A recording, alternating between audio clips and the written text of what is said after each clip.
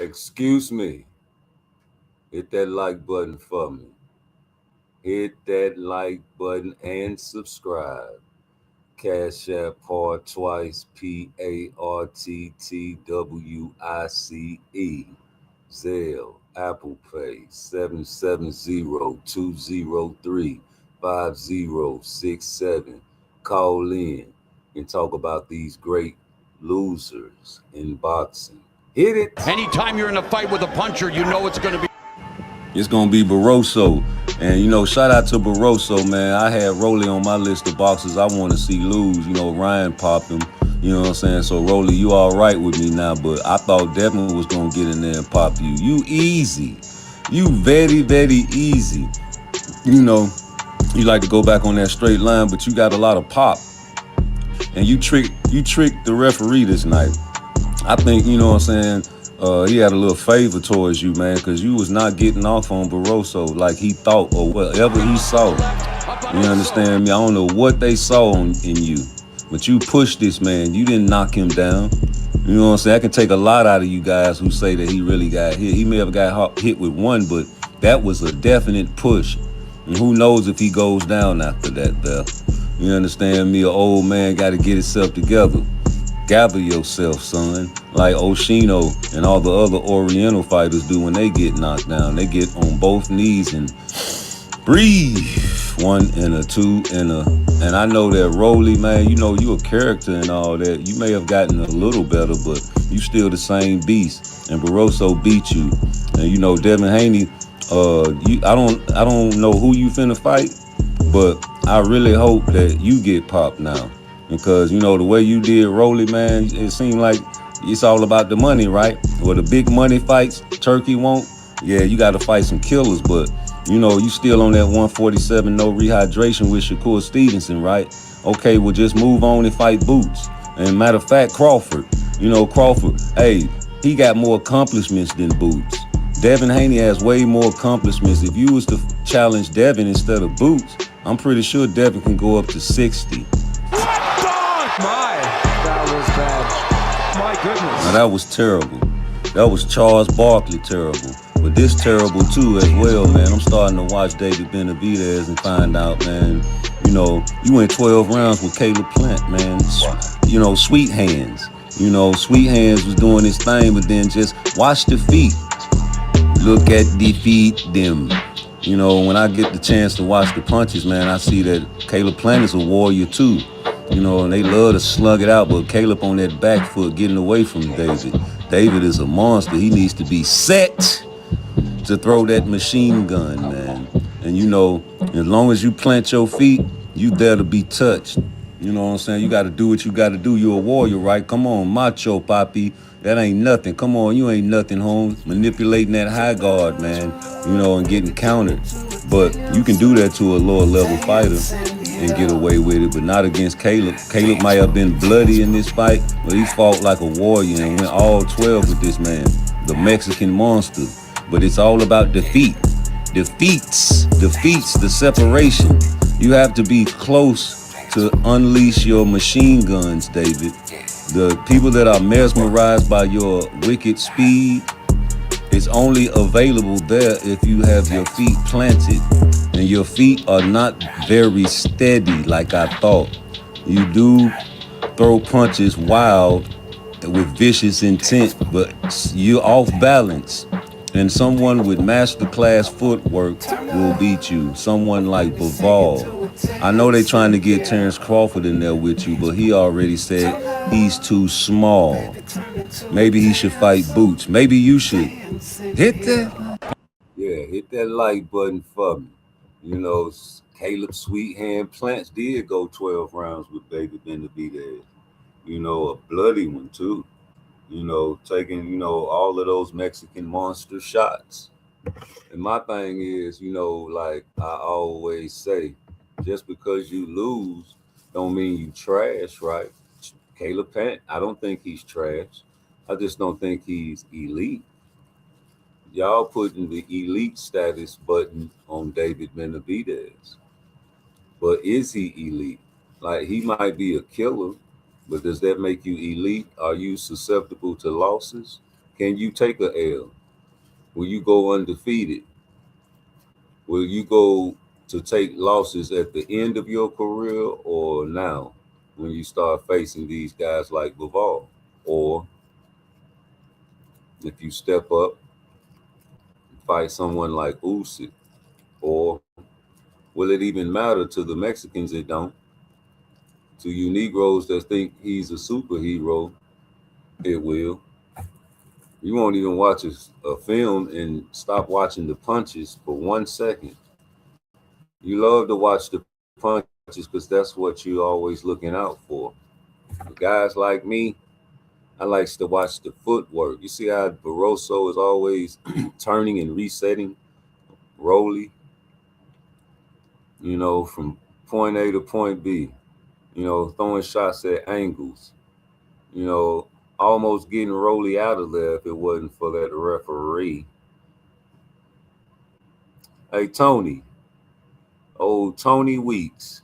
My name is Tony, and I'm in the runnings, Lord, and I am internationally known. That's terrible. You stop that fight, man. That's terrible. Gave Rolly a gift for the PBC. I know that's right. But David, you can't do that against nobody else but Caleb Plant. That's sweet hands. You didn't respect his power. Not one bit. But he lasted. And I just watched defeat them. You know, the close encounters.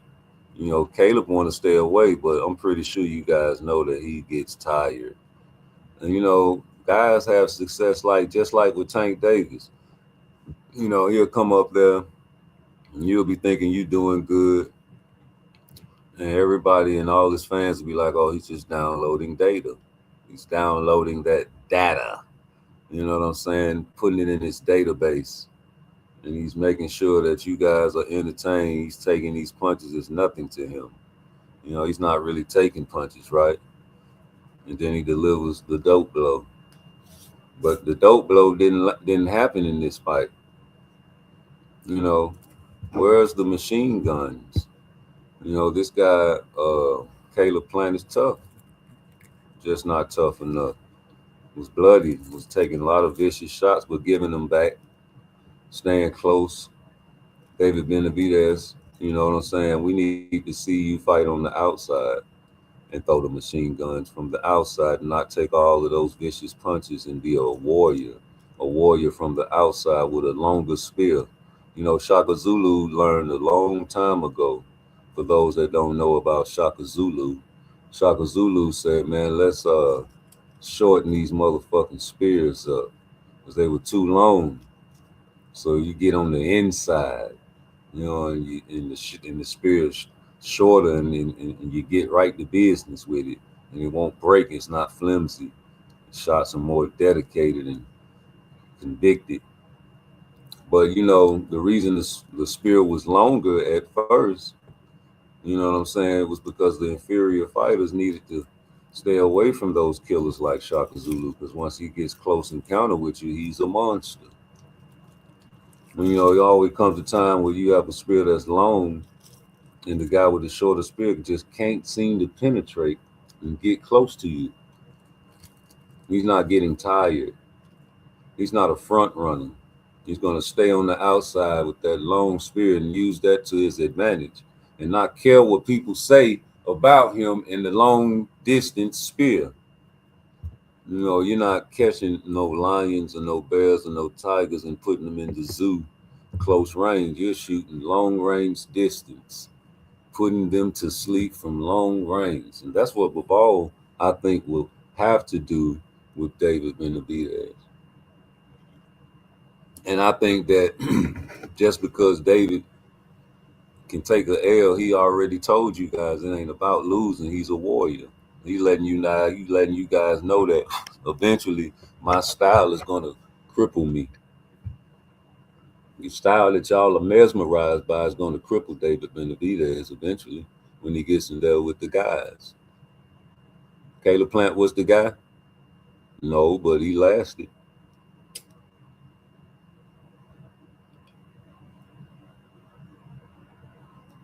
It's funny to me, the fights that I remember, nobody else seems to remember. And when fights come up and fights happen, you remember those fights when people start acting like groupies. Like a nigga fuck with David Benavidez. He's a monster. He is what he is because, see, over here, I respect all styles. I'm an old school fool, so I grew up watching the kung fu movies on the weekend.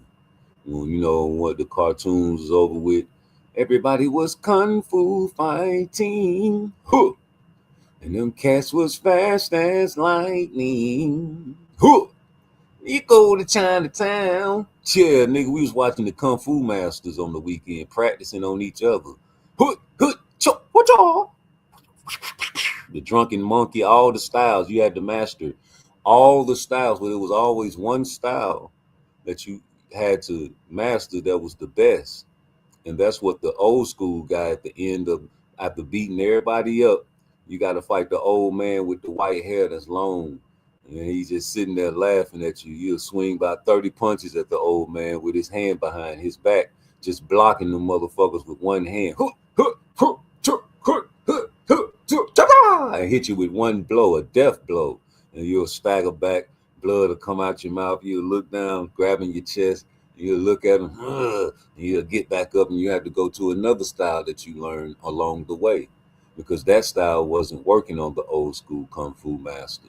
So when you switch to Southpaw, now the master gets hit, and he's mad at the fact that you hit him with one punch, like Bruce Lee when he see blood. I can't believe this motherfucker just made my lip bleed. Ho ho! Watch out! You understand me? And it's on from there. But then you have to switch gears and turn up or something, man, and switch to another style. So that's why it's important to have all the styles inside your bag. You got to master all the styles. You got to fight all the styles. And, one of those styles that can be mastered a lot is that warrior style.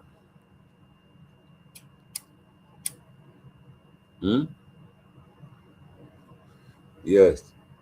The come forward, high guard, warrior style historically has been mastered, Pharaoh. What's happening? That warrior, give it all you got, macho papi style has been mastered throughout the centuries, Craig. You understand me? So no knocking David Benavidez, but like I said, and I meant what I said when I said what I said. I say it again like I said it then, because ain't no shame in my game. I do my thing from Frisco to Maine, from San Fran to Japan. It's all about the money game with me. Hit that like, hit that subscribe. Get me up to 1 billion subscribers. I need the world to hear my voice, Craig. And this ain't no whisper. You have to be set. Your feet have to be Caleb planted to throw the machine gun punches. I'm sorry to tell you, but I do have David Benavidez on my pound for pound list, and I've had my pound for pound list set for a very long time. So I do not care what people think about that there. But sure enough, I got him at number 8 behind Bivol for a particular reason. And it's because of the feet and the footwork. I'm sorry. And shout out to Barroso. You was doing your thing, man, putting your footwork down as well against Rolando Romero. And my name is Tony. You pulled a real slick one for the PBC. I don't even think you got paid the rest of your money after this fight, son. Anytime you're in a fight with a puncher, you know it's going to be. It's going to be Barroso. And, shout out to Barroso, man. I had Rolly on my list of boxers I want to see lose. Ryan popped him. You know what I'm saying? So, Rolly, you all right with me now, but I thought Devin was going to get in there and pop you. You easy. You very, very easy. You like to go back on that straight line, but you got a lot of pop. And you tricked the referee this night. I think, He had a little favor towards you, man, because you was not getting off on Barroso like he thought or whatever he saw. You understand me? I don't know what they saw in you, but you pushed this man. You didn't knock him down. You know what I'm saying? I can take a lot out of you guys who say that he really got hit. He may have got hit with one, but that was a definite push. And who knows if he goes down after that, Beth? You understand me? An old man got to get himself together. Gather yourself, son. Like Oshino and all the other Oriental fighters do when they get knocked down. They get on both knees and breathe. One and a two and a. And I know that Rolly, man, you know you a character and all that. You may have gotten a little better, but you still the same beast. And Barroso beat you. And you know Devin Haney. I don't know who you finna fight, but I really hope that you get popped now. Because, you know, the way you did Rolly, man, it seemed like it's all about the money, right? Or the big money fights Turkey won't. Yeah, you got to fight some killers, but, you know, you still on that 147 no rehydration with Shakur Stevenson, right? Okay, well, just move on and fight Boots. And matter of fact, Crawford, hey, he got more accomplishments than Boots. Devin Haney has way more accomplishments. If you was to challenge Devin instead of Boots, I'm pretty sure Devin can go up to 60. My, that was bad. My goodness. Now that was terrible. That was Charles Barkley terrible. But this terrible too as well, man. I'm starting to watch David Benavidez and find out, man, you know, you went 12 rounds with Caleb Plant, man. You know, Sweet Hands. You know, Sweet Hands was doing his thing, but then just watch the feet. Look at the feet, them. You know, when I get the chance to watch the punches, man, I see that Caleb Plant is a warrior too. You know, and they love to slug it out, but Caleb on that back foot getting away from David. David is a monster. He needs to be set to throw that machine gun, man. And you know, as long as you plant your feet, you there to be touched. You know what I'm saying? You got to do what you got to do. You're a warrior, right? Come on, macho, papi. That ain't nothing. Come on, you ain't nothing, home. Manipulating that high guard, man. You know, and getting countered. But you can do that to a lower level fighter and get away with it, but not against Caleb. Caleb might have been bloody in this fight, but he fought like a warrior and went all 12 with this man, the Mexican monster. But it's all about defeats, the separation. You have to be close to unleash your machine guns, David. The people that are mesmerized by your wicked speed, it's only available there if you have your feet planted. And your feet are not very steady like I thought. You do throw punches wild with vicious intent, but you're off balance. And someone with masterclass footwork will beat you. Someone like Bivol. I know they're trying to get Terrence Crawford in there with you, but he already said he's too small. Maybe he should fight Boots. Maybe you should hit that light button for me, nigga. And you know it's true. You know those machine gun punches, man. You know they are very vivid and wicked, and I like to see them. But you know how to achieve that. You just can't go in there throwing no wicked, wild machine gun punches at just anybody. And you know, like Shakur told Abdullah Mason after that Johan fight, man, everybody is dangerous in the first half of the fight or the first round. In fact, he said. So anybody can get it early on. But you know Caleb Plant has a gas tank problemo. That's not a that's not even a second thought. I don't think Bivol has a gas tank problemo. What do you think? I don't think Bivol is that type of warrior like Caleb Plant. What do you think? I don't think Bivol will stand there and let him set his feet and Caleb plant his feet to throw the machine guns. What you think? I don't think that Bivol's arms are short. I don't think the reach will be a problem with Bivol. I think that Bivol has an old school Soviet Union style of boxing. What do you think?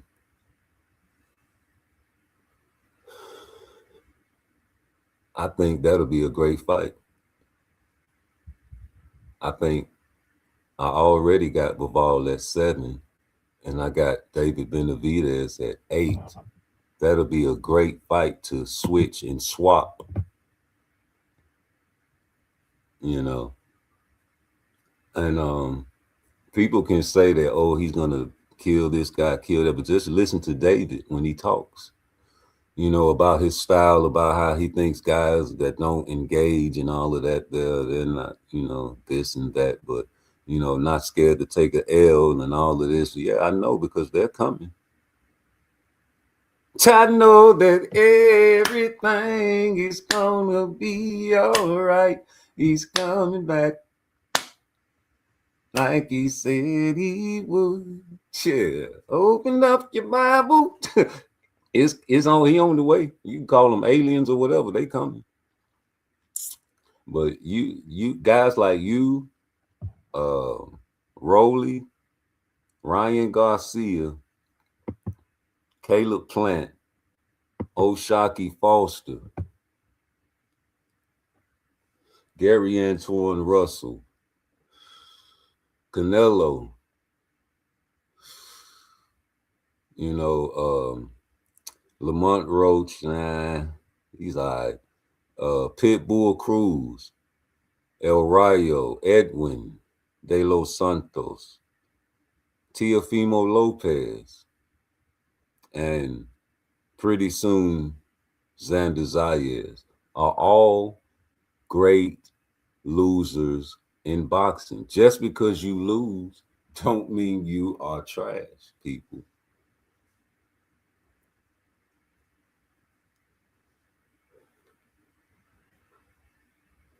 You know, Muhammad Ali, Sugar Ray Robinson, Ezra Charles, Jack Johnson, Joe Louis, Mike Tyson, Sugar Ray Leonard,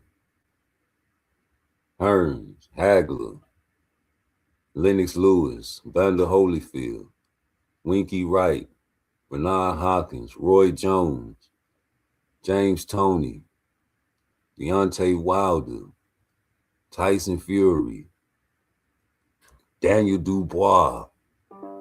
All of them boys are great losers.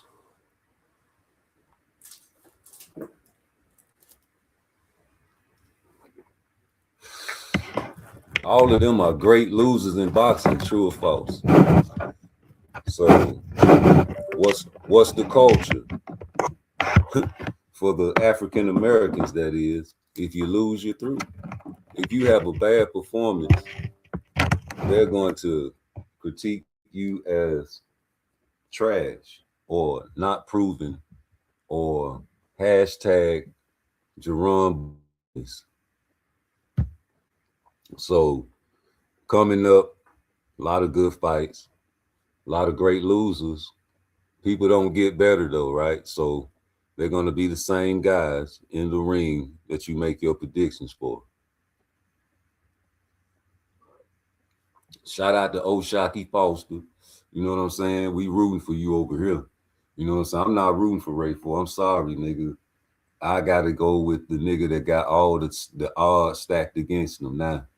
Yeah, y'all over there with the Avengers. Y'all over there with the set it off team, the round them up boys. What y'all call them? The active squad. Y'all got the whole mob. Y'all the LENCHMOB, T-Bone and that's JD. Y'all got the lynch mob over there in the camp, getting ready for O'Shaquie Foster, nigga. Huh? Huh?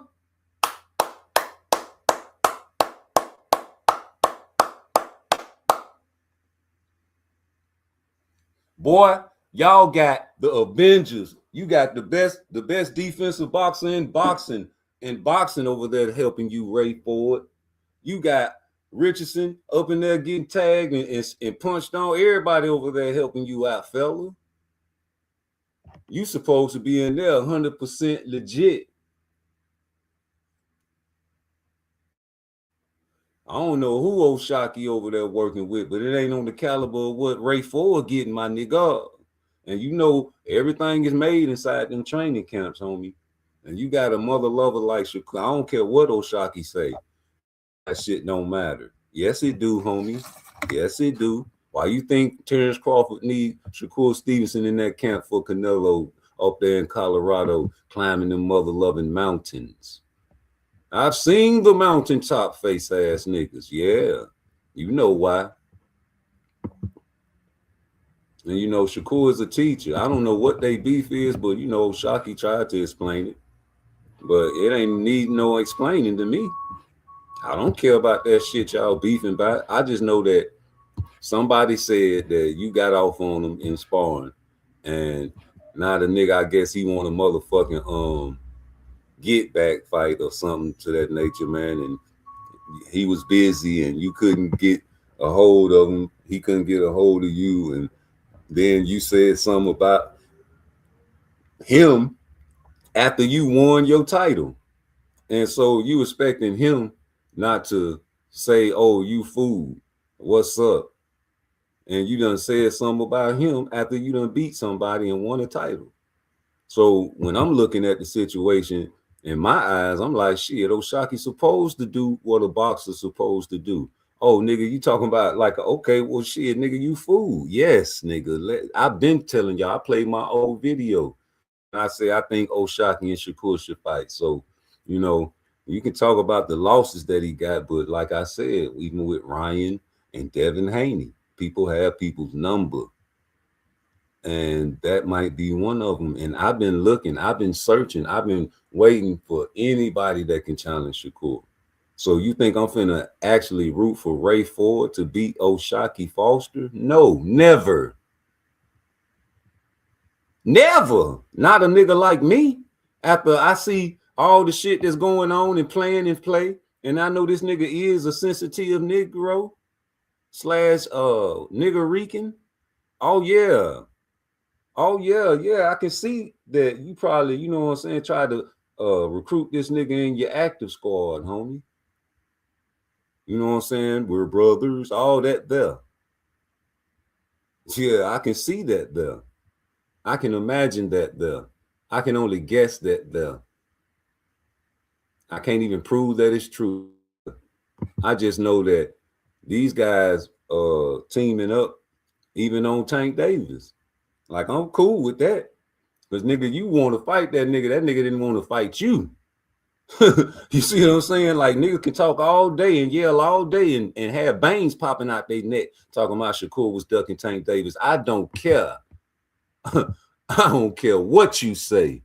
I know one thing for sure, two things for certain. A lot of very derogatory things came out of Shakur Stevenson's mouth about Tank Davis, nigga. And you know what I'm saying? Like, hey, it is what it is, homie. You call it how you call it. I call it how I call it, G. I know one thing for sure again. Oshaki Foster said what he said, G. Let me see what this boy talking about, man. Yeah, I appreciate the time, man. This is the last one. Shakur, he can't mimic my style. He don't do. Only thing he can mimic is probably a step back. He don't got the offensive repertoire that I got. He don't switch southpaw orthodox. They don't know how I'm coming. They don't know how I'm coming. So I don't really care what they doing over there. Like, I don't care what they doing. He can spar them. But no, nigga, you better care. Cause he did spar you, bro. And listen, Oshaki, the nigga, what Coach Calvin said. When I always play the video of Coach Calvin and him and Smoothie King. Right back at you.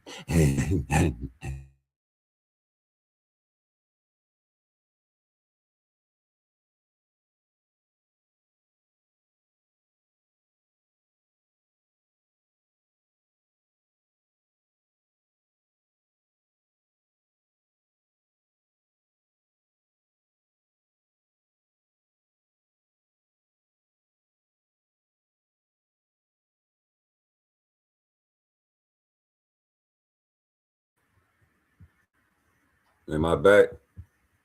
Am I back? Okay, I'm back.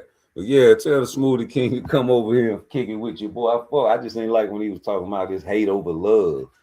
You know what I'm saying? Yeah, you don't say no shit like that, man. Because when you mad, you tell the truth. When you're drunk, you tell the truth. When you're scared, you tell the truth, homie. And you was telling the truth of how you really felt at that time, man. You know, all because somebody believed that Shakur could beat Tank Davis, brother.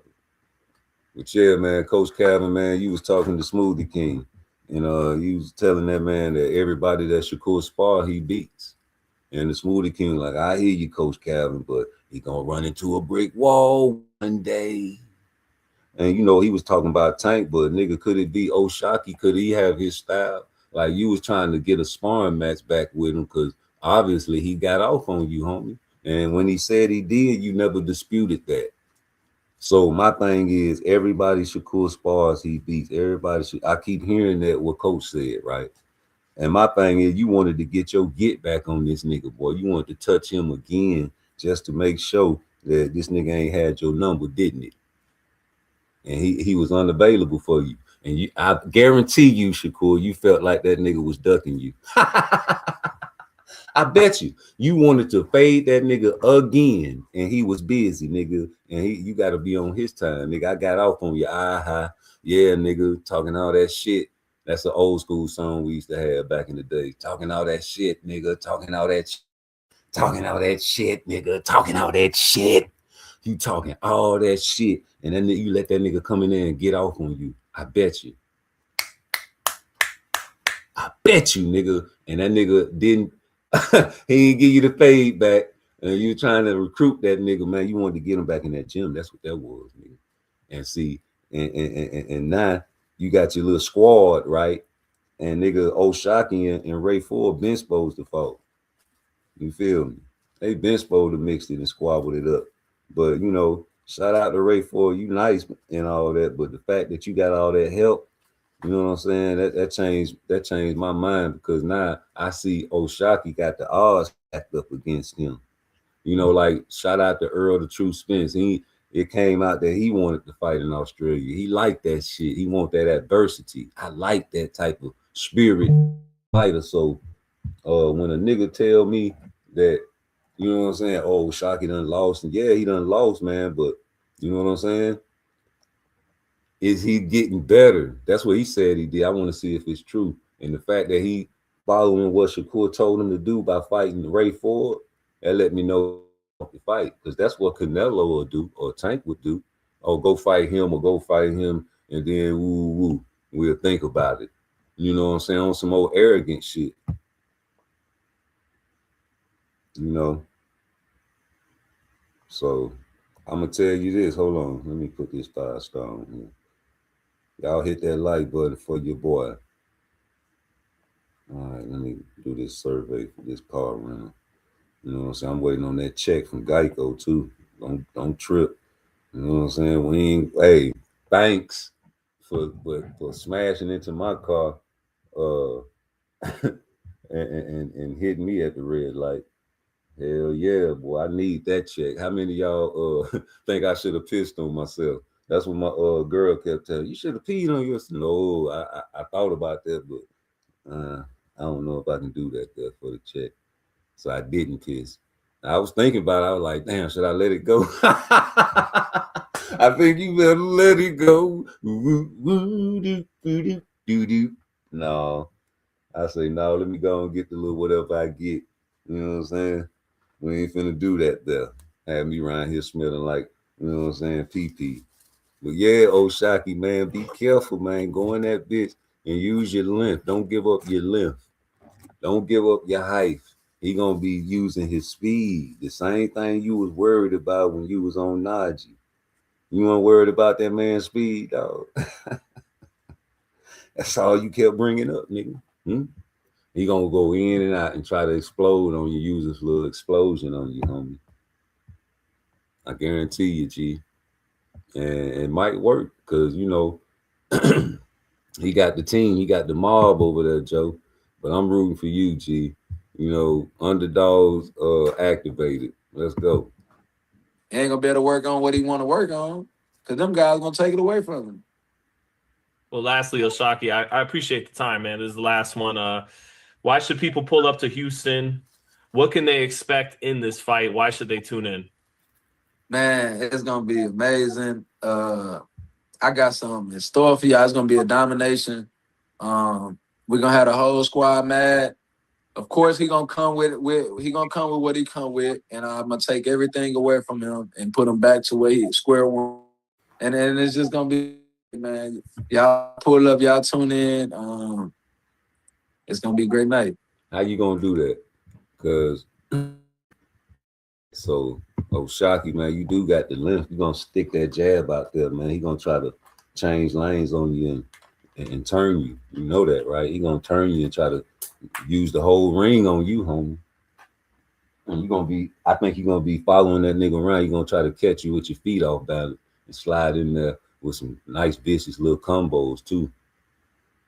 Well, you're gonna have to take that shit away from you. Gonna have to probably get rough with Ray, bro.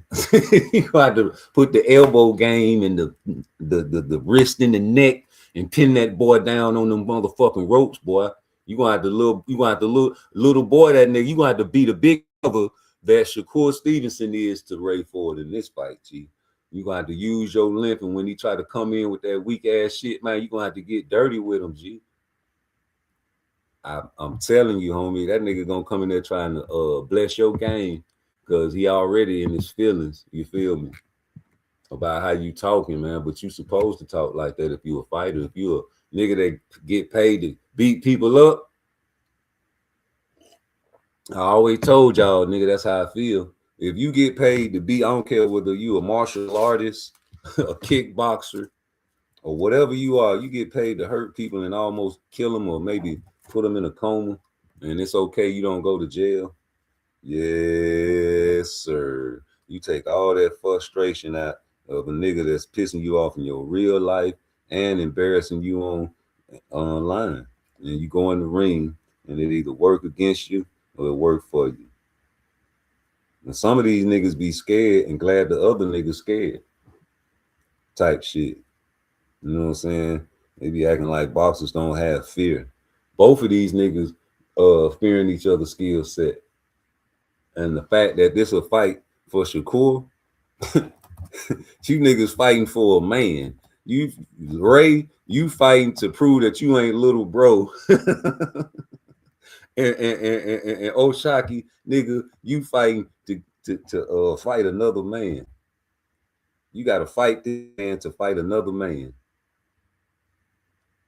You know, and I know you taking that into this fight like you gonna beat the shit out of him, but be careful because, you know, like I said, he got the Avengers over there.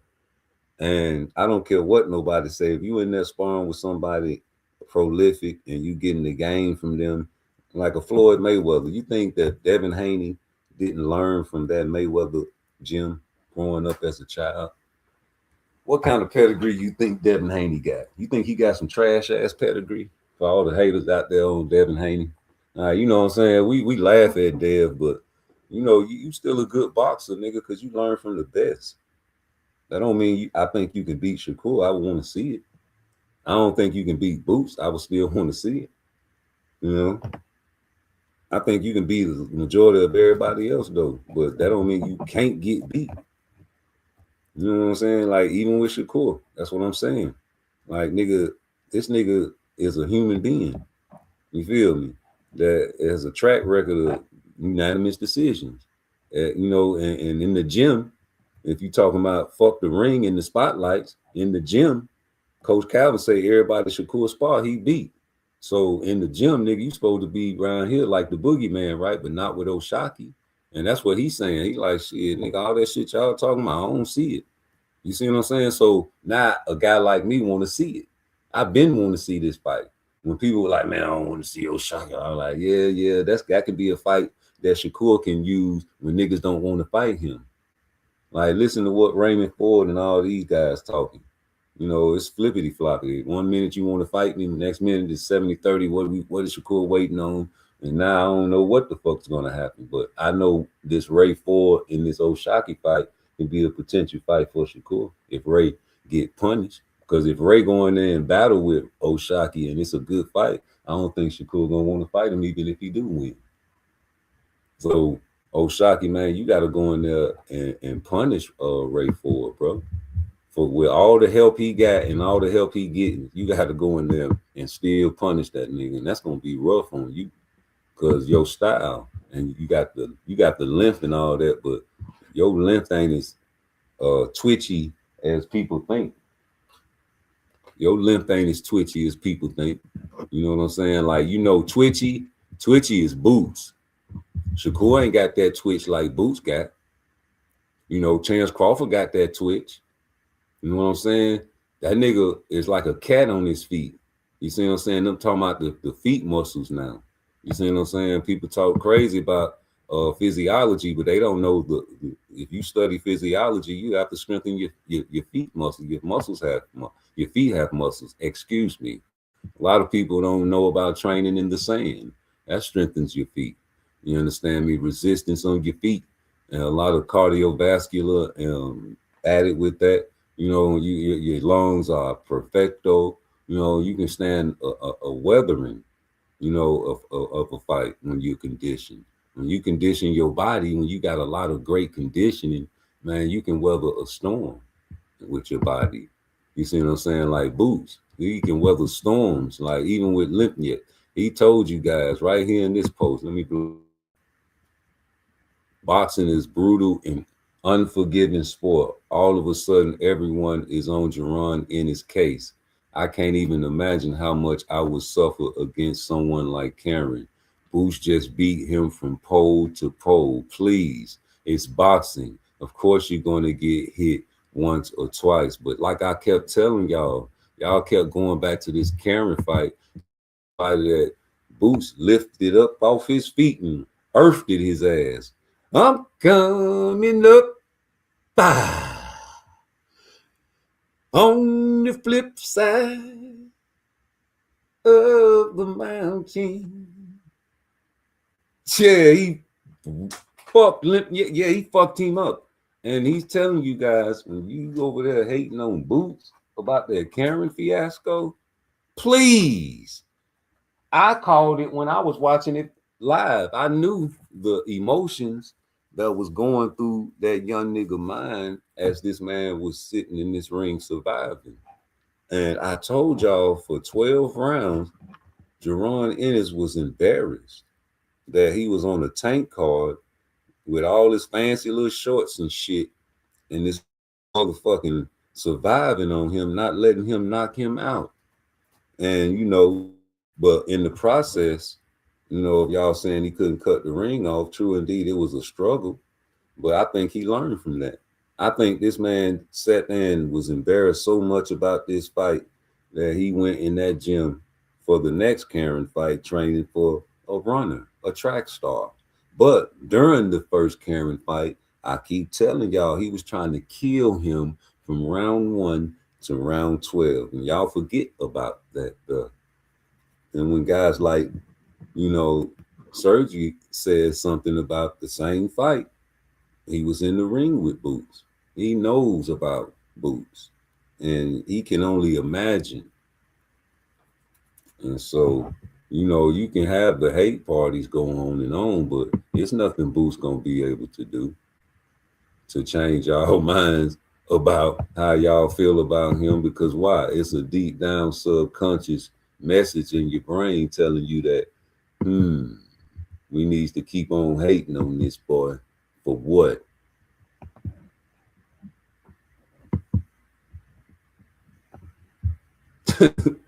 Nothing you can do to take me away from my guy. My guy. Yeah, that's y'all guy, right?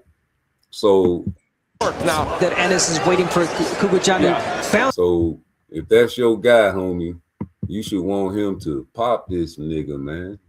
That's what I want. I want Bud to go pop this boy.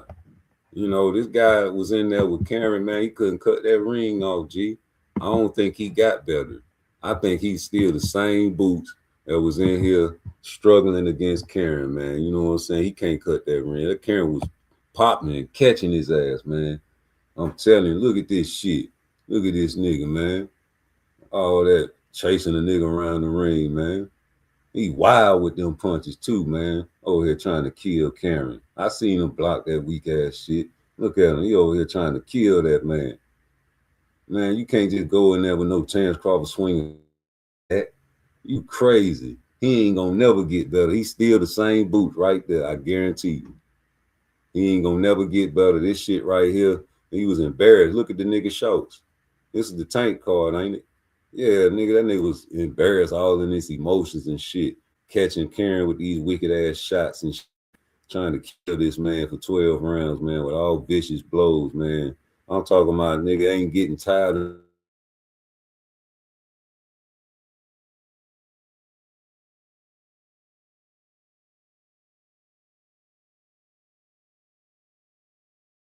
vicious blows, have stamina enough to throw the same velocity and vicious blows from round 1 to round 12. You don't know what the fuck gonna happen. You know it's a possibility of Boots knocking the nigga out with 3 seconds left in the fight. Yeah, it's a possibility of Jerome Boots Ennis knocking a nigga out with 1 second left in the fight. Yeah, nigga, it's at any moment you can be motherfucking round 1. And god damn it, I went to take a piss and this nigga done knocked the mother lover out. So I'm trying to figure out, like, what the fuck is the beef with Jerome Boots Ennis? Why he ain't got all the black African American fighters on his side? I'm trying to figure out, like, even with Canelo, he done took a few L's. They love him. You know, El Rayo, I still fuck with El Rayo. That's my guy.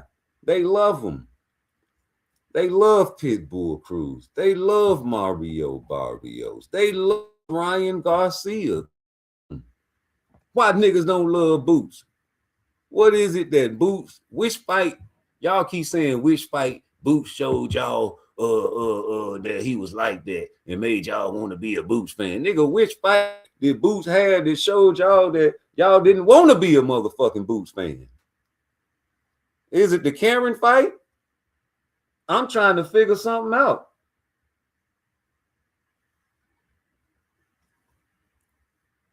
And, you know, of course, you got the LDB, you know what I'm saying, loving on Devin Haney, but they supposed to be the brothers, right? But y'all make all videos hating on brothers.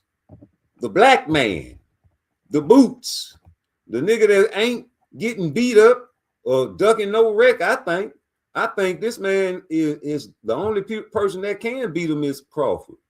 But y'all disrespect this Negro at an all-time high. Negro.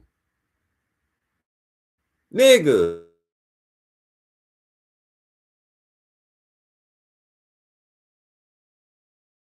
For Boots to stop Xander because he's a name and he'll be a great loser.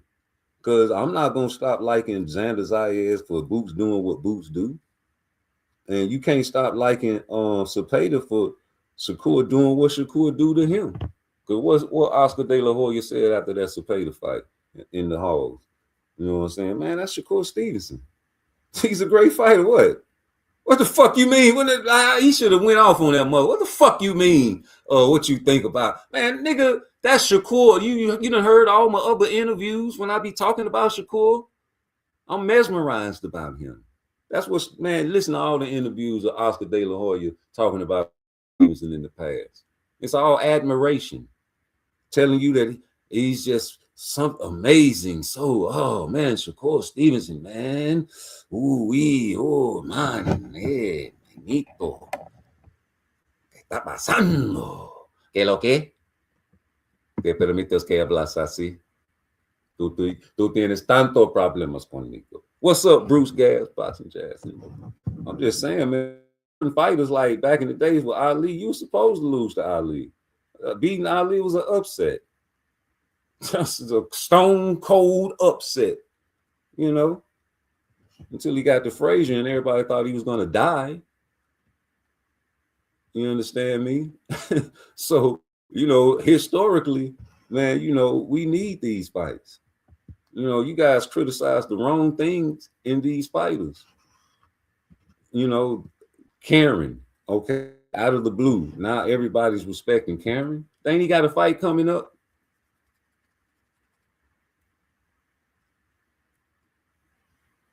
Yo, one thing about it though, when Boots get in there with Xander, like I've been seeing all the videos about Boots' flaws, right? So closer to the fight, I'm hoping that these unbiased YouTube page will start watching all the Xander Zayas fights and, you know, making specific videos about all the Xander Zayas flaws. And, you know, all the videos with the titles of Boots might be in trouble. This might be the fight that Boots had. Ooh. I need to hear some titles, you know, with the same type of energy, like, boy, Xander might be in trouble because of this and because of that. You understand? Specifically, you understand me? Just like when you guys think I'm hating on David Benavidez, no, we sit back and we analyze ish. Like Oshino, the Oriental fighters do when they get knocked down. They get on both knees and breathe. 1 and a 2 and I know that Rolly, man, you know, you a character and all that. You may have gotten a little better, but you still the same beast. And Barroso beat you. And Haney, I don't know who you finna fight, but I really hope that you get popped now. Because, you know, the way you did Rolly, man, it seemed like it's all about the money, right? Well, the big money fights Turkey won't. Yeah, you got to fight some killers, but you know, you still on that 147 no rehydration with Shakur Stevenson, right? Okay, well, just move on and fight Boots. And matter of fact, Crawford, you know, Crawford, hey, he got more accomplishments than Boots. Devin Haney has way more accomplishments. If you was to challenge Devin instead of Boots, I'm pretty sure Devin can go up to 60. My, that was bad. My goodness. Now, that was terrible. That was Charles Barkley terrible. But this terrible too as well, man. I'm starting to watch David Benavidez and find out, man, you know, you went 12 rounds with Caleb Plant, man. You know, Sweet Hands. You know, Sweet Hands was doing his thing, but then just watch the feet. Look at the feet, them. You know, when I get the chance to watch the punches, man, I see Caleb Plant is a warrior too. He love to slug it out, but Caleb on that back foot getting away from David. David is a monster. He needs to be set to throw that machine gun, man. And you know, as long as you plant your feet, you there to be touched. You know what I'm saying? You got to do what you got to do. You're a warrior, right? Come on, macho, papi.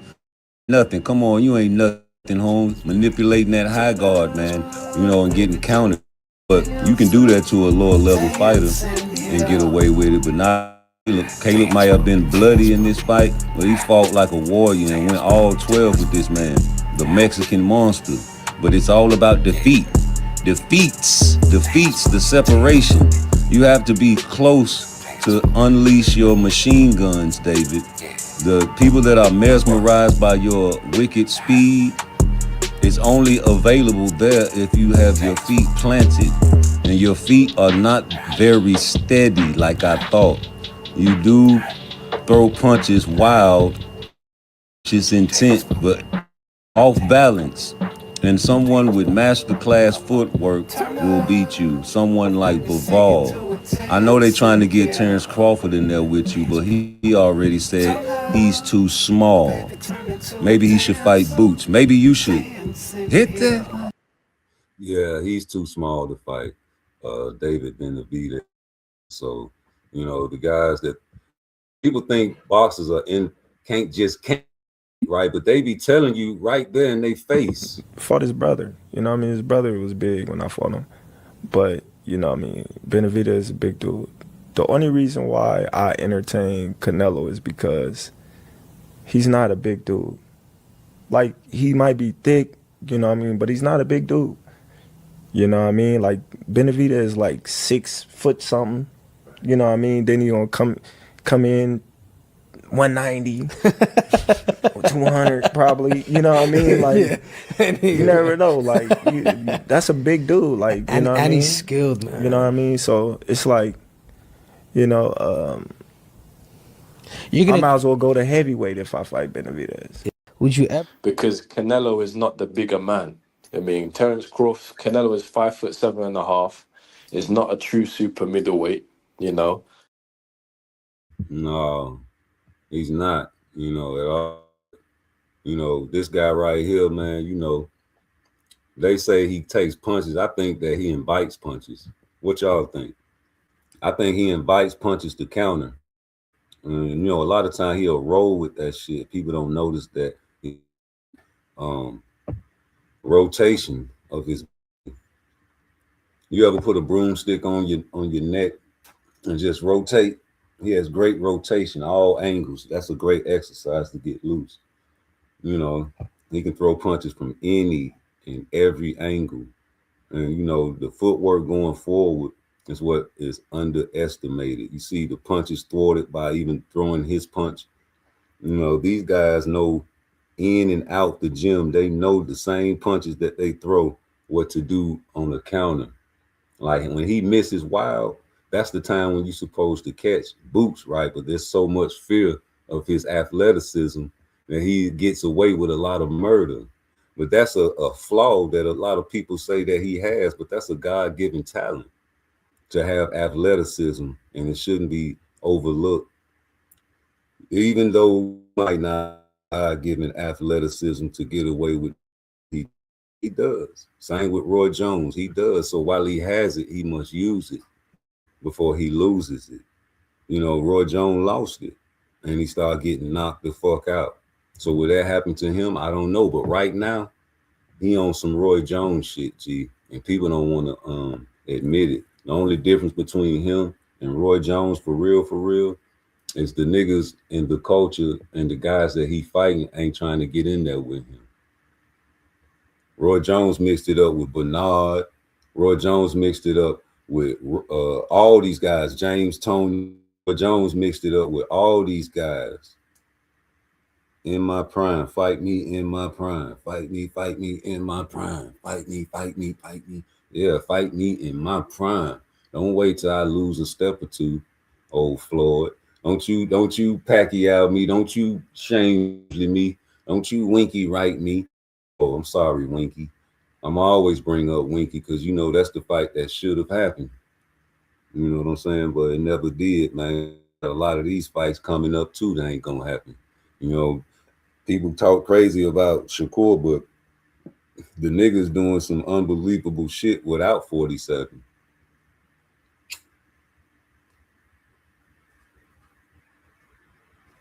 Just act like he never tried to fight and act like that man's career ain't gonna be Hall of Fame by doing 35 and 40 a pleasure. Going back and forth, popping niggas from 35 to 40, niggas do what you want them to do. And oh, you want to fight me? Well, go fight him. Well, nigga, you my little brother, right? Okay, well, nigga, go to 47 while I pop T.O. And when I go back to 35, you can play at 40. Nigga, okay, now won't you come over here and you spar me? Hey, nigga, you want to be on the team? Oh, you don't want to be on? Well, fuck you then, nigga. You know what I'm saying? I'm the real Debo in the game. You don't like fighters like that, do you?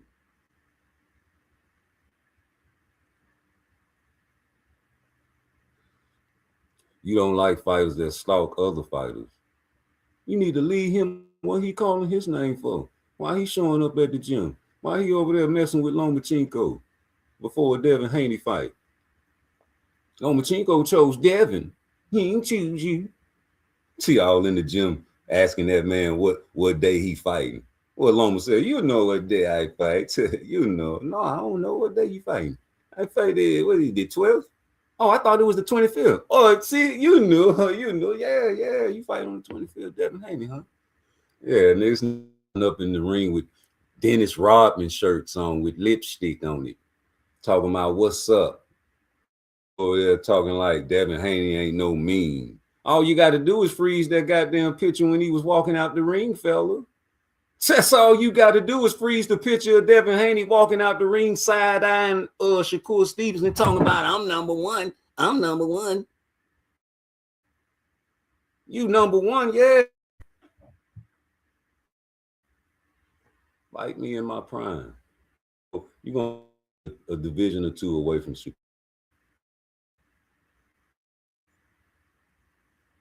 It's just coffee and coffee cake talk, you know. Colombian, no sugar, no cream talk, you know. That's all that is, just talk. When guys try to negotiate, you don't even know what the word negotiate means. When you negotiate, you have more than one option, right? You're negotiating. So if you can get into a negotiation and just have your one set option, Like 147, no rehydration. 147, no rehydration. 147, no rehydration. Come on, man. 140. Okay, what about 144? 147 with a rehydration. Nope. 147, no rehydration. 147. Okay. Well, what about 144? No rehydration. Nope. 147, no rehydration. God damn, man. What the fuck? You ain't gonna. Nope. 147, no negotiating, nigga. Just like with boots. You know what I'm saying? You niggas watch the girls back in the day play double dutch, and they be waiting to get in, be turning, and just jumping. Wait, not yet. I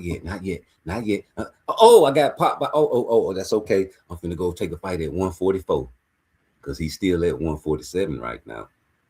Let me go there, get my mind right. You know what I'm saying? You know what I'm saying? Ryan Garcia did hit me in my face, even though he was on drugs. The punches did land on my face very viciously. So I know people want to forget about that fight and say it never happened. But them punches did land, and Devin Haney remembers all of them punches that y'all say y'all forgot about. So he did take a fight at 144 pounds, my brothers and sisters. And after that, I think we've been hearing a few fights, you know, even with the standing owners, you know, Boots over there, you know, talking about, I don't know, man, I think I should, you know, do this and go on up there. I remember those conversations. I remember him going on up there. And guess what Devin did? I'm coming up. On the flip side of the mountain. 147 is sweet right now. I told y'all, I say that was smart. I say, okay, you didn't want to fight. I see the little because he said, okay, I can't fight at 147. You know what I'm saying? You don't want to fight at 54? No, 147. Okay. Somebody said 152. You want to do that? No, 147, nigga. You got the belts down here. What you gonna do with them, nigga? Go on and let them go. I know I'm acting like Floyd Schofield Sr. and Floyd Schofield Jr. Go on and let them go, Tank. You don't want to fight me. Go on and let them go and let me get them. So they can motherfucking put a scrub in there and I can win them. Got a list to back that scrub up, don't you? Didn't you put Brian Norman Jr. on your list? Yes, you did. A stone cold clout chaser list, I say, because every other name on there you're supposed to fight, and you ain't gonna fight unless it's Conor Benn or it should be Ryan Garcia. But guess what? He gonna fuck around and lose again. Y'all gonna make up the excuse, man, we ain't gotta fight Ryan Garcia. He's a loser. No, nigga, he beat on you and he cheat on you, and your mother was in the crowd and she fainted. That right there in itself will make me want to beat your ass, Ryan Garcia. Where your mama? Where your mama? Where your mama? Slap. You slap that man for saying that there. And it's Happy Mother's Day every day for me. So I don't care how many times Ryan Garcia get popped or put in the sock. You got to fight that boy. Because the Mexican fan base still love him. And he's a bag. And ain't nothing you can do about it. And I told you, right after you got popped by Ryan, and everybody thought it was just crazy. Then they found out he cheated. Oh, they were so elated. They had celebrations on YouTube. But before then, they was devastated. So, man, yeah, y'all mother lovers got ghosts for about a long time. And then, a new Bill Haney emerged. Old Senior. Y'all hated Old Senior. You understand me? Until he got a Devin Haney fight.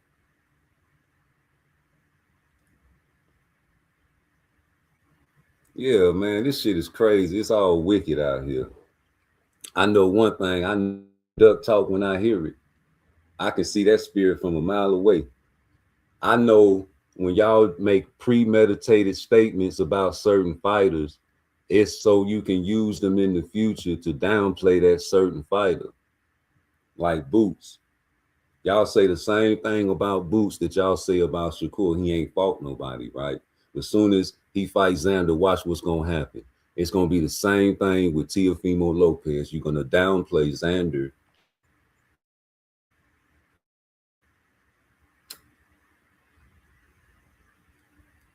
There ain't nothing wrong with Xander. Nothing wrong with Teofimo. I think their next fight coming up with Teo gonna be a great one for him. You understand me? Teofimo Lopez, you was on my boxes that I wanted to see lose, and you got yourself an L, didn't you? When you're back on my and I tighten up and stop all the bullshit and get in there and show me what you always take. The L's is not a loss, it's a lesson. Go back and watch your film, study. Stop crying about Shakur stepping on your toes. That's what the Southpaw guys do to you Orthodox fighters. Historically. Even in the street, they taught us that in elementary school. My uncles taught us how to step on toes in elementary school to trip mother lovers up. When they try to escape, they be tripping because they got their foot trapped. Yeah, that's an easy old school hood trick, and you fell for it. But you know how to dance like the brothers. Well, same with Boots. Y'all said he ain't fought nobody, man. With Zan, I want y'all to come back over here and tell me a thing or two. Because this is gonna be the same old Boots, and it's gonna be the same old Xander, and he gonna make Xander look just like Teofimo Lopez. Watch. He said the man's head was too big. It was a joke, but it was a target. You know, you do have a large target for a guy with great hand-eye coordination, snap speed, different type of jabs, snap jab, flick jabs, power jab, jab, double jab, triple jabs. You understand me? Shovel hooks, all kind of, man. Listen, the jab game is gonna be crazy in the first 2-3 rounds of this fight because he want to prove a point that he ain't gonna miss. Well, he said, man, I'm not gonna miss. This nigga finna go in there and have fun and prove the haters wrong, G. I guarantee you, man, this nigga is the 154-pound Tank Davis. And like the knockouts, the slow motion punches, the no-look punches, all of that shit is overlooked and called showboat. Or who he did it against Villa. Or he did it against Lima. So you telling me Lima and Cameron wouldn't have a great fight?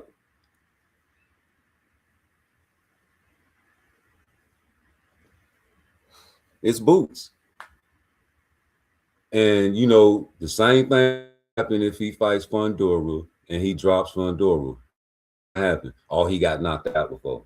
Oh, I remember that fight with Lubin, and Lubin was beating his ass, man. He just got, you know what I'm saying? Oh, man, he went a bloodbath with Tim Tszyu. Man, watch what Earl Spence do to Tim Tszyu. Yeah, you know what I'm saying? So I'm trying to tell you, homie, it's Boots. Just like it was Terrence Crawford. You know, Roy Jones, shout out to Roy Jones, man. He criticized and critiqued Floyd Mayweather's resume, right? And people was like, he hating. But if you got a guy criticizing Floyd Mayweather's resume, who the fuck are you to tell me a nigga can't criticize Terrence Crawford's resume? Or, you know what I'm saying, criticize Tank Davis' resume, or, you know what I'm saying, criticize anybody's resume, G. Why can't I go over all the Canelo fights and be like, yo, no, I don't think he won this one. I don't think he won this one. I think, yeah, this one right here, no, he was on that dope. I don't know. He might have been on dope on all these fights, because that's what Leonard Ellaby was shaking his head when they. And like, do you think on drugs and all the other fights? Well, Floyd said, hey, listen, I don't know. You know what I'm saying? But Leonard Ellaby was in the background doing, yeah, of course, duh. Yeah, man, you know, it got to the point where they had to raise the level of that ish. They can't afford to have this mother lover around here not being able to take no dope. So raise the level for me, Bird. Come on, man. You know I need that dope, Bird. You're doing it for Povetkin. You're doing it for Povetkin. The Russians take the Medrolone. You raise the level when they said he was dirty for Wilder. Yeah, so now you are able to still consume those drugs that you got popped for, just not as much. And I know Crawford seen that and knew that coming into a Canelo fight, but it was a cakewalk. just like Floyd Mayweather said, because why? Styles make fights, and Canelo's style is always vulnerable to a style of a masterclass boxer like Floyd. And Terrence Crawford, I don't care what you think. I think he thinks he's better than Floyd.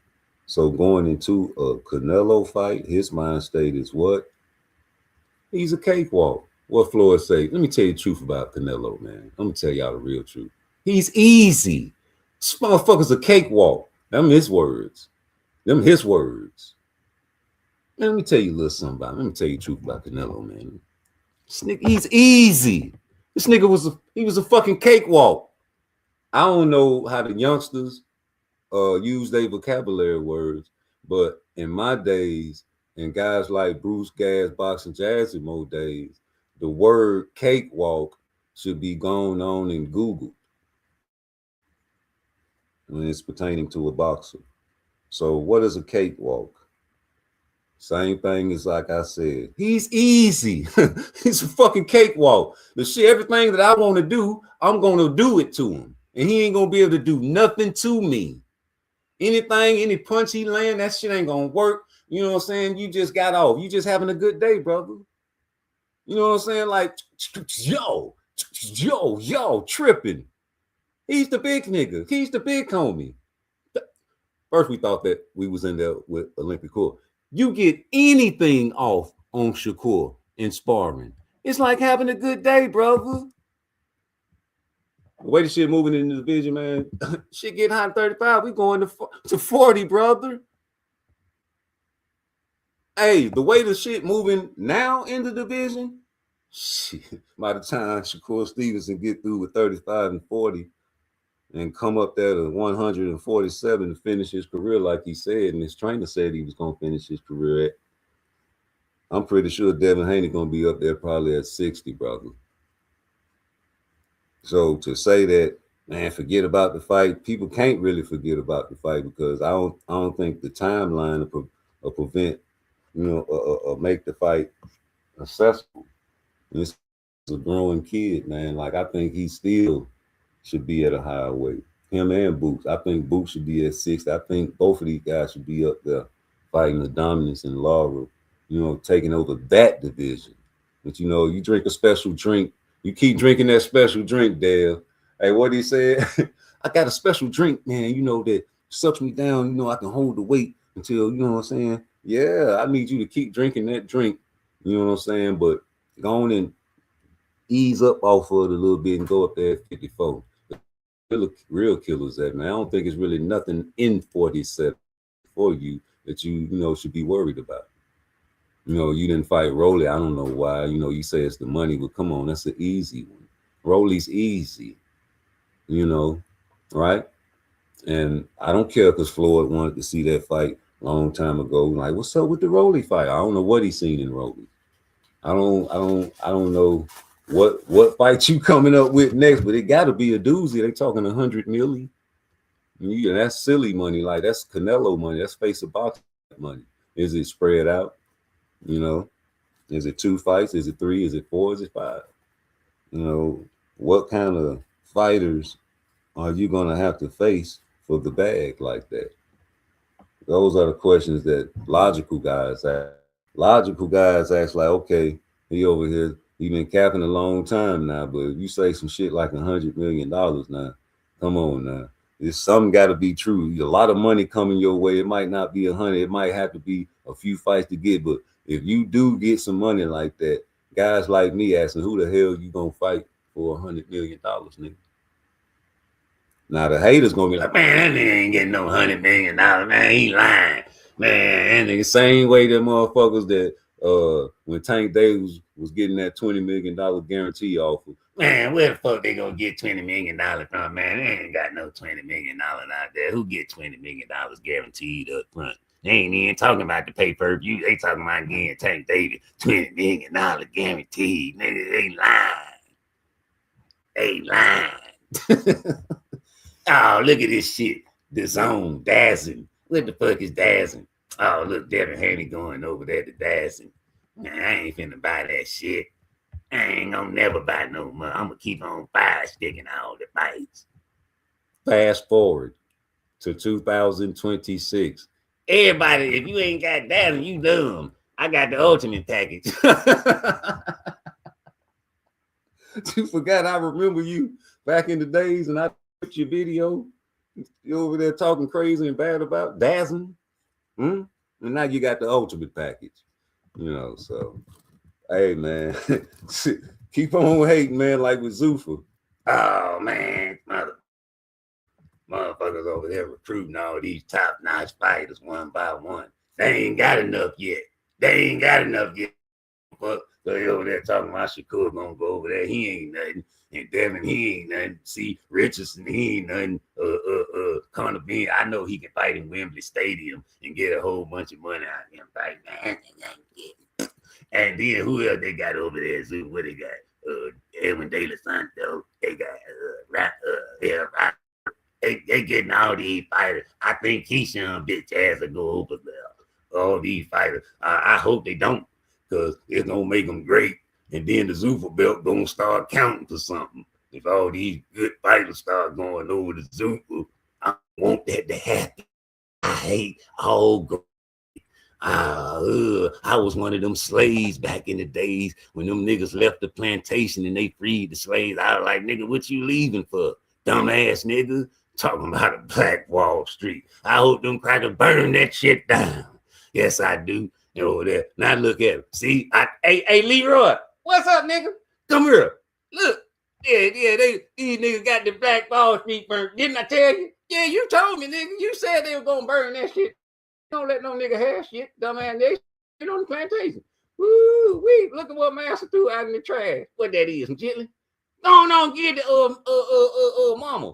You know she gonna clean them chitlins real good. They done.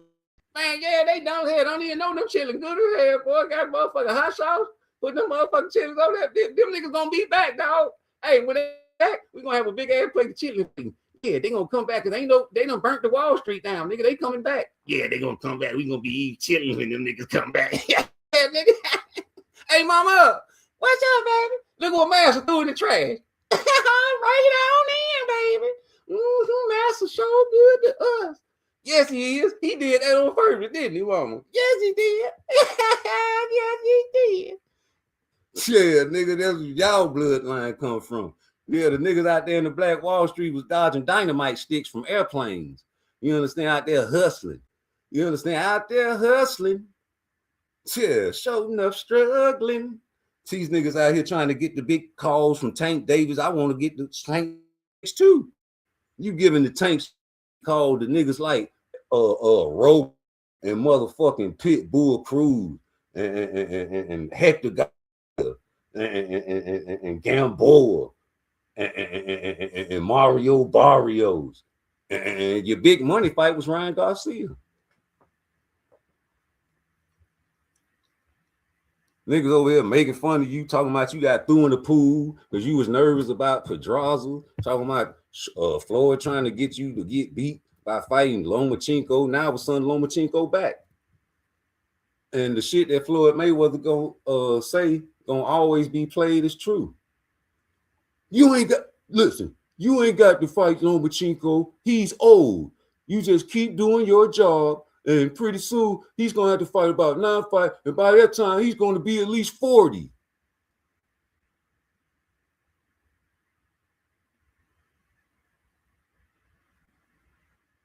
He's going to be at least 40.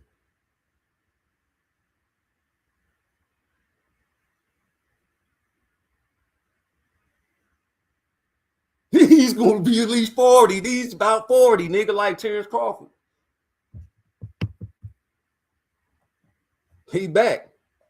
I know that everything is gonna be all right. He's coming back.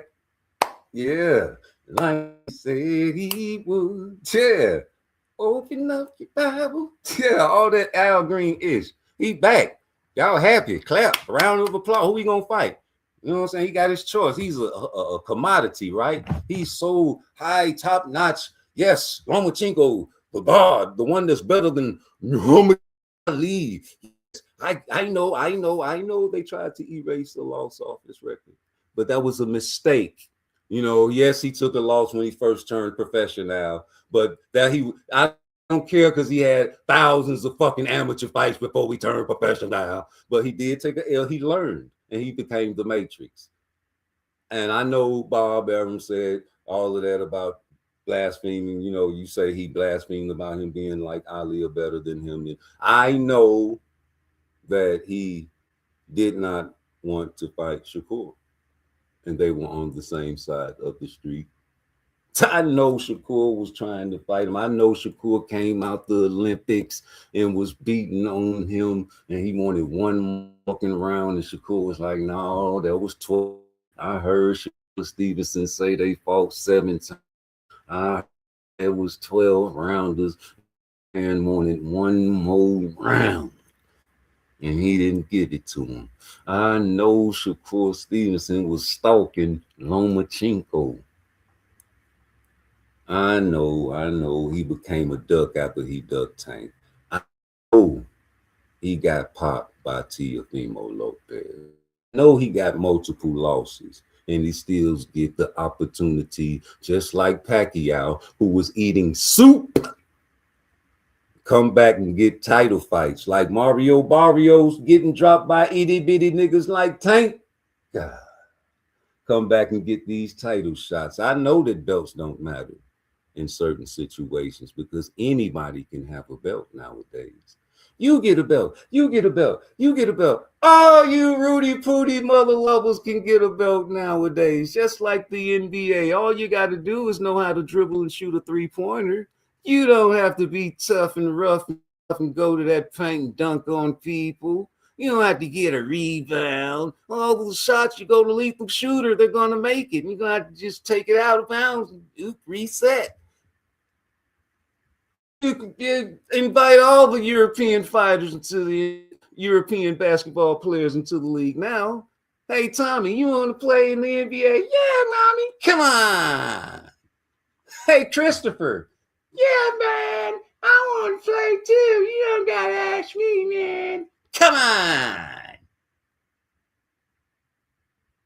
NFL players, stop tackling the quarterback. Do you hear me?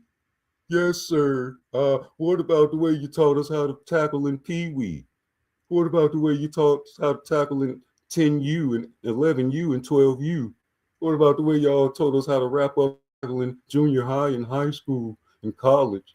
And now you're telling me since we're in the NFL and you're going to pay us for learning how to tackle and retrain us? How many guys figured that out? Did you ever play football? You know it's hard to stop your momentum when you're running full speed. You're going to get me hurt and fuck my career up. I'm going to take the penalty. Fuck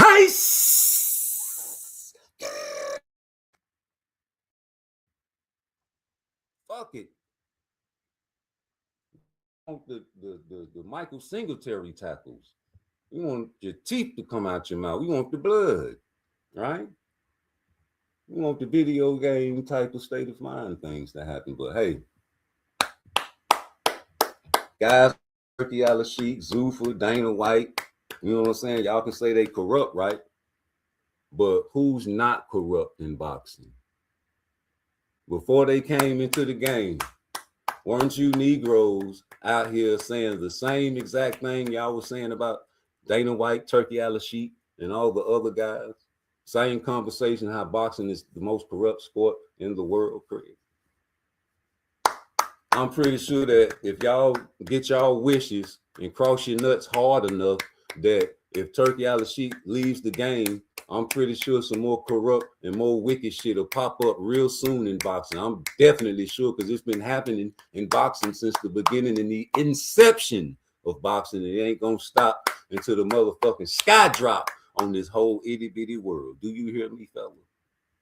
So ain't nothing you Negroes can do to even stop corruption in boxing, but you want to stop the type of corruption that's putting spectacular fights. Not caring about no size of streets. I don't care because you at Top Rank. I don't care because you at PBC, nigga. Do you care about this bag? Oh, you don't like my belt? That's okay. The guys that's fighting for the Zuffa belt, they're gonna have to fight other guys for the Zuffa belt. And the Rudy Poops fight Rudy Poops. But the guys gotta fight the guys. That's the problem. That's the fear.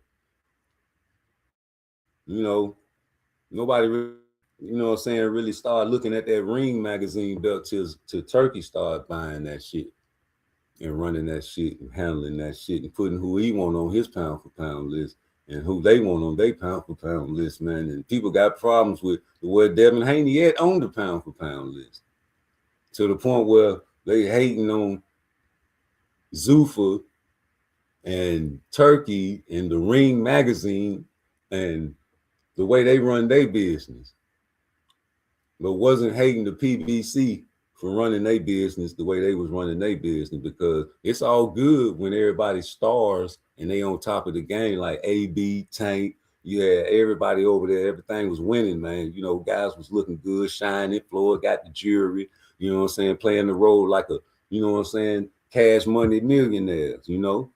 But that shit came tumbling down. Why? Corruption. You guys running that shit like a Ponzi scheme. You know, oh, we beefing with this side like some gang shit. We not finna, we ain't fucking with Bob. You know, that was everything y'all said, man. You know, Bob, they ain't gonna do no business with Bob. Forget about that fight. That's happening. Yeah, sides of streets. And then you got guys like Floyd and Al Heyman running the show. You know, black on black fights don't sell. You need to deal with guys like Oscar. You know, you got the brown, I got the black. You mention match and make money like that. You know, Floyd been dealing with Oscar for a long time, ever since he popped Oscar. You understand me? Business was the business. Tribes against each other and pay these guys less money because, yo, you know, you take that money to Mexico, man, it turned into a different type of money. These guys taking whatever, they don't care. They ain't like these niggas. You understand me? They gonna take what they, yeah, let me, hey, you want to fight? Yeah, see, get this here. Muchas gracias. You know what I'm saying? Shit, let's go. Fiera, animals, going there, macho papi. You know what I'm saying? Going there and give us a good fight. See, yeah, because they know that style. That style, man, it's always going to be beneficial to whatever Floyd Mayweather wanted to do in his career. So if you got a fighter like Tank, even a fighter like Evan, he grew up in that Mayweather gym as a child.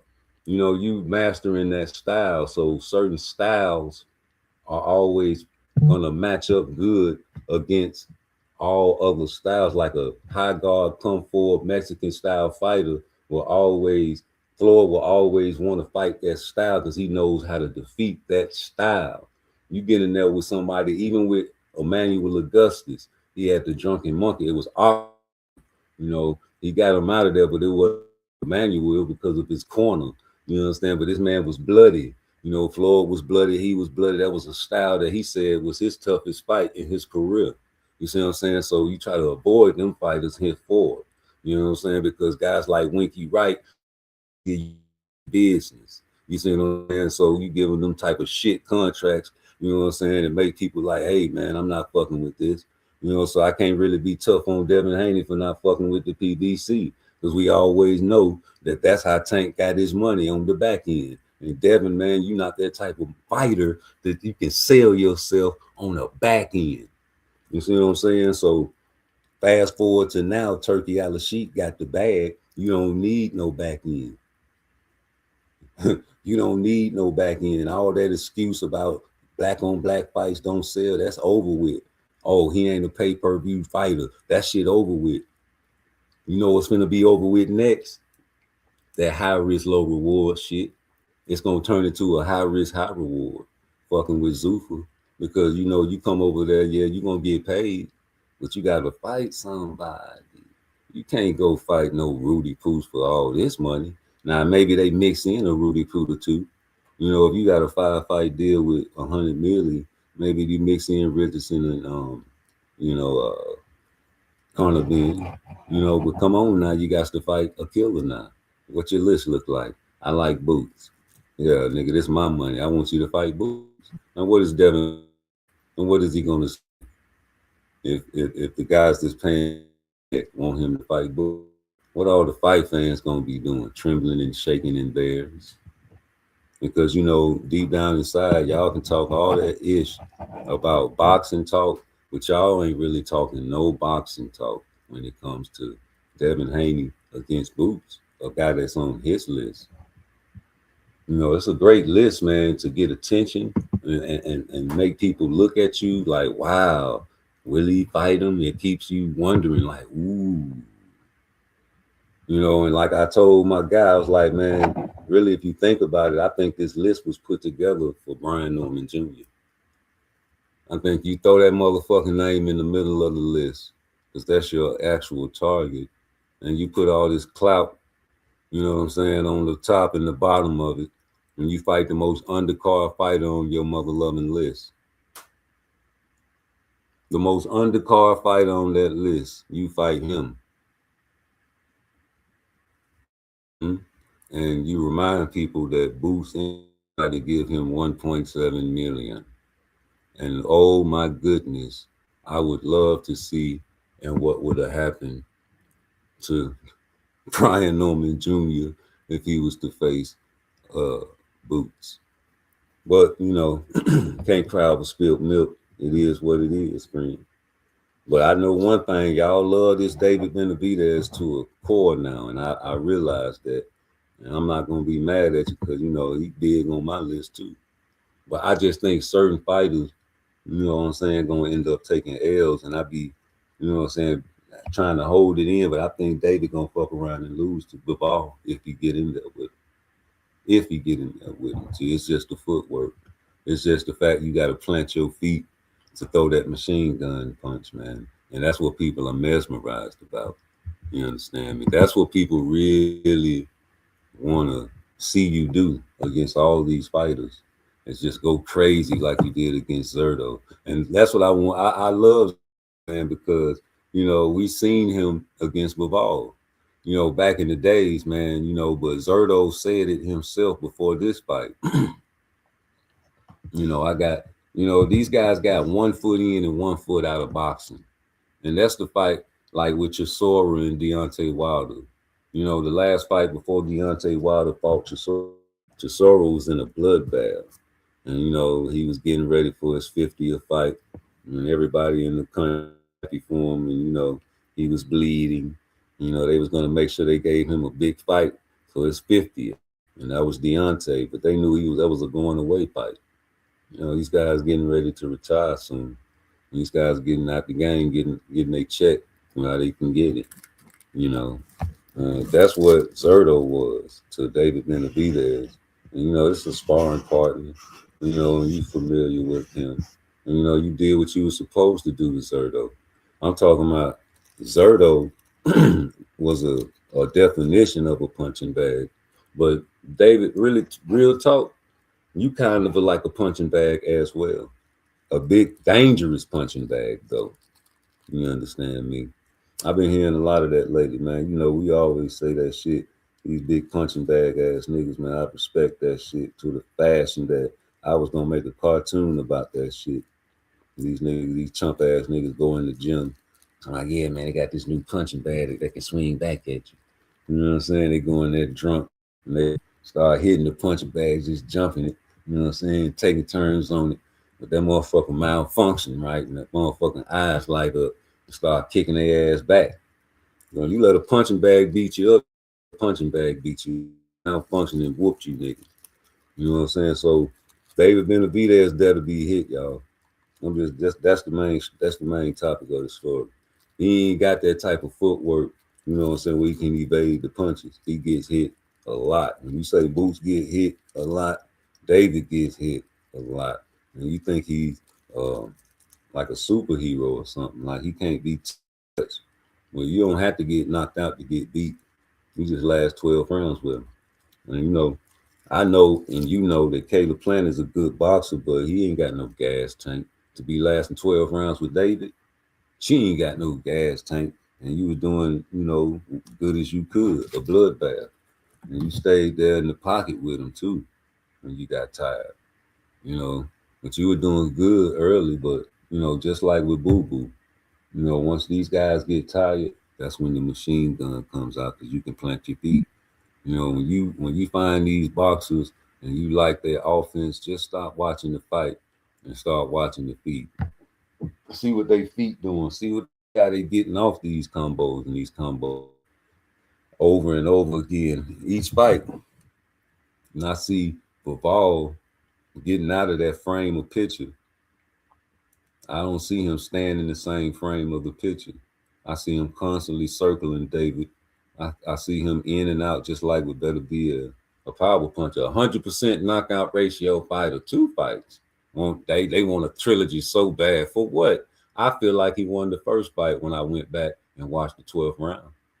I seen Better Be throwing punches, but it wasn't landing off the gloves. Yeah, and the ball was turning them, spinning them, winning all the combinations, all of the strikes with 1-2s right down the middle, just like in the Canelo fight, except he had Canelo on the ropes throwing those 1-2s down the pipe. Oh shit. My dog hitting me up. Let me see what he's saying. I gotta get my whip back so I can hit out these.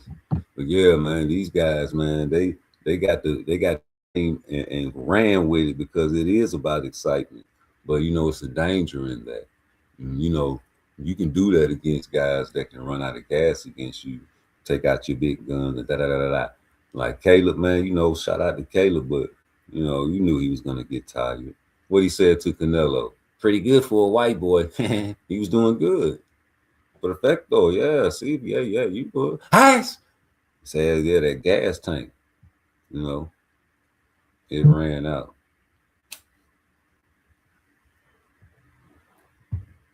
You can't run out of gas on certain fighters because they built to last.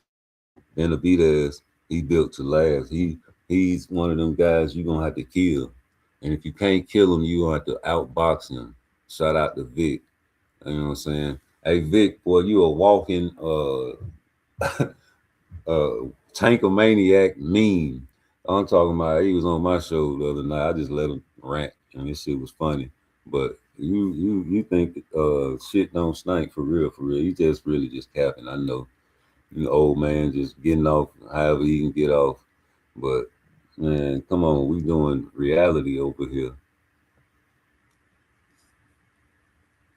Like even with Tank, to get off, you know, David, I can't really get off David without like y'all are matched up together. Y'all really together. Like you got on Tank undercard. Like you a wave rider, David. You was just on Dean the Great stream with Adrian Broner talking about, yo, you know what I'm saying? I'm gonna get on the stream with y'all boys, man. You riding Ryan Garcia wave, a racist. Oh, they're talking about Shakur could have came up 3 pounds and all that shit. You see what I'm saying? So you riding everybody wave you can ride. You was a wave rider, homie, and it's all because you're an exciting fighter and you need that clout. You need to be the Mexican face of boxing. That's how you go out and get your fans and gather all your you know supporters. But you know when you get in there and lose, they gonna still love you because you Mexican or Ecuadorian. You know what I'm saying? You not no nigga, homie. And I heard you squeeze out that N word when you was talking to AB. You comfortable.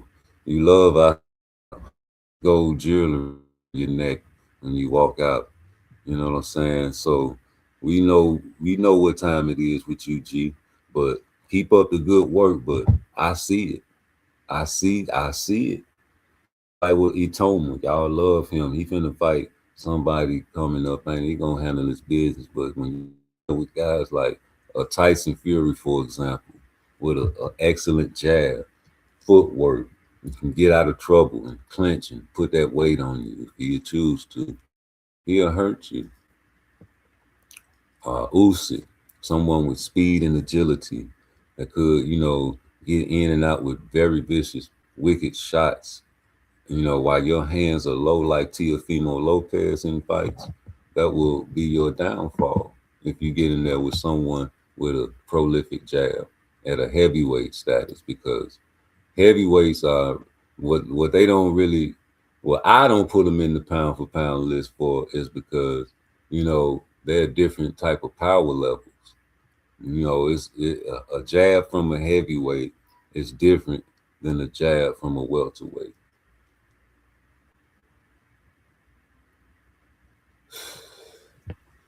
A power jab from a welterweight is different from a power jab from a heavyweight. Can I get a witness? Because you get somebody like Tyson Fury, how much he weighed against Deontay Wilder? That mother lover was 250 plus, I think. I know one thing, this man was close to 3. And, you know, physiology again, you know, how many pounds of pressure does it take to knock someone out? You talking about long arms with more distance to travel. That means the speed of the punch will be powerful when it lands because it's more distance to travel. And the bone structure, the big bone of Tyson Fury with the power jab, the long distance to travel, and the size and the force all added together of a heavyweight is different than a jab from a welterweight with shorter arm reach, with less distance to travel, less bone density, less everything. So he guys Wilder, and he has limited IQ skills, so you say. And he defends that title against all these heavyweights, time and time again. Defend, Terrence. He defended these guys and did damage with a 1-2. 1-2, basic. And, you know, Shakur Stevenson is basic. He just doesn't have that power. But he beats people with jabs. That jab. And I'm telling you, the jab of a heavyweight is different. The power. And Deontay Wilder does have power. And he showed it. And anybody is susceptible to his power, right? Even Tyson Fury, right? Because I think in all of the fights, he was on his ass, right? All 3, 1, 2, 3. In the first fight, hell, I thought he was out because his eyes rolled in the back of his head. Thank God for Jack Reese.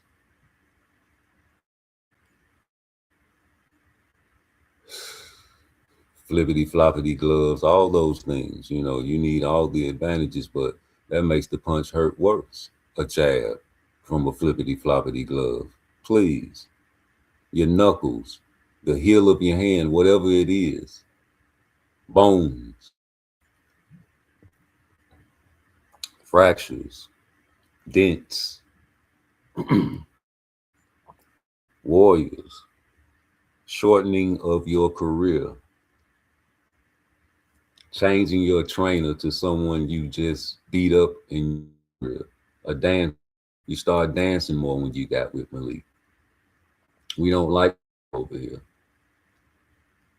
We think Malik ruined your career after you took a beating with Tyson Fury. We think you was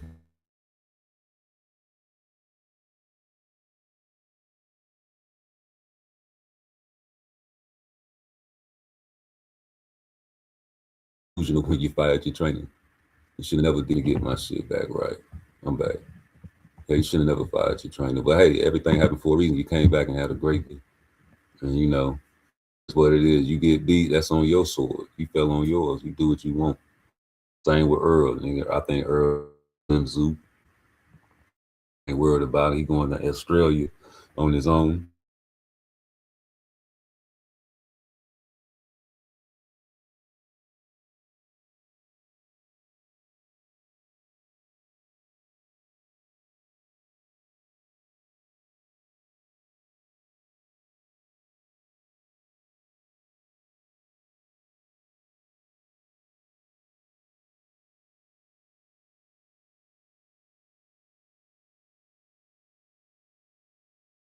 Needs to Tim Zoo, you keep your head on the line all the time. So I think Earl would take advantage of that and get into a real trade off and fuck you up. Earl back in shape. It's like riding a bike, Mr. No Tune-Up. I thought he was crazy after he flew out the car and fought Danny Garcia. So I ain't gonna think he crazy for going to Australia and fighting Tim Tszyu. Like, you really think about Tim Tszyu? Is he a great fighter? I don't think so. I predict Duro was gonna beat him. Like, and then he started bleeding. And you got cuts everywhere that's thin. You're gonna get him reopened against Earl. That jab that Earl got, it's dangerous. And at what weight? I think it's a catch weight. So I think he's comfortable. I think and shine, man. I'm rooting for the big fish, but you know, oh man, so many fights, man. What's another coming up? Let me see. Talked about Oshaki and Ray Ford. I can't wait. And that's one fight I really can't wait for because I know Ray Ford coming in there with all the help he can get. And Oshaki know. Oshaki, you act like you don't care, but he coming in all the help he can get. It's gonna be brutal. I'm telling you.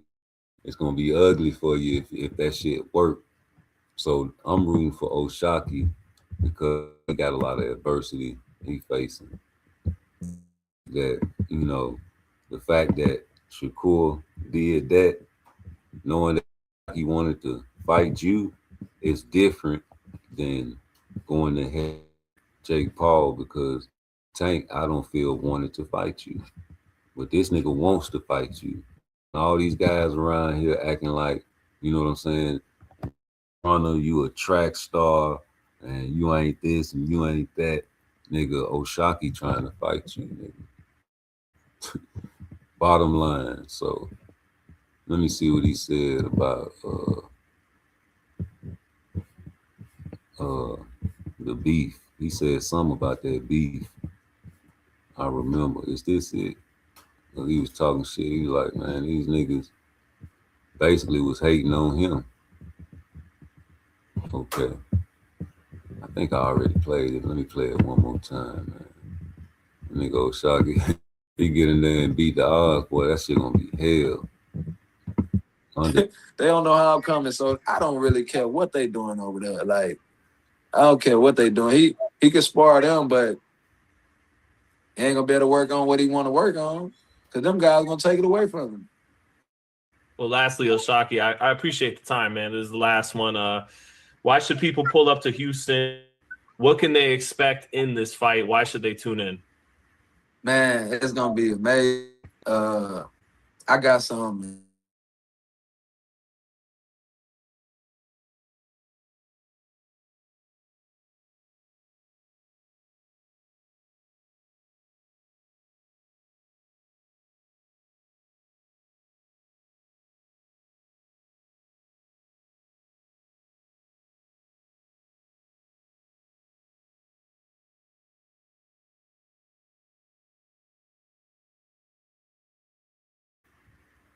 He kept bringing up that speed. Yeah, so I don't know, Shot. I know one thing, you gotta have a dominant performance because if you don't, Shakur not gonna fight you. Can I get an amen? Shakur not gonna fight you if you go blow for blow with his little brother. Fuck no. I don't know what they thinking. But he say, you know what I'm saying, you ain't gonna be able to learn nothing from them. So we gonna see. Cause that's a hellified help. You getting some hellified help from your big brother. And you don't like being called that, but that's what you getting, man. You getting some hellified help. This nigga calling in the cavalry. You know what niggas mad at too? Hold on, let me play this shit. Hold on. This list. They mad at this list. Hold on. They mad at this list. They talking about the fastest hand, but look at the list. Hold up, go back to that motherfucking list, man. Look at that list. They got Inoue, Usyk, Shakur, Bam, David, Bivol, Nakatani, Devin Haney. That's what they mad about right there. They mad at that Devin way down there on the list, right? Man, you can't be mad at that, bro. Think about it. He took that beating by Ryan, right? And found out he was on dope. But the beating was the beating. Nobody knew where you was at. Then you fought at 44, and you was ring around the rosy, pocket full of posies. Nah, you can't hit me. And you know what I'm saying? It was a sour spot. You say who was my top favorite heavyweight fighter? Ezra Charles. He went from lightweight to heavyweight, but you know what I'm saying? Other than him, Mike Tyson. You know what I'm saying? All because he fought all the guys and took losses and don't care about L's, man, but he fought all the guys. With a vicious Custody Amato style that went wild after he died, but still took on all the wreck. And still to this day, you know what I'm saying, is an icon and they still love him despite all the L's. You know what I'm saying? Ain't about an L, it's a lesson. But yeah, they mad about this motherfucker right here. But see, my pound for pound list, man, I ain't did dead like that. I never really took that loss from Ryan and took him. I never moved him from 4.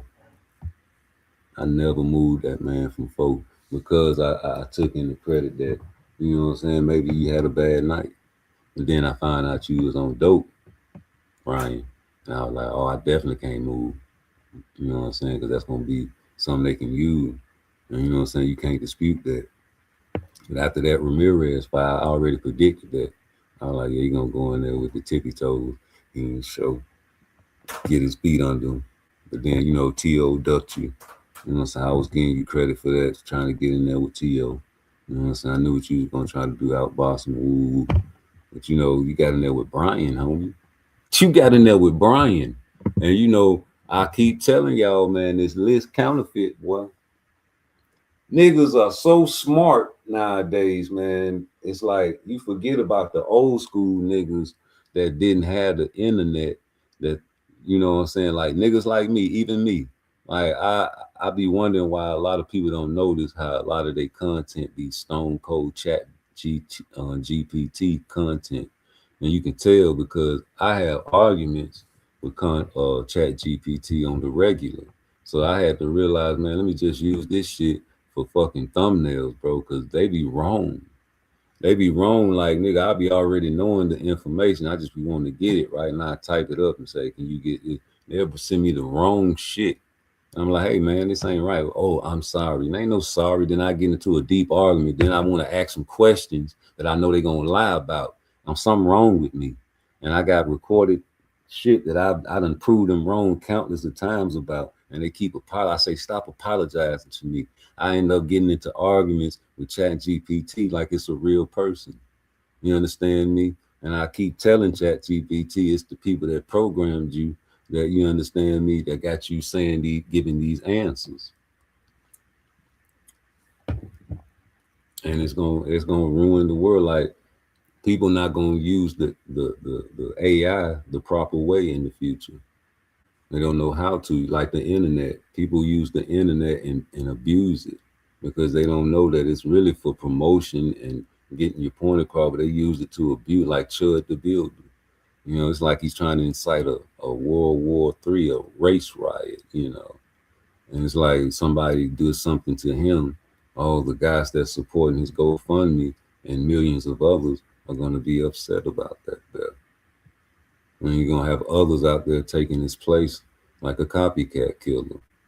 And then it's going to be everywhere like an epidemic of guys. It's a prank, it's a prank, it's a prank. So this list is a prank, it's a prank, it's a prank. This list was created for Brian Norman Jr. Because that is the most undercard fighter on this list. Brian Norman Jr. doesn't take his head off the center line more than any other fighter on this list except for maybe Conor.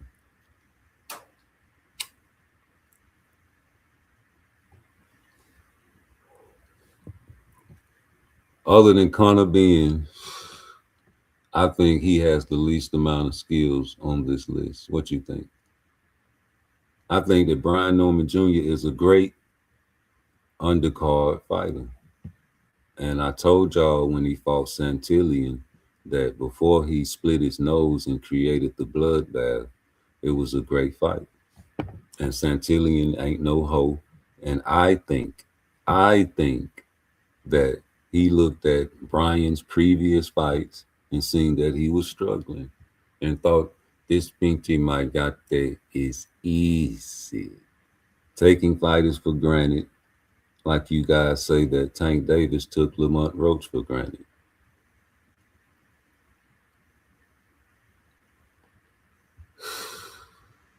So what's good for the goose is good for the gander. I think Santillian underestimated Brian Norman Jr. And he went in there and gave him a great fight. And that Mexican warrior style, that high guard, come forward type style, you know, that high guard, man. It's just something about that high guard, you know, and that style, you know, that not let him tell. Not a fighter in boxing that's go in there and just walk through the shit that I'm right. It's impossible. Right. I done trained my whole life. I've been boxing my whole life. Ain't nobody just walking in there, hands up, Right. and that shit ain't working. I don't give a Right. fuck what y'all talking about. Oshino found out the hard way. No, not Oshino. Oshino found out the hard way, you know. He found Oshino found out the hard way, you know. You know who we talking about. I'm not even gonna say Yoshino because it's better fighters than Yoshino out there, right? So any fighter, I'm saying this for any fighter, like any fighter in the world, you name them. They're not walking through anything that I'm just going. I don't care who you is, and if you is, you getting picked apart. Right. You getting picked apart. You just walking through punches that y'all say, oh, that shit ain't gonna hurt. Yeah, I know. You just let everybody see your face at the end of the fight, though, since they ain't hurt. You know, none of that shit that T.O. was getting hit with was hurting him. Same as Jamel Herring.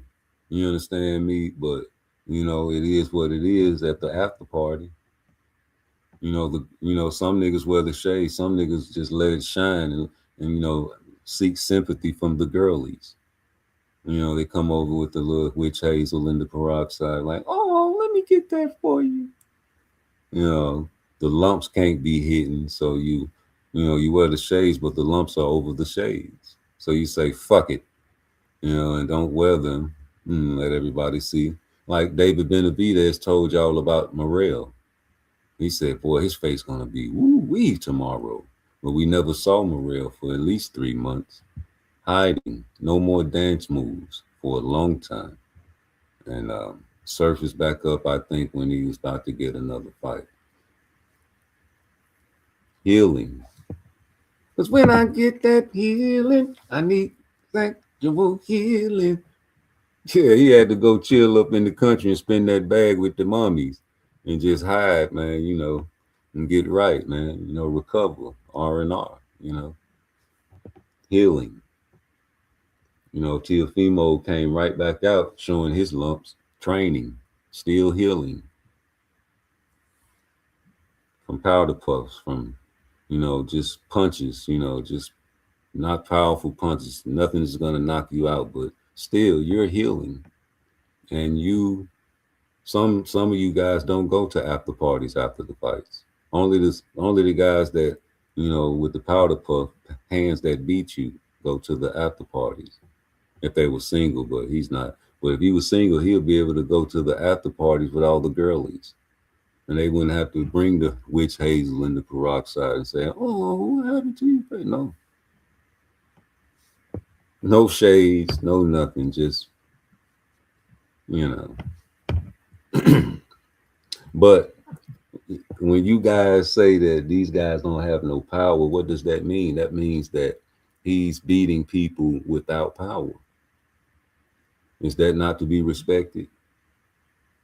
Did Floyd knock out Canelo? Was Canelo all fucked up and bleeding after that fight? No. No. Canelo could have went to a party after the Floyd fight, but did he get his ass beat? Did he get beat up, Victor? Hey, Vic, did he get beat? You say you so stuck on words and you big on words. How the hell did Shakur beat the shit out of what the word beat? See, the word beat. Did Floyd Mayweather beat the shit out of Canelo? Yes or no?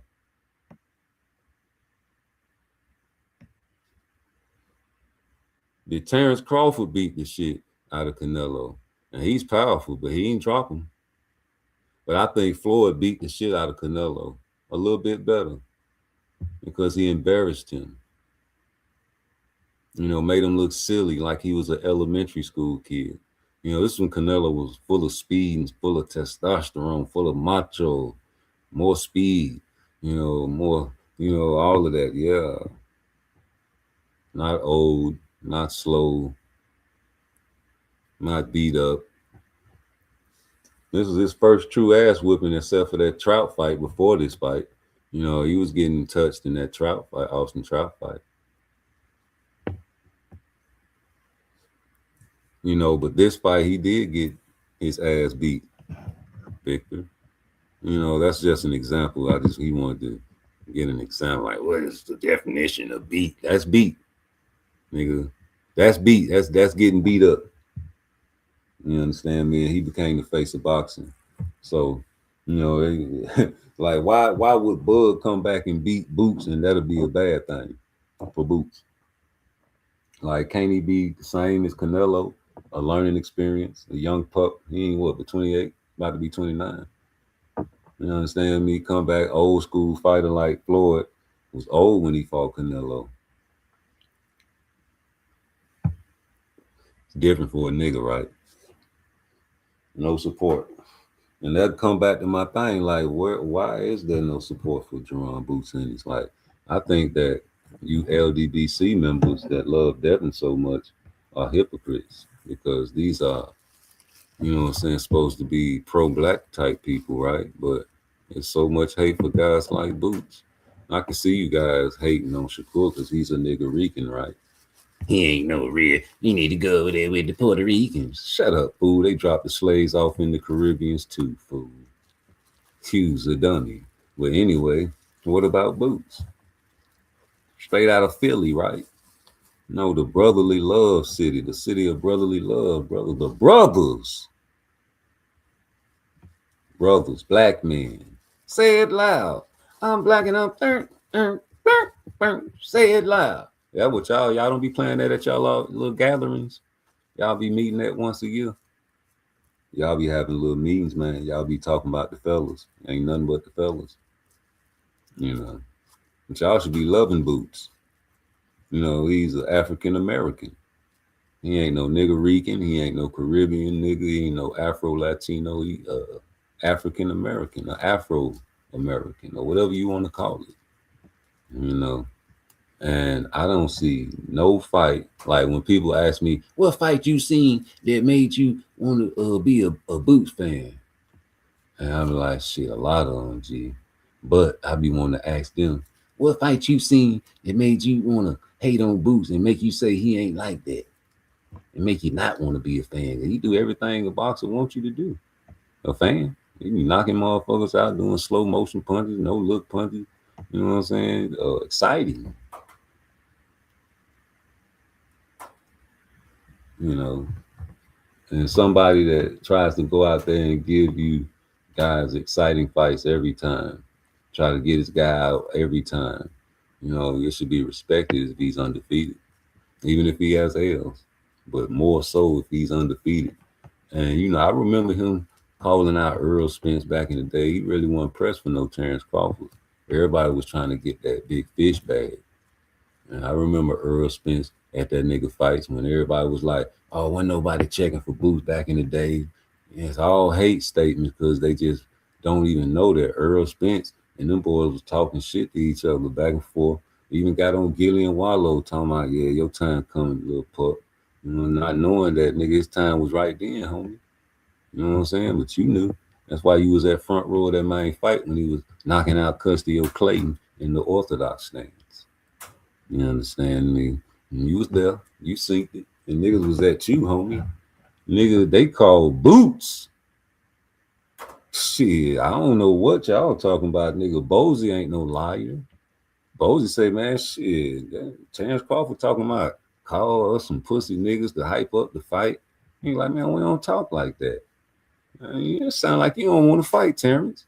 You know, them other guys ain't have to call you all them names. You know what I'm saying? He's like, we'll take that fight in a heartbeat. Man, you ain't had to fight Avanesian, bro. You could have fought us. You know, you try to get slick. That BLK Prime, man, we told you. We're like, yeah, we'll fight him, man. I got like, oh, you trying to talk to me about? Oh, we got to talk to my people first. Showtime. You know, I fuck with Showtime. Yeah, we can fight, nigga, but Showtime, nigga, Floyd fight on Tank fight on Showtime. Man, we got a handshake deal. That ain't their business, but shit, he telling us now, you got a handshake deal. 3-fight deal. You want us to fight them? Okay, cool. We show them the money. It's good money. What's up? No. You want to get slick. You want to get them boys over there on that BLK prime time, huh? You know what I'm saying? No. Who the first person they signed to BLK prime? Brian Norman Jr. According to Senior. You say, ask Blue Blood. He the one that signed us. So you going over there, and then you got Bozy over here talking about some. And then he found out that you can't talk to me no any kind of way. And then you got guys like Blue Hustle, man, come over here talking about, well, what way he talk to him? Shit. If you was a New York City slicker, please stand up. I need all the New York City slickers to come. Not the guys that ain't slick. I'm talking about the guy from New York that think they slick. Them boys think they the slickest persons on the universe. If you talk to a real New York dude, they think they the slickest and most, you know what I'm saying? Boy, they can get away with any type of, I'm talking about, you can't tell these guys that they not the slickest talkers in the world. They think they got all the game, I'm telling you. And I can see this man trying to run game on old Bozy, and it ain't work. And like he said, they found out. And when you say words like found out, I can only imagine the conversation.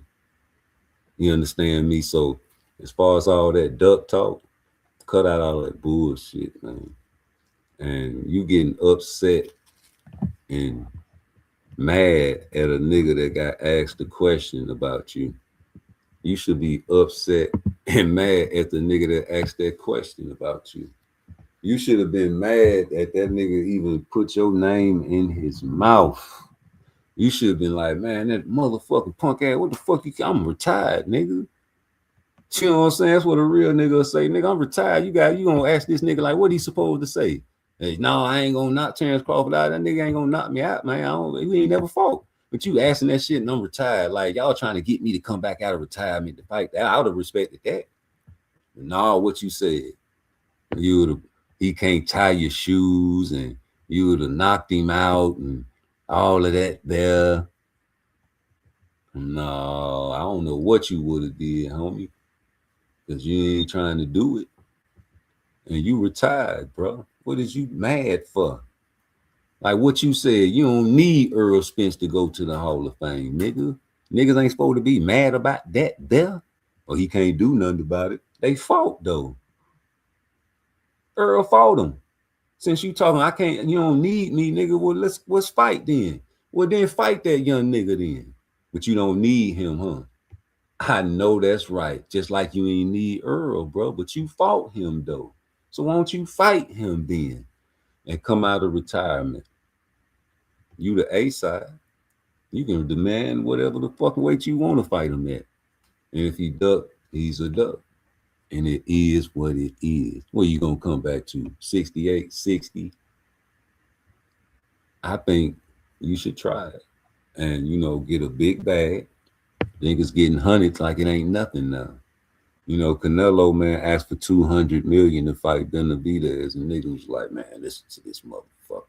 Now all of a sudden 200 don't sound like it ain't nothing, because that's really basically what he got for that fucking Crawford fight, really, if you think about it. Probably would have got a lot more for Benavidez. Probably could have got that $200 million for Benavidez, Canelo. But you got yourself, what, $100 million per fight? I think he made more than $100 million for Crawford. You understand me? That's nothing. Niggas are in there throwing around money like it ain't nothing, man. A stone cold shame, G. That's why they trying to get Tank out the motherfucking gutter.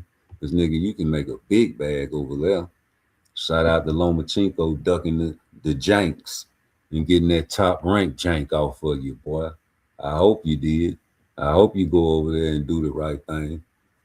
Yeah, I hope you do the right thing, man. Go get yourself a Zuffa bag. You know, I'm pretty sure Shakur go over there and get him a Zuffa bag. We've been stalking you for a long time. That man Shakur been stalking you for a long time, boy. When you know Tank wanted to fight you, of course, but he in trouble. You know, you got to get out of trouble. I think, you know, he was at 40, going to fight Pitbull or something, maybe. I don't know. You got to hear him, you know, you go check out Knockout. He always putting the nigga paperwork. You can find out what's going on with Tank if you go over there. Nigga love posting the nigga paperwork on YouTube and shit. Like that's like Tank don't even like this pussy nigga. He posting the man paperwork like the fucking news central. Like that nigga is really, I think the nigga connects to it. He say he got from the Tank side of the game is Tank sending out a motherfucking dummy to tell him the wrong information. And they sitting back watching that shit laughing. I'm telling you, I got the inside scoop. I'm telling you, he finna rematch Lamont Roach. Fuck what all y'all talking about. I tell you, that's what he told me, nigga. He ain't gonna lie to me. They sitting back watching that shit. Hey, your popcorn ready? Yeah, it's ready. All right, that shit coming on, man. Hurry up, man. He finna act like check this out. What's up? What's up? What's up, YouTube? You know what I'm saying? It's me. You know what I'm saying? Back with y'all, another one. You know what I'm talking about? I told y'all niggas that I had this connection, right? And see, y'all niggas don't want to believe in me. I'm the best. I'm the best on YouTube, niggas. I'm telling you. Hold on, let me get this off my screen. You see me, nigga? Matter of fact, I was at the costume party the other day, and my girl, she over there making me try on shit. I say, man, I don't want to try that on. The fellas gonna laugh at me. She like, boy, you better put that on. I'm like, man, baby, I don't want to try that thing on. Anybody could have put that hat on. Boy, you better try. I'm gonna buy this for us later on tonight. Oh man, baby, don't buy that. Come on, take a picture. Come on, don't take no picture of me. Try out. All right, go on, man. Man, get that shit out of there, man. We try to do some positive. You know what I'm saying? Take that. But yeah, man, you know what I'm saying? Man, yeah, you know, get your dog ass up out of here, nigga. Y'all be coming over there with the motherfucking wrong information all the time, then got to backtrack. I say you go fight Lamont. That nigga ain't thinking about no fucking Lamont Roach, nigga. That nigga embarrassed Tank Davis. That nigga, I mean, hey, listen, you go back and watch that fight, man. Round one, like I said, when KQKC, he always called the motherfucking fights right. Let me pause this shit. This motherfucker KQKC is the best fight caller in the mother loving game. Do you hear me, nigga?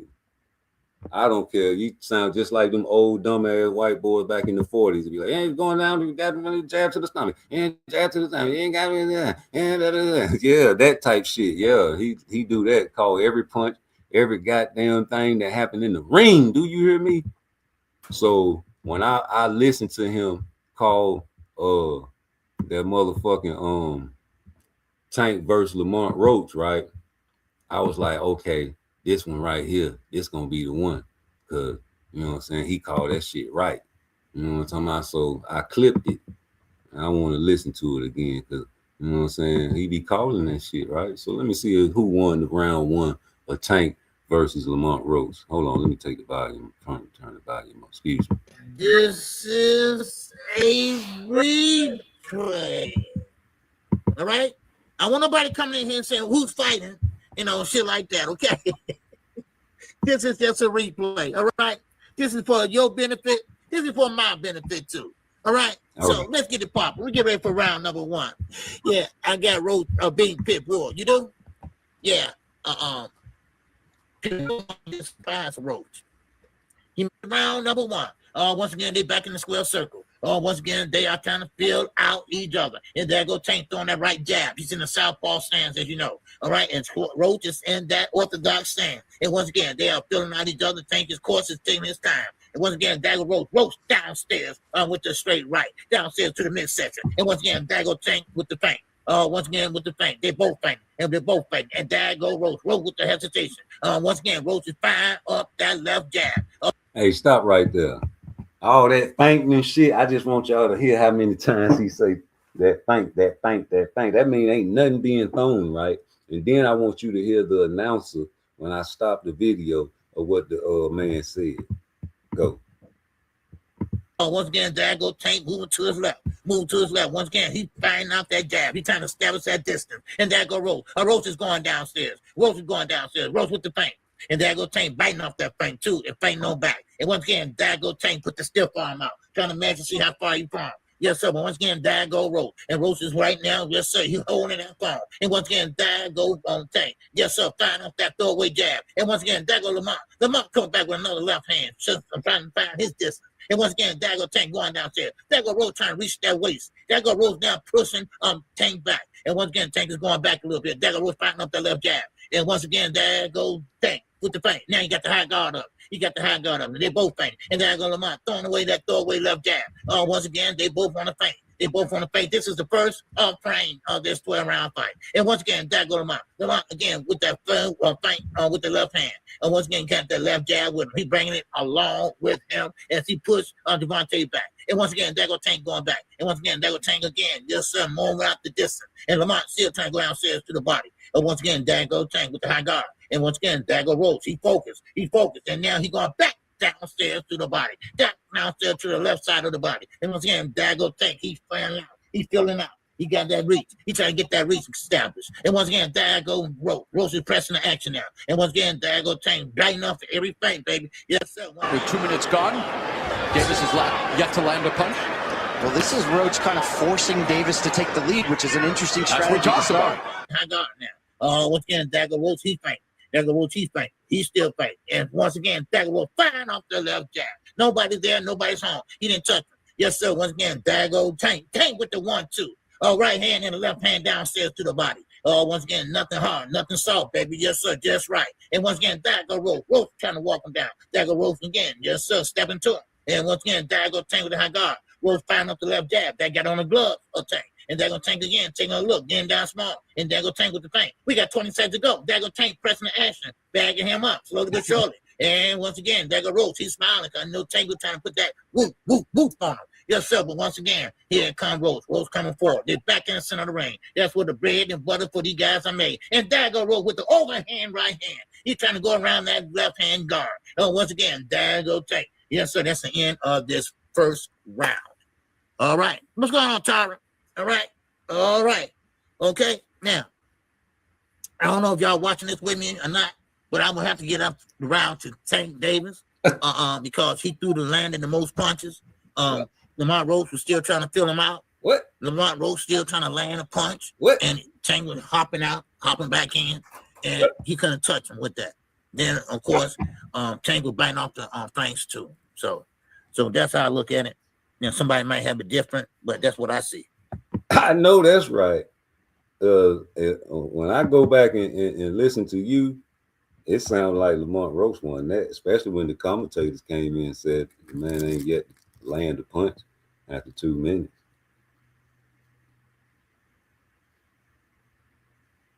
I don't know. Maybe you did call that shit for Tank. Let me go back. Hold on. One more time. Y'all want to hear that beat again? Let me play that beat one more time. Y'all, let me run that beat back. Hold up. This is a replay, all right? I want nobody coming in here and saying who's fighting, shit like that, okay? This is just a replay, all right? This is for your benefit. This is for my benefit, too, all right? So let's get it popping. We get ready for round number 1. Yeah, I got Roach beating Pitbull. You do? Yeah. Pitbull might just surprise Roach. He round number 1. Once again, they back in the square circle. Once again, they are trying to fill out each other. And there go Tank throwing that right jab. He's in the southpaw stance, as you know. All right, and Roach is in that orthodox stance. And once again, they are filling out each other. Tank, of course, is taking his time. And once again, Dago Roach downstairs with the straight right, downstairs to the midsection. And once again, Dago Tank with the feint. Once again with the feint. They both feint. And they're both fighting. And Dago Roach with the hesitation. Once again, Roach is firing up that left jab. Once again, there go Tank moving to his left. Move to his left. Once again, he's fighting out that jab. He's trying to establish that distance. And there go Rose. Rose is going downstairs. Rose is going downstairs. Rose with the paint. And there go Tank biting off that feint too and feinting on back. And once again, there go Tank put the stiff arm out, trying to measure, see how far you from. Yes, sir. But once again, there go Rose. And Rose is right now, yes, sir. He's holding that phone. And once again, there go Tank. Yes, sir. Firing off that throwaway jab. And once again, there go Lamont. Lamont comes back with another left hand. So I'm trying to find his distance. And once again, there go Tank going downstairs. There go Rose trying to reach that waist. There go Rose down pushing Tank back. And once again, Tank is going back a little bit. There go Rose fighting up that left jab. And once again, there go Tank with the feint. Now you got the high guard up. You got the high guard up. And they both feint. And there go Lamont throwing away that throwaway left jab. Once again, they both want to feint. They both want to fight. This is the first frame of this 12-round fight. And once again, that go Lamont. Lamont again with that fight with the left hand. And once again, got that left jab with him. He bringing it along with him as he pushed Devontae back. And once again, there go Tank going back. And once again, there go Tank again. Yes, sir, more out the distance. And Lamont still trying to go downstairs to the body. And once again, there go Tank with the high guard. And once again, there go Rose. He focused. And now he going back downstairs to the body. Downstairs to the left side of the body. And once again, there go Tank. He's firing out. He's filling out. He got that reach. He trying to get that reach established. And once again, there go Rose. Rose is pressing the action now. And once again, there go Tank. Biting off every feint, baby. Yes, sir. With 2 minutes gone, Davis has yet to land a punch. Well, this is Roach kind of forcing Davis to take the lead, which is an interesting strategy. That's what we're talking about. High guard now. Once again, there go Rose. He's fighting. There go Rose. He's fighting. He's still fighting. And once again, there go firing off the left jab. Nobody's there. Nobody's home. He didn't touch him. Yes, sir. Once again, there go Tank. Tank with the 1-2. Right hand and the left hand downstairs to the body. Once again, nothing hard, nothing soft, baby. Yes, sir. Just right. And once again, there go Rose. Rose trying to walk him down. There go Rose again. Yes, sir. Stepping to him. And once again, there go Tank with the high guard. Rose firing up the left jab. That got on the glove of Tank. And there go Tank again, taking a look, getting down small. And there go Tank with the feint. We got 20 seconds to go. There go Tank pressing the action, bagging him up, slowly but surely. And once again, there go Rose. He's smiling. I know Tank was trying to put that whoop, whoop, whoop on him. Yes, sir. But once again, here comes Rose. Rose coming forward. They're back in the center of the ring. That's where the bread and butter for these guys are made. And there go Rose with the overhand right hand. He's trying to go around that left hand guard. Once again, there go Tank. Yes, sir. That's the end of this first round. All right. What's going on, Tyra? All right. All right. Okay. Now, I don't know if y'all watching this with me or not, but I will have to get up the round to Tank Davis because he threw the landing the most punches. Lamont Rose was still trying to fill him out. Lamont Rose still trying to land a punch, and Tank was hopping out, hopping back in, and he couldn't touch him with that. Then, of course, Tank was biting off the feints too. So that's how I look at it. You know, somebody might have it different, but that's what I see. I know that's right. I definitely got it different. I think about you using the word Lamont stepping to Tank and he pushing Tank back, and you know them type of words mean Tank was retreating. And I heard you, D1. You were talking about I was at the fight. Tank wasn't getting on his back, but Tank wasn't getting pushed back. Yes, he was.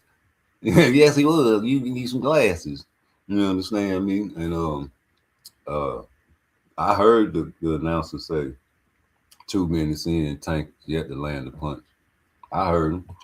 I know the man got the judges on his side though. That's what he told Lamont at the end of the fight. You ain't gonna win anyway. But it could be that the announcer was hating. You know, he's sitting ringside watching that shit, talking about he ain't landing no motherfucking punch within the first 2 minutes of the fucking fight. Nigga, please. That's Tank Davis, baby. You know what I'm saying? And that probably could have been what it was, man. Them boys be hating on Tank, man. All that stuff, man. You know what I'm saying? Yeah, you got to stop that shit, man. That man got beat. He got beat. And he had the judges. That's all it is to it. And obviously, not only did he have the judges, but he had the referees too.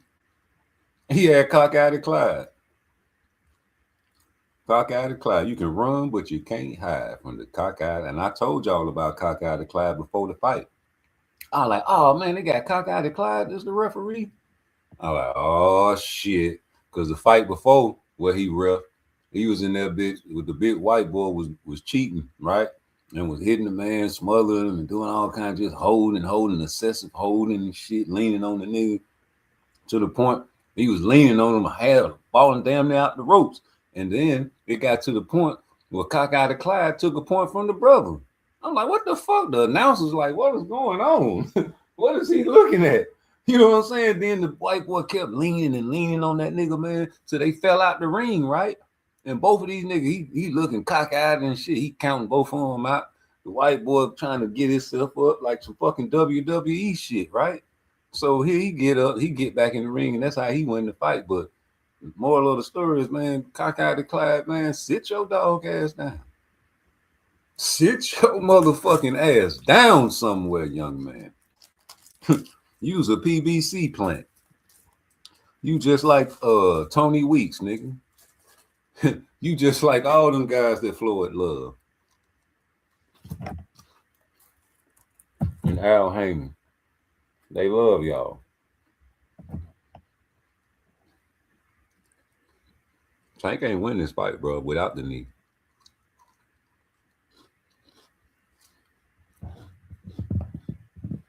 We went back and watched this fight so many times.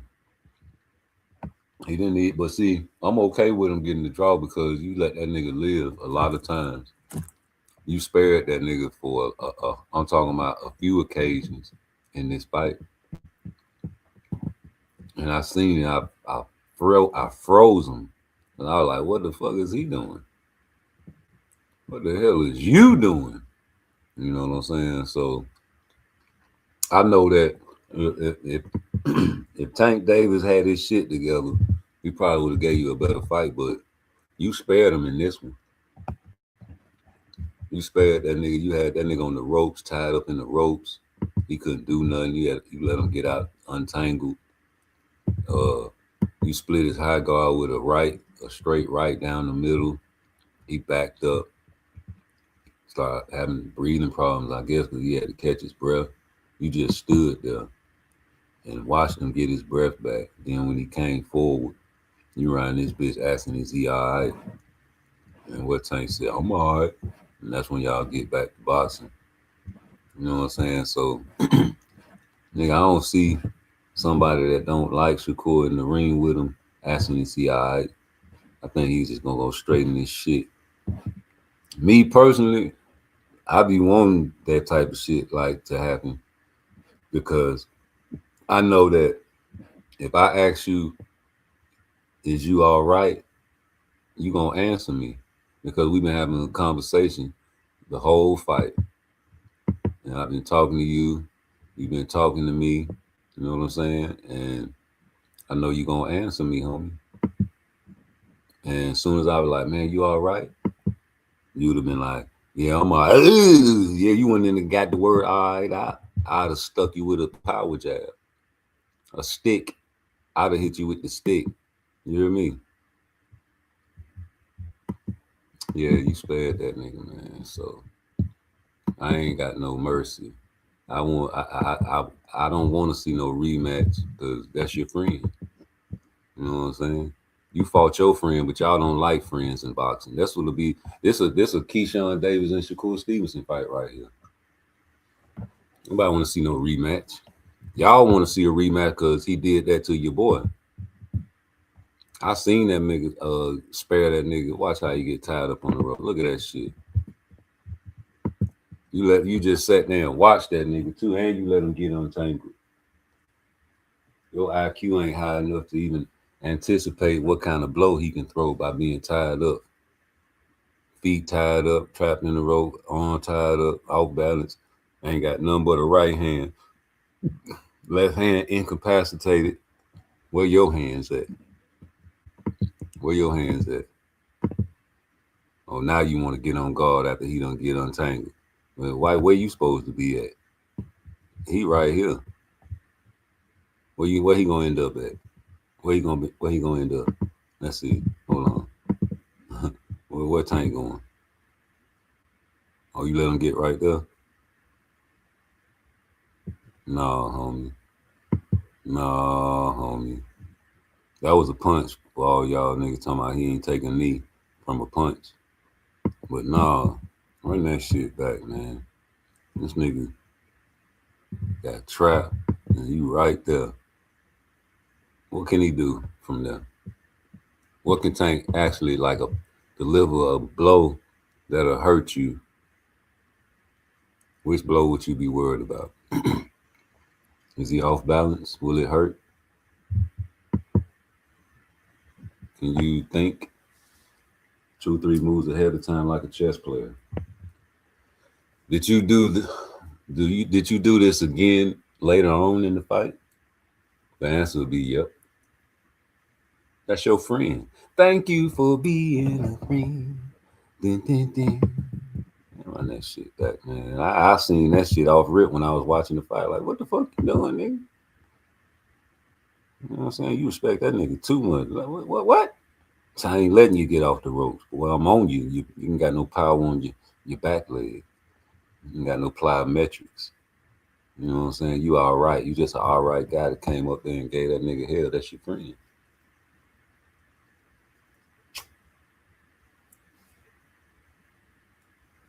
I told the angry white boy, I say, man, put together a highlight package for Tank off this fight. He said, I'm gonna do it. I'm gonna put together a highlight package for Tank. I say, go ahead. I want to see it. Man, you can't put together no highlight package for Tank on this fight, bro. I tried because I wanted to do something like a special, video, like okay, yeah, Tank got beat, but let me go and do some unbiased shit and try to find all his highlights, right? And so when I went back and finished editing my video, what's up, Blue? When I finished editing my video and I look at it before I dropped it, I had to reassess and rename the title because all the shit that I was highlighting that Tank was doing to Lamont Roach, when I slowed it down, you know how I do, so you can see the punches clearly. All of those punches were thwarted and blocked and rolled with and ineffective. And really, I had to rename it Lamont Roach's defense against Tank instead of his offensive highlight package. But when I make a highlight package for Lamont Roach in this fight, it's prolific. You know, he say he don't want to be a meme, but that's a thumbnail.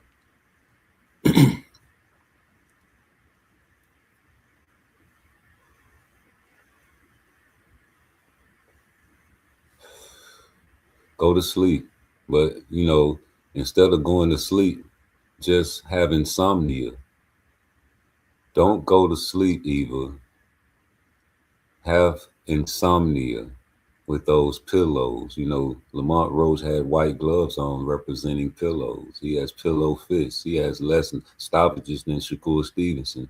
He does not have power despite blowing up and looking like baby Hercules.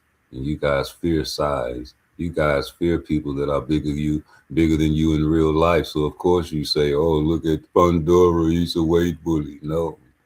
Oh, look at David Benavidez, he's a monster, he can't be beat. No, every man can be beat, going back to the Bible days with David and Goliath. That's why you love Tank so much, because he's itty-bitty. And he's always knocking the bigger guys out. Except now, what happened? Maybe your excuses of his mind wasn't in it. He's on drugs. He's seen him smoking that spliff. He going through it with his girl. All of that played into a factor of inactivity. He's human, right? That's what we give him. But if you expect guys like Terrence Crawford to come back and guys like Earl Spence to come back, they're going to win, right? No matter who they fight. Earl flew through a car window, came back and fought Danny Garcia. I can't keep reiterating that. Mr. No Tune-Up. You got to respect that spirit. So Tank come back, who we going to fight? You want to see Lamont Roach. I don't want to see that shit. Everybody in the world know what fight I want to see. It ain't no military secret for me. And, I think Shakur Stevenson still thinks to this day that fight is possible. What you think? Because, you know, you're going through a lot right now. And you got guys out here hating on you, right? But they don't want you to get no check, even your fans. Even your fans don't want you to get no check. Because if they wanted you to get a check and be paid, you could have been one of the most paid African American boxers in boxing, homie, fucking with Turkey. Can I get an amen? Tank Davis, ever since that $20 million guarantee, you could have been the top paid African American boxer in the world, Craig, by now. But seeing that how much money they throwing away now, niggas getting $100 million on the regular. Hell, if you ain't getting 100, you getting at least $72 million like Dubois got for that Usyk fight. If you getting yourself Terrence Crawford money, you getting able to say, hey man, I want $20 million if I fight Shakur if you come to be. You get to say shit like, I want $200 million to fight Benavidez. You get to say, if I come back out of retirement, I want $100 million to fight if you Terrence Crawford. Because now you got someone that can actually make that shit happen. So all the old school fools like Roy and all them boys, even Timothy, man, y'all boys would have loved to have a turkey out of sheep back in y'all days. And you know that this is true. Y'all must have forgot. It was hard on the yard back in the days to get that check, G. You had to fight real killers, though. And y'all got paid less to fight the killers, so y'all feel like y'all better. Because y'all fought killers and got paid shit. You know what I'm saying? Shout out to Jordan, man. That nigga was getting paid less than all them boys. Didn't give a fuck. Billionaire in the making. It is what it is, man. But y'all played the best. Y'all fought the best. You know, that's where you feel like you superior. The shit watered down now. And y'all see that. And now you see these watered down ass niggas getting all this money. You know what I'm saying? You like, remember me? Y'all must have forgot. That motherfucker super shit. Yeah, I know that's right. And one by one, these boxers going over there. And, you know, it's a matter of time. You know, all it takes is somebody getting a big dumbass check and everybody else going to want a check. You know, except Tank. Tank got to come on to the light.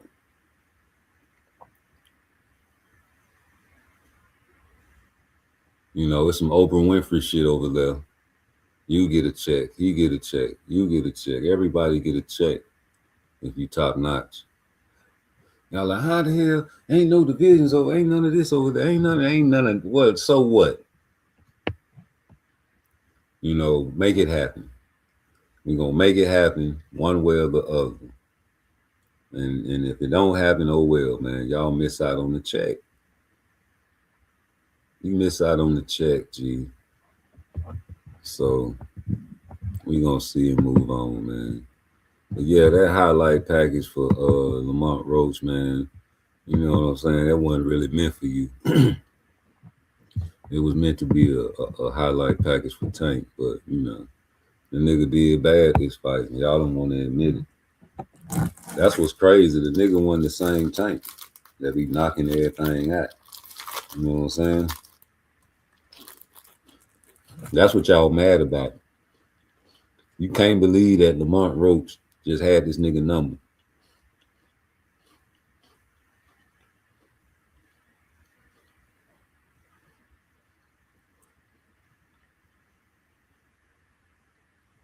You couldn't believe it. So you learn the hard way, and then you want him to rematch Lamont Roach for what? For the same shit that happened, or worse?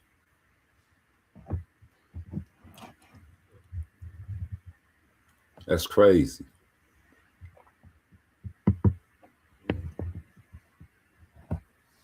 And then y'all gonna be looking sick. Just like with Ryan Garcia and Devin Haney. Y'all really don't want that rematch, Devin Haney fans. That's why y'all saying he don't want to follow the drug protocol. He don't want to follow the drug protocol. And everybody else trying to fight. But you know, deep down in your mind, that maybe Ryan got that man number.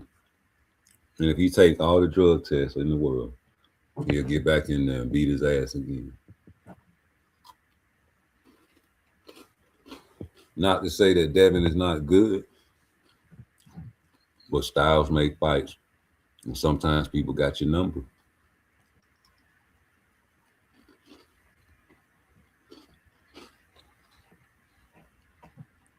Maybe Devin Haney came up in the Mayweather gym as a child and learned all of the basics that they had to teach him, and went to Mexico, made his name, came into the league, and did his thing. Great fundamentals, great pedigree, but not on the same level as someone like Shakur or Boots. But knowing this, plays the game real smooth with tactics, because your son is not on the level of Shakur, right? Because you said so. You admitted that Shakur was better than your son. So why would he put his son in the ring with Shakur at that time? No, we had plans for Regis all along. We were stalking Regis. We were watching Regis at his previous fights. We're not going to fight you. You're trying to fuck up the bag, Shakur. That's all that was, Chief. You still trying to fuck up our bag, so you ain't going to be considered no duck. You got to come way up here to 47, no rehydration to fight us, fella. If I'm going to lose my money, I'm going to have to lose it like that. And it is what it is with him.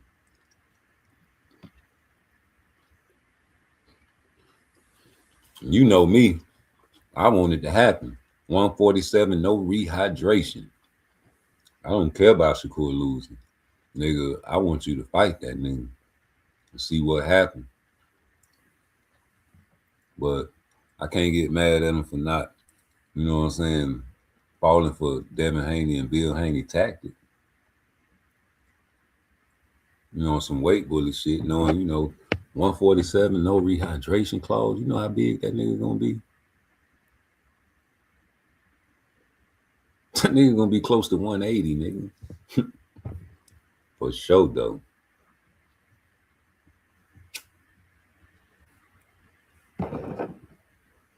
How many people really thought about how big Devin Haney would be if they fought at 147 with no rehydration clause? And remind you guys that the least he's going to gain is 20 pounds according to him. So you automatically 57, 67. That's the least. And you guys be trying to be generous and say he going to gain 25 pounds for Shakur Stevenson.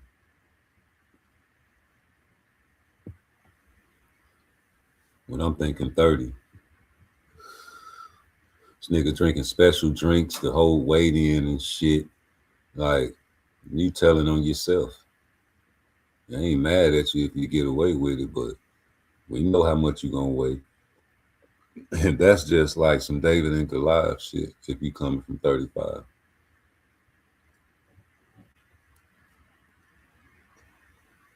That's like I said earlier in my video.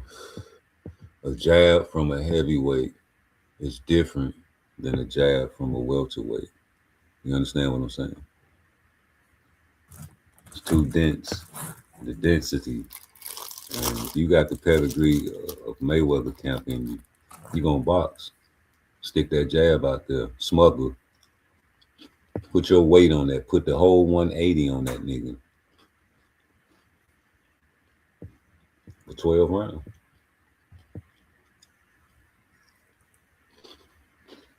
I'm talking about a chess match. You ain't gonna go approach Shakur Stevenson. You think about a Devin Haney and a Shakur fight. Devin Haney not finna motherfucking approach no Shakur Stevenson on no wild shit. It's gonna be a standoff about 3 rounds.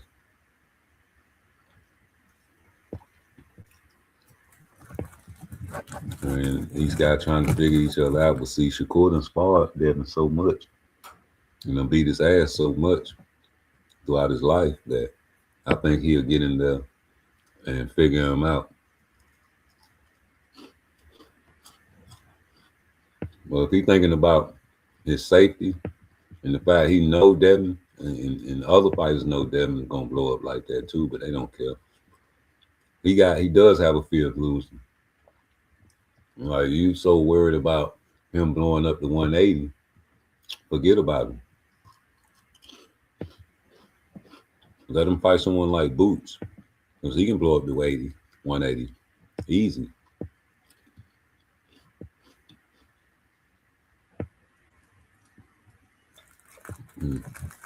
Y'all boys can meet at 60.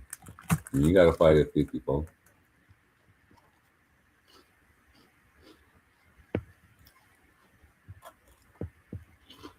I would love to see Devin go to 54 and fight Boots. Both of them niggas weight bullies. Y'all talking about what Xander gonna blow up? What Boots gonna blow up to? Dumbass niggas. Yeah, Xander gonna blow up to BUC. He gonna see Xander gonna blow up to 180 pounds, man. I'm telling you. What Boots gonna blow up to? Man, Boots be getting hit a lot. Xander don't get hit. Man, Xander's always got footwork. Boots ain't got no footwork. Man, Xander can do everything. Boots can't do everything. And better. Man, you gonna see, nigga. You gonna see Xander gonna give him problems. Watch. What's your course say? Every fighter in the first round is dangerous. That's why you don't give up your height. You don't give up your length. You just keep a fighter at bay. And then like round 3, round 4, and they get tired, then you step to them. Ain't that what Shakur told Abdullah Mason? Man, I don't want to hear that shit talking about what he told Abdullah Mason, nigga. This Xander's our is.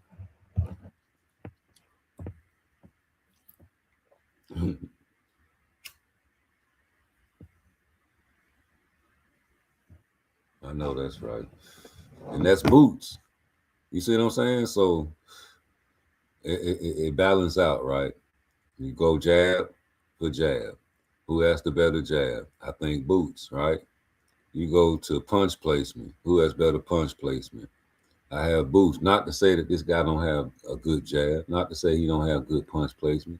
I'm saying better, right?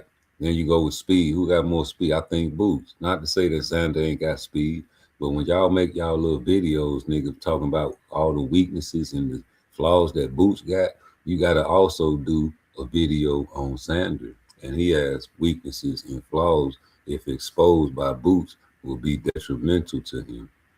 And if Boots get caught slipping by Xander, it's not, I feel like Xander ain't known for knocking shit out. As far as outpointing Boots, I'll never think that can happen. I'll never think that can happen. You'll have to show me. Outpointing a guy with a better jab. We already went through the jabs. You can't tell me he's going to outpoint Boots if we went and said Boots has a better jab. But his footwork, he going to be able to get away from Boots' jab. But we just already established the fact that Boots got better footwork. And I feel like he worked on that shit with Cameron. But you don't think boxers get better. That was a few fights ago. A few. You're only good as your last fight. I seen him break a man like a toy. And you're going to disrespect Lima, call him Lima Bean. And the same people that say, man, you can't talk boxing. You ain't never boxed before. No, them the niggas that you say that to. The same niggas that call this man Lima Bean would never, ever say that shit to that man's face.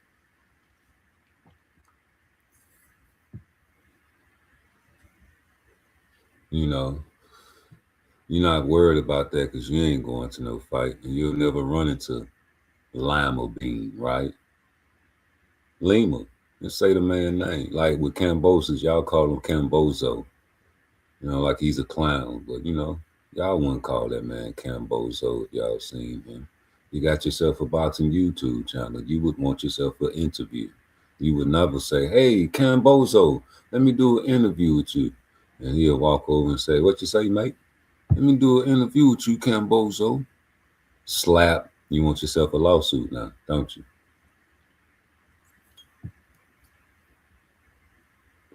Why'd you slap me? Why'd you hit me? You disrespecting my name, fucking my brand up. You know, people looking at me like a clown, calling me Cambozo everywhere I go, and I remember you. You got yourself a YouTube page. I hope you're live. Yeah, man, you know, you ran up on me with that fuck-ass camera, man. I remembered you. You told me, and then you called me Cambozo. Now, why'd you hit me? Y'all got that on camera? How much you want? I'm going to call the police, get me locked up. Why'd you hit me? Blood. I want to see something. Now go on to call the police and get yourself a lawsuit. But you won't do that. You, hey, hi, Cambosis. Mr. Cambosis. Hey, what's up, mate? Yeah, can I get an interview? Yeah. What's your channel? Oh, wait a minute. Would have gave you some respect at first, but he remembered that you used to call him Cambozo, and now you're trying to respect him. Same with Lima. Hey, Lima. He keep walking. Man, you hear me talking to you, nigga? Lima bean. He keep walking. Man, hey, man, you run up. Man, hey, let me get an interview with you, dog. Hey, who is you? Man, I got a YouTube channel, man. You know what I'm saying? You had fought Boot, man. I was covering your fight, man. I'm getting interviews. Why'd you hit me? Yeah, you calling me Lima Bean. I remember that interview. And you calling me Lima Bean right here. You're going to get yourself a lawsuit. Go on, get yourself how much you want? Why'd you hit me? I want to see a little blood. That's all. That's it. That's all. You talking crazy about it and disrespecting my name, fucking my brand up. You understand me? Don't get yourself a little lawsuit. You know, the same with all them boys, man. I mean, y'all boys will never disrespect these guys, even though they got beat by a hell of a fighter. I can see Lima. Oh, now you got me calling the man Lima. See what I'm saying? See how easy that shit is? I ain't mean it, no disrespect. It's just it's in my brain. Y'all call this man Lima Bean. That shit was crazy. But nah, nigga, Lima and Karen, that'll be a great fight. I think them boys will slug it out. You know, Karen ain't just a runner. He will stand there. But yo, that's crazy. Like, y'all call Shakur a lot of names too. I was like, man, come on, G. Y'all would never, ever say that shit like with Chump's side. You know what I'm saying? He want to get the man on his show so bad. But no, do a live interview with this nigga. You be at all the fights. You be at all the motherfucking WNBA games. Yeah, you always say, I hope Shakur go to a game one day and be out there. And then there you go. There your interview. He called you a dick sucker. You know, everybody know about you. He calls you a dick sucker, nigga. So when you see that nigga, man, you go get yourself an interview. But you ain't gonna do that shit, nigga. You'll burn in hell before you walk up on that nigga. He'll have to walk up on you. And you'll be around that bitch shaking and trembling in your boots. I know it. But hey, man, I'm finna make some coffee right quick. I'll be right back. Don't go nowhere. That's not nice. Voodoo. That's not nice. Voodoo. You wish death upon me, I don't know how many times. And now you wonder why you crying. All your family died. You killed my twins and you thought that she was sweet. You thought you got away with murder. Never ever will it be. You caught my daughter and you disrespect my name. You disrespect my family and you disrespect the game. I think I said I love you too much, so you don't think that I would do my voodoo. But I do my voodoo. You don't know me too much. Now do you? Yo, my boy, yo. Get that new babu, my boy, yo. Just thought I'd let you non-believers know. No more time for stop, I say it, not bullet no more. I tried to give you peace, but all you really want is woe. I let the spirits deal with you, they don't hinder me. How the fuck you think I dug these bullets that was meant for me? How the fuck you think that I survived that penitentiary? And all these niggas that I robbed, they remember me. They wish death upon me, I don't know how many times. You wish death upon me, I don't know how many times. Police wish death upon me,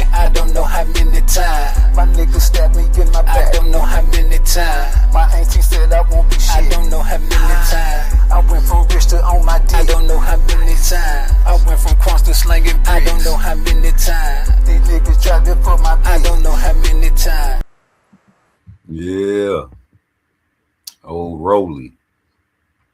Man. Damn, Devin. Man, you had a sweet one. Well, you had yourself a sweet lick. Well, Rolly, that would have been a funny little fight, too. You would have gave the fight fans a nice little one. Yeah, you shitted on us with that one, man. We've been wanting to see you fight Rolly. You had him on your list. Y'all niggas already rich. I don't know what y'all talking about, crying about some fucking money with that fight. That was an easy little lick. You could have got yourself, you know what I'm saying? Something on the back end, man. You didn't even want to try the pay-per-view game over at the PBC. You know that's how Tank get that paper. That's how Tank get his paper, nigga. Y'all don't want to follow the model. Y'all don't want to go over there, you know what I'm saying, and count on yourself. It's terrible, man. You know, way to depend on Turkey and Zuffa. How much they giving you, man? They giving you way more, man. I think they would have still fucked with you after you pop Rolly even more. After you would have popped Rolly and got if Devin would have fought at the PBC, pop Rolly, he would have really, you know what I'm saying, boosted up the PBC for real, and you couldn't have said shit about Devin. Like he'd have had the aura like, nigga, I'd go anywhere and get money, nigga. Nope. I can go anywhere and get money. I went to the PBC and got their money and ran up out that bitch. You know what I'm saying? Did my little pay-per-view thing, sold myself. Nope. Fuck no. You ran around this bitch talking about they trying to shit you. He thought it was a good deal, but it was really bad. No, nigga, you said it was an okay deal, good for everybody. Just no guarantee. No guarantee that I can sell. No guarantee that the pay-per-views will do good. Nothing. Because I don't believe in myself. I thought I was really like that, man, but I've been on back-to-back undercards and nigga done cheated my son, trying to hurt my baby. What is more as I can do? You try to hurt my baby, and y'all expect me to fight Ryan Garcia without all-year drug testing? Yeah. You think they're gonna let him cheat again? They're gonna be on his ass. They're gonna piss him again, trust me. And if he cheat again, you just got beat by a cheater again, right? No. You ain't gonna go in the center of the ring trading with a power puncher, right? Right. The game plan. Don't forget you Devin Haney fans said, yeah, he did the wrong game plan in this fight. Don't you Devin Haney fans forget y'all admitted that Bill Haney gave Devin the wrong game plan on Ryan Garcia. So it ain't just the drugs. It ain't just the drugs that got Devin Haney popped. Was it?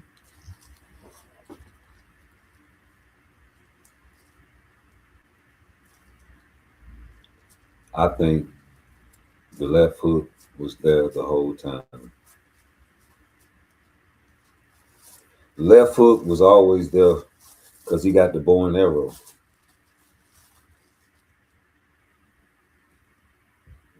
He got the bow and arrow punch. I had to check something. Paranoid. Yeah, he got that bow and arrow punch, man. That nigga BLTV say, you gonna be here in an hour? That nigga had them security cameras like Tony Montana watching the whole show. Thinking the nigga was gonna pop up and pop his ass. Y'all better leave these folks alone, man. Calling them all kind of pussy niggas and bitches and hoes. And they ain't did nothing but talk boxing, homie. You know the real ones when you hear them, you cuss them out. You know what I'm saying? You be talking to somebody that don't even be disrespecting you. And just, as soon as they cook you on a topic, bro, you just go to pussy nigga eat my dick and all that shit. Like, yo, whoa, where'd that come from? Like, get out of here with that shit. I come on your show and you act like you don't know me, but you tell the whole panel, oh, I follow you. I didn't even know I was following you. Yeah, you follow me. You lied to him talking about you ain't synced my video. I told you I tagged you. I was like, man, I tagged you in the video. You ain't seen my videos I tagged you in? Oh, no, I ain't. Yes, you did, nigga. Come on, BLTV. Act like you know me. Come on the show, BLTV. Let me holler at the old beaster. You know what I'm saying? I be watching your show because you funny. I don't really mind watching BLTV. Like you helped me get through time of depression when my mama was going through a lot of chemotherapy. I watch a lot of you guys for comedy, homie. Y'all don't be knowing how funny y'all be to me and be making me laugh. I be needing a lot of laughter. I be watching BLTV because he make me laugh, dog. Like I know he be capping and shit. That nigga don't be for real about that shit he be saying, bro. Except, you know what I'm saying, when he be going off on them niggas and doing that gay shit. But other than that, that shit be funny as hell to me, bro. Nigga be really getting mad when niggas cook his ass, bro. That's the most funniest part. Like, he got different personalities. Hey, BLTB, you know it's true, bro. You got different personalities. And that shit be showing up whenever you know, like if it's a woman on there, and you call her, hey, queen, yes, mother queen, you can do anything you want on this channel, queen. And then, you know, if it's your brothers that, you know, bro with Devin Haney, yes, brother, yes, my brother, yes, good brother, yes, king, yes, brother, peace, brother, yes, brother. And then, you know, if it's somebody that you don't fuck with, but you do fuck with, you know what I'm saying? Like somebody that like Shakur or you know what I'm saying, but they still fuck with you and they let you get away with talking crazy to them. Yeah, you'll give him a little like he might be a what's name fan, but you know what I'm saying, still my brother. You know, I still roast his ass, but you know what I'm saying, I still my brother. You know what I'm saying? He's still a bitch ass nigga, he still be dick riding. You know what I'm saying? Still my brother. You throw the slight disrespect at them. But the brothers that come on there that talk the X's and O's against Devin Haney. Motherfucker, pussy ass nigga, motherfucker, suck my dick, suck my dick, suck my dick. Where your daughter? Where your daughter? Where your daughter? You know what I'm saying? That's a different BFTV. That's the devil. Yeah, nigga. That's the one that be getting cooked. That's the funniest one. That's the funniest personality that BFTV got is when he get cooked. Bruh, when you get cooked, you is the funniest. Do you hear me? Now, when Vic get cooked, that shit be funny too. I feel like playing that shit that Vic did last night on my show. Vic, man, we was up to the early morning roasting your dog ass, man. You came on this bitch defending Tank for no particular reason. You thought you was really saying something about motherfucking Tank Davis, nigga. Man, you weren't saying a fuck thing about Tank Davis, nigga. That shit was funny as hell. Let me see if this is.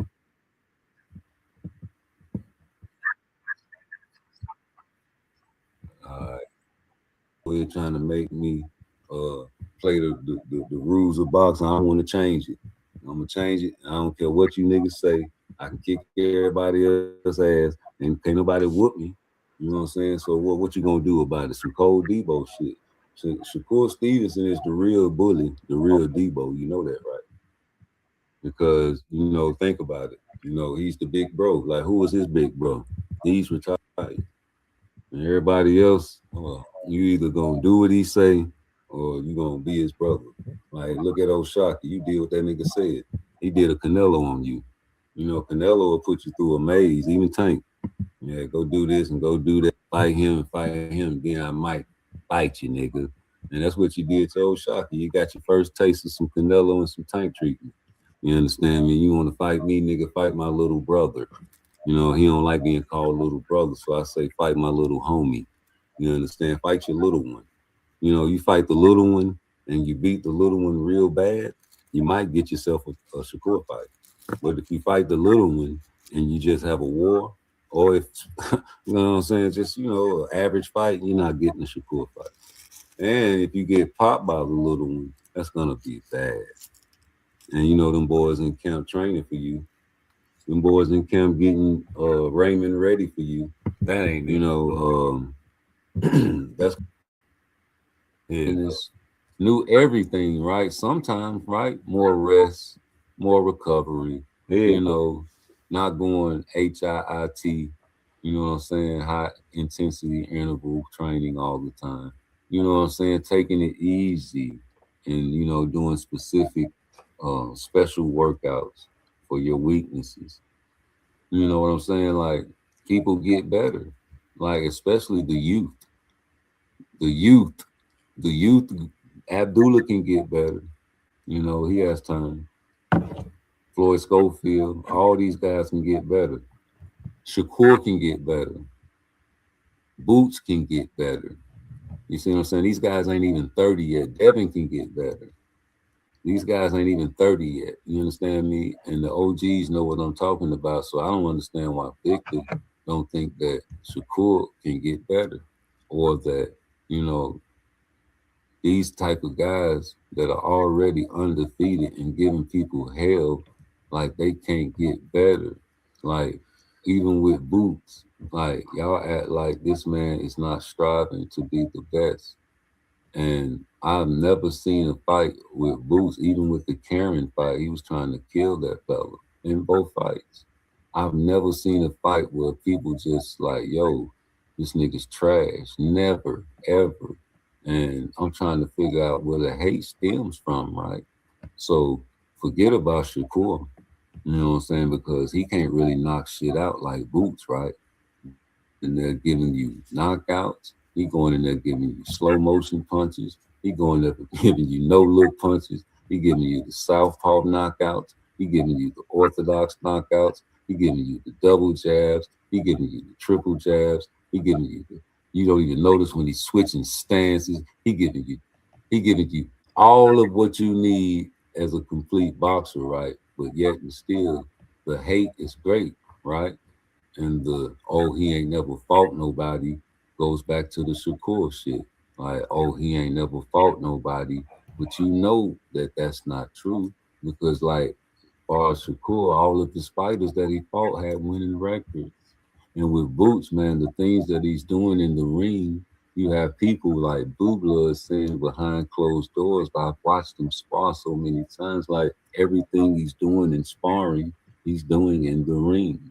And I can only imagine a slow motion punch doing sparring. You have to be doing more than that to even attempt that in the ring. The things that you're doing behind closed doors, you're probably waiting on a prolific fighter like Xander Zayas to do even more tricks. I told you a long time ago, Boots, the reason that a lot of guys do not want to fight you are because you always doing tricks and doing showboating and always embarrassing people. And so you get guys like Shakur Stevenson, and then you ask, what's the excuse? Because Shakur fights don't capture or exhilarate no fight fans. Where do you fall, Rube? They can't get hit. Oh, maybe it's the fact that, hey, stand still. Let me hit you. Hey, stand still. Let me hit you. You can't hit that nigga. So you say it's running. And you too old to be saying that about a black man, Victor. You over here with these young niggas letting other niggas call Shakur Stevenson a runner and a track star. Shame on you. You know why shame on you, Victor? Because you come from the days where the white boys and the Mexicanos called all the black fighters runners. Why? Why? When black fighters back in those days, like Muhammad Ali, didn't call it running, what did they call it, Victor? They call it dancing. Dancing on their ass. It's a squared circle, my boy. And guess what? I can't run out there to the judge's table. I can't go to the locker room. I can't go in the crowd with Meek Millie. You got to trap me off and kill me. But no. That's not what y'all want to do. Y'all want somebody to stand there and just get punched in the face like a fucking punching bag, and you can't figure out a step back. So what I say to that,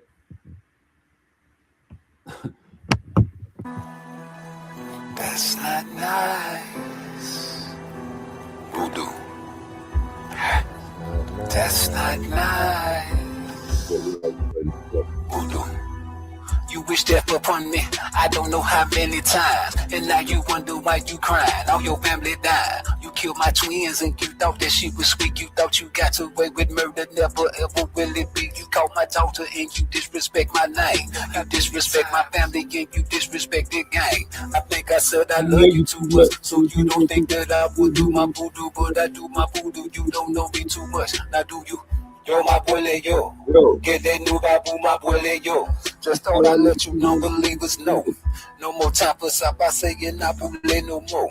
I tried to give you peace, but all you really want is war. I let the spirits deal with you, they don't hinder me. How the fuck you think I dug these bullets that was meant for me? How the fuck you think that I survived that penitentiary? And all these niggas that I robbed, they remember me. You wish death upon me, I don't know how many times. You wish death upon me, I don't know how many times. Police wish death upon me, I don't know how many times. My niggas stabbed me in my back, I don't know how many times. My auntie said I won't be shit, I don't know how many times. I went from rich to on my dick, I don't know how many times. I went from cross to slinging bricks, I don't know how many times. These niggas tried to put my I don't know how many times. hey, that nigga ain't white, he just star bright. You hear me? Goddamn Vic funny as hell though. But I'm gonna get back to Vic in a minute because I just forgot about this video. Oh, yes, I did. Yes, I did. I know you thought Rude exposure was gonna forget about the video. Yes, you did. Yes, you did. You just a little baby. You just a baby. Hey, baby. Hey, he's just a baby. That's you. Yeah, nigga, y'all thought I was gonna forget. Y'all must have forgot. I don't forget shit. It might delay, but then it's gonna pop back. You know, I know hundreds and hundreds of songs by heart. I know hundreds and hundreds of phone numbers by heart from my old school days. I got a great memory bank up here. Trust me. This shit is prolific. I got Oshaki talking that shit. I definitely got that though. I'm finna run it too. Let me put the motherfucking what's the name on that bitch. Hold on. Yeah. I don't know how many times I gotta tell you, boy. And once I get that brain rolling and working, I start remembering things. That's when y'all be getting mad at me. Man, you paying on you over. That shit don't mean nothing. Yeah, it do. Everything I put on this motherfucker. I wasn't in a gym like sparring niggas sparring people every day. Excuse my language, sparring people every day. But that's what I'm saying. Like that's how I know you got a key in your back and you really talking about sparring. That's why you got animosity. And then it don't make sense. Right after that, what he said I hated on him after he won the fight or something. After he won his title. That's how you know these guys ain't that smart. Like, what are you talking about, bro? You mentioned my name in the ring after you won the title. You see what I'm saying? So why wouldn't I go and be like, hey, he fooled? I ain't hating on you, dude. You call my name. You see what I'm saying? Like, what are you talking? You trying to build narratives and pump yourself up to have some beef with me. You just got a key in your bag. Just say that. Your daddy wanted you to come look at me. And you fell for it and went for it. That's it. You protecting another man. That's it. Just say that.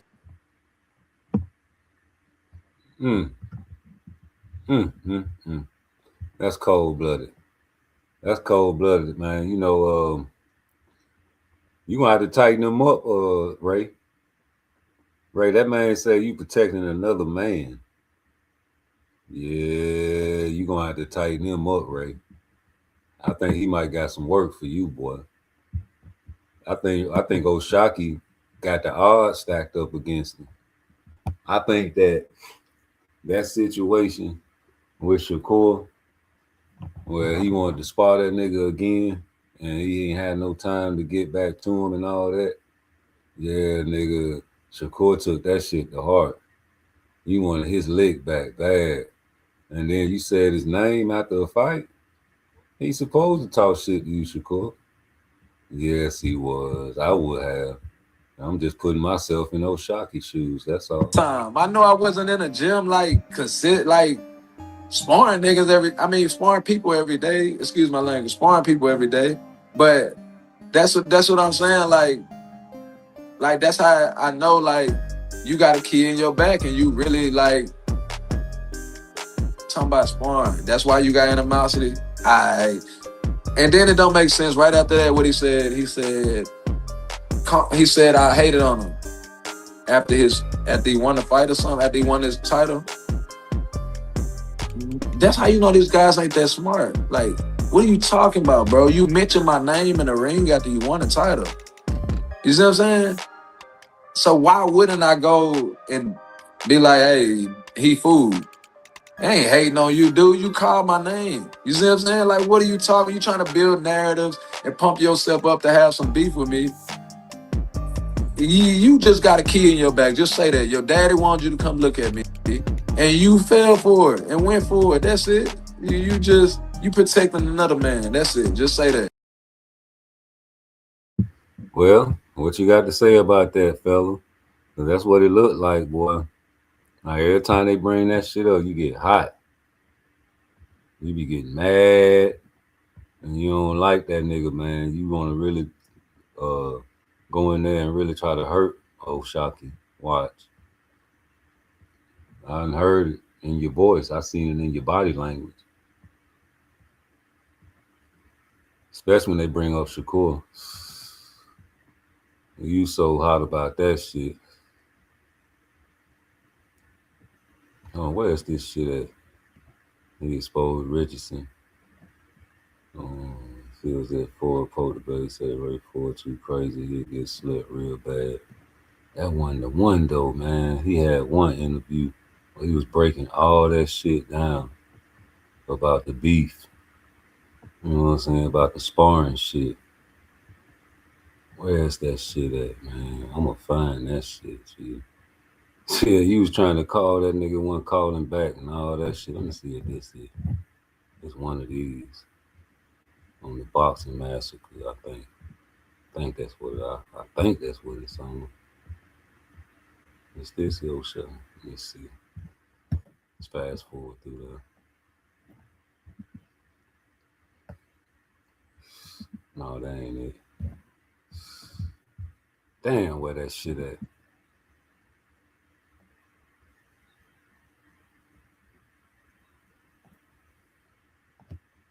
Is this it? Oh, yeah. Yeah, this is it. Hold on.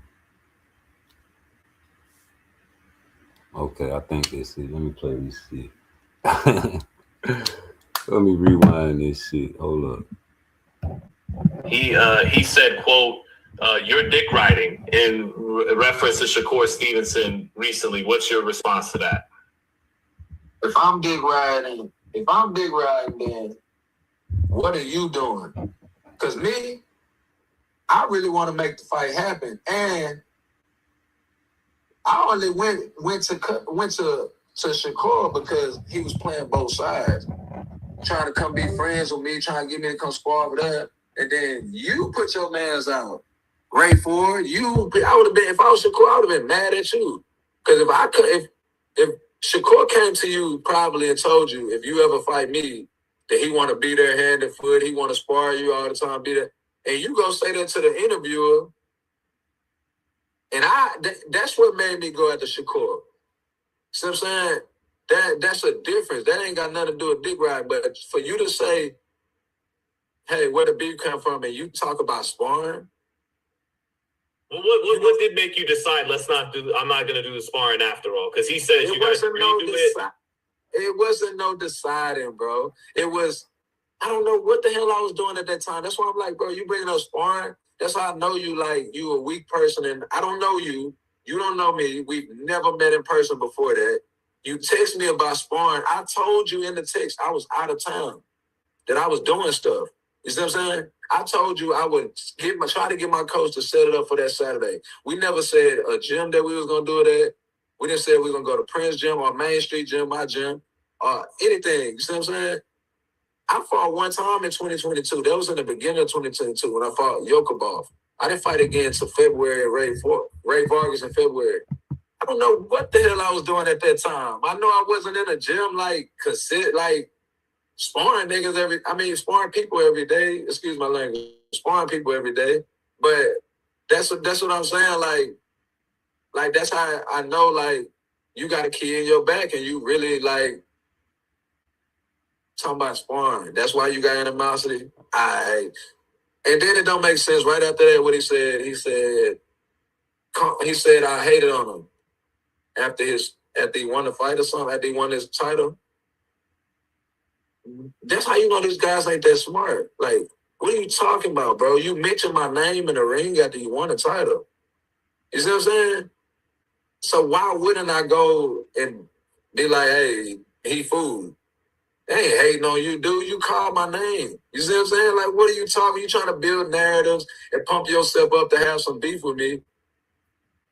You just got a key in your back. Just say that. Your daddy wanted you to come look at me. And you fell for it and went for it. That's it. You protecting another man. That's it. Just say that. That's it. That's what I see. What you see? You know what I'm saying? That's why I'm rooting for old Shockey, man. Because, man, that shit don't make no sense to me. You around here getting mad. Niggas calling you little bro. You little bro. You little brother, bro. And this nigga sicked you on him like a dog. You know what I'm saying? But shout out to old Shockey. A lot of people ain't gonna root for you in this fight because you're not associated with your core and the active squad, bro. But real boxing fans, we gonna root for the underdog in this fight because this nigga got all the help in the world, bro. If I'm dick riding, then what are you doing? Because me, I really want to make the fight happen, and I only went to Shakur because he was playing both sides, trying to come be friends with me, trying to get me to come spar with her, and then you put your mans out. Great for you. I would have been, if I was Shakur, I would have been mad at you. Because if Shakur came to you probably and told you, if you ever fight me, that he want to be there hand and foot, he want to spar you all the time, be there, and you go say that to the interviewer, and that's what made me go after Shakur. See what I'm saying? That's a difference. That ain't got nothing to do with dick riding. But for you to say, hey, where the beef come from, and you talk about sparring. Well, what did make you decide? I'm not gonna do the sparring after all, because he says you guys redo it. It wasn't no deciding, bro. It was, I don't know what the hell I was doing at that time. That's why I'm like, bro, you bringing up sparring. That's how I know you, like, you a weak person, and I don't know you. You don't know me. We've never met in person before that. You text me about sparring. I told you in the text I was out of town, that I was doing stuff. You see what I'm saying? I told you I would try to get my coach to set it up for that Saturday. We never said a gym that we was gonna do it at. We didn't say we were gonna go to Prince Gym or Main Street Gym, my gym, or anything. You see what I'm saying? I fought one time in 2022. That was in the beginning of 2022 when I fought Yokubov. I didn't fight again until February and Ray Vargas in February. I don't know what the hell I was doing at that time. I know I wasn't in a gym like sparring niggas sparring people every day. Excuse my language, sparring people every day. But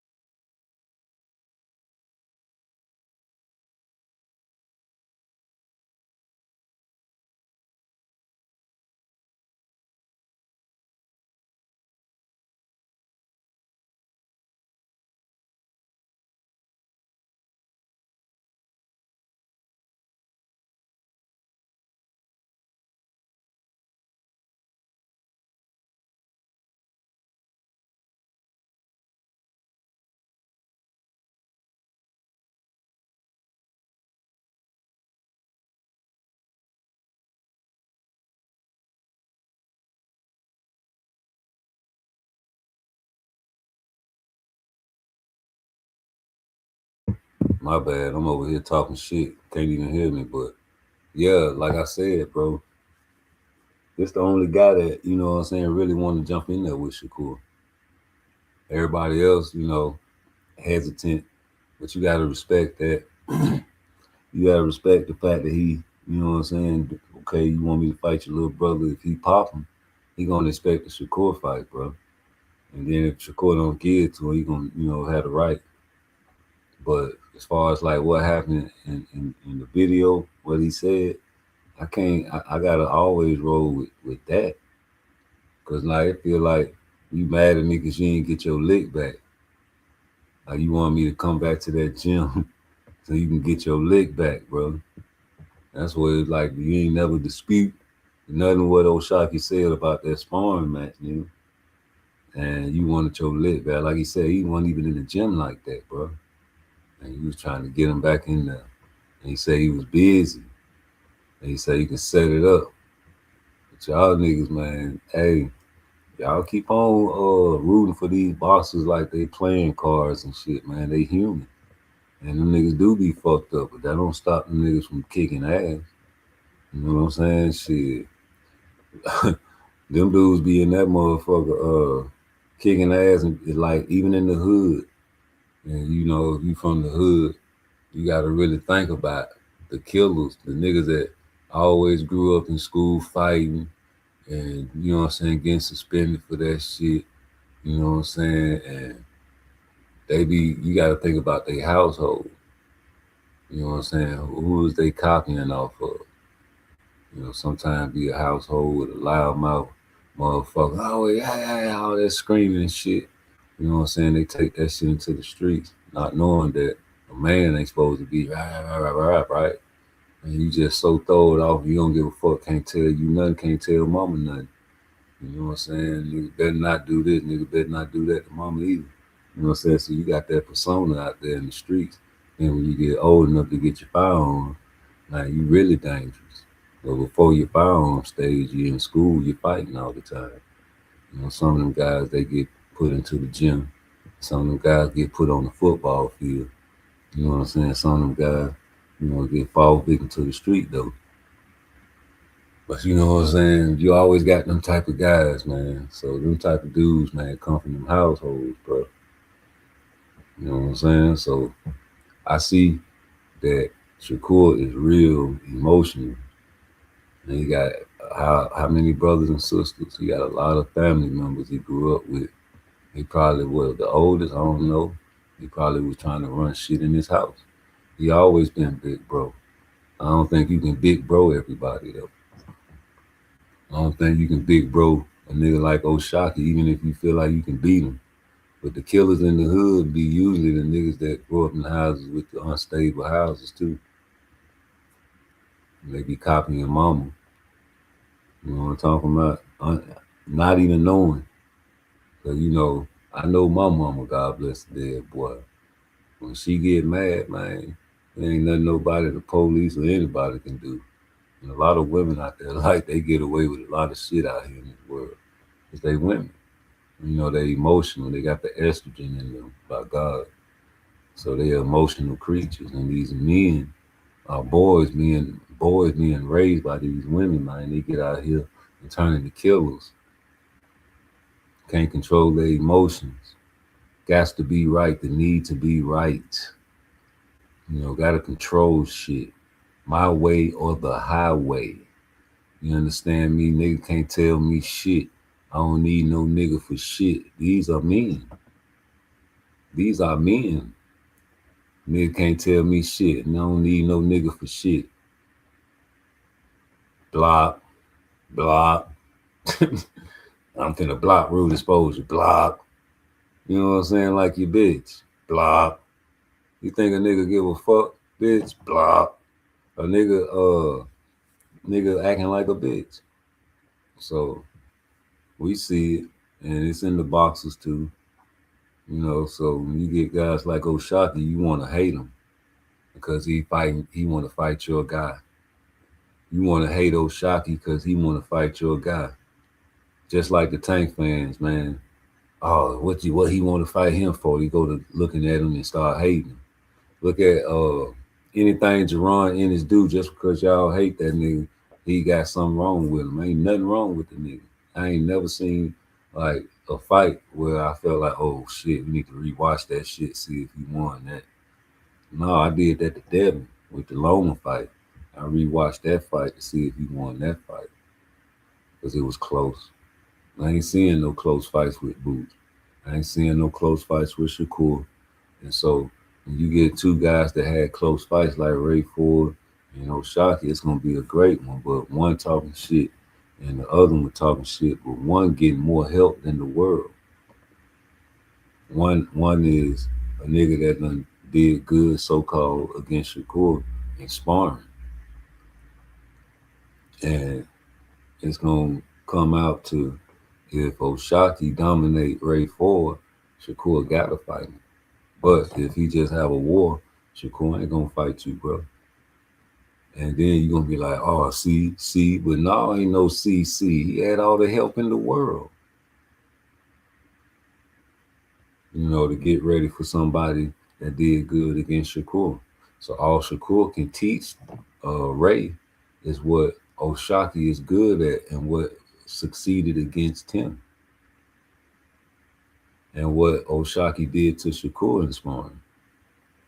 not knowing that, you know, Shakur is fighting a guy that he said, O'Shaquie said he wasn't even really in the gym like that. You know what I'm saying? So I'm trying to figure out, like, is this your car? Is this the guy that got your 7779311? Before you get out of here, just gotta throw the hot quotes heading into this fight your way. He said, quote, "You're dick riding," in reference to Shakur Stevenson recently. What's your response to that? If I'm dick riding, then what are you doing? Because me, I really want to make the fight happen, and I only went to Shakur because he was playing both sides, trying to come be friends with me, trying to get me to come spar with her, and then you put your mans out. Ray Ford, I would have been, if I was Shakur, I would have been mad at you, because if Shakur came to you probably and told you, if you ever fight me, that he want to be there hand and foot, he want to spar you all the time, be there, and you go say that to the interviewer, and that's what made me go after Shakur. See what I'm saying? That's a difference. That ain't got nothing to do with dick riding. But for you to say, hey, where the beef come from, and you talk about sparring. Well, what did make you decide, I'm not going to do the sparring after all? Because he says you guys redo it. It wasn't no deciding, bro. It was, I don't know what the hell I was doing at that time. That's why I'm like, bro, you bringing up sparring. That's how I know you, like, you a weak person, and I don't know you. You don't know me. We've never met in person before that. You text me about sparring. I told you in the text I was out of town, that I was doing stuff. You see what I'm saying? I told you I would try to get my coach to set it up for that Saturday. We never said a gym that we was gonna do it at. We didn't say we were gonna go to Prince Gym or Main Street Gym, my gym, or anything. You see what I'm saying? I fought one time in 2022. That was in the beginning of 2022 when I fought Yokubov. I didn't fight again until February and Ray Vargas in February. I don't know what the hell I was doing at that time. I know I wasn't in a gym like sparring niggas sparring people every day. Excuse my language, sparring people every day. But that's what I'm saying. Like that's how I know, like, you got a key in your back and you really like talking about sparring. That's why Yeah, sparring, nigga. Them niggas ain't like that L. That nigga called it L, bro. O'Shaquie went in that bitch and gave that nigga one, man. I'm telling you. And that man wanted his get back, and he couldn't get it. You know what I'm saying? Nigga probably thought, what's up, G? More time, what's that? That nigga probably got off on Shakur, bro. And Shakur wanted that get back. He couldn't get in touch. We couldn't get to him. Yeah, that's what that looked like to me, homie. Because that don't make no sense. Where the beef come from? You know what I'm saying? Where that beef come from? Like, nigga, you go in there, you facing Shakur, you facing everybody that Ray Ford training with right now. When y'all be like, oh, Shakur and Terrence Crawford camp getting them ready for Canelo, and you seen the significance of that. And everybody make a comparison how Crawford be fighting like Shakur in the ring and shit like that. Yeah, man, because he teach you distance. He teach you a lot of shit. You know what I'm saying? If you get in there and spar with Shakur, how are you going to hit Shakur? So when you get in there with somebody else, man, your motherfucking hand-eye coordination is probably on 100. You see what I'm saying? So you sparring against something like that, eventually over the weeks of training, man, you starting to adapt. You know, that's why you think Keyshawn and Shakur be having great sparring sessions, man. Over the years, man, you learn to adapt to big bros' little tricks. You know, once you get in the spotlight against somebody like O'Shaquie, you might be able to, you know what I'm saying, go in there and excel. But that shit don't always work like that. And that's what O'Shaquie trying to tell. He like, man, I don't care what. You know what I'm saying? Just like I did my thing against Shakur, he can't teach you nothing against me if I did my thing against him. You know what I'm saying? Like, so all that shit you over there practicing, just like, you know what I'm saying, people was saying about Lamont Roach. I don't care because he going over there where Tank was going over there where Lamont Roach was sparring. You know what I'm saying? That's what Lamont Roach people were saying. Like, yeah, let them go over there and train in that gym. You can't teach them nothing. Let them know, hey, he told them niggas at the gym, let them know what I be doing in that gym. know what I'm saying? Same with old Shocky niggas. Let them niggas know.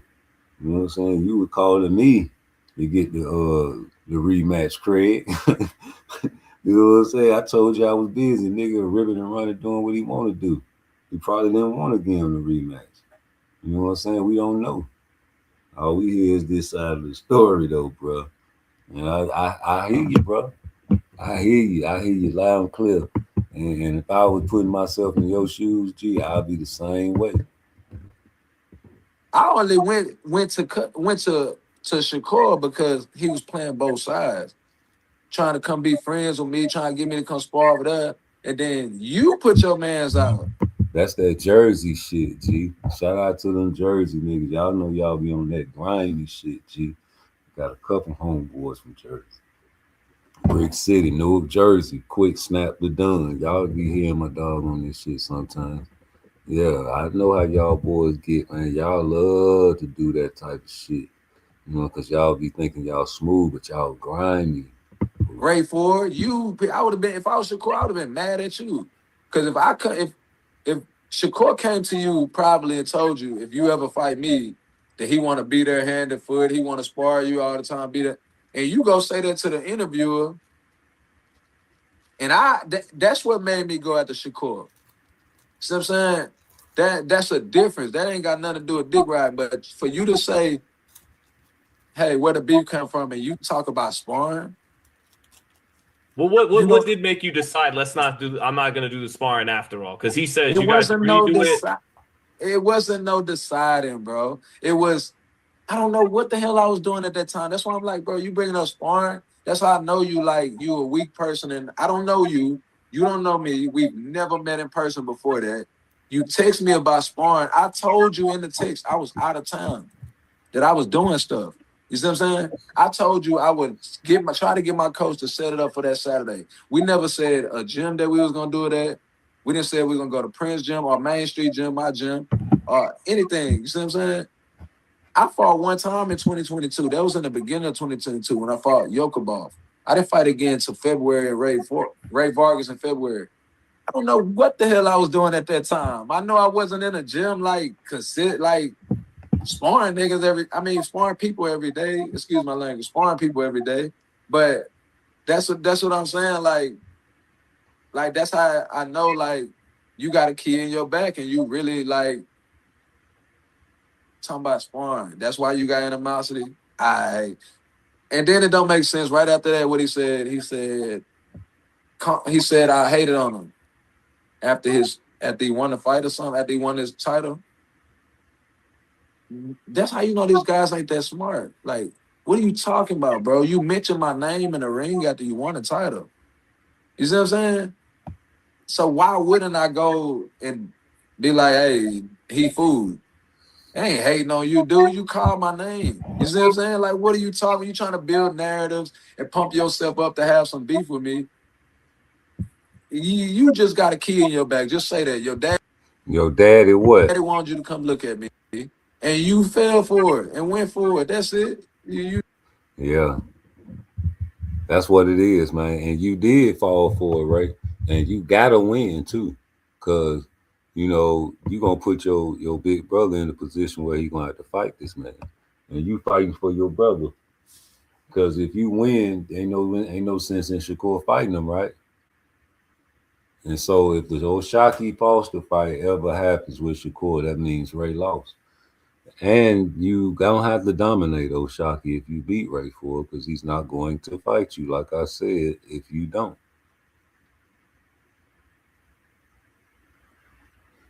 And that's the bottom line, man. You will have to dominate Ray Ford. Can you? Can you lose the first half of the fight and then dominate the second half and be enough?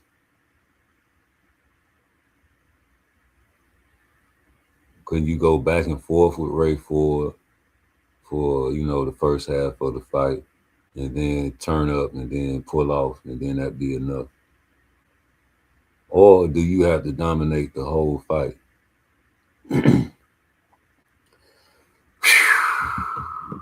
Boy, they putting you in a real hard spot, man. I'm talking about You got a lot on your shoulders, on your, a lot of pressure. You gotta go in there and whoop a nigga that you got sick on. Somebody they said you beat him, you can fight me type shit. So if you go in there and get popped, nigga gonna laugh at you, bro. And then if you go in there and pop him, niggas ain't gonna respect you. And I don't know why. With that top-notch help, please. Let me see what my daughter wants. What's up? Oh, I was live on YouTube and I seen you calling. What's good with you?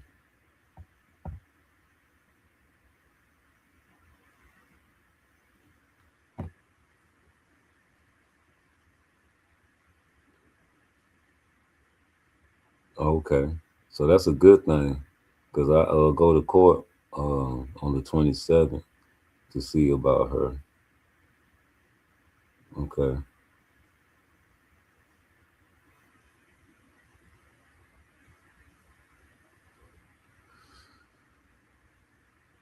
Right.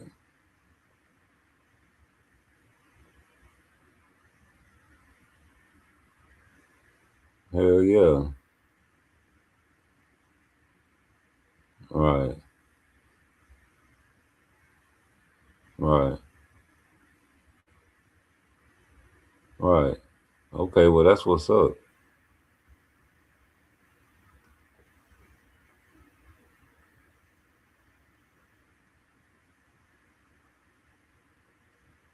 Right.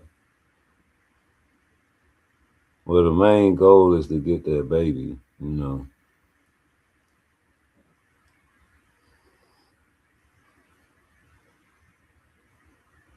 So when you through with your midterms?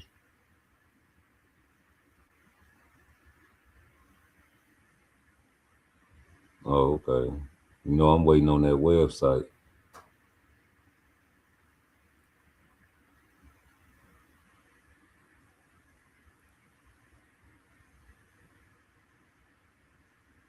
Mm-hmm.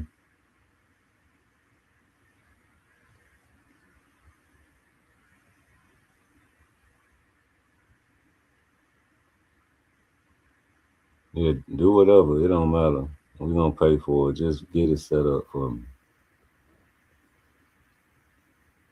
All right. Well, I ain't calling nobody on Mother's Day. You know how I was feeling on that day, but happy Mother's Day. But yo, let me get back to this show, man. Hit me up a little later. All right, love you. Yeah, man. So back to this Oshaki is, man, good luck, brother. Good luck, brother. Cause I want to see this nigga do good. And you know what I'm saying?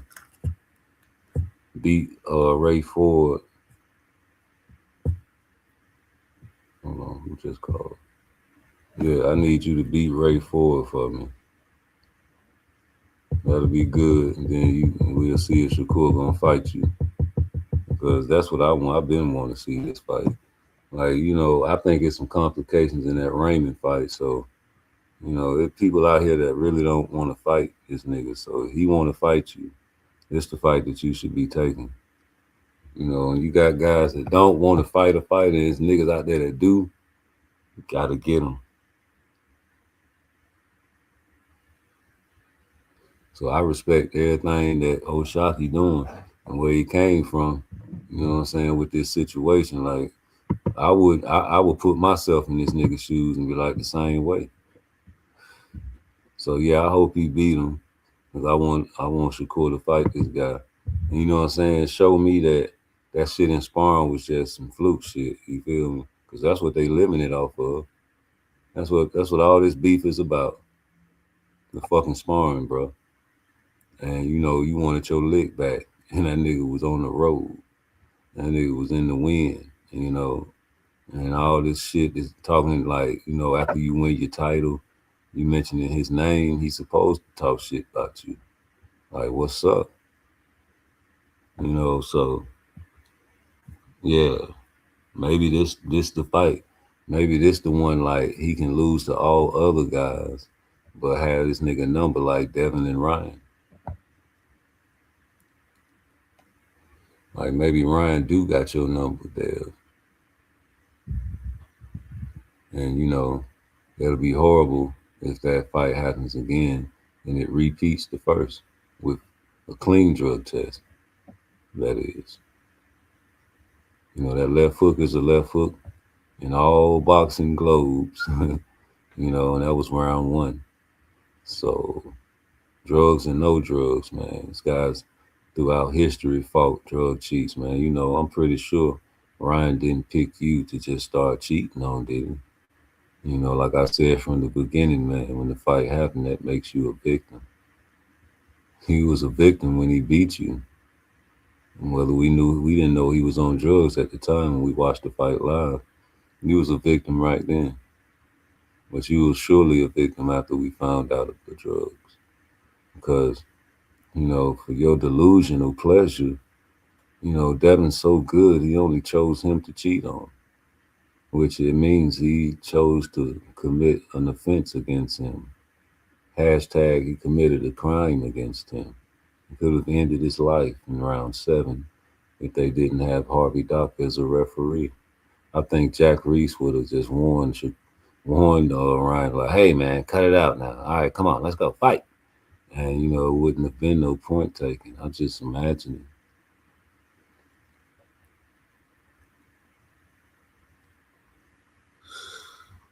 Round 7, Devin.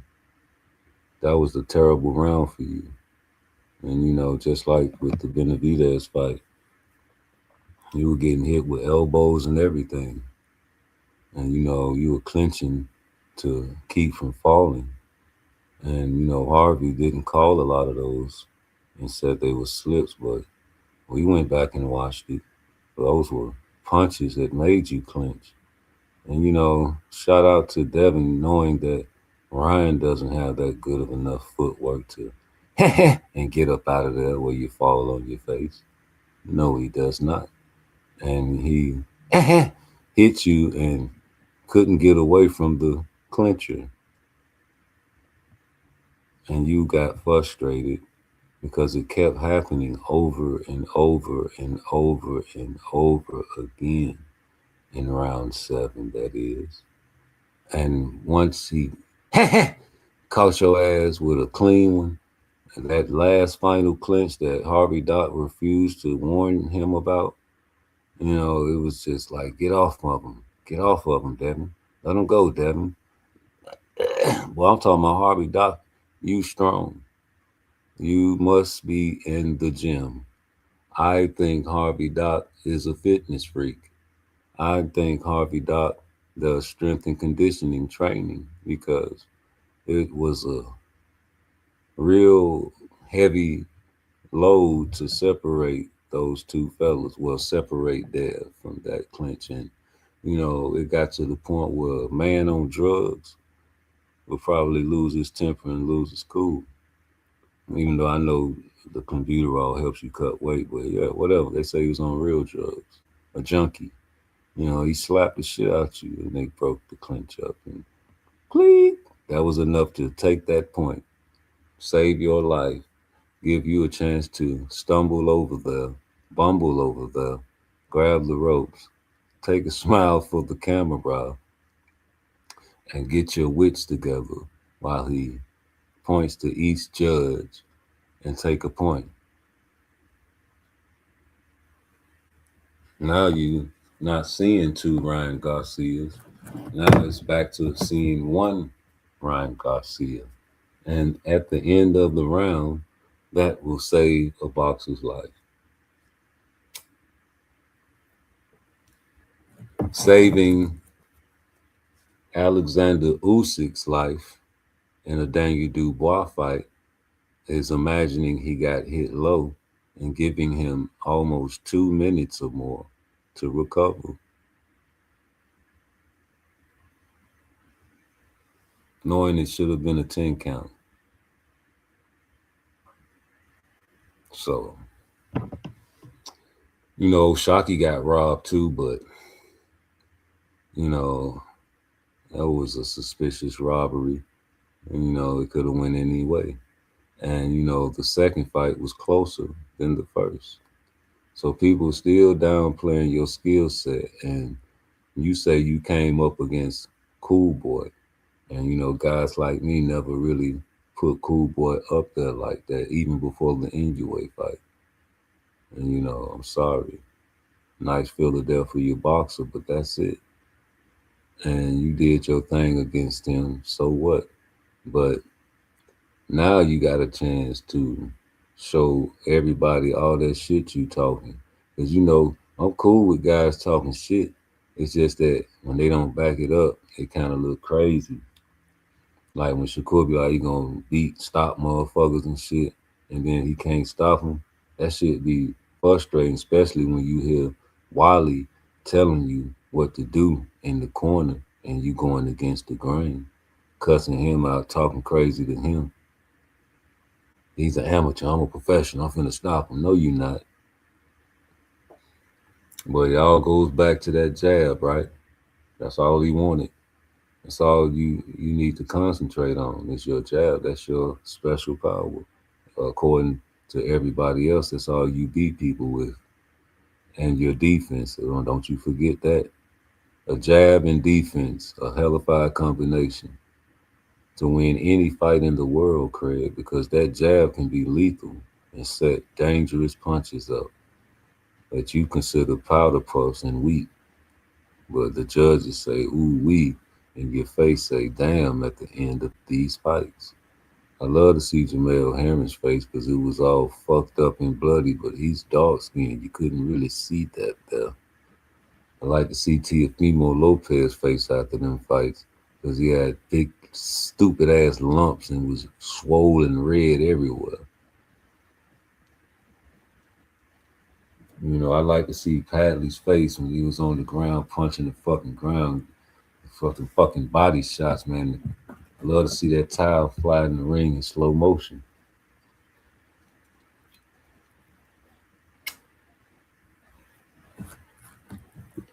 I hate to see the Oshino fight stop so early because whatever the referee saw, I think Oshino could have took a few more punishing rounds, and it would have been better for my boxing pleasure to see a man get beat on a little bit more, because that's all that was happening in that fight.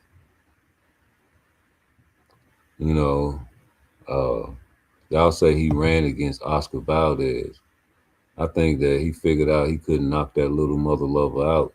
So with like what 5 seconds left in the round of round 12, yeah, he ran from him. But it was a joke. You understand? I mean, oops.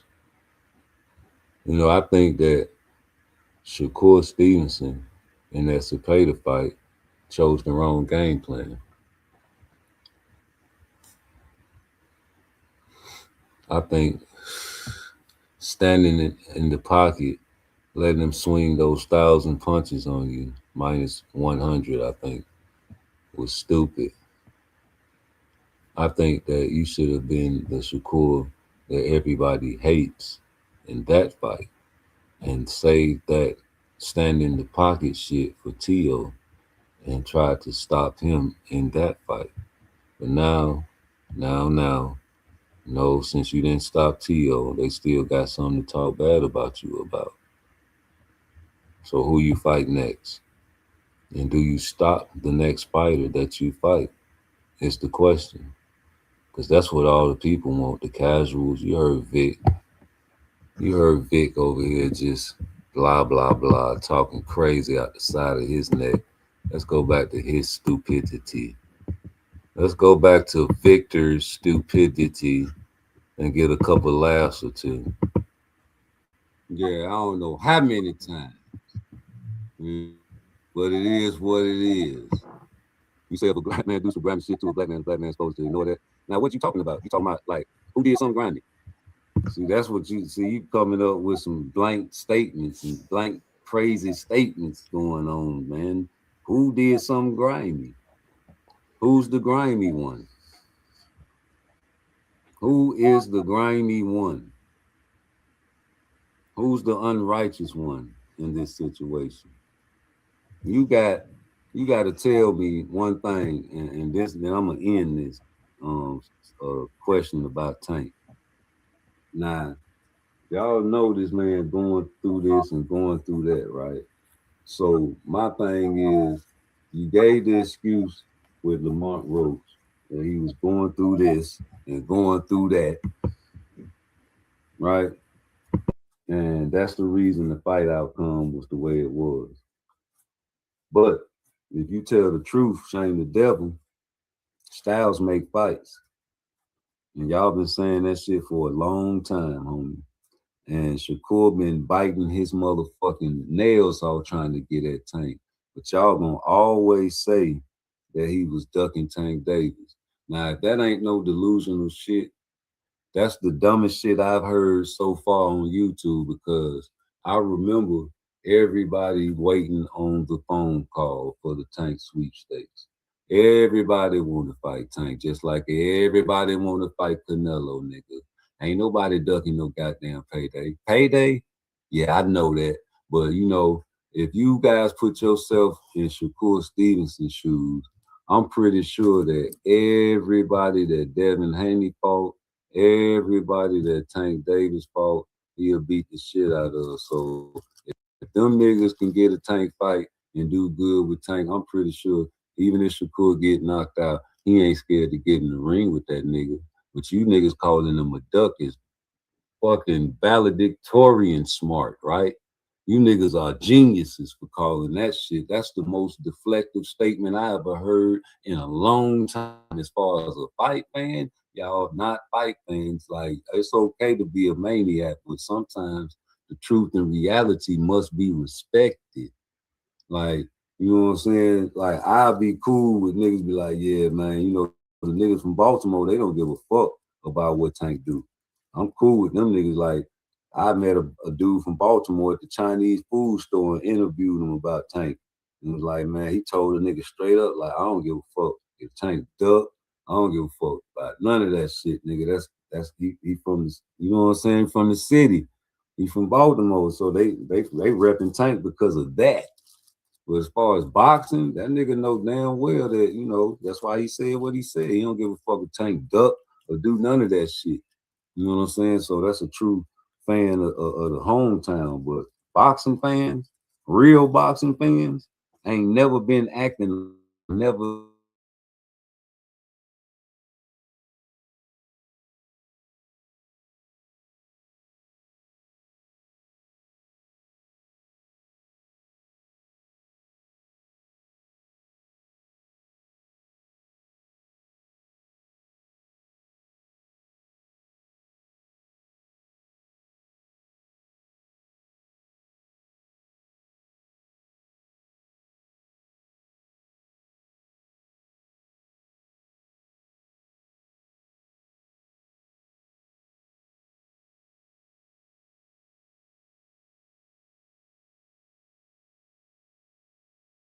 Prime, nigga. Fight me in my prime. Fight me in my prime, nigga. Yeah, they doing that. Not no more. Nigga done twist up the fro, let it lock and grow. Quick to go to gunplay about that dough. Nigga, you ain't know. That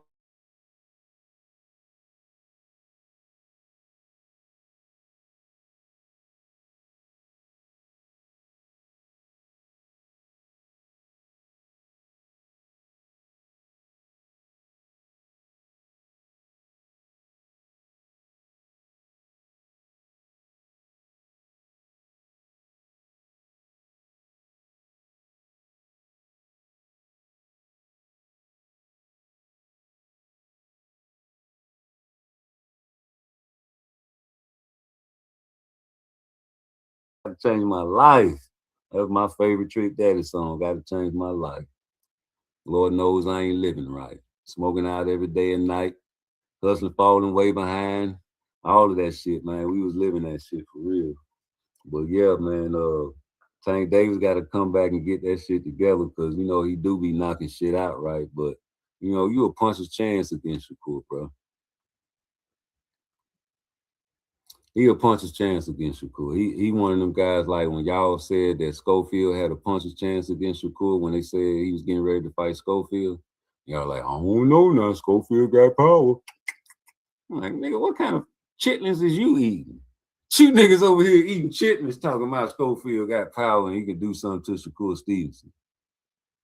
So I was like, man, what the fuck? And then you know what was crazy? That y'all was okay with Shakur fighting Schofield, right? But when Tank went over there to Perry and watched the men beat up on the women over there in the Olympics, you know what I'm saying? We was over here trying to scramble and scrape, you know what I'm saying, trying to find Tank a fight, you know what I'm saying? Because they was like, oh man, he called Shakur, man, you know what I'm saying? He talking about he didn't get that. That's a lie. Anyway, but who else? You know what I'm saying? We was going down the list, going down names, name after name after name after name. They kept getting batted down. Why? I'm talking about even Abdullah Mason. He's better than Shakur, right? So we were like, what about Abdullah Mason? Nah, he young. I'm like, what?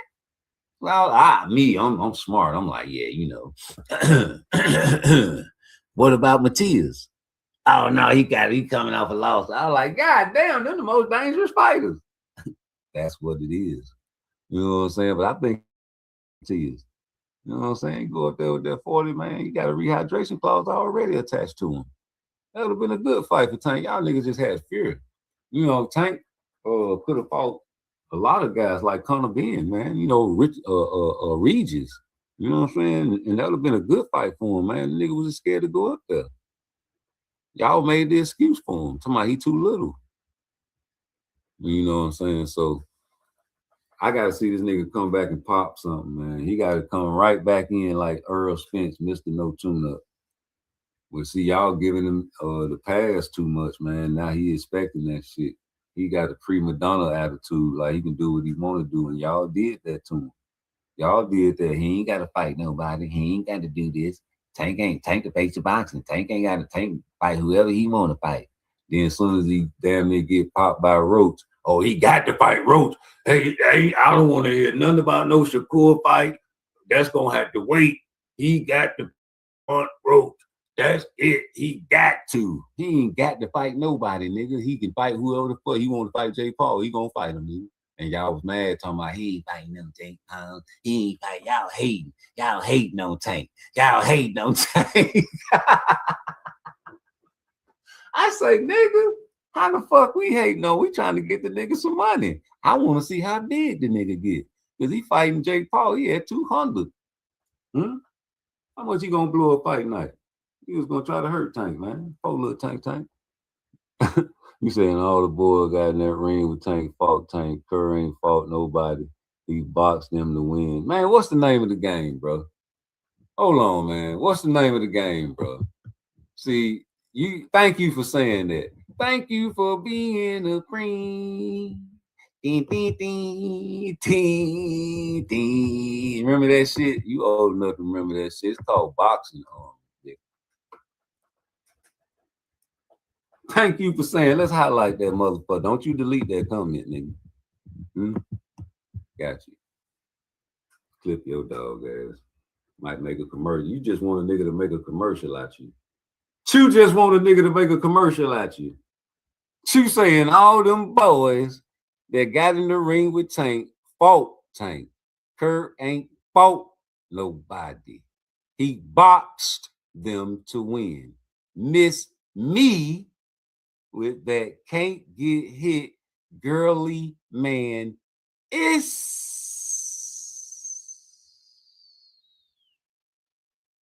All your ties done got flat, man, by that one word. He ain't fought nobody. He boxed them. Because why? This is boxing. You disrespect the MMA. You disrespect all the other arts. But this is boxing, not fighting. You should respect MMA. You should respect Dana White. You should respect the all of the martial arts out there, since that's what you Negroes love. You love the fighters that love to fight. Fight. when you got guys that know how to box, guys that can fight, them guys that can fight don't want to fight the boxers, but this is boxing.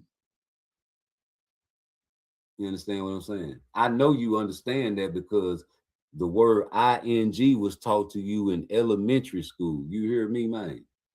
And the word boxing and fighting can be same or similar, but they are definitely different. Do you hear me?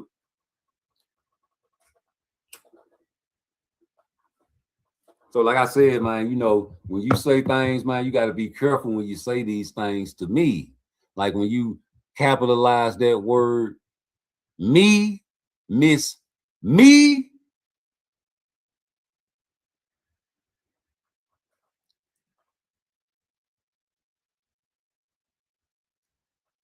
You did.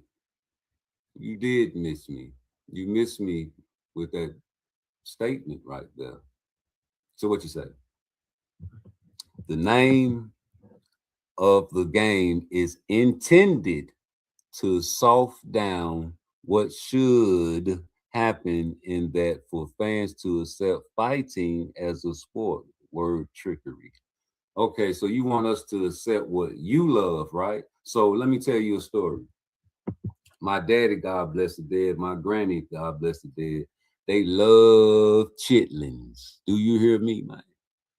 And you know, I smelled it one day. I was a child. My mama don't do pork. God bless her dead. She never fed me pork. She didn't believe that. Her brothers were Muslim, so they had her doing that. But my daddy's side of the family, they love them chitlins. You hear me? And I was up there, you know, visiting, and I didn't want them. And my dad was like, "Boy, you gonna eat these chitlins? They good. They good. Just put some hot sauce on them." He was like, "Man, that's the best thing smoking." You hear me? I'm talking about they love chitlins. They love chitlins to the fact they'll get mad at you if you don't like chitlins, nigga. They be like, something wrong with you if you don't like chitlins, nigga. So just because them niggas love chitlins don't mean I got to love chitlins, right? So what I'm gonna do as a child, I gotta listen to my father.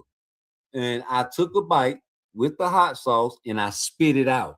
Why? Because it was nasty to me. Now that's what you like, nigga. You like them chitlins, nigga. You understand me? I like smarts. I like to get straight A's in school. I like science. You don't like science. People that get bad grades in school are dumb. They usually do not like science. I like the sweet science. Of course. Because always and forever invite Victor on your show. So there you go, fella. Science. I like smarts. You don't win fights with power punching. You win fights with smarts. Ask Jeff Lacey. Ain't that what Floyd said?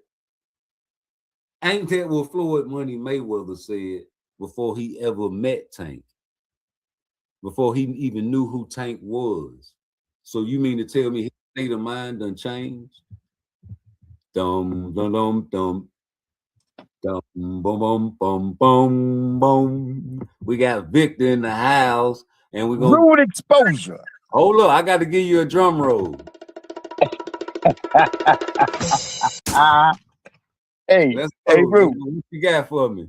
This is what I got for you, Money. Let me go back to what I just said about the name, or should I? Yeah. The name of the game is boxing. Let me elaborate on that. Right? Look here, man. First, I'm gonna put it in a variety of ways. First of all, you know, let's go back to. I'm gonna go back as far as Sonny Liston. Now, at the time, Sonny Liston was the motherfucker, right? And Muhammad Ali, he ain't gonna beat Sonny Liston. He ain't gonna beat Sonny Liston. And if you remember, when he beat Sonny Liston, he got credit for it, but nobody liked that nigga. And why? It was because of the way he fought. But Sonny Liston. It was because of the way he beat Sonny Liston, and then he beat him again. And that fight, what was that? On the back foot, a one punch. What did he call that punch? I don't know what he called it, but whatever the case may be, they hated him for that. They hated that nigga because he got in the ring and showed people that you can do, and I'll just say it this way, what Core does and win the fight. They didn't like that, right? That's one. We'll go back to that in a minute. Now, when motherfuckers, or should I say, you know, if it was up to the majority of people, boxing would not be allowed as a motherfucking sport. You know why? Because it's violent. Because it's hostile and violent. And most people, the common man, don't want that shit to be an example to set for their kids. They're trying to keep their kids, their children, from growing up and adhering to all of these calls out on the street and in that goddamn world of boxing that says, fight, fight, fight, fight. No, we don't want that. We want a civilized, peaceful society. And by the way, those motherfuckers are what you niggas call casuals. And you niggas are outnumbered by casuals 1,000,000 to 1. Back to my point. So boxing is teeters on being sustaining itself, not because this promoter or this platform ain't doing so well. It's because for the most part, the average motherfucker thinks boxing is close to your name, but not quite, crude. That ain't no sport. That's crude, primitive motherfucking behavior. And it's a bad example to set for but the expectations from the few who stand with boxing, that's what they expect. They expect for motherfuckers. And when you go back further, all the way back to Jack Johnson or slavery, when they used to make them motherfuckers fight. Fight to what? Boxing, nigga? Fuck no. To the death. So boxing's expectations point is to get in there, beat somebody's ass. Not to outbox them, not to outpunch them, soft punches at that. That's not the expectations of boxing. And I submit to you, if Tank were to leave the motherfucking game, for example, because that's why everybody's waiting patiently, me being the number one nigga, waiting patiently for Tank to come back so that he can give us what boxing's expectations are. If Tank leaves the game and Core takes over, watch and see how long that motherfucker will last as the pound for pound best or the face of boxing. See how long that'll last. That doesn't have a long shelf life, nigga. So, and then I'll say this also. People got eventually, and can Core pull this off? I don't know, but eventually Muhammad Ali proved, right, that you don't, I don't know if you're looking or not. This is Muhammad Ali talking. I'm talking for him. I don't know if you're watching or not, but I'm not just boxing and running around the ring and pot-shotting motherfuckers. I'm beating their asses. That great big old tall big motherfucker with that red hair that Muhammad Ali fought, he beat that nigga's ass. Great big giant motherfucker, but he didn't just pot-shot him. He used that ring when he needed to, but he beat that boy's ass. Then what about what's his name? The old man that just passed away a little while ago. What's his name, man? I can't even remember the brother's name, and he's one of the Foreman, George Foreman, right? Right. Okay. So now let me say this. I'm saying that some guys, and it's mentality. It's mentality. Once again, that's why I say hardcore niggas are outnumbered by casuals such as myself by leaps and bounds 1,001. But let me just say this. Muhammad Ali stood his ground, fought against the pushback that he was getting damn near more than half of his motherfucking career, right? And somehow, and I'm saying mentality because I'm saying, why is it that somebody really, really likes, really adheres to, really admires, really attaches themselves to somebody, and their theme is who can't get hit? What do you think that is? What do you think that fucking ecology emits from? Huh? I'll tell you what it emits from. You put yourself sometimes using your imagination, being really thrilled with what you've just seen. You kind of put yourself in that motherfucker's shoes. Boy, I sure wish I could fight like that. I sure wish I could fight a nigga and don't get hit, right? But some motherfuckers don't go for that. You wouldn't want to be in a fight, Rude. You said it in this live tonight. And let a nigga slap you, and then what? Fuck fighting now, nigga. Pap, pap, right? In other words, you ain't getting away with that. No. So there you go. You don't, that pity pat, girly man, I can dance around the ring, I can avoid you. And last but not least, I know I'm all over the motherfucking place because I know you wanted to close down. I don't want to hold you long. I know, but let me say this. All night tonight. Okay, all right then, let's talk, nigga. Hey, look, but core, listen, money. This is what I'm talking about. This is a combination of core not being able to stay that has doesn't have a long shelf life. That fighting the way core does. The way core in particular, because again, like I said about Muhammad Ali, people got enamored by Muhammad Ali. Those like yourself who like that. Oh, look at him. He's dancing around that ring. It's really called boxing. And by the way, I said boxing. The word boxing it's a soft touch. See, because you got to persuade the average person or the casual. You got to persuade them. You got to say, no, it's all right. You can come in and watch this. This is a sport. I swear to you. It's called boxing. They won't say, this is fighting. This is combat. This is war. They don't say that because they don't want motherfuckers to say, well, I don't want nothing to do with it. So they use word trickery like, no. This is a sport.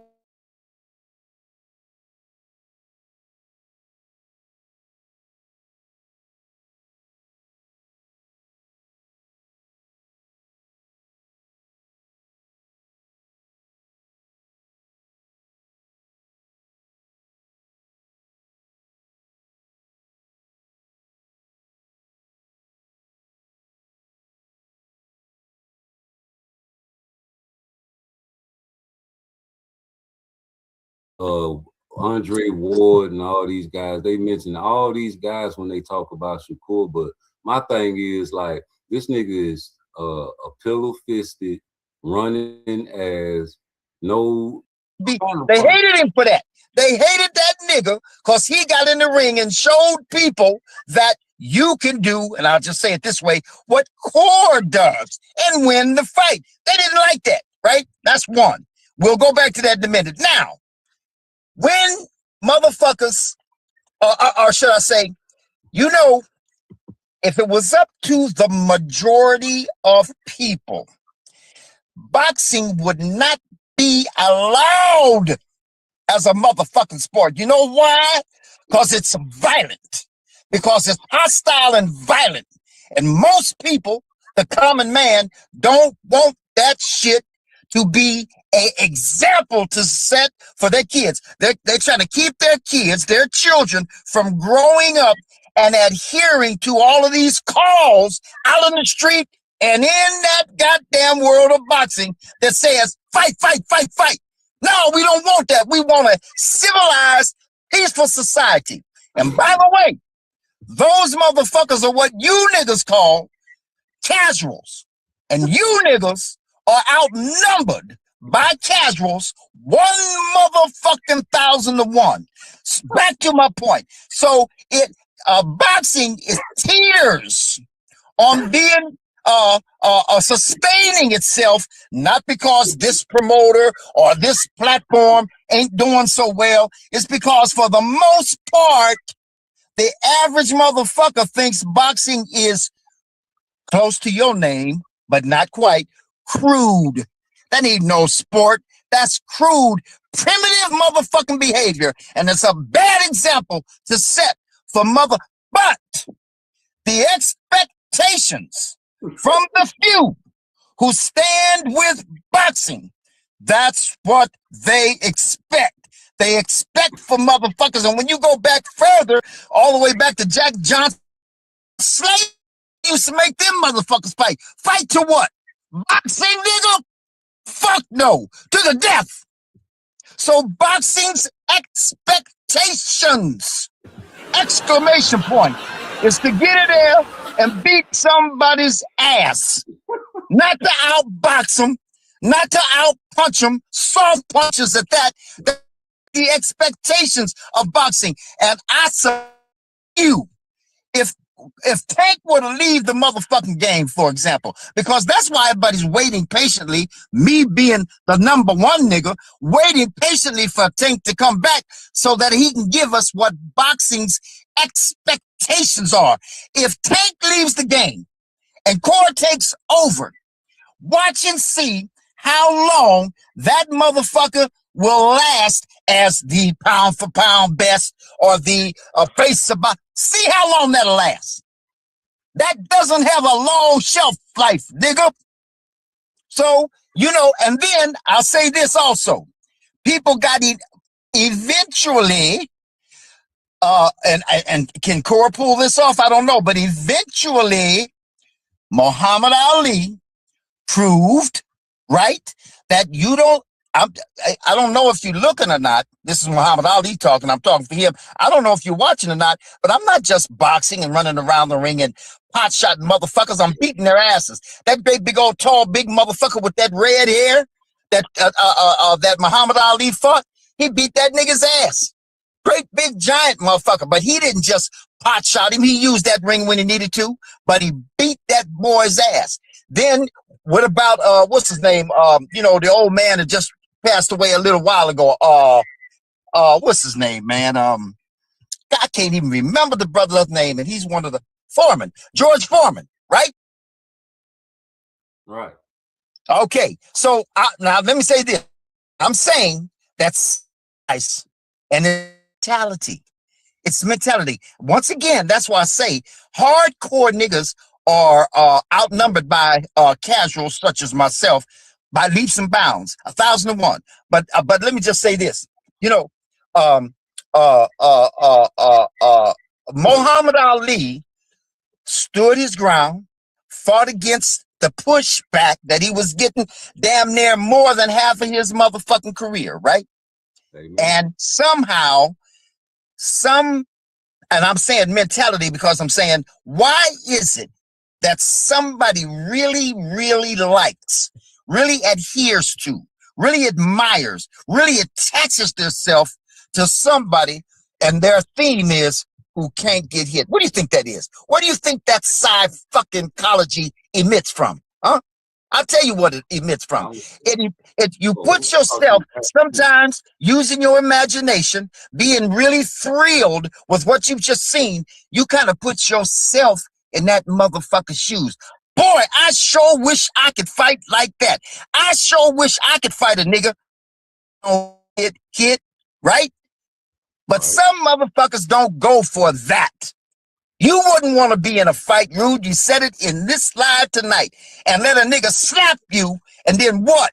Fuck fighting now, nigga. Pap, pap, right? In other words, you ain't getting away with that. No. So there you go. You don't, that pity pat, girly man, I can dance around the ring, I can avoid you.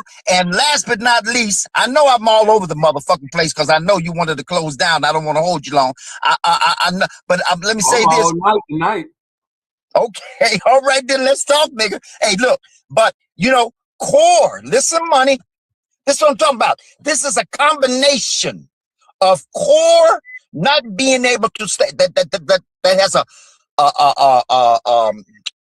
doesn't have a long shelf life. That fighting the way Core does, the way Core in particular, because again, like I said about Muhammad Ali, people got enamored by Muhammad Ali. Those like yourself who like that. Oh, look at him. He's dancing around that ring. It's really called boxing. And by the way, I said boxing. The word boxing is It's a soft touch. See, because you got to persuade the average person or the casual. You got to persuade them. You got to say, no, it's all right. You can come in and watch this. This is a sport. I swear to you, it's called boxing. They won't say this is fighting. This is combat. This is war. They don't say that because they don't want motherfuckers to say, well, I don't want nothing to do with it. So they use word trickery like, no. This is a sport. You see, it's boxing. Hey, listen. I done heard too much, man. Like, Yeah, Yeah, let me ask you this though, because like I keep hearing God bless the dead, Muhammad Ali name being mentioned. Then I heard you mention God bless the dead, George Foreman. I also, not just you, I hear people mention Terrence Crawford's name. I hear people mention Floyd Mayweather's name. I see the tattoo of Pernell Whitaker on Shakur's leg. I see Andre Ward and all these guys. They mention all these guys when they talk about Shakur, but my thing is like this nigga is a pillow-fisted, running as no exciting fighting ass nigga, but all these guys, fuck what you talking about. All these guys and even the people that talk about Shakur always bring up Hall of Famers. Why is that? Why bring up Hall of Famers when you talking about somebody that's so trash, bro? I just want to know that, from somebody older than me. Give me, because I'm confused. Okay. All right. Well, I tried to explain it in that comment that I made in your thing. For me, I'm a casual. You need me, right? Boxing needs me. They don't need you. Yeah, you do. Yeah, you do. Hey, listen, hold up, Ty. I can't let you do that. Boxing gonna survive with you or without you, because guess what? They'll put a robot in there and see them bitches kill each other before they worry about you. They gonna replace you at your job. They got robots already replacing niggas at their job. Man, you can't replace boxing. Boxing will always be boxing. If you don't want to watch boxing, you need to watch the MMA or the other martial arts and respect them. Respect Dana White and respect everything else, because boxing, when they teach you boxing, casual man, they teach you how to do what? Throw the jab and step back and do everything that Shakur Stevenson has done in the ring. They teach you those things fundamentally. Those are the basics, and he's beating people with basics, fundamentals, and niggas can't figure out how to beat Shakur Stevenson with him just beating you with a jab. That's embarrassing. People don't want to get embarrassed. See, there you go with the words again. I said it. Core ain't beating nobody. He is boxing them, and he's winning by that kind of boxing. He ain't beating nobody. And see what I'm talking about you hypocrite niggas? You use them kind of motherfucking words about a nigga who don't do nothing like that. Core ain't beating nobody. And by the way, niggas said to me when I said Core ran literally from De Los Santos. You know what they said? You know what their response was? Rude. You know what they said? Oh, nigga, shut up. Core beat the shit out of him. All right, then. Let's talk about this, because you niggas are illiterate. Words are important. Core beat the...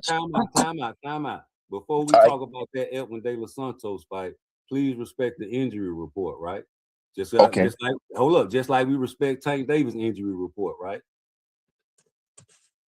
Yep. Go ahead. Okay, so Core beat Victor. Shut up.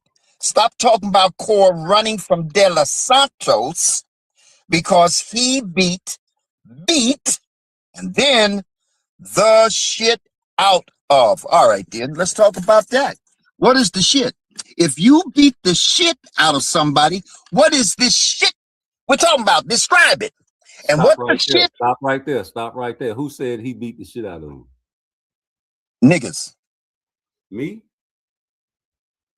What do you say? Did I say he beat the shit out of Edwin De Los Santos? No, I didn't hear you say that. No. Okay, so you said you hypocrite ass niggas. Didn't you say that? Oh, okay. All right. I included you in there. All right. I take it back. My bad. I apologize. Oh, okay. Okay, now we got. saw that fight live, and I fell asleep live on that fight. I ain't erased no videos. I only erased a delete videos. All right. Well, let's talk about that, dude. I didn't know the injury report, nigga. And I respect all injury reports, nigga. Just like I respect Ryan Garcia's injury report about his fucked up rib in that tank fight, nigga. Okay, now let's go back to De Los Santos and word usage. Yeah, go back. Hey, go back to the fight where. No, I'm sorry, not De Los Santos. No, nigga. Go back to the fight where I told y'all where Shakur Stevenson, this the fight that showed me he'll never be beat because he beat that nigga with a jab. The jab that he beat Teofimo Lopez with, nigga. There you go. There you go. That can't be beat. There you go. Beat. Beat. No. Beat. Beat. You keep using the word beat. He ain't beat nobody. He ain't beat nobody. He ain't beat nobody. If you win a game by 1 point, you beat the next team, didn't you? You won. Okay, that's what I'm saying about you. Hey, listen, homie, you an old school fool. Hold up, homie. You an old school fool. I'm an old school fool. When I say my team beat your team, that means we could win by 1 point, right? One. So did I beat you for the championship? No, you won. Hold up. You won. Hold up. Did you I win won the competition. You didn't beat shit. You won. The trophy? Did I win? You won the trophy. When they get up on that motherfucking podium, nigga, they don't say, no, nigga. When they get up on that goddamn podium, wait a minute. When they get up on that podium and they get the motherfucking NBA championship by 1 point.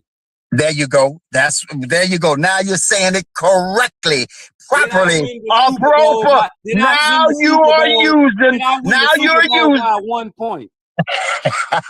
This nigga, boy. Now you're using the right. I beat you. Now you are using the right and appropriate language. You won. I didn't think I would have to do that with you. You won. You won. That's all you did was win. If you win any game, basketball, football, whatever it is, by a point, you won. Now, if you beat the shit out of us or beat us, that means you got 40 points, 20 points, whatever amount, large amount of points. That's beating somebody. 1 point or one touchdown, all you did was win. You didn't beat nothing or nobody. I want to calm all that down, bro. I want to calm all that down. Devontae St. Davis is a star. Never really driving the fancy car. Just don't like him. Devin Haney knows got a fire shoe game. Y'all don't know fashion. Y'all don't know nothing. That ain't no purse, see? Yeah, y'all was right. So, can't say I still got a banjo. Hey, Rue, let me finish up on this point real quick, and then I'll let the brother. A brother wants to get in, right? Calm that shit down, nigga. That shit, you sounding crazy right now. Hey, does the brother want to get in, though? Say who? Does somebody want to get in? No, I'm just saying I had to calm you down, man. You was tripping. Okay, now listen to me, G. I'm talking about word usage, because that's part of my thing right now. We're talking about words, and why I go all the way back to what I said was they use that soft word boxing so it will allow those who cringe about the sport and they don't think it's a sport, but that lures them in using them soft words. No, this is boxing. Hold up. Who made that? Oh man, who said that? I'm saying it. Oh, so you made up the word boxing? No. I'm saying that they use the word boxing to cover up what it actually is and should be. That's what I'm asking you. How do you know? What are you talking about? Okay, all right. Let me go back to this thing real quick. Wait a minute. When they invented the sport and they say, you know, we're gonna name it boxing. And you know what? In future, way up in 2026, an old man named Victor gonna tell y'all how I really came up with this word boxing, what I really meant. Yeah, because going back to the Jack Johnson era, and all the way up into the Sonny Liston area, or should I say, all the way up until Muhammad Ali came along, it was fighting. It was fighting, man, and in some cases, what? You crazy, bro. All right, now, it was fighting up until Muhammad Ali came along, and then he turned it into boxing, and people got enamored by that. But whatever the case may be. Wait a minute. I thought Muhammad Ali took after Sugar Ray Robinson. Yeah. He was a Sugar Ray Robinson. What about it? He's a boxer. Who's a boxer? Sugar Ray Robinson.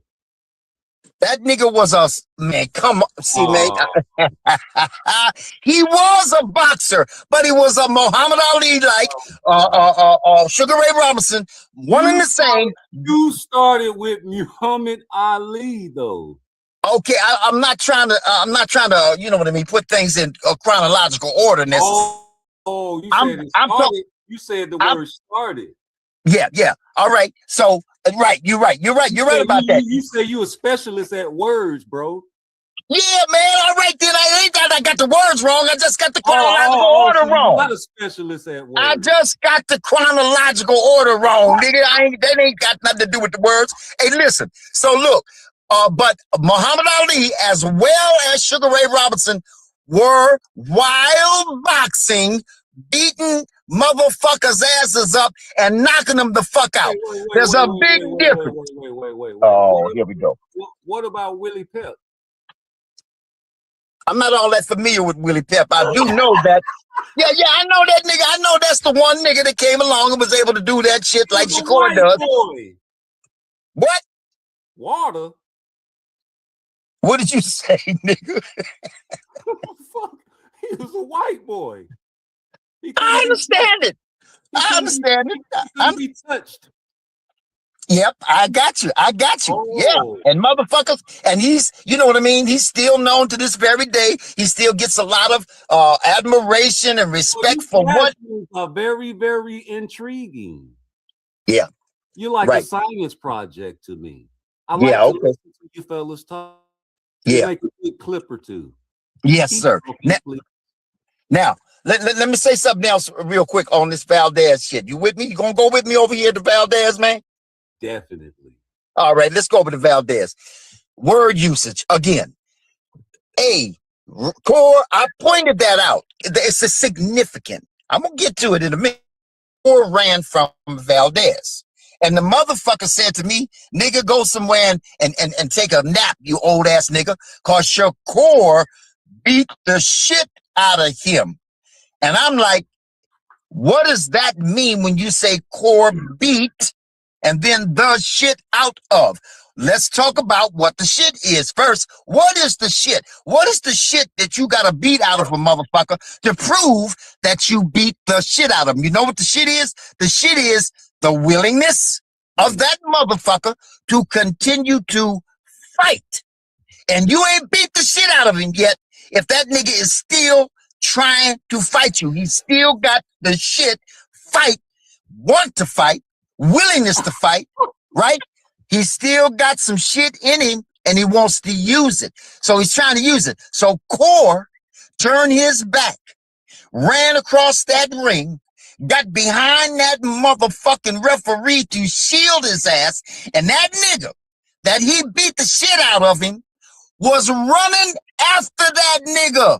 Running, literally, trying to catch him. So evidently, he still had some more shit. And just think about that.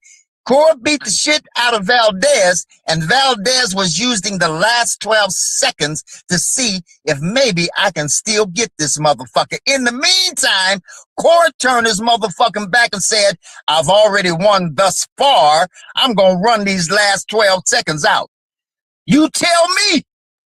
Now you combine Core not being able to get a motherfucker out of there and turning his back and running from a motherfucker. You tell me, Rube. Huh? And he almost tripped over his own motherfucking 2 feet running from Dos Santos. And you say, oh, he won that fight with a jab alone. Yes, he did. I guess, I question that my goddamn self because Dos Santos got up in his ass 3 times that I remember. Victor, hold up, time out. So if I show you a video of Tank Davis running will you shut the fuck up? No.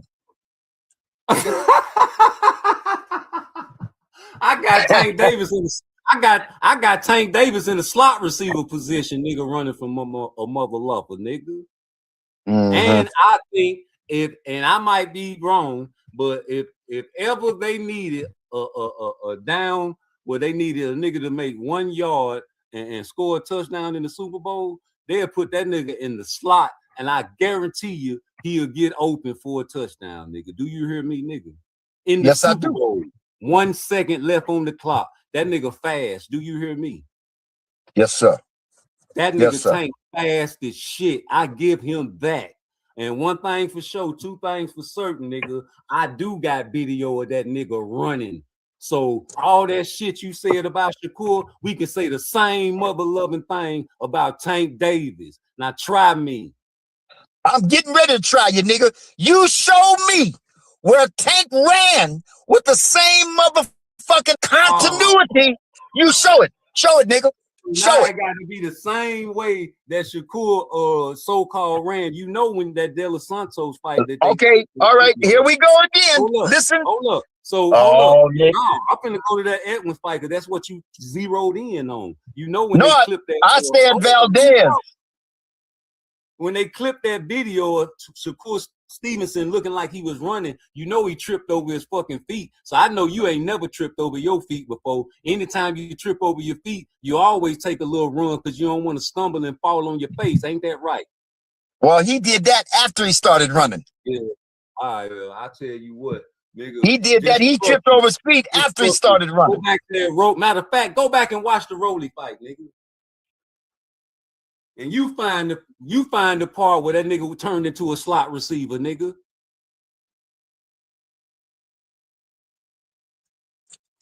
How about that? I know you don't want to watch the Rolly fight because before he got knocked out, Tank Davis was on that motherfucking wheel.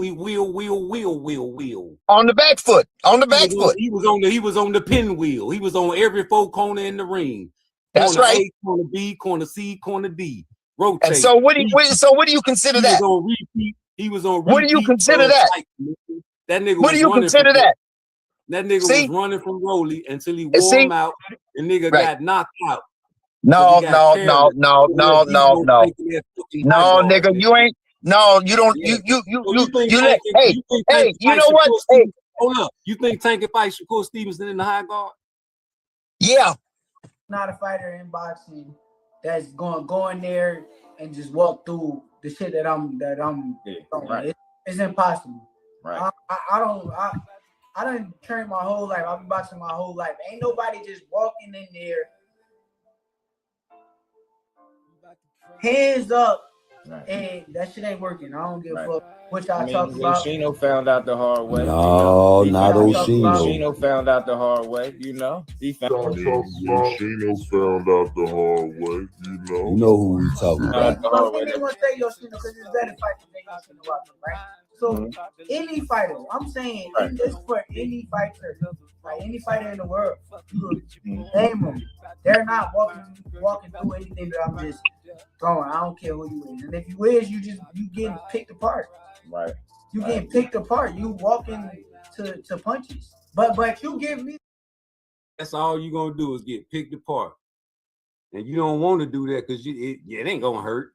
You know what I'm saying? But you're gonna be getting picked apart, and you ain't gonna like that because the referee gonna think you getting hurt, and he gonna fuck around and stop the fight. Look at Oshino. He like, come on, man, why you stop that fight? Cause he was beating your motherfucking ass, nigga.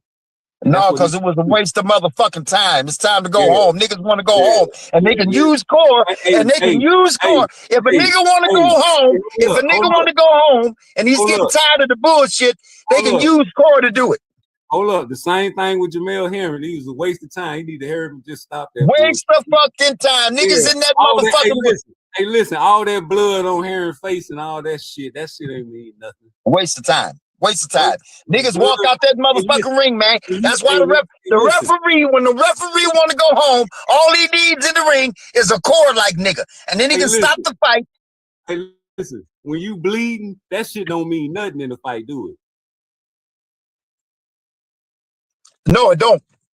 Hey, listen, And then it means that niggas didn't. Listen, hold up, time out. And then if you in another fight and your corner throw in the towel, that shit don't mean nothing either, do it? Yeah, it means what I said. I was about to say, because nigga Apollo Creed could have lived. Yeah. Well, I tell you what, again, like I said before, if a nigga wants to go home, if a nigga can sense that the crowd wants to go home, or because Corey ain't doing nothing, all the referee got to do is say, I'm gonna accommodate you. I'm gonna stop this motherfucker. So hold up, time out. So, okay, they went home, right? Cool. You don't think they was trying to beat the traffic? Of course they were. Okay, so you know the fight in the bucket, it's over with. He ain't gonna knock him out. Let's go. Yeah, let's get the fuck out of here and beat the traffic. On the other motherfucking hand, no, on the other motherfucking hand, no, nigga. On the other motherfucking hand, nigga. On the other motherfucking hand, the motherfucking arena doesn't empty out with Tank. They stay in that motherfucker long after the fight's over. So they ain't boo Tank? Yeah, they didn't boo Tank. Huh? They booed his excuse, his reason.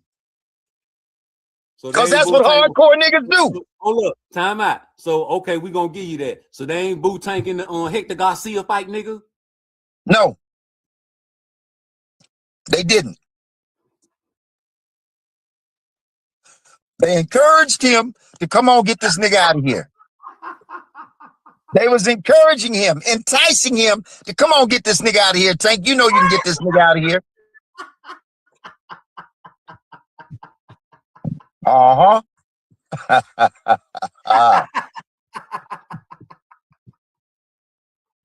Hey, boy, you funny as hell, boy. No, it's right there in front of you. It's right there in front of you. No. Now, what I'm not gonna do is let you act like you ain't watched that fight. What fight? Tank and motherfucking Roach? No, nigga, the Hector Garcia fight. Well, I watched that fight. Yeah, so you ain't hear them boys in there, boo. Boo. Yes, I did. I did hear a slight. Why I did hear a slight little rumble of boo. Why was they? Because they thought that nigga. Well, hold up. In your smart logic, why would they be booing Tank at a Hector Garcia fight?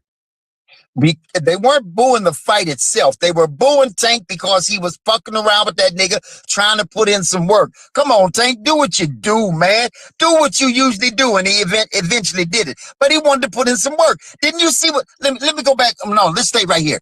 Tank was Tank was sharpening his skills. He was using that nigga to sharpen his skills. Time out. Stay Hector Garcia before I start playing that whole fight, nigga. Yeah.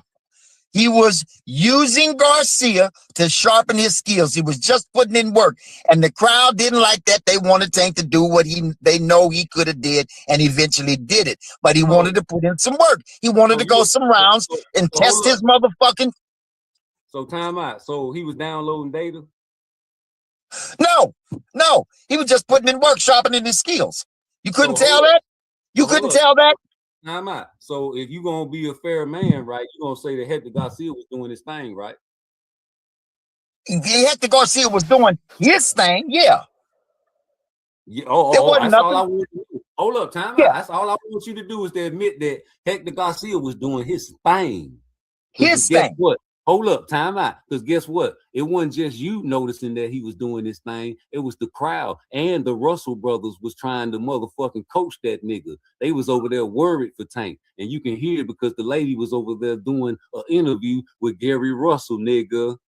And what was Gary Russell saying? And guess what? And the Meek Millie crew was back there wearing the same colors, easily identifiable in a ride, back there getting mad at them boys trying to coach Tank. How dare you try to coach Tank? He don't need your help, boy. Yeah. I know that's right. Yeah, that's that fact. Nigga Hector Garcia was working all the way up to Meek Millie start acting silly, nigga. Now act like he wasn't winning round 8. Hector Garcia was winning some rounds, and that's because Tank, nigga, act like he wasn't winning round 8.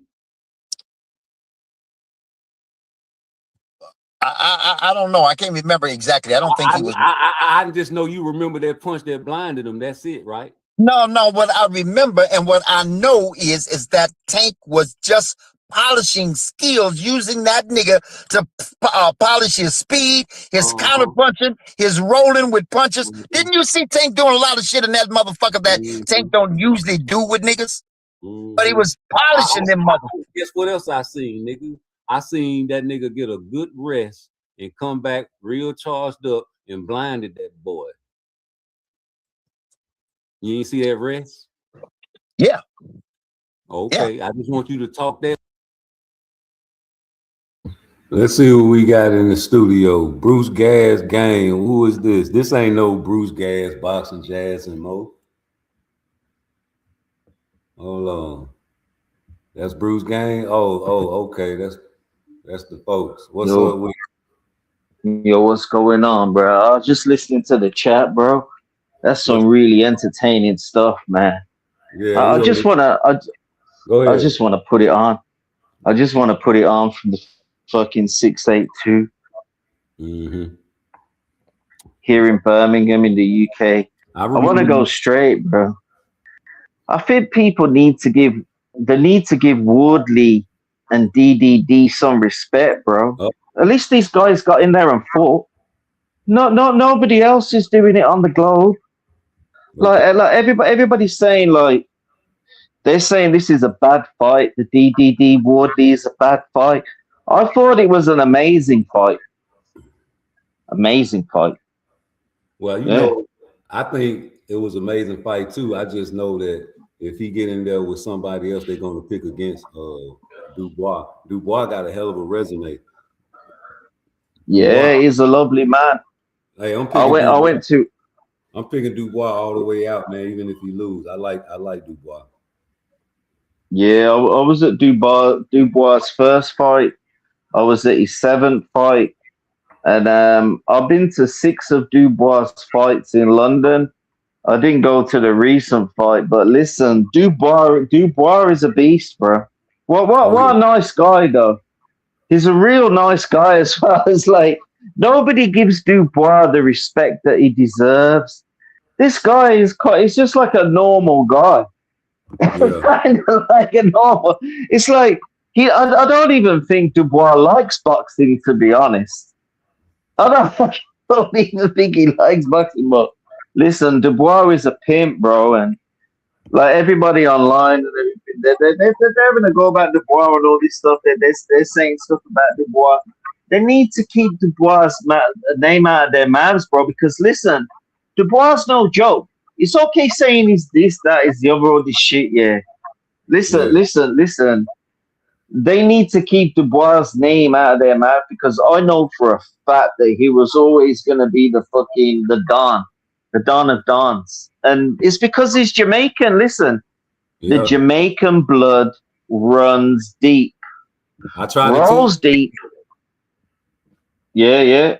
It runs deep. I'll just let me just get myself back on. Go ahead. Yeah, I try to tell people about that Dubois, man. Dubois, hey, he got a hell of a resume. This man may have lost to Usyk, to the such, but the Jamaica, like, I'm back now. I'm back now. It's like a bad reception where I am, but the Jamaican blood runs deep. You've only got to look at what's going on. You got to look what's going on in the athletics, the business world. Look at the business world. There's only 2 million of them. Only 2 million of them. Look at the business world. All Jamaican black guys. Look at what's going on in all corners of society. It's the Jamaicans. Jamaicans, and they underestimate too much shit. It's like they underestimate the Jamaican person. Like I'm from Birmingham. I'm not really. Hey, look at this. I got it up Look, here. bro. Hold up. I got it. It say by the age of 28. He KO'd Anthony Joshua by the age of 28. Stopped Fabio Wardley. Stopped Govic. Stopped Jarrell Miller. Lost to George Alexander Usyk. Won the Commonwealth title. Won the British heavyweight title. Oh yeah. Won the WBA. He put some hands on fools. Yeah, won the IBF. He's put hands on fools. Won the WBA. He's been putting hands on fools. Yeah. That's what I'm trying to tell them, man. Yeah, I predicted the Anthony Joshua fight happened just like that, bro. Because I seen which way the fight was gonna head, man. How the styles matched up. Dubois like that, man. He just got caught slipping on Usyk. Yeah. Usyk and I'll say one thing as well. Dubois didn't have to go into boxing. He's a very clever young man. He didn't have to go into boxing because boxing, like, is black or something. He had 4 A's in his school reports, Dubois. He's a very clever guy. Yeah, so when they're saying about he's not an idiot, it's like, what's going on? It's just like, I just think it's crazy the way that people like generalize some certain things online and shit like that. And it's just fucking, it's ridiculous. Yo, Go on, I got bro. a question for you because, you know what I'm saying? I like man, exciting fighters, right? But I know, it's the sport, man. The name of the sport is boxing, right? So, it'll be a great fight for Itoma, right? How you see that fight going for Itoma? Yeah, well, it's a great fight. I won't mention the personal side of it that I was involved in with that about 31 years ago. I won't mention the personal side of it that I was involved in with that, but I'll mention the fight itself. Atoma. If Atoma doesn't get rid of DDD, your man Dubois, man them don't get rid of that boy them early them. If Atoma doesn't put out Dubois within the first 2 rounds, I think Dubois is gonna do him, bro. Yeah. I was thinking the same. I was thinking the same exact thing because Dubois, he did get caught by Fabio and got dropped a few times. You feel me? So facts. If you gonna get your shit off on Dubois, you better get it off on him right when he got it off. But that's what I'm saying. It's like think about it though. He was late for the fight and all kind of shit. Fabio, he was already there, warmed up. You late for back-to-back fights. You fucking up back-to-back fight. You partying. Now you wait for them stuck in traffic. Get out of here, man. Yeah. Just like that's true. That's true. Always on color people and shit.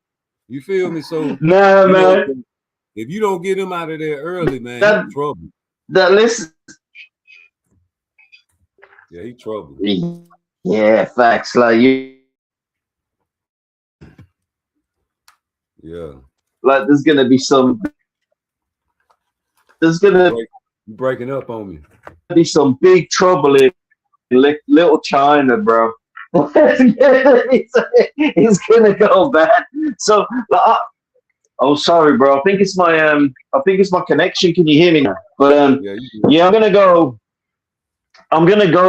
in. Yeah, man. Shout out to bro. I'm gonna go straight. I'm gonna go DDD. I'm gonna go DDD, bro. Yeah. Early knockout. It's like I was at the fight. You remember, Rudy? Do you remember DDD against Joe Joyce? Yeah. Hell yeah. Well, I was at that fight, and like I I was at that fight, and I was working in London. I don't know how long ago this was. It was like fucking 10 years. It feels like 10 years ago. And the DDD, he got his eye fucking blasted because he said something about Joe Joyce's blind mom. Like he was insulting to her. He was insulting to her. And but I think that Daniel learned a lesson from that. Like Daniel learned a lesson to be humble. And I think Daniel, I really love it. Shall I be honest with you about Daniel Dubois? I love the guy, bro. Yeah, he cool, man. Absolutely. Yeah. With Daniel Dubois. I've been liking him ever since before the AJ fight. Way before then. Facts. Yo, bro, did you see when he knocked AJ out? Yo, bro, did you see when he knocked AJ out, bro? Yeah. He going winning streak, man. Dubois get popped and he'll go on a winning streak on your ass, man. I'm telling you. Yeah, man. I just think Daniel's an amazing boxer, and he's a good dude as well. He's a good dude because like you got the Caroline Dubois, the nice looking lady, who boxes. That's a good boxer, sexy lady, the Caroline Dubois. So he's obviously got something going on in the family with they got a strong DNA. They got a strong DNA. Yeah, they got a strong DNA. That's what that is, man. Running the family, you know. And I love him because I love Dubois because he doesn't pretend to be anything that he isn't. He just goes on his business. And listen, let's be honest about this. Can I ask a question to the panel, to Bruce Gass and everyone, bro? Yeah, for sure. Listen. I'm gonna put this straight out there, bro. Do you all think the first fight with Usyk was a legit stoppage? Because I do. That was above the waistline. I think Dubois knocked Usyk out. Yeah, it was a 10 count. We all saw it. We all saw that thing. It's like, hey, listen, hold on. Before the fight, remember the referee before the fight showed you and pointed to the exact spot where Dubois hit him at. Yeah. He said none of this. He said none of this. He said don't hit below there and don't hit there. And where did Dubois hit him? Exactly the place the ref said it was okay. Exactly. Said it was okay. The exact same spot, bro. That's what's crazy. That's a 10 count. I just think the way Daniel gets fucking blazed over and gets done over and stuff is just like disgusting. It's like, don't they like people from the small towns in England, like Aiton Dubois and all these other guys, like where I live, that they don't really give credence to? And I just think boxing in general is kind of corrupt, and I don't like it much, really. Let me ask you this. Knowing that we knew that it wasn't a low blow, for sure, Usyk knew it wasn't a low blow, but he was right to play. He got knocked out. But listen, he was right to play it like a low blow because he had the ref on his side. But in the back of his mind, you know what I'm saying? Do you think that he kind of felt, you know what I'm saying, guilty for Dubois? No, I don't. To be honest, You let him get them belts. Yeah, but he knocked Dubois out in the rematch. Like Dubois got knocked out in the rematch though against the Usyk. Like, he didn't even have to rematch Dubois. You know what I'm saying? Like, yeah, I agree. No, that's true. No, you're right. You're right. I know what you're saying. He didn't have to do nothing. No, you're right. You're right. He didn't have to give him a rematch. Do I think that Usyk knew that he got knocked out in that first fight? Yeah, I do. I do. And that's the reason why Don Charles. Yeah. That's why Don Charles got signed back up, because Don got a lot of shit. Like, Don got a lot of shit over that fight. And when they signed Don Charles back up on that fight, I can see listen, I knew for a fact that Daniel would sign Don Charles back up, really, to be fair, because it was a low blow, bro. That was a low blow, bro. It's like, wow. Just, sorry, not a low blow. Yeah, it was not a low blow. Yeah, he hit him It on was that belt. not a low blow. He hit him on that belt. It was not a low blow. Yeah. It was so not a low blow. If you look back at the footage of that fucking punch, it was above. It was like mid-range on his belt. Hey, so if you ain't, you know how I know it wasn't a low blow, because I never saw one time. You go back and watch that Usyk fight when it happened. I never, ever, ever one time saw Usyk grab his nuts.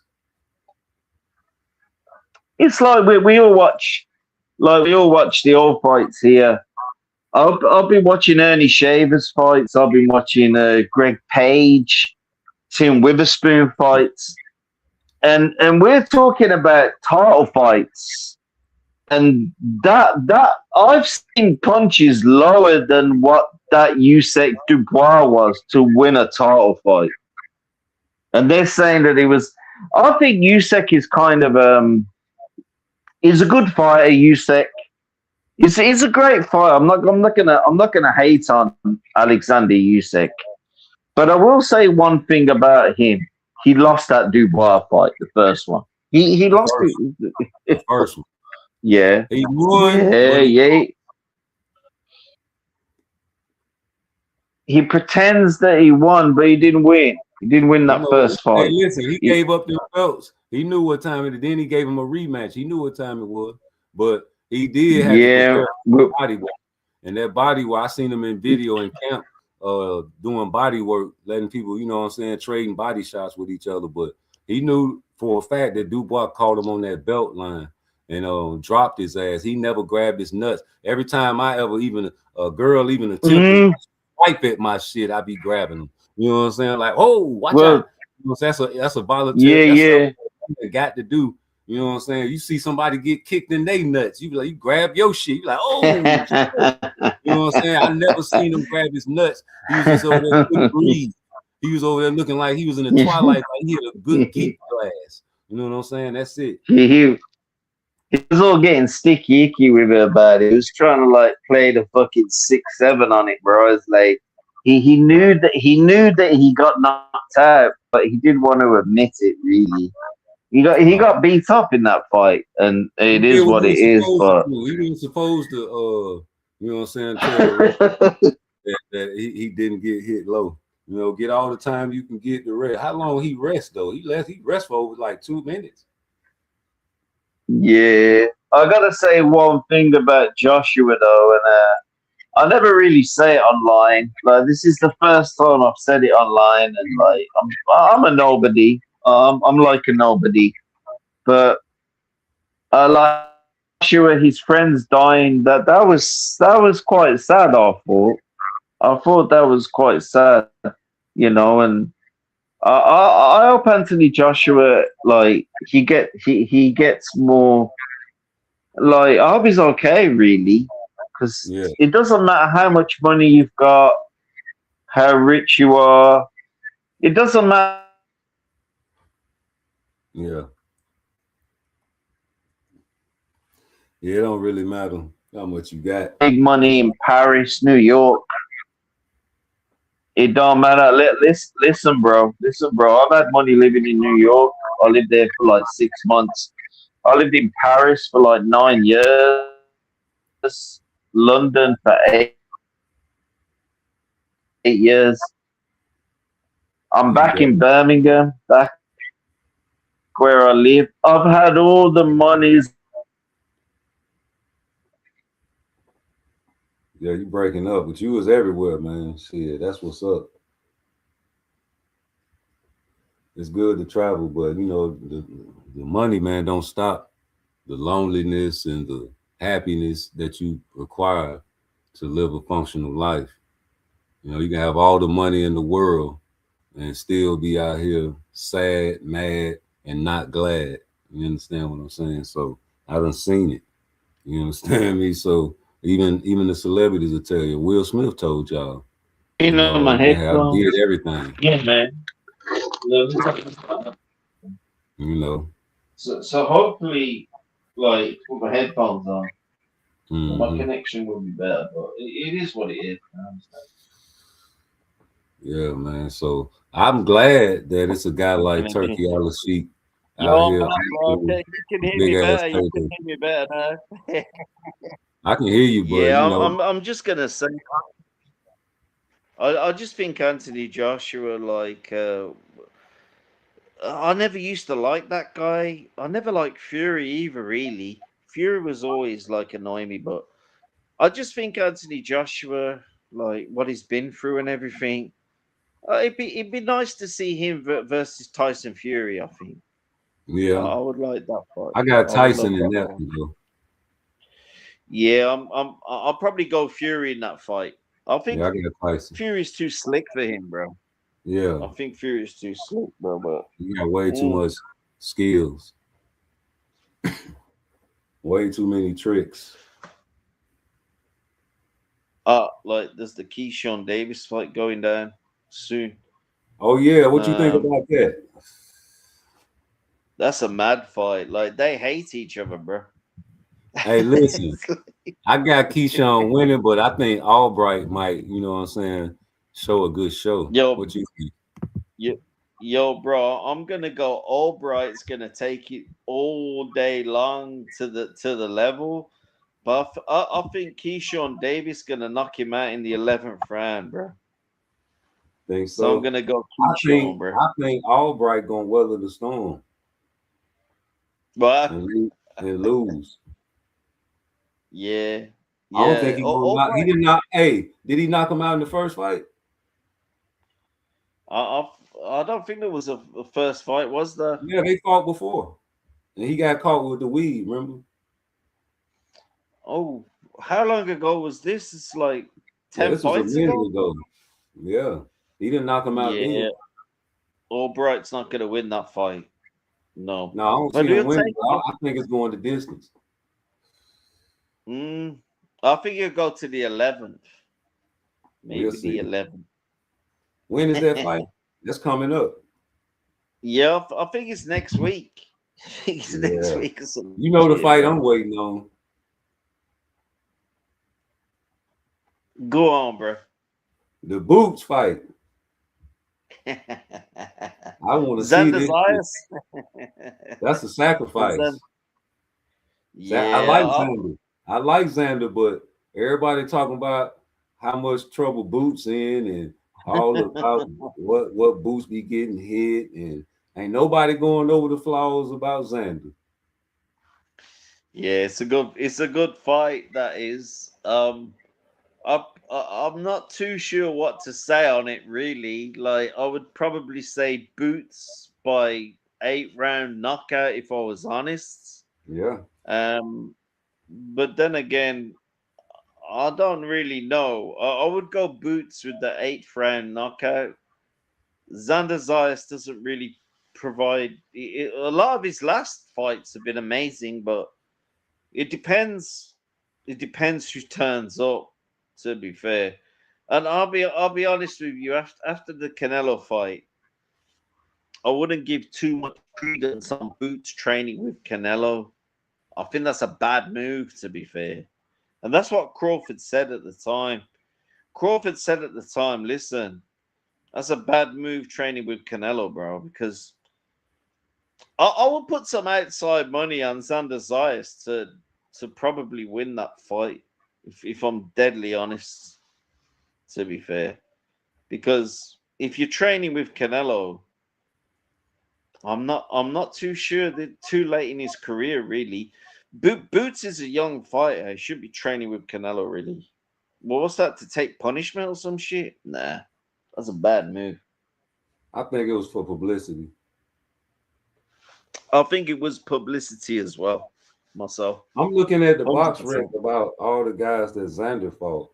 You know what I'm saying? So You know, these guys, man, they ain't really nobody I can really just go out there and be like, you know, I like that Sosa fight. He did good in that. But you know, after that, you know, he did all right. But it's like if I go through this man's resume, it's the same shit I can say about Boots. But No, it's really bad. can you It's like compare a Boots? Balanga.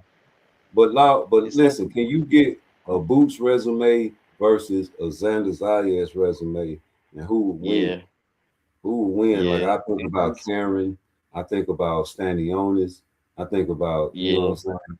Them guys right there against Xander Zayas resume. That's the only thing I can think about right now. You know, yeah. I think it might be over. Like I Sergio said before, Olympians. in 8 rounds, it'll be done in 8. Probably done in 8. I don't think Xander Zayas will get out of the 8th round. To be fair, but we'll see. We'll see. I don't think that the training with Canelo was a good thing. I think that was a bad thing, though. A really bad thing. Well, what do you Mm. think bad about it though? I just think in terms of like that's looking for punishment. So like obviously Canelo was looking to hit onto somebody or evade and hit, and I don't think that's good for an like Boots is because Boots is not young, so he doesn't need that. You don't need that Canelo shit. I think Boots 28. No. Yeah, but he don't need all that evading and trying to make Canelo great. I don't think he should have done that. To be fair, I think that uh, was like a one-time sparring match, and I don't think he had enough time to even help Canelo. I think that was for yeah, publicity. yeah, yeah. If I it think was a I one, think it was to yeah. I think it was to piss off Terrence Crawford because you know they did have history of trying to fight each other back in the days, but it never went Oh through. yeah, You know what I'm saying? So like you about to fight Canelo, I want to fight you. I'm finna go over here and get some publicity. You know what I'm saying? So hey, he's a yeah. young up and coming fighter. You need to get all the publicity. Any publicity is good publicity. That's what I'm thinking. Yo, bro, I need to ask you this question as a good friend of mine, as a good friend of mine, and this is gonna be a question, and this is gonna be the ultimate, and I hope everybody's listening in to this question. Are you ready? Go ahead. Sugar Ray Leonard, Bud Crawford in their prime, bro. I'm going Sugar Ray Leonard All day long. all All day. day long. No All day hesitation. long. I'll All tell day you long. why. I'll tell you There why you go. because you Facts. know what I'm saying. Like when Crawford get in there with somebody like Sugar Ray, it ain't the same as getting in there against Jose Benavidez or Olympias or a Canelo or anybody that he ever fought. It'll be like getting in there. Facts. It'll be like getting in there with a Jerome Boots Ennis. Facts. Facts.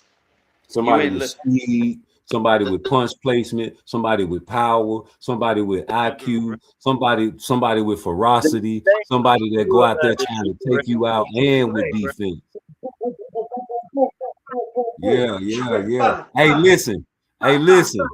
You see that shit? Hold up. They so mesmerized on David Benavidez with them machine gun punches, but who was the motherfucker that really throw the machine gun punches?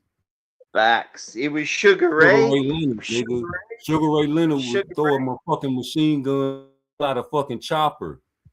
Facts. Hey, pull out the The Uzi. main guy, bro. They better stop it, I say. Like We done seen this shit before. they're You see what I'm saying? they're, Sugar Ray, they're I all got talking. Sugar Ray all day. They're all talking about this Benavidez. This Benavidez. This Benavidez. He's a good fighter, but we're talking Sugar Ray. Sugar Ray Leonard, the greatest man for speed. Yeah. And like I'm nearly 60 years old. I was throwing punches there, bro. I'm nearly 60 years old, bro. Sugar Ray still throwing that shit. Throwing punches there, bro.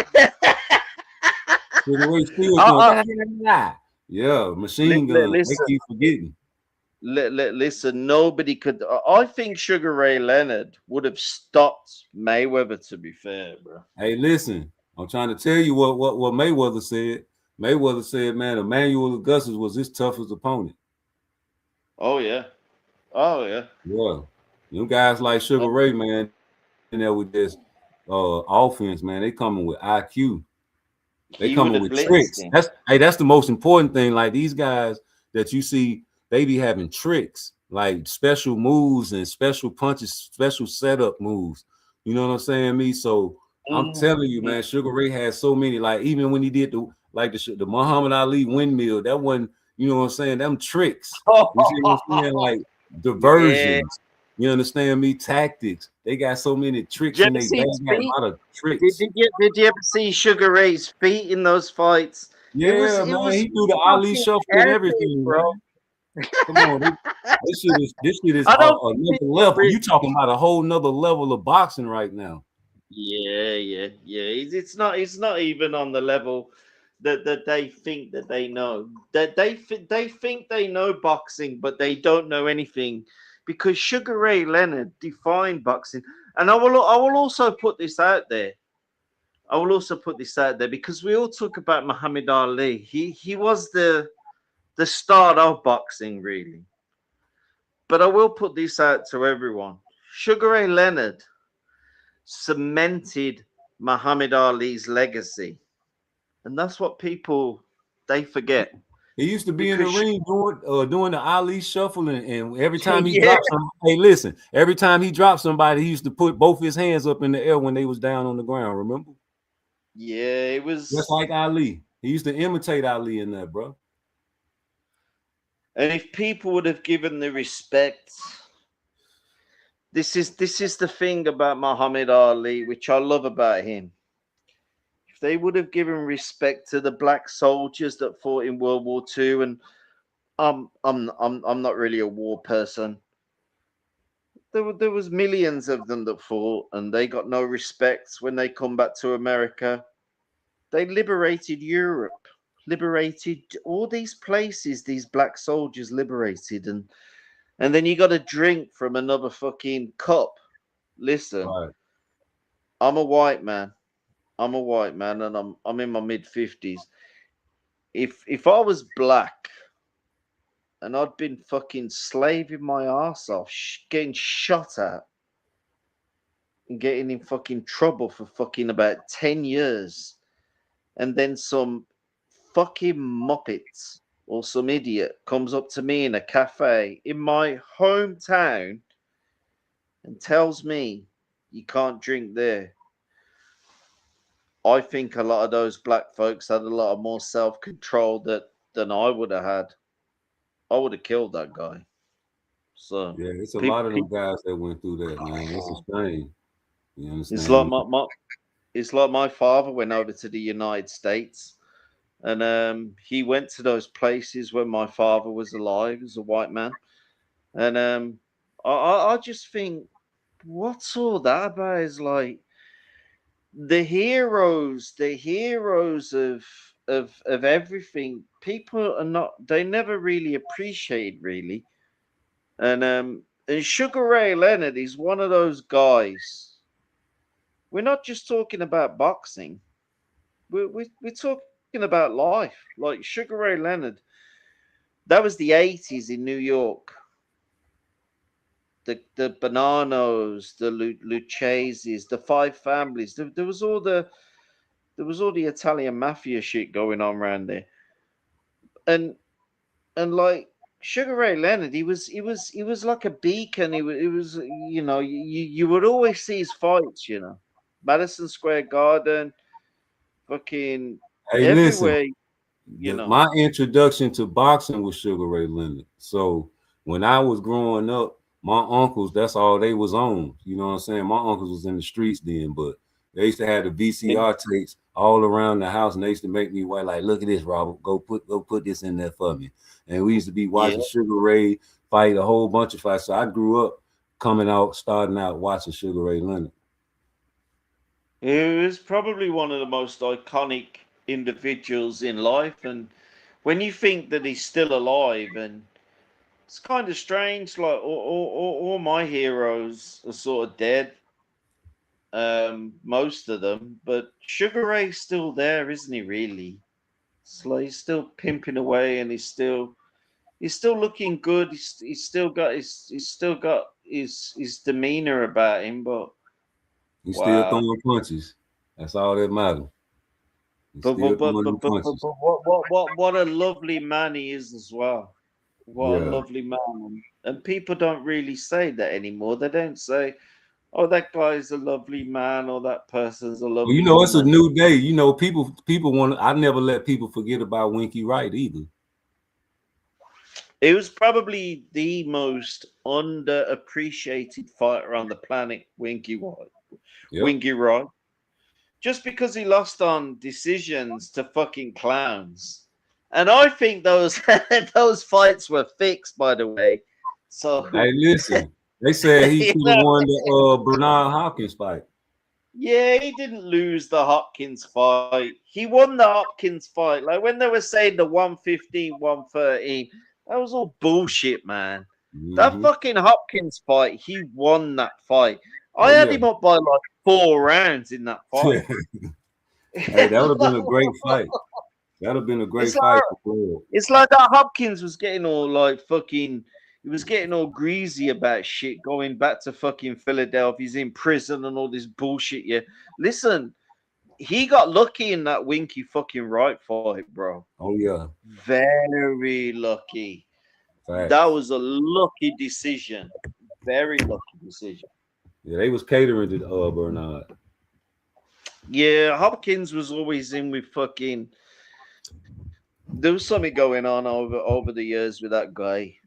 You see what you can tell. You can tell. Hey, listen, you can see that they would cater to him because look who he started fucking with after he retired. Exactly. He was a caterer. Like I'll say. Hey, listen, hold up, time out. Like, hold up, time out, because I know what type of nigga he was in the penitentiary. Yeah. And guess what? I ain't never. Hey, listen, I ain't never been locked up with him, but I've been locked up with guys like him. And see, my uncles came up in the 80s when they had boxing in prison and shit, right? So I understand what kind of guy he was. He didn't really want to be a boxer, right? But he kept getting jammed up, going from unit to unit, trying to holler at his homeboy, smoke and get high and all that shit. And the police were like, listen, if you get caught over here, you out of bounds. You gonna either go get a write-up or go to the gym. He like, man, send me to the gym. He went to that motherfucking gym and never looked back. But nigga, you was trying to get high. You kept getting caught in niggas' units and shit, nigga. Yeah, nigga, you ain't fooling me. Yeah, I'm telling you. But see, he one of them slick ass nigga try to talk his way out of getting rolled up ass nigga, man. So yeah, now you over there catering. He catered to the COs in there. Yeah, I can't expect it though, bro. It's like I gotta be honest with him, though. It's like he got himself out of that situation. Yeah, he got his ass out of that shit. You see it, nigga. You ain't fooling me.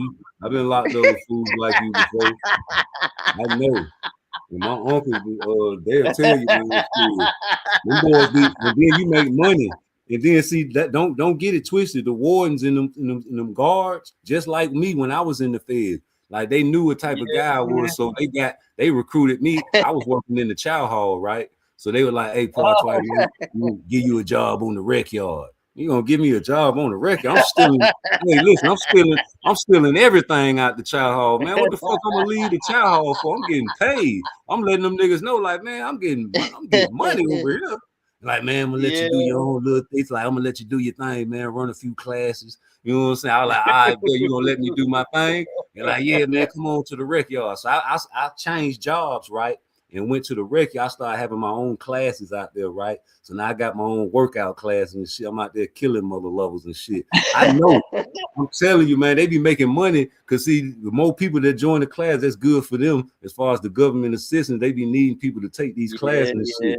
I was inventing classes. I was doing triathlons and everything, just making events. I'm making it happen. You know what I'm saying? And they loving me. So they letting me do anything, to order anything and do anything I want out there, right? So I can tell, you know what I'm saying? Back then, it was real, even more corrupt. The guards and the CAs and the fucking wardens, they was betting on them goddamn fights. You hear me? And they going from prison to prison, having they guy fight these other guys, man, like some old slave shit, man. Them motherfuckers was making major bank. Like you remember, you remember that movie Penitentiary? Yeah, that was a good listen, film. homie, remember Too Sweet? Yeah, I I'm watched telling that. you, I bro. watched I'm it. telling you, that's what it is. That's all it is, man. It's the money game. And so that's what Yeah. Bernard Hopkins came up in. He came out the state penitentiary. You know what I'm saying? That was his amateur leagues. And see, they be having the fighters come into the prisons back then and spar with the prisoners, bro. Top You dude, know what bro. I'm saying? Yeah. Top dude, man. It's like I got a lot of respect for him for that, to be honest. Like 22 years old, coming out of that fucking environment and doing shit like that is like we've all been there. We've all been there and served time in prison or whatever, probation and all this shit. Like it's the same in the UK. I don't know, man. I just think it was easier years ago, probably to be in prison. If we're gonna talk prison, I think these days it's a bit weird. I don't think I could. I wouldn't want to go to prison now. I'm too old now to go to You prison, know, bro. you say that now, man. Prison right now is different.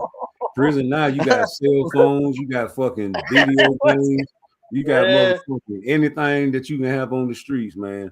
I'm telling you. And then the whole like certain prison, man, got COs, man. They going. The girls that work in the child hall, they going. It's like nowadays, it's choice. You do anything by choice in there, so it's different now.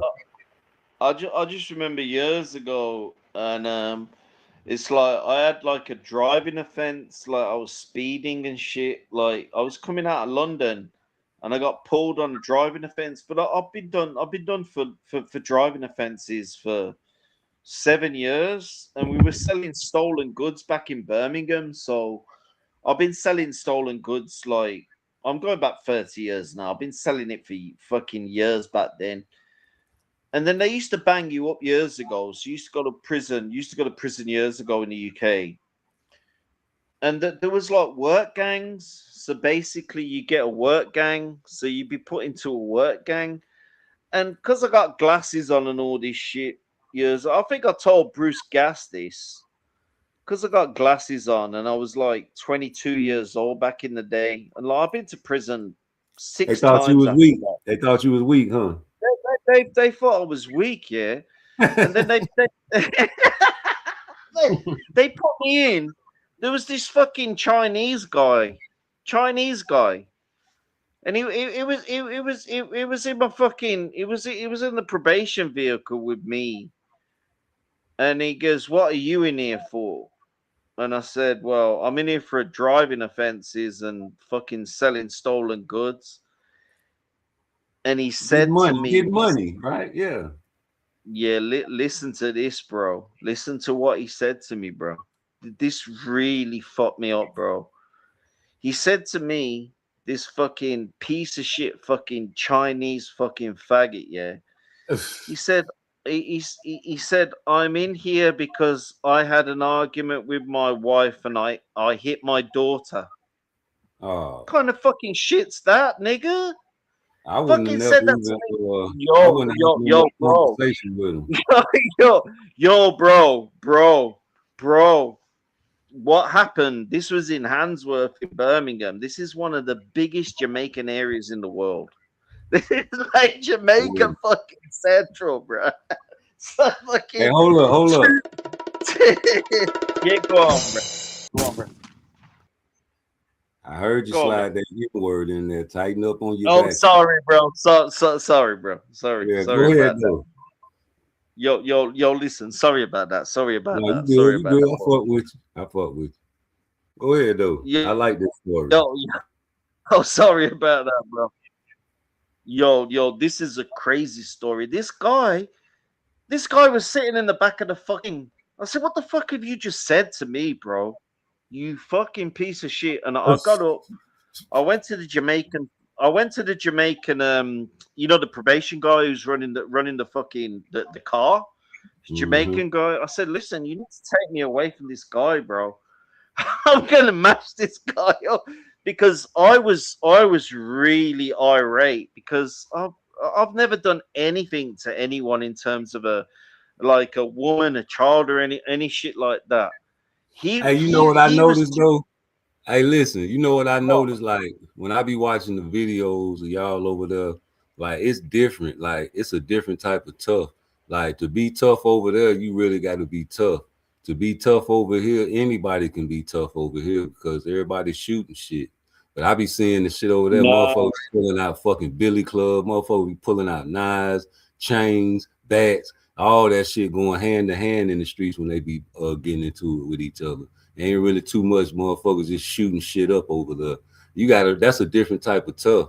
So that's when I be like listening to y'all talk, when y'all talk boxing, you gotta respect the boxing fans over there because they'll watch any fight. They don't give a fuck yeah. what kind of fight it is. Y'all watch boxing It's like 24/7 over there. it's like I'm an old guy now. Like I'm talking about experiences when I was a younger person. I'm in my 50s, but I'm still pimping Yeah. We get it. I'm around. glad they bleeped Nobody you can out because play. you were talking about I'm some still pimping. pimping around. I'm still I still live See, the YouTube don't in the want you to talk about that. YouTube bleeping your ass out. same Yeah. area that I grew up in. It's the second biggest city in Europe. I live in the center of it. Yeah. Say one thing about these people. It's like it was crazy because like don't expect you're doing whatever country you're doing. There should be a separation between whatever person's been doing a crime or whatever's not been doing a crime. You can't just blast everyone into the middle of that. Hey, what you think about Tank? You think he gonna get out that situation? I just think he's a piece of shit, bro.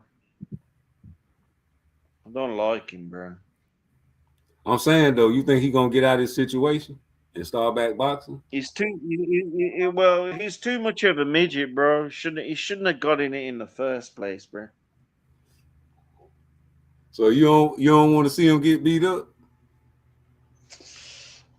I'm not really that interested in him, bro. He kind of Damn. reminds me of yeah. I'm not interested in him, bro. He don't Damn, interest me, motherfucker. bro. Hey, Tank, motherfucker don't even want to see you get beat up, boy. That's crazy. That's crazy, bro. I'm not even interested. Hey, your stock running down bad, boy. You got people all the way in the UK don't even want to see you get beat up. And they'll watch anything. They'll watch midget fights, nigga. And nigga don't even want to watch you get beat up, boy. Yeah, you got to come back and knock something out, man. I'm telling you. I hope he get out of trouble. I want to see him fight Shakur. Yeah, that's a good fight. It's a good fight, but I think his legs are too small. He's kind of a midget, bro. You don't think he can get underneath that shit? Nah, no way in hell, bro. No way in hell, bro. He's gonna get. That's gonna be like Muhammad Ali. Shall I be honest with you? Yeah. Shakur against Tank Davis is Muhammad Ali against Joe Frazier 2. 2? Ooh. You remember how Joe Frazier face looked at the end of that fight? Yeah. God damn. No, you know what I think? You know what I think this fight, man, I don't know. This fight might be go a little bit longer than that goddamn Earl Spence and Terrence Crawford fight. Yeah, it'd be a good fight, but I don't think Tank Davis wants the Shakur fight. He's gonna get absolutely ruined, bro. In that fight. But see, look, what if you got your back against the wall and you need money and Turkey getting up that stupid $100 million bag? Oh man, I'm going Shakur all day long, bro. What round? He gonna stop him? Yeah, probably in the 7th. Damn, he ain't got no power. Yeah, well, there you go, bro. I'm going Shakur in the 7th, bro. Yeah. Yeah, Wait a minute. easy. Wait a I minute. even Hey, think hold on. Hold up. For all the people that say, you know what I'm saying, you need power to stop somebody, how is he gonna stop Tank? I just think that he's too small. Like his trainer, if you watch the interview back in 2019 when they're in Las Vegas in the hotel. I think they're in the Bellagio. All his team. I think he fought Pedraza or somebody. This Tank Davis. They said that he will never go over 135 pounds because his legs are too small. And I recorded what his trainer said. So Shakur would fuck him up, bro. What? Hey, Yeah. listen, when Shakur first came to 35, I was like, okay, you know what I'm saying? I don't know. You know what I'm saying? But now, y'all done, he got too good. He done got better. Yeah, but Tank is Yeah. yeah, but Tank is not really producing anything. He's a bit like it's like just a no starter, bro. It's a bad career. Very bad. Maybe he looks the part, but he's not the part. It's not the part, bro. Yeah. He ain't been fighting either, so he inactive. He'll fight, No, he'll fuck around. I don't think it's that. I just think that he's just a midget, bro. Ain't gonna do nothing, bro. If you think he beat Shakur, man, Shakur would beat the fuck out of that guy, bro. That's like That's a why they never war put him fight. in there with him. They know this his fight, his handlers know. You know, Yeah, it's style matchups. that's like Muhammad Ali against some bum. It's gonna get beat up, bro. It's not even a close fight. It's not Tank even can't a afford close fight. Tank can't afford to even use that high guard against Shakur. Listen. Tank Davis is lucky that he has Floyd Mayweather looking after him because he should kiss Floyd's ass, bro. Man, Floyd brought him Oh, in the game and gave him that goddamn endorsement. yeah, and he didn't I really remember when deserve they it. was like, "Is he the next face of boxing?" Absolutely. Remember he said that? Yeah, he never was But like Shakur and that's all. all he needed was the endorsement. That's what I'm saying. Yeah, All Tank he needed kind was of. an endorsement. It's like Tank Davis has always been. His legs are too small. If you go back to 2019 and watch that fight after the Pedraza fight, they're in Las Vegas or somewhere, and they say, "Oh, can you go up to this?" He goes, "No, my legs are too small. I got problems. I have to have injections. This, that, and the other." He's a clown act, bro. I knew it 7 or 8 years ago, bro. Clown actor, bro. Yeah. Clown actor. Listen, he's a fake man, but they love him because of the Baltimore thing and that. But like, come on, bro. All this Baltimore shit, bro. Like, if your hero is a midget, you get you can't fight somebody, But hey, bro. listen. The fact that he be knocking shit out, that's the only thing that you can count on that he gonna get. But can he do that against Shakur? That's the whole mystique. No, he'd never take that fight. He would never take the Shakur fight. He would never take it. He took Ryan Garcia. Ryan Garcia is a 147, 154 fighter. And Ryan Garcia went down to fight him because Ryan At the time, Garcia he won that hates him. though. At the time, he won 147 though. Yeah, but Ryan Garcia hated Tank. He went down to 135 to fight him. So respect to Ryan Garcia. He Really, went down. 136. Yeah, but come on, bro. Like, this guy is not going to go out of his comfort zone, bro. He ain't going to go out of that comfort zone. It's like he ain't going to fight nobody, that guy. He's just like a nobody. It's kind of look, he's literally a nobody in boxing. That's my opinion of Tank Davis. It's like Devin Haney was undisputed, or what it wasn't 1-3-5. Everybody's forgot about that. Tiafimo was undisputed. I think even George Cambosis and people. This guy's a nobody. It's kind of a nobody, bro. Every time I think about that, Devin Haney, undisputed with Kambosos, I think about the WBA ordering Kambosos to fight Shakur, and he refusing. He refused it. He refused the fight, but the thing is with Kambosos, he knows for a fact that Shakur's the real deal, and also there's no way that Tank Davis would fight Devin Haney. Devin Haney would fuck Tank Davis up, bro. Everybody knows this for a fact. I've spoke to Bill Haney about it, and I spoke to him like 2 years ago, like on a panel. We was on there for about 6 hours. 100%, bro. 100%. Devin Haney not losing to Tank Davis. Like, it's gonna be like a 140 or 140. Tank Davis is a bitch, bro. He's gonna weight train people to get out of the fight, bro. Tank might get inside though. Yo, but listen, why should Devin Haney fight him at 140? Devin Haney's nearly 6 foot. It's like a one. Why should Devin Haney fight Tank Davis? I think Devin Haney like 5'10", 5'11". No, listen. Tank Davis is like 5'4", bro. Yeah, but Devin like 5'10". It's like, stop weight trading people, bro. It's like that's just a bitch move, bro. It's a bitch move, they letting them get away with that shit. So listen. Tank Davis is. I don't know why you guys love him so much, bro.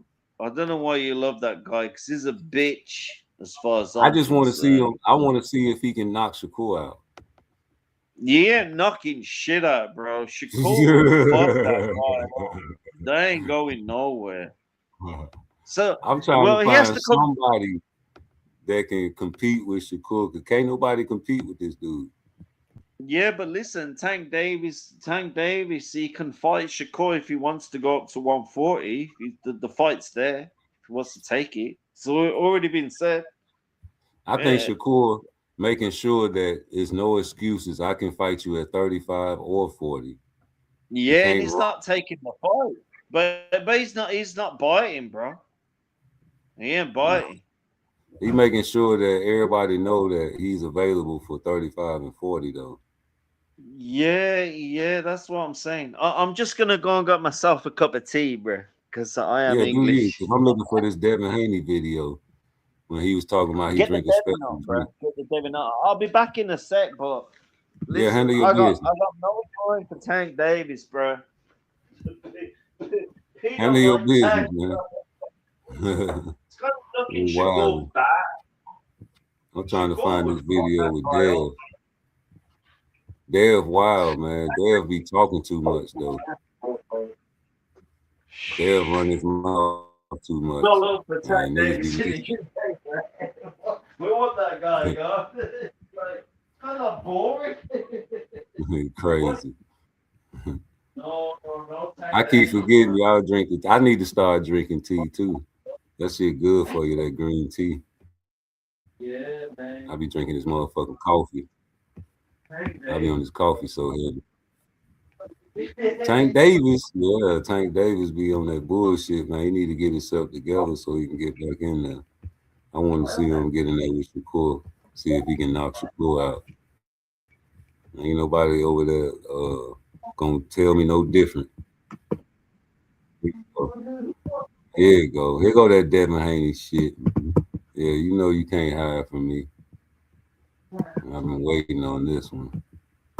I'm trying to get somebody, one of these Devin Haney things to let me know. So like every fight like me, I got a protocol to where everything that I drink after that weigh-in, it holds. Like I don't just go pee it out. I drink a certain drink to where my body just holds. It sucks it all the way in. You weigh in the day before, around what time? Weigh-in's normally 1 o'clock. So say 1 o'clock Friday when you fight Saturday night. You got like fight Saturday 30 night. Hours. Yeah. You fight Saturday 9 p.m. So within that, you have 30 hours to gain 15 20 pounds. Listen Right? to this. In Ryan's case, he had to weigh in again Saturday morning, correct? Yes, but only 10 pounds. He only was able to gain 10 pounds. Which is nothing, right? It's nothing, especially for a big guy like him. Like I said, at least I'm gonna gain 20 pounds. I definitely think he shouldn't have agreed to it. Because Tank is smaller than him, so he's not going to put on as much. Right? Exactly. So I am not asking you if you think that the outcome would have been different. What I'm asking is, do you think you can only speak for yourself, would that have an effect on your performance? 100%. 100%. Like me, I got a protocol to where everything that I drink after that weigh-in, it holds. Like I don't just go pee it out. I drink a certain drink to where my body just holds. It sucks it all the way in. You weigh in the day before, around what time? Weighs normally 1 o'clock. So say, so like every fight, we cut 20, 30 pounds every fight. But some people go lose their weight in the sauna. Some people lose their weight in a hot bath, sit in a hot bath. Some people lose their weight working out. Me personally, I don't like the sauna suit. I don't like the hot bath, the sauna, none of that. That it's not healthy for you for one. And for two, I just don't like the way that it makes me feel. I'd rather go run on the treadmill for an hour and my fight weight is at 135. So everybody weigh in, we all gotta weigh in at a certain limit. Like I said, 135. After the weigh-in, the day before the fight, we can go up to however much weight we decide. So what's a typical 10, 15 pounds? 15 so you pounds. go from 135. By the time fight night, you weigh 150. At least 150. Overnight? Yeah, because of water. You can do that with water. Water is 8 to 9 pounds. But you gotta think, we stripping our body of everything, all the water, taking everything out to weigh in. So once, like me, I got a protocol to where, everything that I drink after that weigh-in, it holds. Like I don't just go pee it out. I drink a certain drink to where my body just holds. It sucks it all the way in. You weigh in the day before, around what time? Weighs normally 1 o'clock. So say 1 o'clock Friday when you fight Saturday night. So you got like fight Saturday 30 night. hours. We fight Saturday 9 p.m. So within that, you have 30 hours to gain 15 to 20 pounds. Right? Listen. In Ryan's case, he had to weigh in again Saturday morning, correct? Yes, but only 10 pounds. He only was able to gain 10 pounds. Which is nothing, right? It's nothing, especially for a big guy like him. Like I said, at least I'm gonna gain 20 pounds. Nothing, especially for a big guy like him. Like I said, at least I'm a guy like him. Like I said, at least I'm gonna gain 20 pounds. I said at least I'm gonna gain 20 pounds. I definitely think he shouldn't have agreed to it. Because Tank is smaller than him, so he's not going to put on as much. Right? Exactly. So I am not asking you if you think that the outcome would have been different. What I'm asking is, do you think you can only speak for yourself, would that have an effect on your performance? 100%. 100%. I know that's right. 100%. Hey, Sap, what are he talking about? I don't know what he think he talking about. I know what I heard for sure, though. I know Bigger Boy teach you where hell no, bitch. You know they polo. Yeah, bitch. You ain't playing right. You ain't playing fair. No. So his next fight, fuck Shakur. You're gonna have some dummy get up there and fight that man at 147, no rehydration. And the least he gonna blow up is 20 pounds after that 147. So that's 67. I'm thinking the most he gonna blow up is 30 pounds, nigga. You hear me? And so I say 177. 7779311. Yeah, that's 77. That 75 mark is dangerous. That's too close to 180, brother.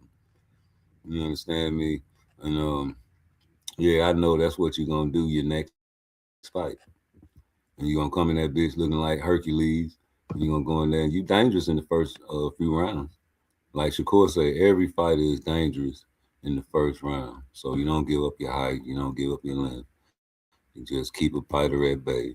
And then by the third, fourth round, when they get tired, then you step to them, you press. You know what I'm talking about? But with you, yeah, that's exactly what you gonna do. Bill, let the streets know.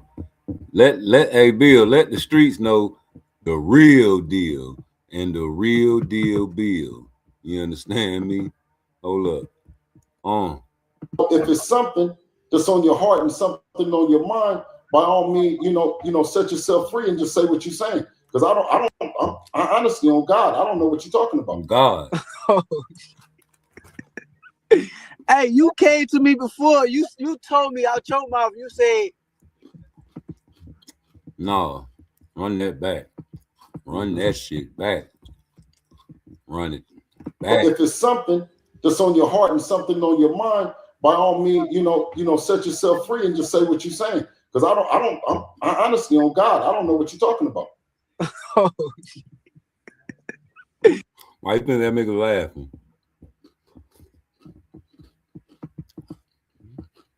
Huh? Why you think he said? Why after he said that he laughed? Come what you talking about? Hey, you came to me before. You told me out your mouth. You said if shit get too hot at a certain weight class, y'all gonna move out the way and go to a certain weight. You told me that. Get too hot. Oh man, he was finna lie. He was finna lie. I don't think he even knew he was recorded, bro. I don't even think he knew he was recorded, but he knew that Shakur was there. And the mob ties was there. And you was finna lie, nigga. Come on now. Sir. You said that. Hey, sir. But what I'm saying is that we've gotten every belt inside our division, sir. I mean, and listen, let me just tell you this. It's hot as a motherfucker. You dig what I'm saying? You know what I mean? Period. In or around the weight division. In or around with you. In or around any of them bad motherfuckers. Period. In or around the weight division. Period. In or around the weight division. Period. In or around the weight division. You know what I mean? Period. In or around the weight division. You know what I mean? Period. In or around. Period. In or around the weight. Period. In or around the weight division. Period. In or around the weight division. Period. In period. In period. In or period. In or period. In or around the weight division. In or around with you. In or around any of them bad motherfuckers, whether it be whoever it is. I've never said that you wasn't a help. If it's period. What Blue Blood be saying? Period.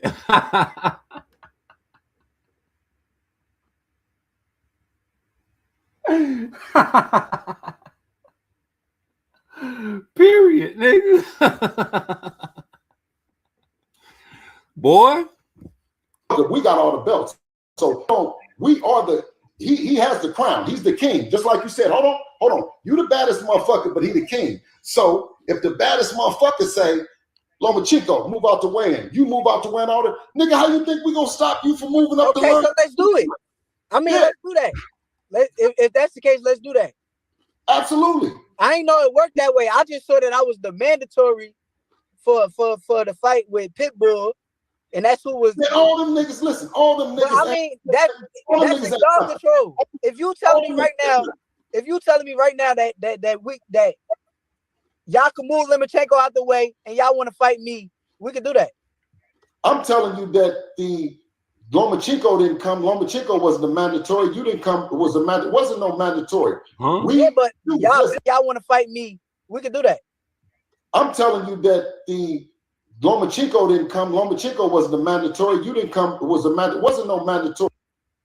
I'm telling you that the Lomachenko didn't come. Lomachenko was the mandatory. You didn't come. It wasn't no mandatory. I'm telling you that the Lomachenko. I'm telling you that the Lomachenko didn't come. Lomachenko was the mandatory. You didn't come. It wasn't no mandatory. If the baddest motherfucker say, Lomachenko, move out the way in. He's the king. Just like you said, hold on. You the baddest motherfucker, but he the king. So if he the king. So if motherfucker, but he the king. So you the baddest motherfucker, but he the king. So you the baddest motherfucker, but he the king. So you the baddest motherfucker, but he the king. So you the baddest motherfucker, but he the king. So we can do that. I'm telling you that the Lomachenko didn't come. Lomachenko wasn't a mandatory. You didn't come. It was a mandatory. Wasn't about to win all the nigga. How you think we gonna stop you though? If the baddest motherfucker say, you said, hold on, you the baddest motherfucker, but he the king. So if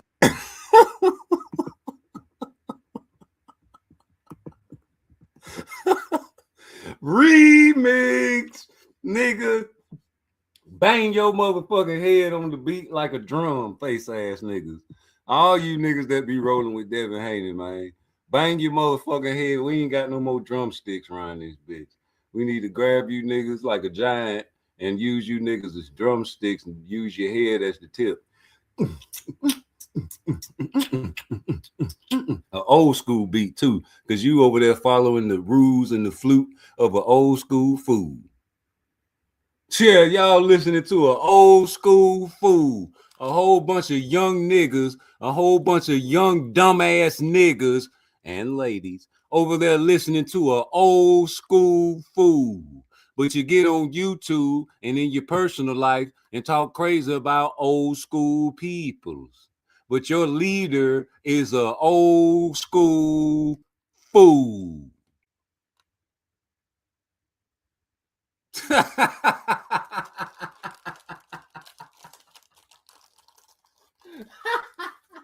You old ass niggas, old ass Rudy. Shut the fuck up, bitch. Your leader is an old school. He my OG, stupid ass boy. That motherfucker is the age of my uncles, dumbass niggas. Yeah, he's an old school fool, nigga. Now, what you got to say about that? He's the baddest motherfucker, you the king. So he's the baddest motherfucker, you the king. No, he's the king. You the baddest motherfucker, he the king. So what the fuck does that mean? Lomachenko won the mandatory. I won the mandatory. It wasn't no mandatory when it came down to it. Huh? You used to be so slick. I thought you was the pimper. They call him slick. He got your bitch. They call him slick. Watch out now. He got your bitch. Watch out now. Put some drums on that bitch. Come on.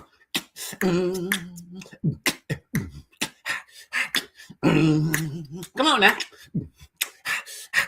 You ain't getting funky enough. Come on. 1, 2, 3. Hey, call him slick. He got your bitch. Yeah. Hey, call him slick. Got your bitch. Hey, girl. What your name is? My name is Bill. What your name is? I think my name is Bill. They call me a real deal. They call me Bill. They call me. I like this here. They call me Bill. Yeah, come on with the beat.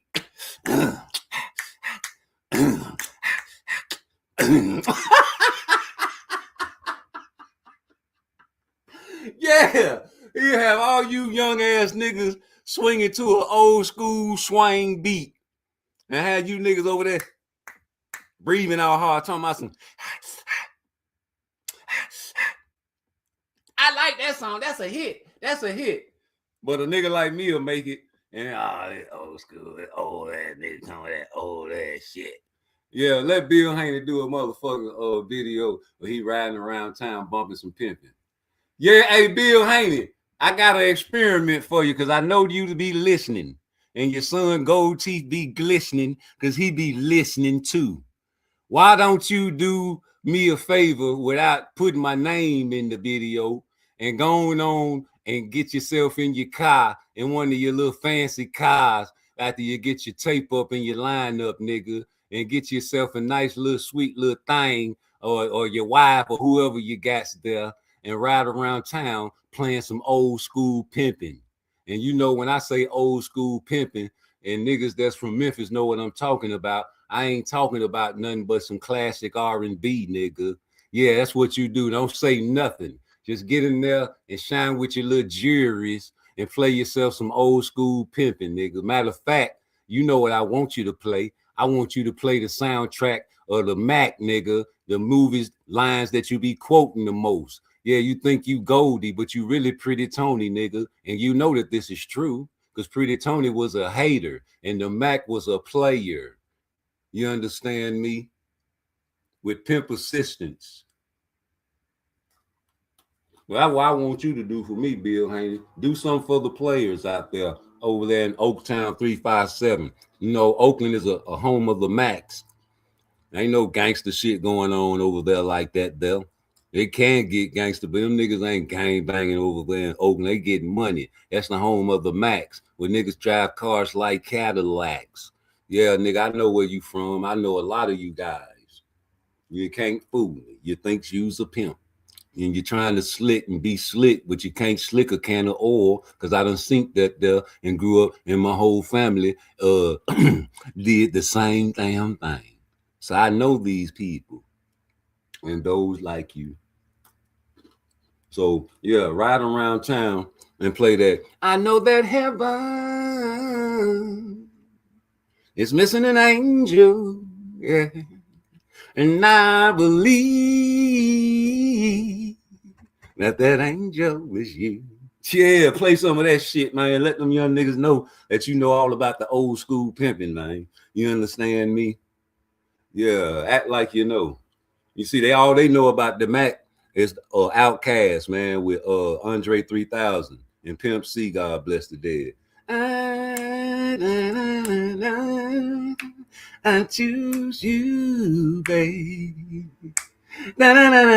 Keep your heart 3 stacks. Keep your heart 3 stacks. No, man, they stealing. Won't you go on in there and play the real I choose you, Bill Haney? And everybody, no, you ain't gonna do it now, because everybody gonna know that Rude Exposure made you do that there. But you can say, man, you know what I'm saying? Yeah, this is what I grew up listening to, because I am from Oakland, nigga, and I do think I am the Mac. You know what I'm saying? I ain't Pretty Tony, I'm the Mac, nigga. Yeah, you trying to label me as pretty. You is Pretty Tony, nigga. And you know that this is true, because Pretty Tony was not true. And he was a hater, nigga. And that's what you're doing. You're throwing hate, and your fans is throwing hate. All the young niggas is copying you, an old school fool. We got all the belts, so we are the. He has the crown. He's the king. Just like you said. Hold on. You the baddest motherfucker, but he the king. So if the baddest motherfucker say, Lomachenko, move out the way, and you move out the way, and all that, nigga, how you think we gonna stop you from moving up the way? Okay, so let's do it. I mean, let's do that. If that's the case, let's do that. Absolutely. I ain't know it worked that way. I just saw that I was the mandatory for the fight with Pitbull, and that's who was. Man, all them niggas, listen, all them niggas. I mean, that's y'all control. If you telling me right now that y'all can move Lomachenko out the way and y'all want to fight me, we can do that. I'm telling you that the Lomachenko didn't come. Lomachenko was the mandatory. You didn't come. It wasn't no mandatory.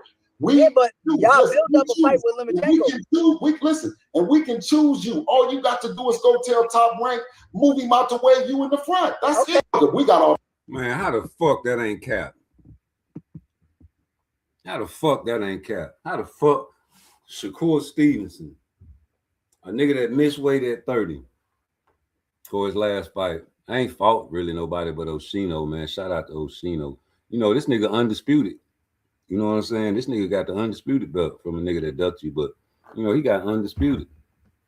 You know what I'm saying? How you gonna tell Bob Arum to move his best boy out the way of somebody that I guess and I think and I can't prove, I believe that Bob Arum thought that Lomachenko could actually have a chance against Devin Haney. Excuse me.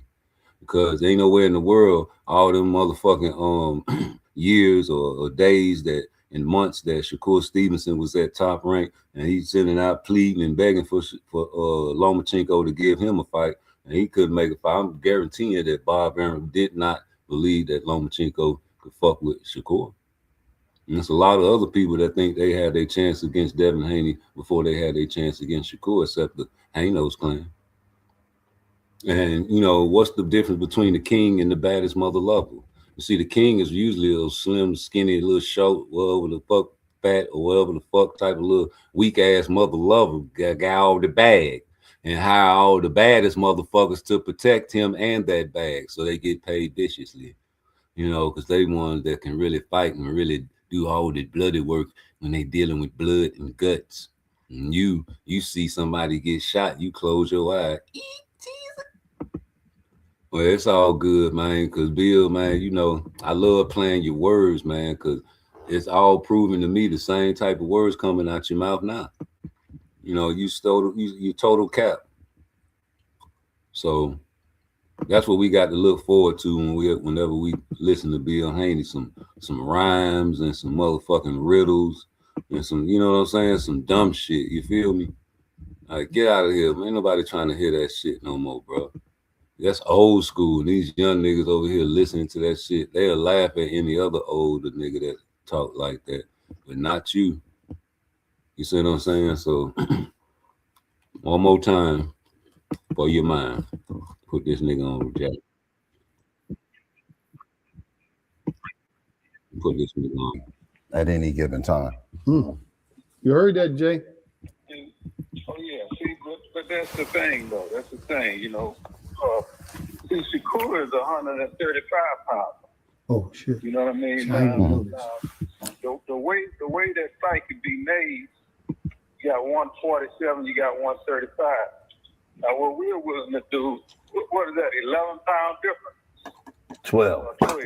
12. That's 12. Mm-hmm. So what Shakur do is he'll take 8 of them pounds and go up to 44. We wouldn't even ask him to meet us halfway. Mm-hmm. Yeah. Take 8. Yeah. I would never negotiate against, you know what I mean? Myself. What you mean, myself? Because this Devin Haney, you know, when you say myself, you know, it's like you getting in the ring, or maybe you're the boss.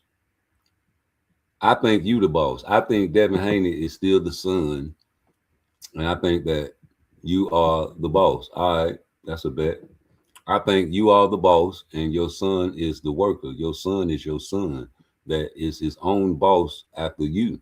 You know, ain't no me, ain't no you without me, boy. I brought you in this world, I take you out. Ain't that right, Bill? Use the pimp. Use the player. You from Old Town 357, man. And you said me. What you mean, me? You mean Devin, right? Negotiate against, you know what I mean? Myself. Whoa, my who? Because, you know, you are Devin. Devin is you, right? Negotiate against, you know what I mean? Myself, nor would I negotiate against Devin. Because you had to clean that up, right? You know what I'm saying? When you say myself first, that's you first, me first, always me first, me. I would never negotiate against, you know what I mean? Myself. I know, because DHP, you know what I'm saying? DHP, see, you the boss. You know what I'm talking about? I got everything in my daddy's name. But that's all right. Yeah, you got everything in Devin's name. But that's all right. I got the Devin Haney promotion. Yeah, nigga. Got the DHP. Yeah, you got the DHP. Yeah. DHP LLC, nigga. You understand me? I'm getting your little bag, man, everywhere and there. But you's the boss. Who's the boss? Who come first? Nor would I negotiate against Devin without him present. But one thing that I can say is that Devin is the baddest motor scooter at 147 motherfucking pounds. Ain't that right, nigga? You know what I'm saying? So if you want to fight Devin, you got to come all the way up to 147. That's it. And if you want to fight Boots, you got to go all the way up to 154 and no 52. Just like you was finna go all the way up to 54 for Xander. Why you was finna slide up there to fight Xander? I was on your board. You know what I'm saying? I was on board with that shit y'all was pulling, man. How y'all waited out Boots and fought that shit at 44. You know what I'm saying? Y'all smart. And then y'all got up to 47. That's your division. Ain't nobody can beat Devin Haney at 47, bro. You know what I'm saying? So I was okay with that. Y'all made y'all little hit list. I was like, okay, Boots on that, so that's gonna be way later on down the line. I made my little videos. You know what I'm saying? But y'all had to fuck my timeline up. I told y'all I don't like that, nigga. I'm over here trying to root for y'all and show y'all love and respect, nigga. And here you go being sneaky. You know what I'm saying? You trying to be sneaky. You over there tiptoeing and shit. Tiptoe to your back door. I am so high, I can kiss the sky, baby. Playing. You know what I'm saying? Over there trying to fight Xander on the low. You know what I'm saying? At 54. Not at 52. You ain't trying to fight no Xander at no 52 or 47. You want to fight Xander Zayas at 154. Why? Why would you pick all them mother lovers at 54 and pick Xander Zayas? You understand me? If you the best, fight the best. Knowing that Boots up there and he's on your list. Xander Zayas, sir, was not on your list. What was the play? What was the plot? What was the strategy? What is the tactic? What was you trying to make a statement? What if Xander actually took that fight? Don't you guys want to make a video of a soliloquy, an outcome, an imaginary future of Xander Zayas and Devin Haney actually making negotiations happen instead of Boots fighting Xander? You know, Devin Haney is actually about to fight Xander coming up. What you guys would say, you Devin Haney, Hanos clan people would say about him not fighting, but oh, he got belts. I forgot though. Me bad, my side, lo siento, papi. I forgot. You know, Boots don't got no belts though. That was what y'all was saying. The belts though.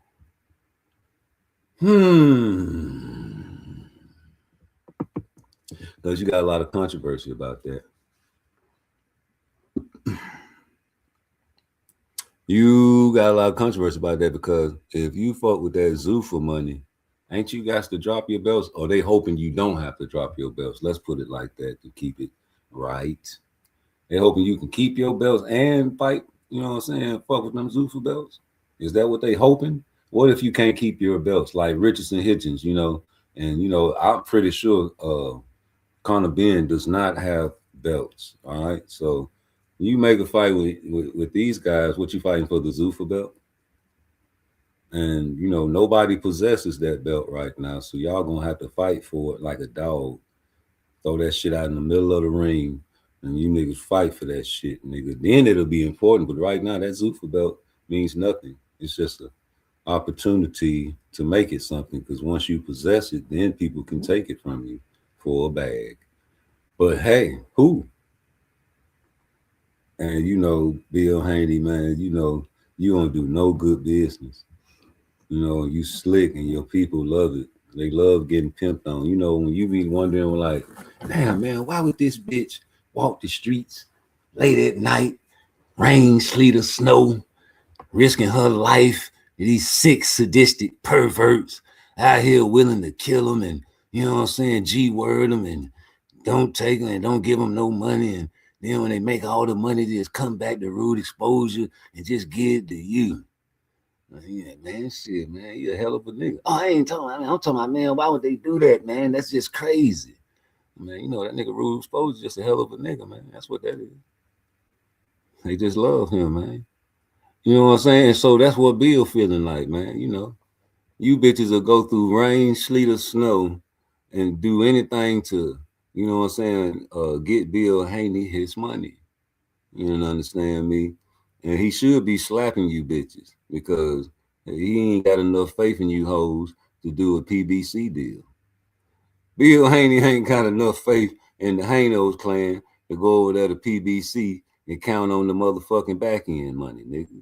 And if I was Bill Haney, the pimper, you know, like Bob Marley, God bless him, said, pimper's paradise.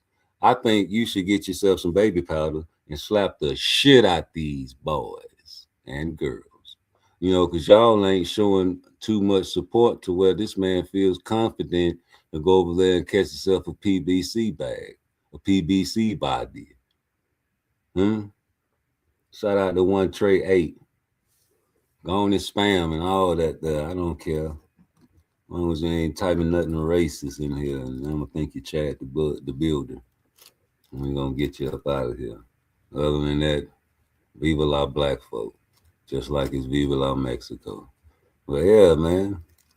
Come on with it, Bill. What else Bill Haney got to say on this Caparoni?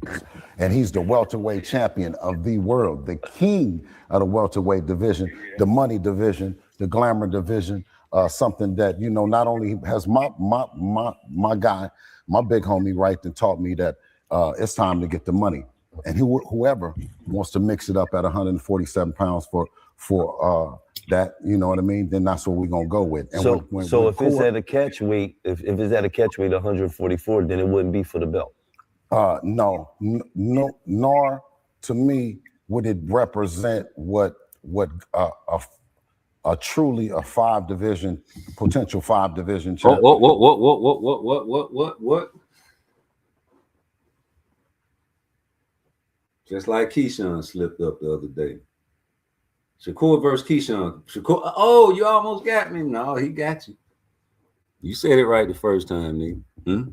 Run that shit back, selector. Truly a potential five division. Ain't no potential, because you know that this is true. You get anything off on Shakur. Oh, Shockey Foster had a good day.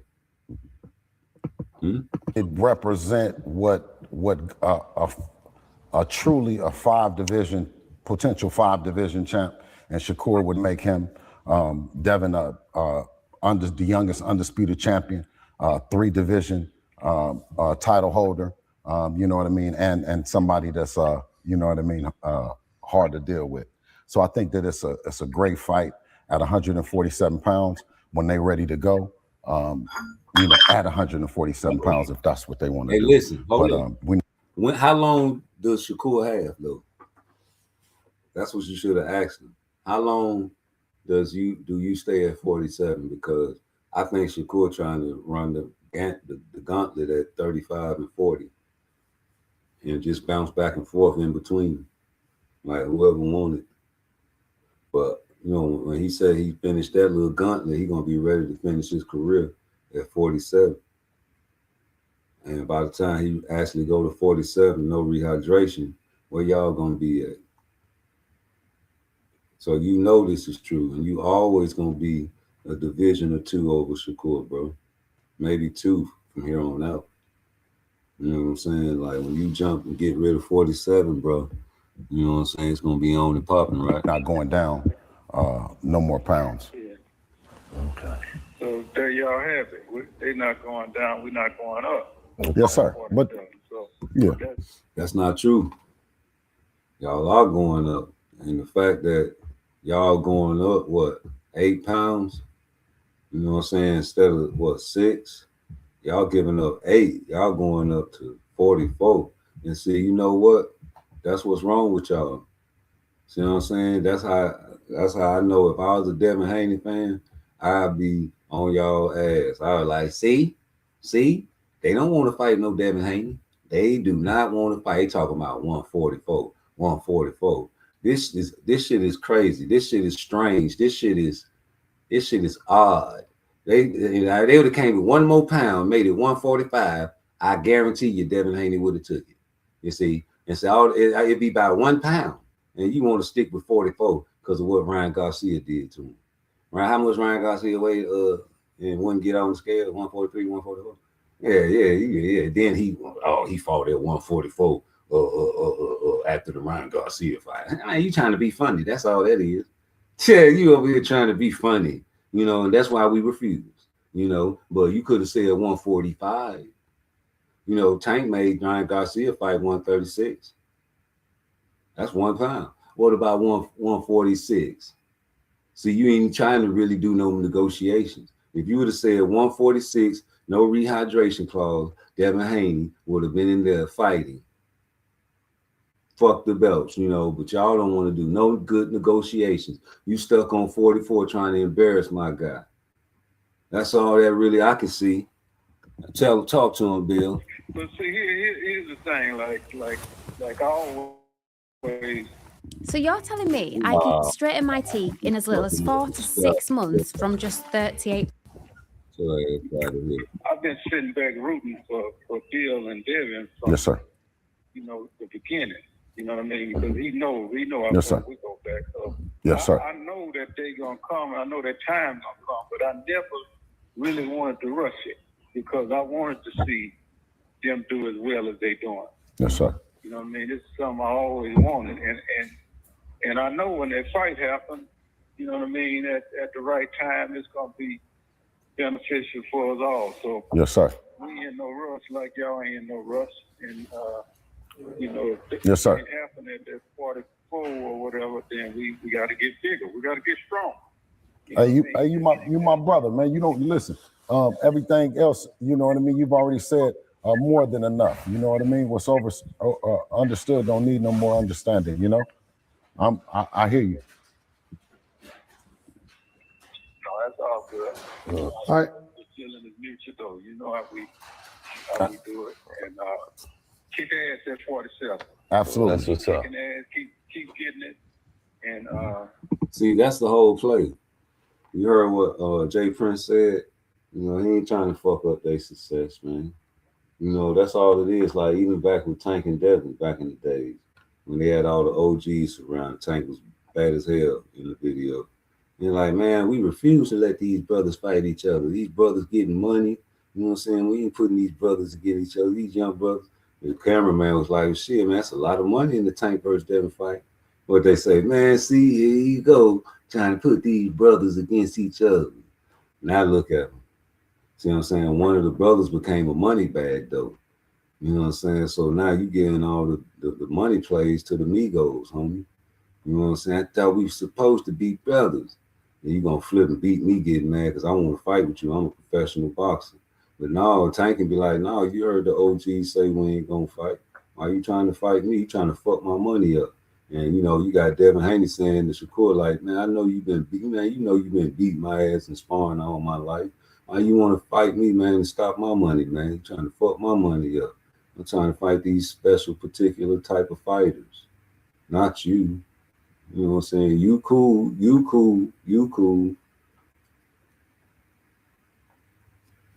We supposed to be brothers.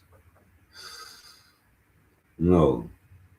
If you are a bag, like imagine if Keyshawn Davis was a bag. I think they'll fall out. If Keyshawn Davis somehow becomes a fucking phenomenon and a goddamn top-notch seller and a goddamn outstanding, like the face of boxing type shit, Shakur will fall out with that nigga and try to fight him. You know, Abdullah Mason, he wants to fight him. You know, he said that's his division. You know, he's popular. That's a name. You know, Ryan Garcia got a name. He want to pop him. He don't care about losses, how many losses Ryan got, drugs. You know, Conor Ben, he's trash, but he want to fight him. He's a name. He go to Wembley Stadium for the bag. You know, Tank Davis, man, he want to fight him. That's the money bag. This Tank sweepstakes, you feel me? Trying to figure that shit out. Why wouldn't you want to fight these guys? Like Canelo, he's the bag. Why wouldn't I want to fight Canelo, nigga? He's the bag, man. Hey, watch this shit. Hold on. Is this back on? Yeah, run that shit. Hey, this Barroso fight, I always wanted him to get his get back, but he never got it, man. Now he out of there. But, you know, he got robbed to me, if you ask me. Hit that. Anytime you're in a fight with a puncher, you know it's going to be. It's going to be Barroso. And, you know, shout out to Barroso, man. I had Rolly on my list of boxers I want to see lose. You know, Ryan popped him. You know what I'm saying? So, Rolly, you all right with me now, but I thought Devin was going to get in there and pop you. You easy. You very, very easy. You know, you like to go back on that straight line, but you got a lot of pop. And you tricked the referee this night. I think, you know what I'm saying, he had a little favor towards you, man, because you was not getting off on Barroso like he thought or whatever he saw. You understand me? I don't know what they saw in you, but you pushed this man. You didn't knock him down. You know what I'm saying? I can take a lot out of you guys who say that he really got hit. He may have got hit with one, but that was a definite push. And who knows if he goes down after that, Bell. You understand me? An old man got to get himself together. Gather yourself, son. Like Oshino and all the other Oriental fighters do when they get knocked down. They get on both knees and breathe 1 and a 2 and I know that Rolly, man, you know you a character and all that. You may have gotten a little better, but you still the same beast. And Barroso beat you. And you know Devin Haney, I don't know who you finna fight, but I really hope that you get popped now. Because you know the way you did Rolly, man, it seemed like it's all about the money, right? Well, the big money fights Turkey won't. Yeah, you got to fight some killers, but you know you still on that 147 no rehydration with Shakur Stevenson, right? Okay, well just move on and fight Boots. And matter of fact, Crawford. You know Crawford. Hey, he got more accomplishments than Boots. Devin Haney has way more accomplishments. If you was to challenge Devin instead of Boots, I'm pretty sure Devin can go up to 60. That was bad. My goodness. Now that was terrible. That was Charles Barkley terrible. But this terrible too as well, man. I'm starting to watch David Benavidez and find out, man, you know, you went 12 rounds with Caleb Plant, man. You know, Sweet Hands. You know, Sweet Hands was doing his thing, but then just watch the feet. Look at the feet, them. You know, when I get the chance to watch the punches, man, I see that Caleb Plant is a warrior too. You know, and they love to slug it out, but Caleb on that back foot getting away from David. David is a monster. He needs to be set to throw that machine gun, man. And you know, as long as you plant your feet, you there to be touched. You know what I'm saying? You got to do what you got to do. You're a warrior, right? Come on, macho, papi. That ain't nothing. Come on, you ain't nothing, home. Manipulating that high guard, man, you know, and getting countered. But you can do that to a lower level fighter and get away with it, but not against Caleb. Caleb might have been bloody in this fight, but he fought like a warrior and went all 12 with this man, the Mexican monster. But it's all about defeat. Defeats, the separation. You have to be close to unleash your machine guns, David. The people that are mesmerized by your wicked speed is only available there if you have your feet planted. And your feet are not very steady like I thought. You do throw punches wild with vicious intent, but you're off balance. And someone with masterclass footwork will beat you. Someone like Bivol.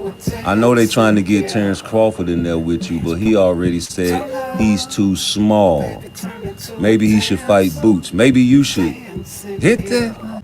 Yeah, he too small, man. Maybe you should hit that. Man, one of my videos, man, somebody didn't like my video, man. They got up out of there.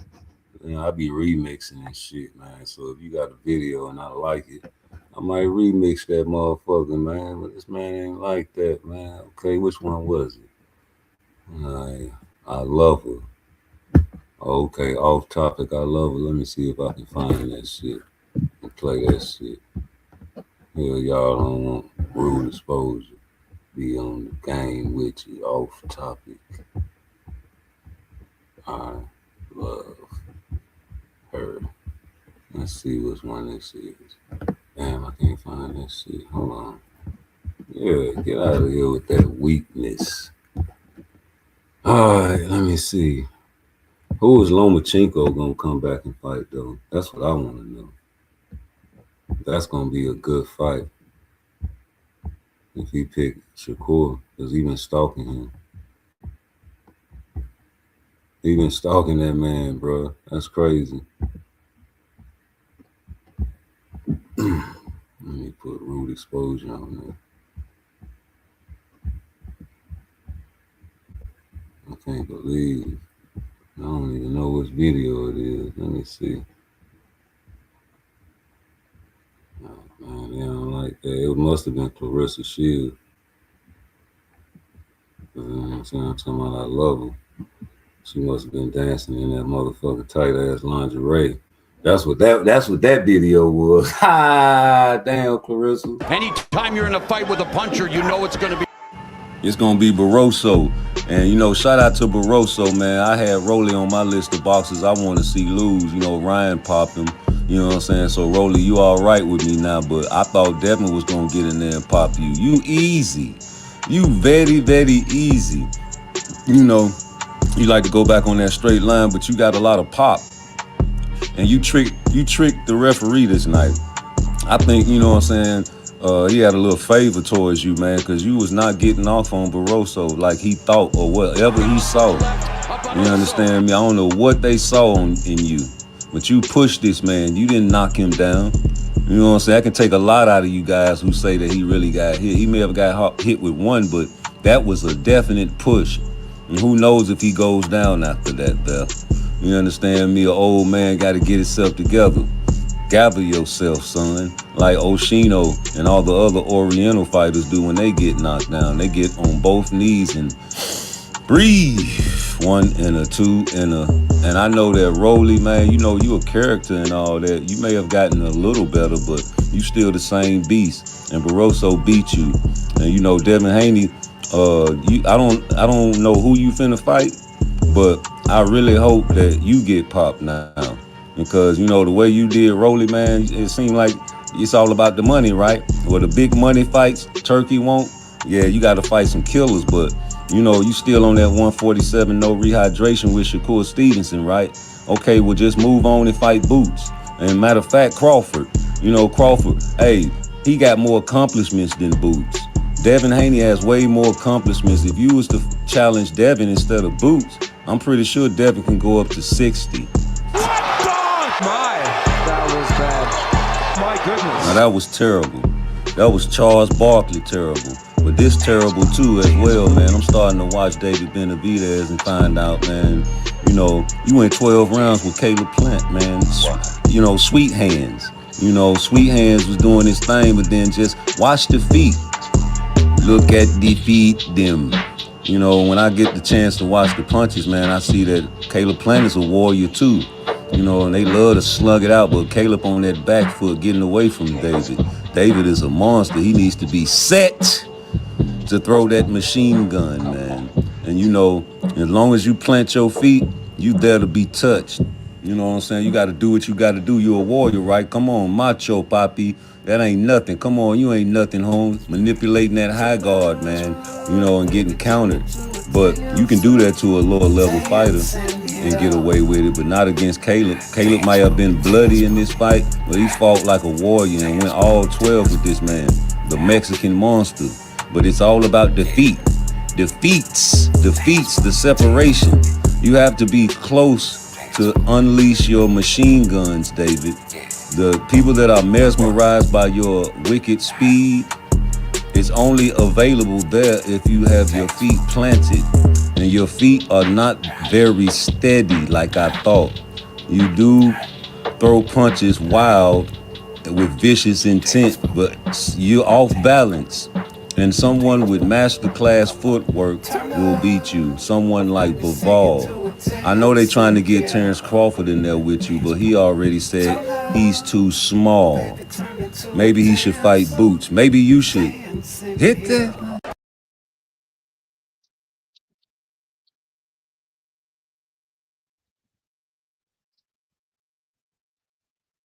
What up?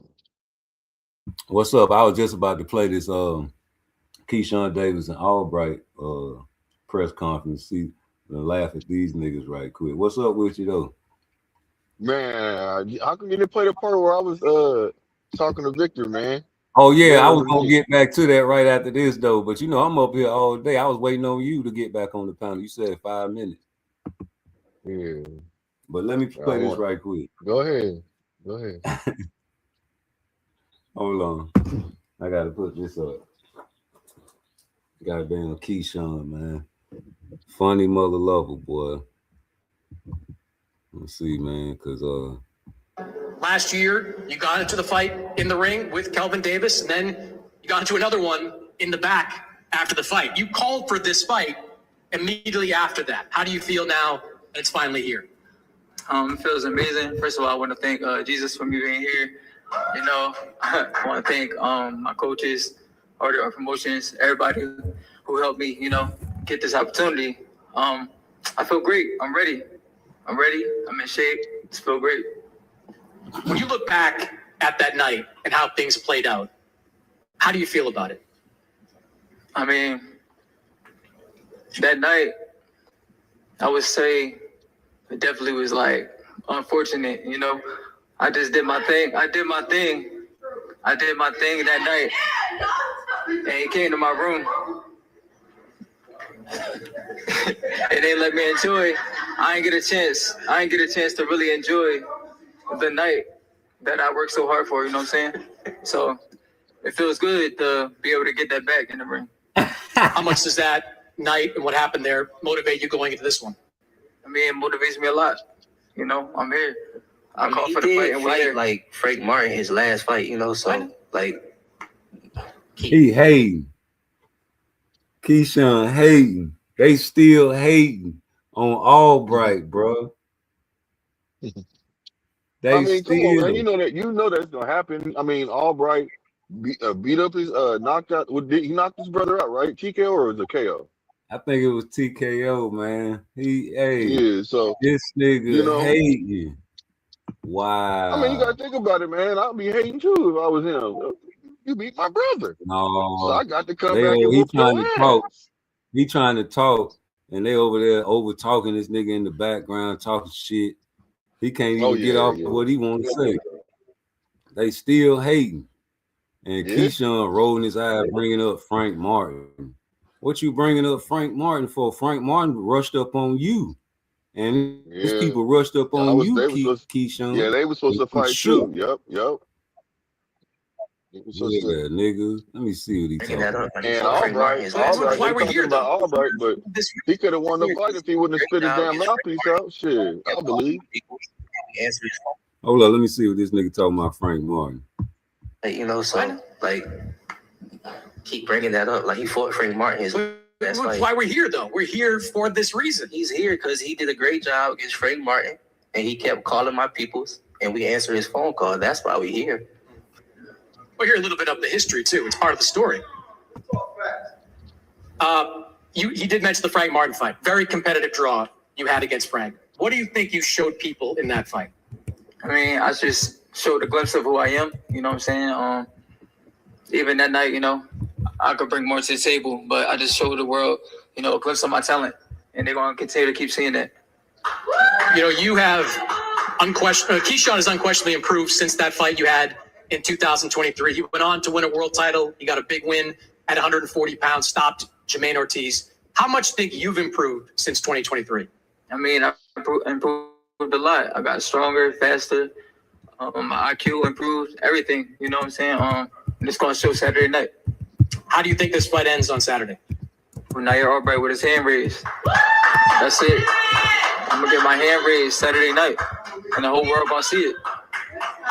The whole world going to see it. Damn. It's cool. Y'all, you know what I'm saying? Y'all can laugh. Y'all can do all that. But Saturday night, y'all going to see. Keyshawn, you were...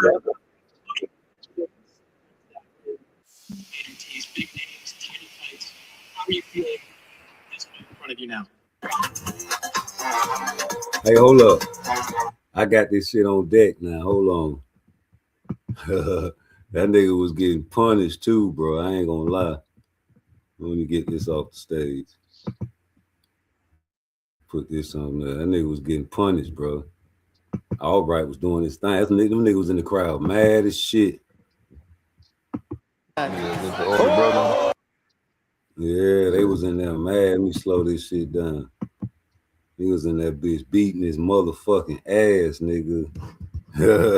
That's why. Hey, look, I'm gonna tell you just like this. I was wondering why he took that fight like that. I was like, man, he should have took that fight just yet. I don't think he can beat Albright. And then look, see what happened. Listen, they ain't knock Albright out. Keyshawn ain't knock Albright out. No, I didn't say he did. No, I'm just saying they acting like he gonna knock him out this time. Yeah, that's just I'm went saying to a he acting decision. like he gonna knock him out this time. He ain't knock him out the first time. Last three opponents I stopped them. Nobody stopped these opponents that I fought, and he gonna be another opponent that I stopped. Okay. Hey, that stoppage with Jermaine Ortiz. Before he fought me last time. That was a blessing in my personal opinion. What happened? He ran into me. I'm not hating. I'm just saying the Hey, listen. ref stopped it. Hey, listen to this. He was stopping people before he fought me last time. What happened? He ran into me, and I made him look regular. You know what I'm saying? And it's gonna be the same thing. Same thing. Do you think he made you look regular back in 2023? It's 2026. So that really doesn't matter. I got a win over him, and they decided to take it back. So again, I'm not going to call it 2026. Okay. This show, Keyshawn's titled Unfinished Business. Do you think there is unfinished business between you two? I mean, nah, I feel like this is just a boxing game, you know? We ain't here to fight. We ain't here to sign contracts and fight, and that's exactly what we did. Like, it's not personal. It's not unfinished business. I'm going to knock Wu out. You're not knocking me out, bro. Okay. We're going to see Saturday. Is that confidence, Keyshawn, from how much improvements you've made since 2023? Like I said, that was 3 years ago. You've done a lot since then. You've become a world champion since then. You stopped Baranchik. You stopped Jermaine Ortiz. Do you feel like, is your confidence that you're going to stop this man coming from the growth that you made? God willing, I'm going to get the stoppage, you know? No, bro, I don't think he's going to stop Albright. I don't think so either. I think Albright might piss him off, and then he start doing some, because he likes to get his lick back. He's the type of fighter where he likes to get his lick back. Albright, one of them niggas that'll fuck with your head and fuck with you in the ring to where he piss you off by pulling anti. No, that's what I was saying. Because the simple fact he gonna get in his head and make him angry. See, if you can frustrate, this is what I believe. This is just my personal opinion, and that's why I don't think that when it comes down to it, he shouldn't step in the ring with Shakur. Shakur should spar him so many times. He knows how to get into his head. You got to understand that. That's one thing these fighters can't do. They don't know how to get into, when it comes to fighting, this man's head. When he gets hit, he gets frustrated. Like he demands his lick back. You see what I'm saying? Mm-hmm. So it's like, and he don't have a problem with, going for blow or just executing his skills. You see what I'm saying? Because he's very, very confident in himself, and that's one thing. The only reason why Albright would realistically have a chance in this fight is because how much confidence that Keyshawn has as being a fighter, undefeated. He's already had confidence issues before to where he was basically, acting like his shit don't stink when it came to the situation with the weight and everything like that. That's a sign of overconfidence. You see what I'm saying? To where he was being cocky, talking bad. He said it himself. He was talking bad to his teammates. You know what I'm saying? He was. Hey, you see this still shot I posed on the screen? No, I didn't see if I seen that. But I just think personally, in my opinion, fam, I think like you gotta be able to frustrate Keyshawn in order to beat him and have a damn good plan. And don't be sloppy about it, because Keyshawn, he's crispy. He's the type of fighter where he's on point. He's very accurate with his punches. So you can't be sloppy thinking that you're gonna go in there. You got to have some crispness too in order to take advantage of the opportunity that he gives you. That's what I'm trying to say. What you see in this picture? Hey, he's missing. He missed the punch. He missed the hook, and Albright got him. But what else? What do you mean? Like he's going to his face. Use that brain, man. I like brain exercises.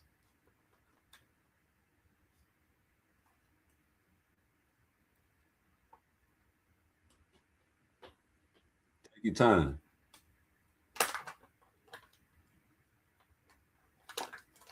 It's a word I'm looking for.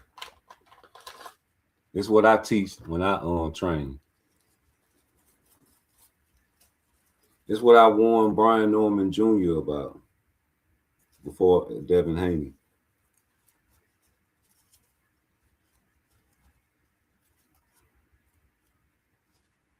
You see it?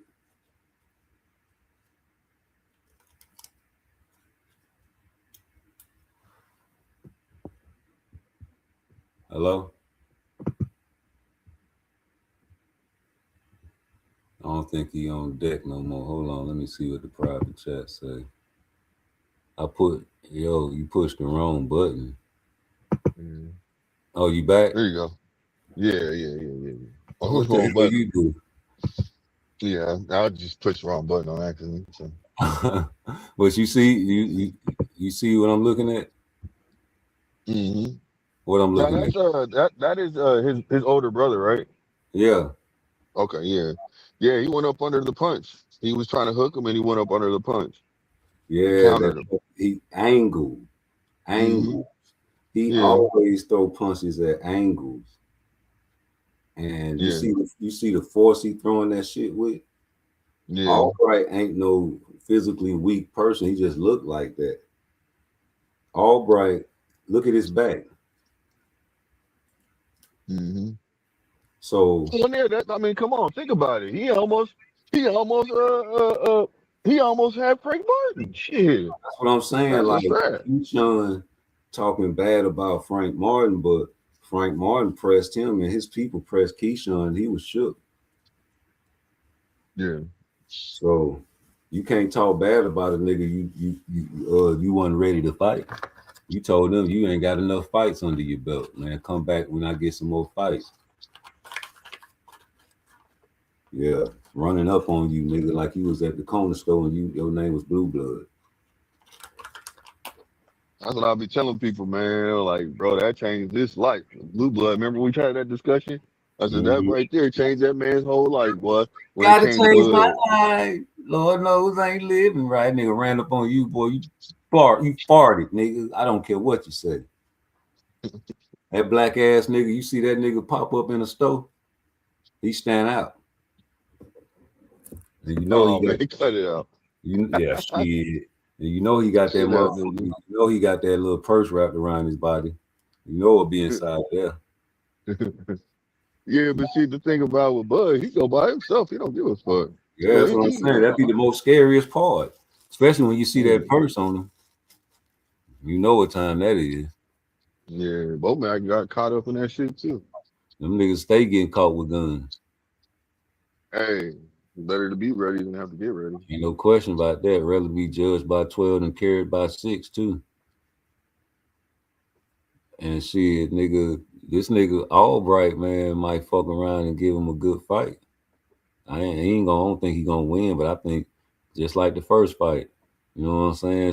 Keyshawn did his thing, but then he got popped with the weed. But I nigga, need Keisha. I need Albright to win. Don't make it close because that ain't good enough. no, Either win. Keyshawn better than Albright. Yeah, yeah. I wouldn't bet my I know. money against Keyshawn. I just want the nigga to go in there and show that he ain't no hoe. Cause Keyshawn making it seem like he a hoe. You know what I'm saying? Yeah. Like, no, this nigga wasn't no hoe. They thought Mosley Jr. was a hoe. And nigga was picking against him, talking about he trash, and he went in there and destroyed that boy. Made his daddy proud. Oh man, I was really blown away on how they took that fight. With Albright, they was talking. You talked about that man that bad, where you made it seem like they basically gaslight each other. You gaslight your brother, your older brother, to get his ass whooped. He wouldn't have took that fight, man, if Keyshawn would have been realistic, man. Like, nah, bro, don't take that fight. It was a tough fight for me. But That he in there gaslighting. nigga beating the shit out of his brother, dog. Mm. And he was beating the shit out of his brother. The whole oh boy, it was terrible when he at the end when he did the little spin move on him. You know, and I was like, I've never seen that before. I know that nigga dominated that whole fight. And then the referee, whatever judge that was, had that shit. He's like, what? Man, I beat this nigga ass. Look at that shit. That was terrible. This nigga too long and goofy, man. I hope Keon gets some training, man. I like Keon. Keon got the potential, boy. More than I think Keyshawn. This nigga here too damn long, man, and got that shit wide open.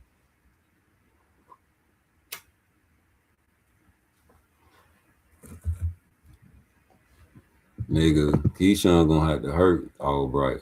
And I don't think That'll be safe if he go out there trying to hurt Albright. Albright changing levels and throwing them bitches at angles. And he will go to the body.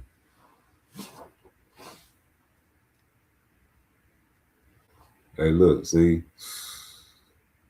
This nigga like an Aaron the Plumber. I mean, not an Aaron the Plumber, the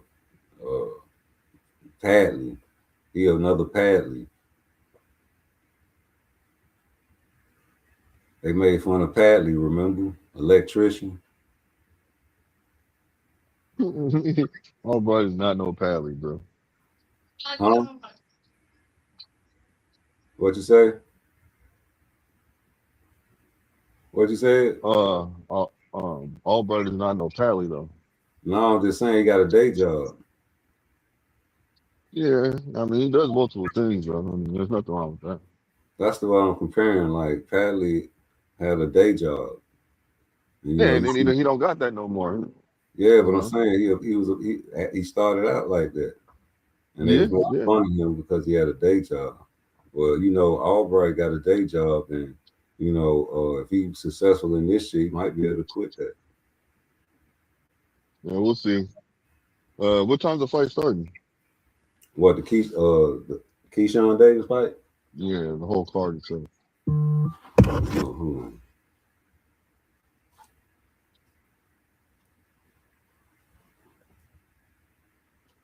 You know that shit gonna be nighttime though.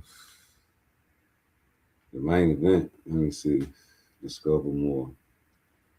I don't know. Watch the press conference. The fight. Where's the fight? It might be around like what, 6 o'clock Pacific time or some shit. 7. Yeah. There you are. Thank you. Thank you. It just said Top Rank Promotion, do a rematch. I don't know. It just notified me whenever that motherfucker come on. No, I understand, man. I gotta look at it. Basically that shit starts time all them fights start. What, around 8, 9? I said, yeah, I gave this lady $100 bill. She said, I can't break it. It's almost it's 2 something. How you not gonna be able to break a $100 bill, bro? You got over $1 million establishment. I don't hear that shit. Hey man, they finna get ready to take cash away.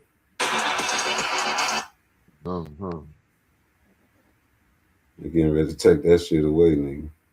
You ain't gonna have to worry about bringing cash to the place no more. They ain't gonna accept it. Some restaurants, they don't accept the cash. They do. You ever been somewhere like that? Yeah, I have. Yeah, I've been in a spot like that, and I just basically, I walked off because I didn't want to use my card. I'm like, I ain't ever. Y'all don't have no sign on the goddamn door saying that. So I just, with me, man, I'm like, with my money, if I don't have to use my card, I don't use it. You know what I'm saying? Right. You know how they be doing the scams and shit nowadays? If I don't have to use my card, I don't use it. They've got them pads where they be copying. You know how they be, oh yeah. Shit. Forgot to say which pump I'm at. Damn. See, you be forgetting shit too much. No, nigga, I'm talking to you. And I was irritated about that shit. It ain't me. No, I don't really care. It's all good. I'm walking back in. It ain't like it hurt. Oh, nigga. You fuck around, leave your goddamn phone your wallet somewhere, your money somewhere. God damn it, it was rude exposure's fault. It was rude exposure's fault. I don't care what nobody say. I lost everything because of him. Open my account. Nigga. I don't get down open like my that. accounts. Yeah. I don't get down like that.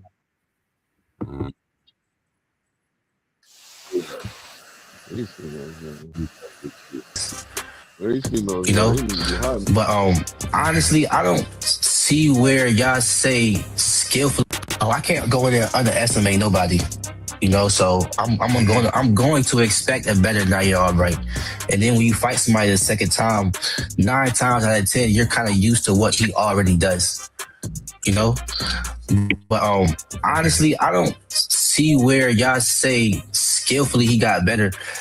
I honestly feel like he's hungrier and he's fighting harder now because now he's getting these opportunities and he want to be seen again. I just see more hungry, more grit in him. Like, damn, I'm really in boxing now. People really know me. Like, okay, well, let me try. But when you talking about still follow his feet, he still do a lot of mistakes, in my opinion. And honestly, like Frank Martin, he's not the best of opponent either. I will stop Frank Martin. So them having a draw together, just like, come on, bro. It's levels in this game. And when I fight Nair, I'm gonna stop him. I can't go in there and underestimate nobody. So I ain't going for that, Keyshawn. I ain't going for that. You going for that? No, I ain't You going for that? Nope. I don't think he gonna stop him, bro. This nigga was wrecking with Keyshawn in the first fight, homie. He was wrecking with Keyshawn in the first fight, G. And these niggas over here fucking with the pump type shit. So, who? Yeah, man. These old goofies just cut off the damn pump and they ain't even coming out here to tell us. So we got to walk in there again, waste my damn time because now everybody over here saying why they turn the pumps off. We all saying the same shit at the same time, bro. What the shit is this, man? I'm about to give me an electric car, nigga. I'm about to give me an electric car, full electric car, bro. Dang. Keyshawn might have himself a little test right here. Nah, because my Benz is gas and electric. You know what I'm saying? This is bullshit. Hold on. No, I told her pump 3. Get ASAP in here. What's up, ASAP? Yo, ASAP. you hear me? What's up? Yeah, I hear you. What's the business? Man, I was just jumping on. I heard y'all talking that shit on here. I'm talking about Keyshawn and Albright. Yeah, man, I just watched the press conference and shit. Yeah, he talking this shit, but I ain't gonna lie, bro. I'm low key going for Albright in this fight, man. Hey, listen. Cause they pissing me off, bro. The way they trying to downplay this nigga and shit. Hey, listen. They trying. Listen. Yeah. I ain't gonna say Keyshawn gonna lose, but Albright gonna give him hell. Watch. Yeah, I think so too, bro. So look, I'm gonna put it to you like this, you guys. I'm gonna say I'm just gonna put it out there. Both of them they got something to prove right now. Both of them. Trust me, they both do. And I don't think that Keyshawn is taking them lightly. I just got to go ahead and just keep it real.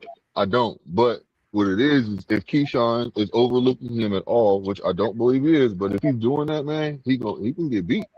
That he can. He can lose his fight. I don't think he overlooking him. Well, no. I understand that, but I'm just telling you, if he is, any fighter that goes in there, you can have one of the best fighters. Like, you know what I'm saying? Mayweather, if he overlooks somebody, bro, planning for the next fight, and he's taking it not seriously, he can lose a fight, bro. It just is what it is. You know what I'm saying? So, that's what you got to take it seriously. But just the way he be moving, and this is what I'm saying, and this is my point. So I look at things a little differently from the way that he basically, because I'll put it to you like this: he set his brother up for failure. If I was him, I would have been like, nah, bro, don't take that fight. Just get a couple more fights and you can get that fight. You see what I'm saying? That's just my personal opinion. Because when I heard that he was fighting him, I'm like, he's not ready for Albright yet. Albright and his brother had a tough fight. So how all of a sudden he gonna be ready? That don't make no sense. You see what I'm saying? Yeah. I just didn't see that, man. And I just felt like he didn't. He kind of set his brother up. He should have been more realistic with his brother and said, look, like I just said a little bit, like 5 minutes or 10 minutes ago. He should have been like, look, big bro, that man got skill. You know what I'm saying? I had to bite down, to win the fight. Yeah. I'm just saying, just being honest. He almost stopped his brother, honestly. Yeah. Yeah. Oh, he didn't stop him? I said he almost did. He almost did. He TKO did. him, right? He TKO him, right? No, it went to decision. Okay. So my apologies, y'all. We said that he got 2 KO'd or he got knocked out. So I want No, to he get that about to straight. go.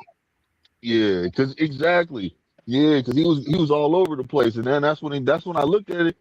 When I seen him walk over to him, give him love, I was like, nah, that nigga didn't knock him down. Damn. He was looking like So when Frank he came Martin. out, I was yeah, about to he say, was. yeah, he kept grabbing him like Frank Martin did. That's what might happen to Keyshawn. He might have to grab him again. And Keyshawn got caught in that first Albright fight. that's what I was just about to say, bro. Like Keyshawn Yeah. talking crazy, but bro, he cracked you in the first fight. Yeah, and I'm that's why I'm sure. trying to say I'm Sure. hoping he's not underestimating him, bro. Because if you let your brother go, and I'm just saying, bro, that's like Shakur going in there and downplaying a fighter, and then Raymond, you know what I'm saying, or somebody, or Keyshawn goes in there. Let's say Keyshawn. Keyshawn gets ready to fight one of his opponents, right? And Shakur, the Zepeda, right? Shakur goes in there, man. I tore, I beat him. It's gonna be easy work for you. This and that and the third and this. Keyshawn goes in there, and Keyshawn's getting beat up a little bit. You know what I'm saying? He gets beat. Like, bro, why don't you tell him the truth? Why you guys why are you making it seem like that you so far above levels where you're making Hey, it who seem you to like? people that these fighters are sweet. You know Hey, what I'm who you saying? When like? they're not. Who you like? Albright or Jermaine Ortiz if they fight? Well, that's a good question. I I don't think have I don't have no dog in the fight, but if I had to I pick, I'd go with I would go Albright. I I think they think both. in the press conference, I think they said he already fought Jermaine. They mentioned it, and they said he lost to him or something. Like Keyshawn said he lost to Oh Jermaine yeah, Ortiz yep, I or do think something so. like that. When they I think fought? I remember that. That was in a I presser when don't they were talking, know. right? Wasn't that when they was in that presser? Yeah, and They I said that. think Keyshawn had said, yeah, you lost to Jermaine Ortiz or something like that. Yeah. I think he did say that. So I think they So I mean, already fought, Okay. well, you want to but know that something don't though? mean shit though. That don't mean Yeah, nothing. that's what I was getting ready to say, man. A man could take. So in my personal opinion, right? If you are the shit, you don't have to take a loss, right? Because you keep on improving on stuff. But sometimes some people work better off of learning in the ring, so they take that loss. Now they come back 2 times stronger, and they don't lose to that kind of situation ever again because they learned their lesson. You see what I'm saying? So that just might have been the time that you had to learn that lesson the hard way. Unfortunately, you had to let your O go.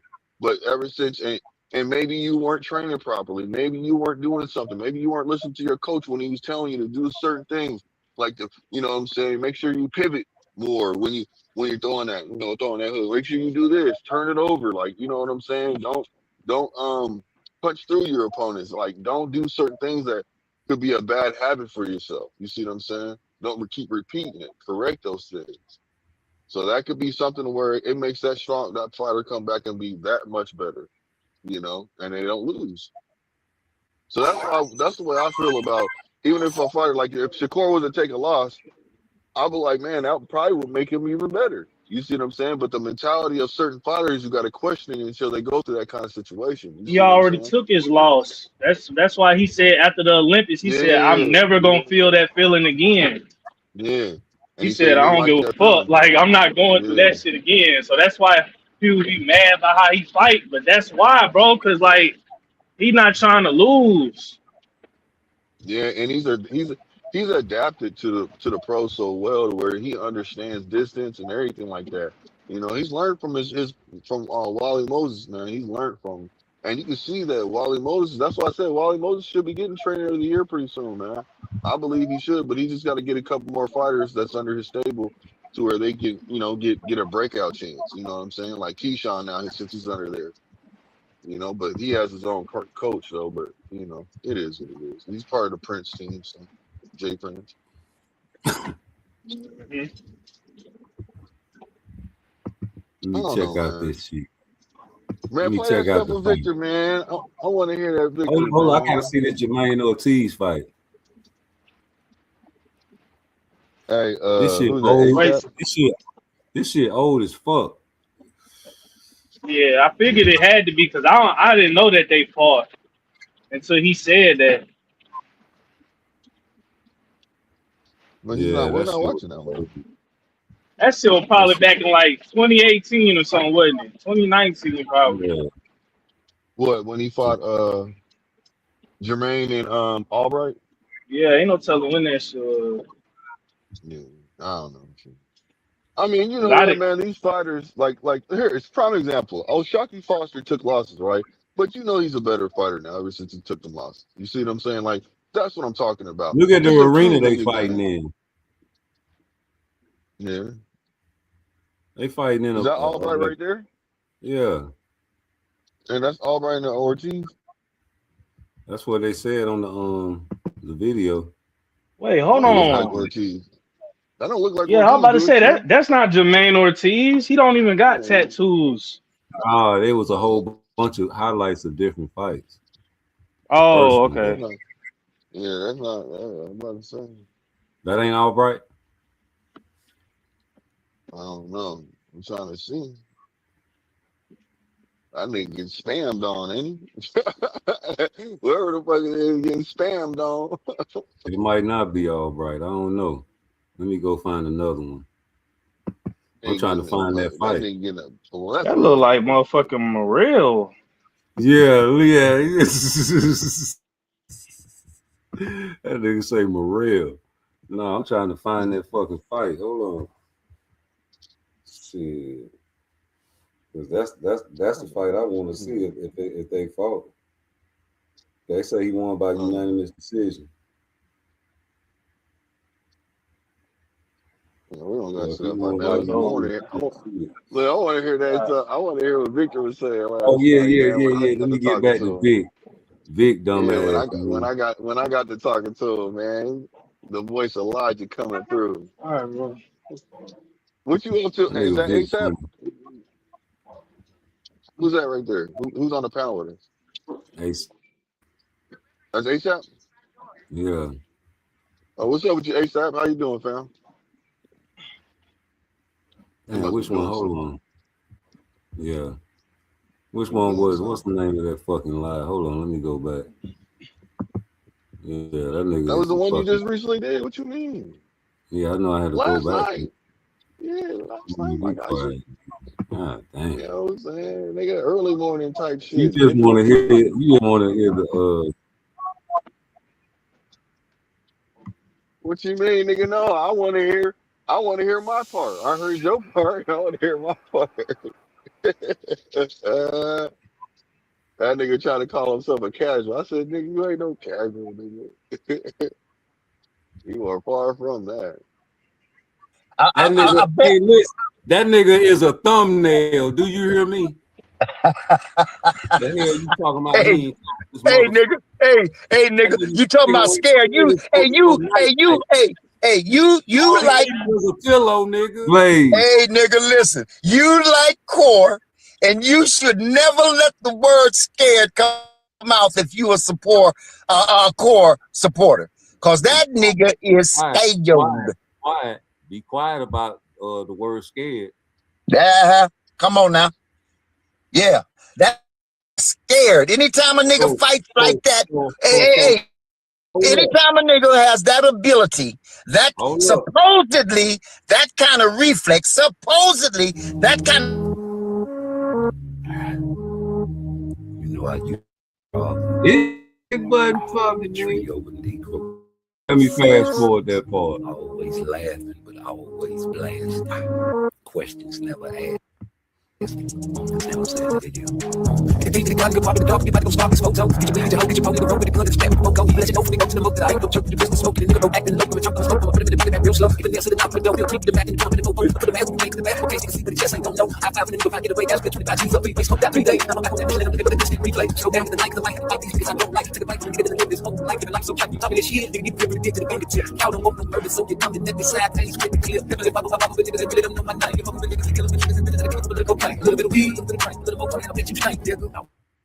Yeah, nigga. Don't want no murder, nigga. Y'all don't want no murder, nigga. Boy, let me tell you something here. Listen, man. Every time I try to let you make it, man, you always just keep going on and on and on and on, and you kill yourself every single time, Victor. Victor, just admit that you are a super fan. You a casual, right? And you just rooting for your guy. That's all it is. You don't know nothing about boxing, homie. There goes that hardcore talk. Hold up. You just like to see guys get beat up. You can catch that shit at the juke joint. Yeah, you're right about that. Nigga get knocked out every goddamn night over there. Yeah, you're right about that. That ain't art. Listen, yep. Shit that Shakur Stevenson do is the shit that he do. You hating on the young black man, homie. I'm not hating on nothing. Time out, because like I said earlier, homie, every time you mention Shakur Stevenson name, you niggas bring up Ali, you niggas bring up Terrence Crawford, George Foreman, all the greats. For what? Like I said, why do y'all keep bringing up these greats if he ain't shit? So it sounds like hate to me, homie. That's all I'm saying, dog. Like, I'm trying to figure out, you know what I'm saying, when the fuck is he gonna be great? What does he have to do? You understand me? Because it seems like you putting this nigga through a fucking mystery maze or something, G. Like, he's not a power puncher. He's not a knockout artist. He's not never gonna be that shit, man. But he's a pure boxer, and this like he's becoming extinct. Like, y'all don't want his kind out here no more, homie. Like, it's still niggas out here that still like that shit, G. I know it. I know it. I said that already. But you're outnumbered because that's not it. So that sounds like you are, nigga. You hardcore niggas who want to see a nigga dance around that motherfucking ring, and his main objective is not to get hit. That's out. No, fuck that. I'm glad I'm outnumbered. I'm glad I'm outnumbered. You know why? Because it's only a few of the dime breed left, nigga, of the real ones, homie. Yeah, well, you better hope and pray that we stay. No, fuck that. You done already got caught by so many contradictory things, and you say you a word specialist, you can't even use your words right. So I don't know what side of the history you on, man. But it sounds crazy. Yeah. Sounded like hate, homie. Hey, you know what that sounds like? That sounds like hate, nigga. No, I'm telling you, this nigga is an undefeated fighter, homie. And this nigga Tank got a blue #1 on his box rack. All right, let me say something real quick. So, Victor, I know you're a Tank fan to the fullest extremely. You know what I mean? That's your boy. And there ain't nothing wrong with that. You know what I'm saying? But let me ask you something, brother. Let me ask you something, OG. I want to know, what do you expect Tank to do, man? I mean, don't you want to see that fight with Tank and Shakur? I do. I absolutely do.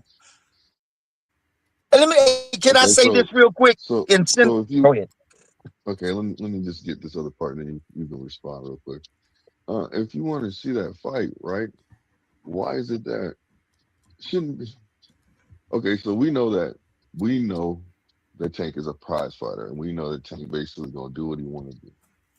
But to a certain extent, wouldn't you just be like, man, Tank, fuck you. You ain't giving us what we want, my guy. You should be fighting this nigga Lamont Roach, or, making excuses about Shakur not doing anything. Well, brother, you really ain't doing nothing either. You see what I'm saying? So why wouldn't you just, what do you think it would take to get Tank to fight these fights that you guys want to see? Are you guys okay? With the way that Tank is moving? Because if you are, then I guess don't say anything. But why is it the fact that I don't hear any Tank fans realistically saying that they truly want to see this or see that when it comes to Tank, and they don't hold him accountable? In my opinion, you guys don't hold him accountable.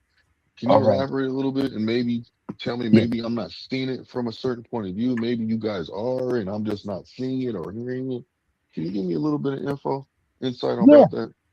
Yeah. Okay, let me explain it to you this way. For me, now I'm speaking for me.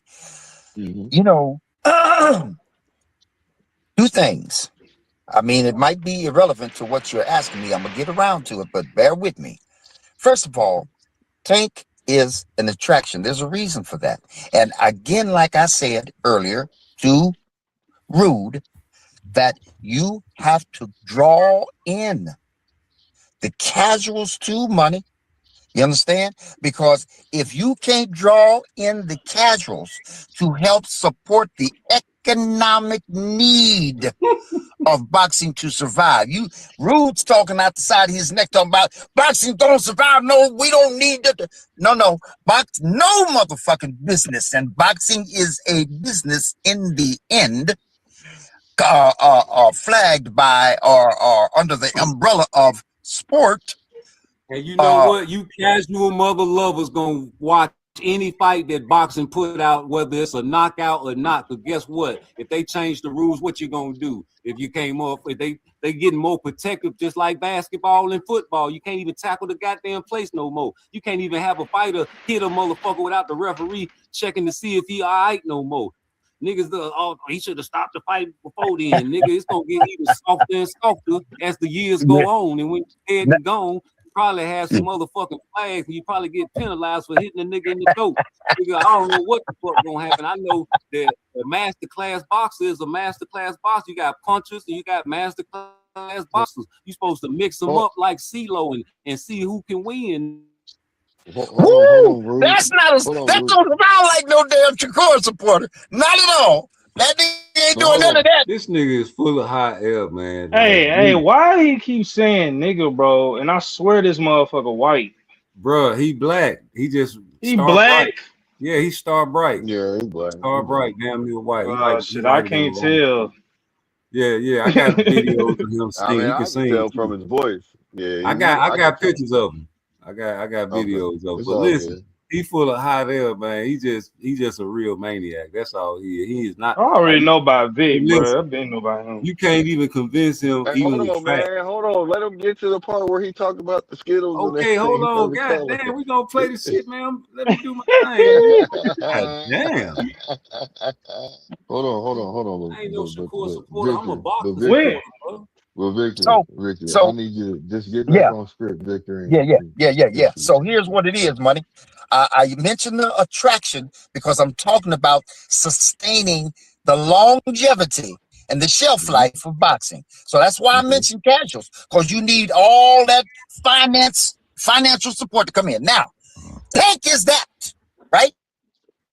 He's a significant part of that, an attraction, right? Now, all the fights the Tank has had have been that, and therefore, you understand, I am not a hardcore nigga. So I don't foam at the mouth in need of a goddamn fight. And I think you're the one that said it, or maybe Rude, but the art of the sport. See, I don't just want to see no M. Billy Martinez attached at the head, two niggas slugging on each other till death do us part. I want to see the art form of boxing, the speed, the agility, the footwork, the ring generalship, all of that. That's what I want to see. I don't just want to see a fight. Contrary to what Rude just said. Therefore, what I'm leading up to is that Tank brings all of that to the game. And as so, I exercise my patience. I don't need to say, Tank, I need you to be doing this. You need to be doing that. Tank does everything that you're supposed to do when you get in that ring, right? So I have my patience for a man that I know exerts himself, uses energy, endangers himself, puts his life at risk, and then I'm gonna be out here on the outside of the ring talking about, you need to be doing this, I'm not that nigga. So I'm patient. I'm waiting patiently for Tank to come back to the game of boxing, to the sport, and waiting patiently for him to get at Core, Devin, maybe Tiafimo, I don't know, but I'm waiting patiently for that. Forever. I have patience, so I'm not gonna clown Tank. He's giving me gratification and satisfaction every fight that boy has had, and there's no need for me to be chopping off at the bits, telling that nigga he needs to do more. That's it. That's my explanation. That was a bunch of that sounds like you're not Just to say, that sounds like you're not hey, really you was all over the place. holding Just him to say ain't holding giving him you what you accountable want. for his Hold actions. up, You're not time holding him out. accountable. Hey, hold up. You was all over the place just to say the Tank giving you what you want. So all you got to do if you Tank is beat a bum, right? No. All I need to do is see him get in, or any fighter get in that ring and use almost every skill known to man. Every skill known to So let man. me And ask by the you way, this. Let me ask here's a you this. nuance. Go ahead. Look, let me ask you this then, because you know it said they gonna fight Pitbull, right? That's what he's supposed to fight, right? I heard the rumor. Okay, I so don't do all that hold shit up. either, man. I'm just saying hypothetically. Let's say that word first. Okay. Hypothetically, we play the word game over here. All right, so hypothetically, right? Let's say he fight Pitbull, right? And let's say he beat Pitbull. Is you gonna give him flack if he fight another Rudy Poot next?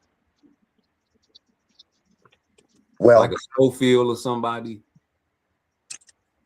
Schofield. Hot damn. Well, Schofield knocked motherfucking Tevin Farmer to clean the fuck out early in the game. That's what you call a bum? That what you call a bum? See, you hardcore niggas are too hard. You're too motherfucking hard. You need to quit foaming at the mouth with it like a goddamn dog with rabies, demanding so Let much of me ask niggas. you. Hey, Hold on. hey, look, Hold while you on. sitting back on the couch in front of the TV or sitting comfortably in your seat in the auditorium, you keep Victor. forgetting that these niggas are exerting themselves, right? That these niggas Yo, are right. They're Hold on, putting their lives at risk, right? Victor. Let me yo. say something. Let me say this to you real quick, Victor. And you Oh, a nigga, hardcore fan losing too. them. You know that, right? I don't know why you trying to make it seem like you're not, but you are. You know that, right? Well, you You know do know what? that, right? No. It's a yes or no question. You know that, right? Yes or no? No, I'm gonna say no. I'm gonna say no. I'm gonna tell you Okay, so why. let I'm me gonna tell you explain to why. you. No. Let me explain to you why you are. Because you need to hear why you are. You First of hardcore. all, you know that Tank's favorite color is what? Is what, Victor?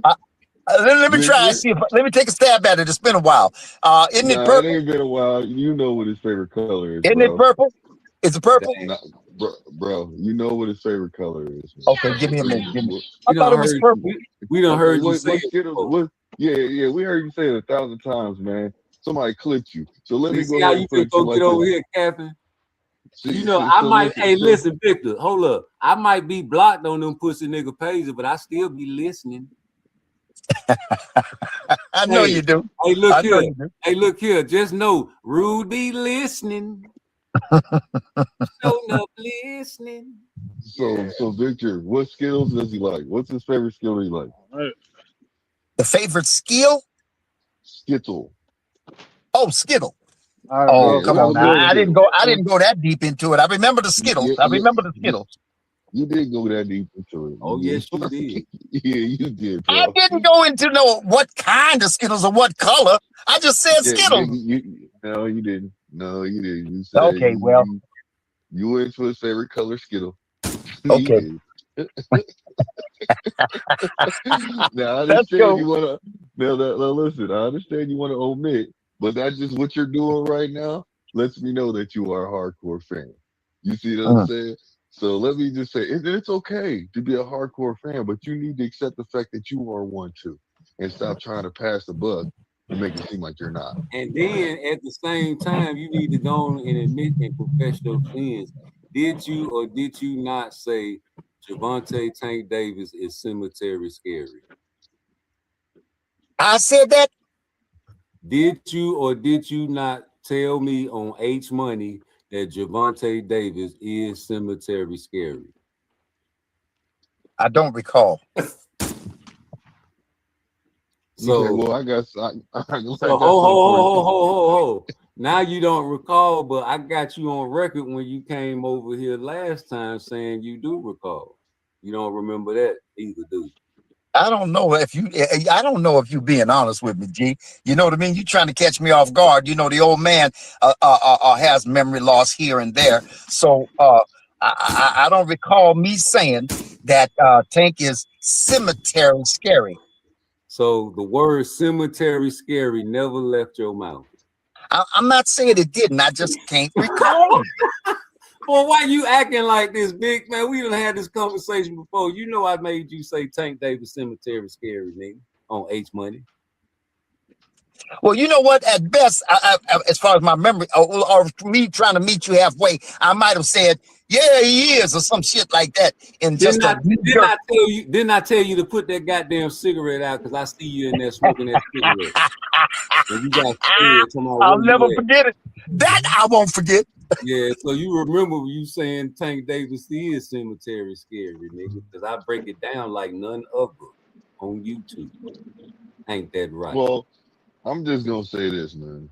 Yeah, he know what Let me say this, Vic. I want to ask you a question. This nigga smokes cigarettes too. Oh yeah, it's all You type of said that stuff. you want to see, you know what I'm saying, you want to see Shakur, you know, not my bad, Tank, you know, you want to see the skills that he has, and you're willing to see him. You're okay with him fighting pretty much anybody because he's going to display a certain level of skills that you appreciate. Am I right or wrong? Now, right. Let me ask you this: would you rather see him show off his skills against a 50-50 fight, or would you rather see him show off his skills against a? Doesn't matter what the skill level of his opponent is, if it's better or not. I would prefer to see him fight somebody that's going to give him a good challenge. I suggest to you, gentlemen, that Core's not that nigga. So Schofield is. Hold on. Schofield is. No, hold on. Let me. I got this real quick. I got this. So you're saying to me, you're saying that Shakur. So you're assuming, correct? What I said about Shakur's not the one. Yes. Yeah, You're I want to see him fight Shakur. Okay, hold on. So let me ask you this. You said you want to see him in a 50-50 fight. You have Shakur that's basically, you know, stop saying his name because people nowadays like to use the words against a person and make it look like he's clout chasing when he's actually wanting to fight. So let me ask you this. Now, Shakur's mentioned his name before. Now, if a person, so people like to say Shakur's lying, people say a lot of fighters are lying, right? But let me ask you this. If a person says he's willing to fight you at any point in time, he wants that smoke with you, do you really think he's scared to fight? And he sparred you, sparred many of people, and you have certain fighters that don't even want to, when it comes to just from him sparring them, they don't even want to get in the ring with him, period, because they know what it is. They know he's a fighter that we won't even say that he's gonna lose, but it's a difficult fight that they feel like they might not just win that fight because they know that he gonna do what he has to do to get in there and win. And he's gonna, if you have flaws, and I know you know this, if you have flaws, Shakur's gonna expose those flaws. Am I right or wrong when I say this? Well, I'm gonna say you're not quite all the way there when you say Shakur going to expose those flaws. It just depends on what the flaw is. Is Shakur gonna hit a nigga, right? Is Shakur got that kind of avoid a punch and counter punch and get that nigga before he gets away? That might be a flaw on that nigga's part, and Shakur gets it. But just because a nigga's got a flaw, depends on what that flaw is, that whether or not sure. Hey, you see this shit on the screen? That's Tank Davis right there with that high guard. Nigga. You crazy in your ass. You crazy in your ass, Rude. Really, really crazy in your ass. If you think Core is gonna do something like that to Tank like he's doing to him. Look at this nigga, man. But hold on. So what I'm gonna say to you is this. Now, Shakur don't go for, he don't care, like he understands your flaws. But what also does Shakur do? He takes away your strengths. Am I right or wrong when I say that? Whatever you're good at, he takes it away. Does he not? Like, no. Okay, so when he fought Tio, what did he take away from Tio? Do you understand? Because I know you got a boxing mind. So I'm gonna ask you, so here we go. So here we go. What did he take away? No, I'm asking because he took away certain things. What do you think that he took away from Tio to make Tio basically, you know, keep his hand, you know, not look like the original Tio? My man, he didn't take a goddamn thing from Tio. Didn't you see it? That nigga Tio, handed Shakur his motherfucking head on a platter. So That he ain't nigga was swing at all. He ain't swing at Shakur at all. that nigga threw punches that Tank would have knocked that motherfucking nigga out in the third round. We ain't asking about Tank. We talking All about right then. Shakur. So what did Core take away from T.O.? Hey, listen, Nothing. There wasn't nothing for him to wait. I'm gonna tell you. If you listen, man. If you want to talk boxing, T.O. couldn't do nothing because he got stopped at all his entry points by the jab, a simple jab, brother. T.O. everything. Hey, listen, Shakur. You can't. No. You talking boxing, homie? So we watched all the Shakur fights and all the T.O. fights, right? Shakur gonna get off the punch before you get the punch off, right? And T.O. likes to react to punches. So if you getting off the punch before a nigga that reacts to the punch, a nigga with the best defense in boxing.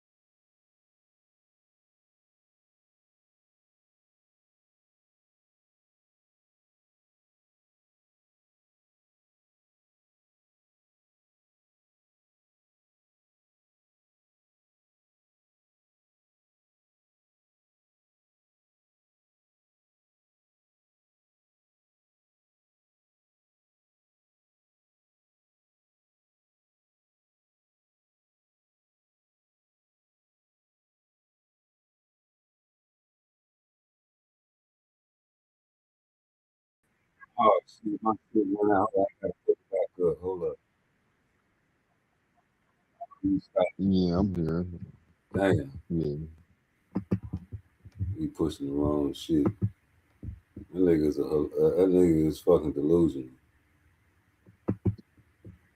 It's all good. I just wanted to hear him say the same. That nigga is a fucking maniac. A stone cold fucking maniac. Who?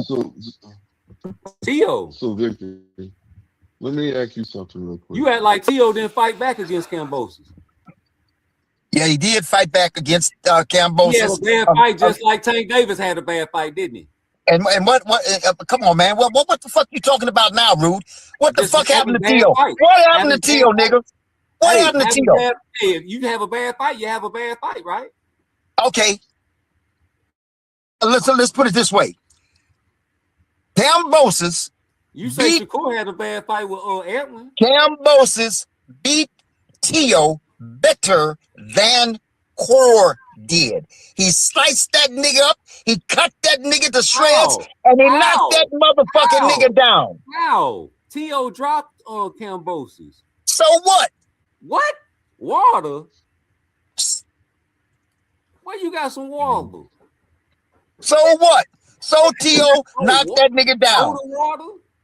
You got good for T.O. One of them punches that he threw worked. Right? They didn't work on motherfucking Core. I give it to him. He won the goddamn fight. He won it unanimously, but that's all he did. He won that goddamn fight. And he won that goddamn fight because T.O. didn't know how to win that fight. And he gave his head to Core on a platter. And the motherfucker, all them punches that T.O. was throwing were. Let me find out you still drinking malt liquor, man. You got to be talking about. Boy, what's wrong with them, Blue? I don't know. I'm trying to figure this out real quick. But you know what? At least he up here talking instead of getting all upset. You know, you can tell that he's a fan of Tank, extreme fan of Tank. This is my opinion. My old. Hey, you over there trying to play good cop, bad cop. Nigga is bad cop on this type of food. He is not finna motherfucking go nowhere but Tank stardom. He worse than the Devin Haney fan. This nigga is the ultimate maniac. Do you understand me? Ain't no getting through to him. You got to straight up just murder him on each goddamn question because he already know when it come to me. I already every time I get on his ass, man. Cause I was trying to let you roast him, right? Cause man, you know he be trying to do that Bill Haney shit, cause he an old school fool. But I'm an old school fool too, and he know he can't get away with that shit with me. OG. I'm not trying to disrespect you at all. So, Yeah. what I will say is this: Man, is that when you couldn't just tell me that the jab. See, I want you to see where I'm coming from. Tank don't give you what you want. Tank does what you want, but he don't give you what you want. You see what I'm saying? And just because he does what you want, you okay with that and you satisfied. You see what I'm saying? And Yeah. to me, that's not the way it should be though. man, you caught Tank, up in the Okay. flood. Hey, Okay. no, Hey, Victor, wait a minute. Hold Victor, up. you Hold up. caught yeah, up Hold in up. once you Hey. you caught up Hey. in the Floyd Mayweather money Hey, roll. hey, You no, no, no. endorsed Listen to this. when Listen to Floyd this. You know what endorsed they say? You know what you they say? when Along with Floyd what you trying to say, Blue. when Along with Floyd endorsed Tank, that's when you became a Tank. okay. So along with what you trying to say, Blue. Let me say this. You know, rumor has it that Tank only fights because they tried both from both angles. First, they say he ain't fought nobody, right?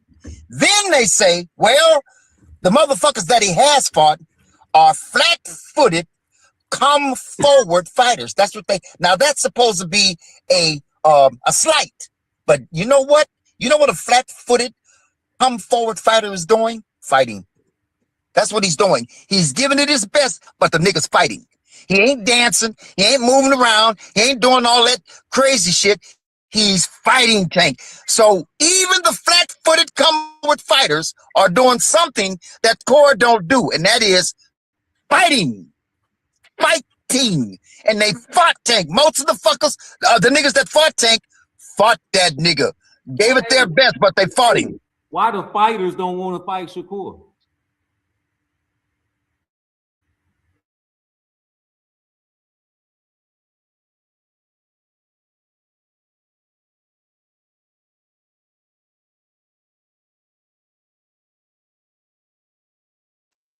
why do you get quiet? You there?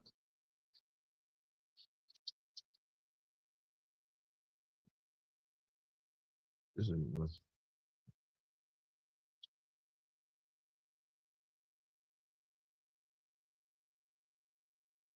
You there, fam?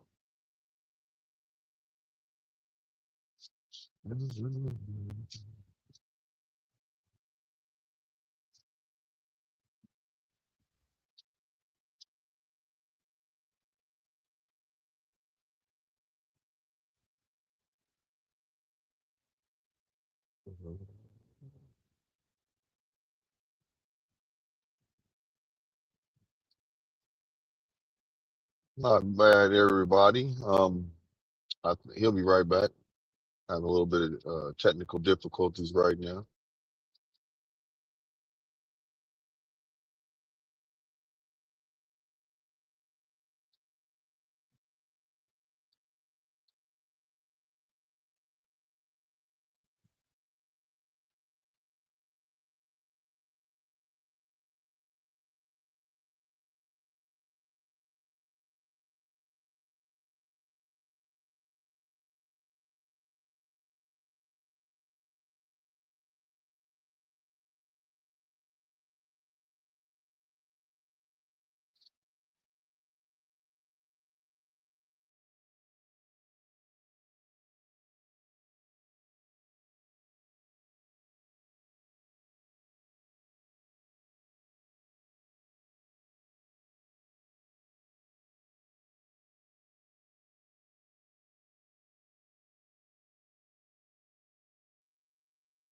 What up, Blaze? How you doing, fam?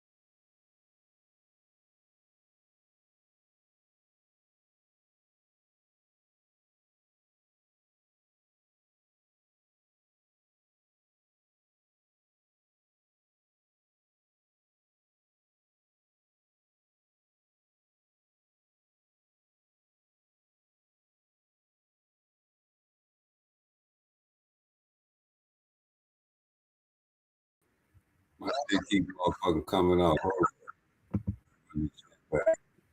Yeah, I'm here. You just purchasing something right now.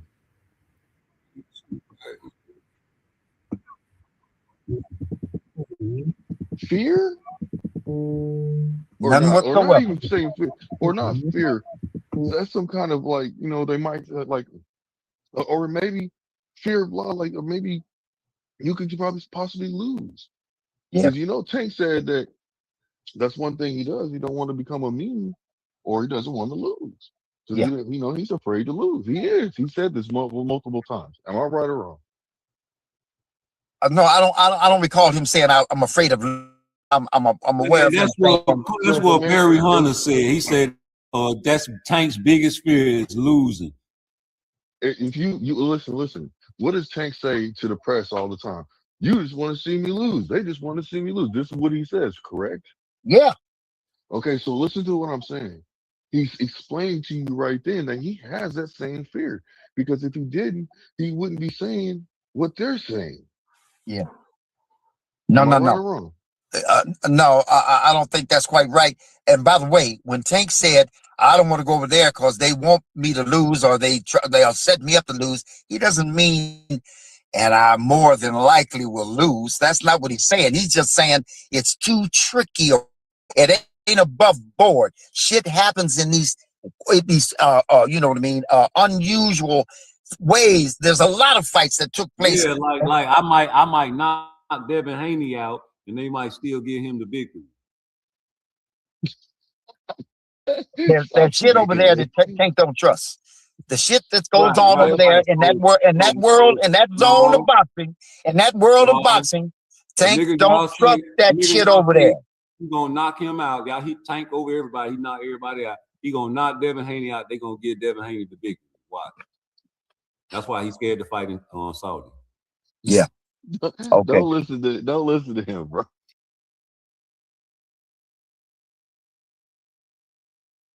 Hey, you was trolling the shit out of him with that, my nigga. This nigga fell off again. God damn. Hey, you can hear me? Yeah, I can hear you. Hey, listen. this nigga ASAP talking about I don't know how y'all talk to him that long. Bruh, this nigga It is was fun. talking It was comedy, fun. bro. This Yeah, it was nigga fun for me. is hilarious, nigga. Why wouldn't I keep him on it? We went to the early morning. The sun was coming up. It was fun talking I'm with just him, trying to. man. He talking delusional. Why can't I talk delusional?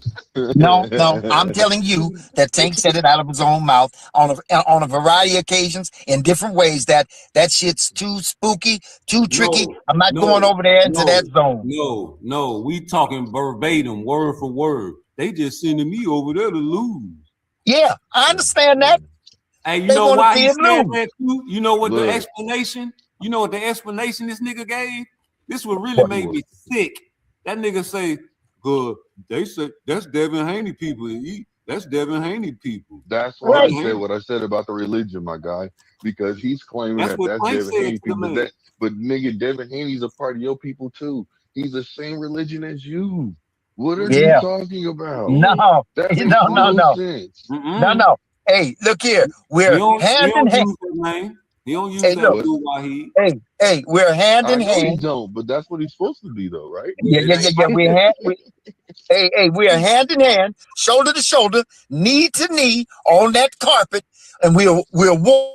But once we get in the ring, and once we have all those politics outside that ring, the whole dichotomy changes. And then I who I can't trust. You give me a straight on above board fight, then all right, we good. But when you bring me over there into that other culture with those Hey, other requirements and those other restrictions and all that, hey, I don't trust that shit. you need to be And you careful. saw what it did to Core and Devin, right? Hey, Undercards and all that old dumbass shit, man. No, listen, Tank ain't So going over there to play all them listen, goddamn listen. Hey, listen. you Where's talking Core and all Devin that at right shit? now? You need to be careful because you and Tank off need to get. how Y'all talking crazy. You talking crazy. Tank acting crazy. nigga. All right then. All right then. If you say so. So Well, I just see it like this, man, because you even said yourself you want to see him in a 50-50 fight. So what do you consider a 50-50 fight out of the 135 division and the 140 division right now? Because oh no. currently currently he is coming back to fight Pitbull at 140, the weight class. So let me ask you that. Who do you Okay, figure rumor has it. is a So here's 50-50 fight? No. Listen, Victor. Fine, sir. I just want you to answer me on who you think out of the 135 division and 140 division is a 50-50 fight for him. A true 50-50 fight, in your opinion, that you don't know if he's going to win or not. You can go off your Man, opinion, let the man but you know answer the it's not about your goddamn opinion. question. If you really think that he could lose to that, Don't but forget. just You be gonna honest. act I so mean, being much. honest is okay, man. I don't see anybody well, if you want to talk about a 50-50 fight and you talk about round by round, then you might get a 50-50 fight out of Core if Core can stay away from him long enough. But in the end, Tank's going to get him. So then that Okay, getting well, is hold going to on. be. That's one person. Hold on, no, it's fine. Just go to the names. Just go to the names. What about Then we Devin? need to get Roach. Oh, Roach is up there. Devin's at 147, so we can't do that. Drummond went to So 147. yeah, he wants to. He wants to Oh, 140. He's at I ain't paying 147. attention. Yeah, no, All it's right. all good. It's all good. But No, a roach is a roach. A roach can crawl under a fucking door crack. A roach can do whatever he want. He can go to 30, 35, 40, and 47. That roach motherfucker will drink a special drink and fight Tank wherever the fuck Tank wanted to fight him at. That ain't no 50-50 fight any goddamn way. Nigga, they said Tank Davis was going through some things. what about who else do you think? Well, damn. You just trying to see Tank lose. No, I just don't see any 50-50 fights unless you're talking round by round where we know. It Hey, doesn't Big. matter if it's No, knockout fuck pound or that, not. Big. I'm on your Just side now, Big. That nigga over here trying to find somebody to beat on Tank, man. already have somebody that could beat Tank, of course. So You I'm over here not worried looking for about it. somebody good. No. So, I don't think 130, 140, 135, 140. I don't see anybody beating Tank. I don't see none of them niggas beating Tank. I don't see none. But if you're talking about 50-50, that's going to give him a good fight. All right, then there might be a couple niggas up there. Abdul okay, makes so him better. who? Speak the name, Abdul makes him please. better than Shakur, right? No, hold on. Let this man say his name. You asking him questions and you take it away. I'm trying to get somewhere with this. Oh, hold up. Come here, Blue Hustle, man, because I've been trying to let you make it through this whole video. I've been listening and re-listening to this video. I ain't listened to it before, but you came on here trying to dominate this motherfucking interview with this clown, and you over here answering this nigga and interrupting this nigga. And when I asked a question on about 4 when I stopped this video, and now you sitting here telling me, no, you gonna mess up my shit. No, nigga, you over here trying to play good guy to this motherfucking snake. And I done told you that you can't talk to no snake. He always gonna bite you. Now, every time I do an interaction with this mother lover, I always roast this boy. And when you talk to him, what he do? I'm gonna show you what he do. He gonna talk round and round in a circle around you. Because you be taking too long to get to the point. And then you tell stories in the process, and it make people forget about your original question, and you forget about your original question, and you go on and talk and ask the man another question, and it gives him. I didn't forget about anything. Talk around in the him up. circle, and you know he gonna pull a tactic like talk around in the circle because that's all he do. No, I was leading him somewhere, and that's the reason why I was saying what I was saying. That's okay. That's fine. So let me say this to you. You know, in the Tank, Coach Calvin Ford said that he had to basically throw Tank in a pool because he fainted to wake him up for the Berjata fight. You do know that, right? Yeah, I heard that rumor. Okay, now it's not a rumor. Coach Calvin said it's true. Yeah, Coach Calvin said that. So it's not a rumor. It's something that's true. You see what I'm saying? So what I'm saying to you is this, kind sir. If that's the case, you know why he did that. He fainted, correct? Because he thought he figured that the situation between Mayweather to lose. Think about it. That's a sign of fear, my friend. I'm getting you some. I'm going somewhere with this. You see what I'm saying? Remember when I had talked to you earlier about the fear situation? That is a sign. Is that a sign of fear? Let me just see if you agree with me now. This nigga already know Tank Davis scary, homie. Way back, I think a whole year and some change ago, when the nigga wasn't on Knockout, he used to post up on H Money Mob all day, every day. That's where you find Victor at. And I used to go on that motherfucker roasting them little young niggas. And Victor know he's a victim. Because I got Victor, I had that nigga shaking in his boots. I say, old ass nigga, put that motherfucking long ass cigarette out. He like, how you know I'm smoking a cigarette, nigga? I'm sitting in there watching where you sitting at in your living room on your ass couch, smoking that old ass cigarette with your legs crossed. God damn it, where the fuck you at? He looking all around. Yeah, nigga, and I admit that Tank Davis is cemetery scary. Yeah, he is, because I broke down everything and he couldn't admit it. And you know, that's why I like to do. I like to trap these boys the right way. And I don't give a fuck what platform I go to. All of them know what time it is with rude exposure for sure, though. Is that a sign of fear, Victor? He could have died in that pool, man. He could have drowned. That's cemetery scary. No, that wasn't a sign of fear, man. That might have been a sign of some, a spike of blood pressure or some shit like that. Not necessarily. Wow.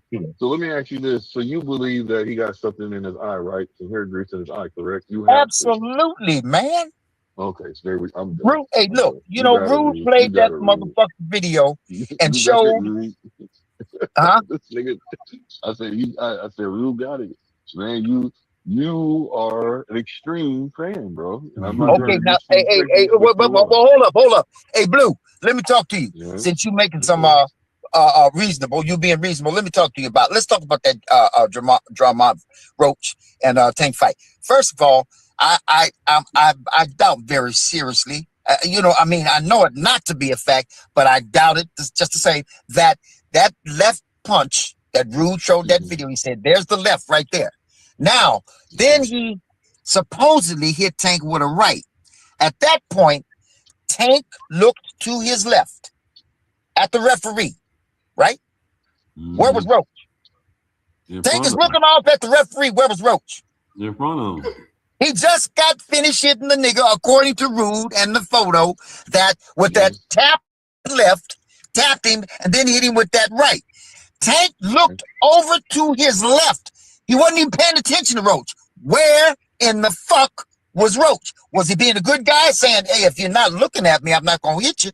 Yeah. Right? And the fight's going on. So Yeah. why didn't he, when Tank looked over to his left, why didn't Roach knock that nigga clean the fuck out? You know why?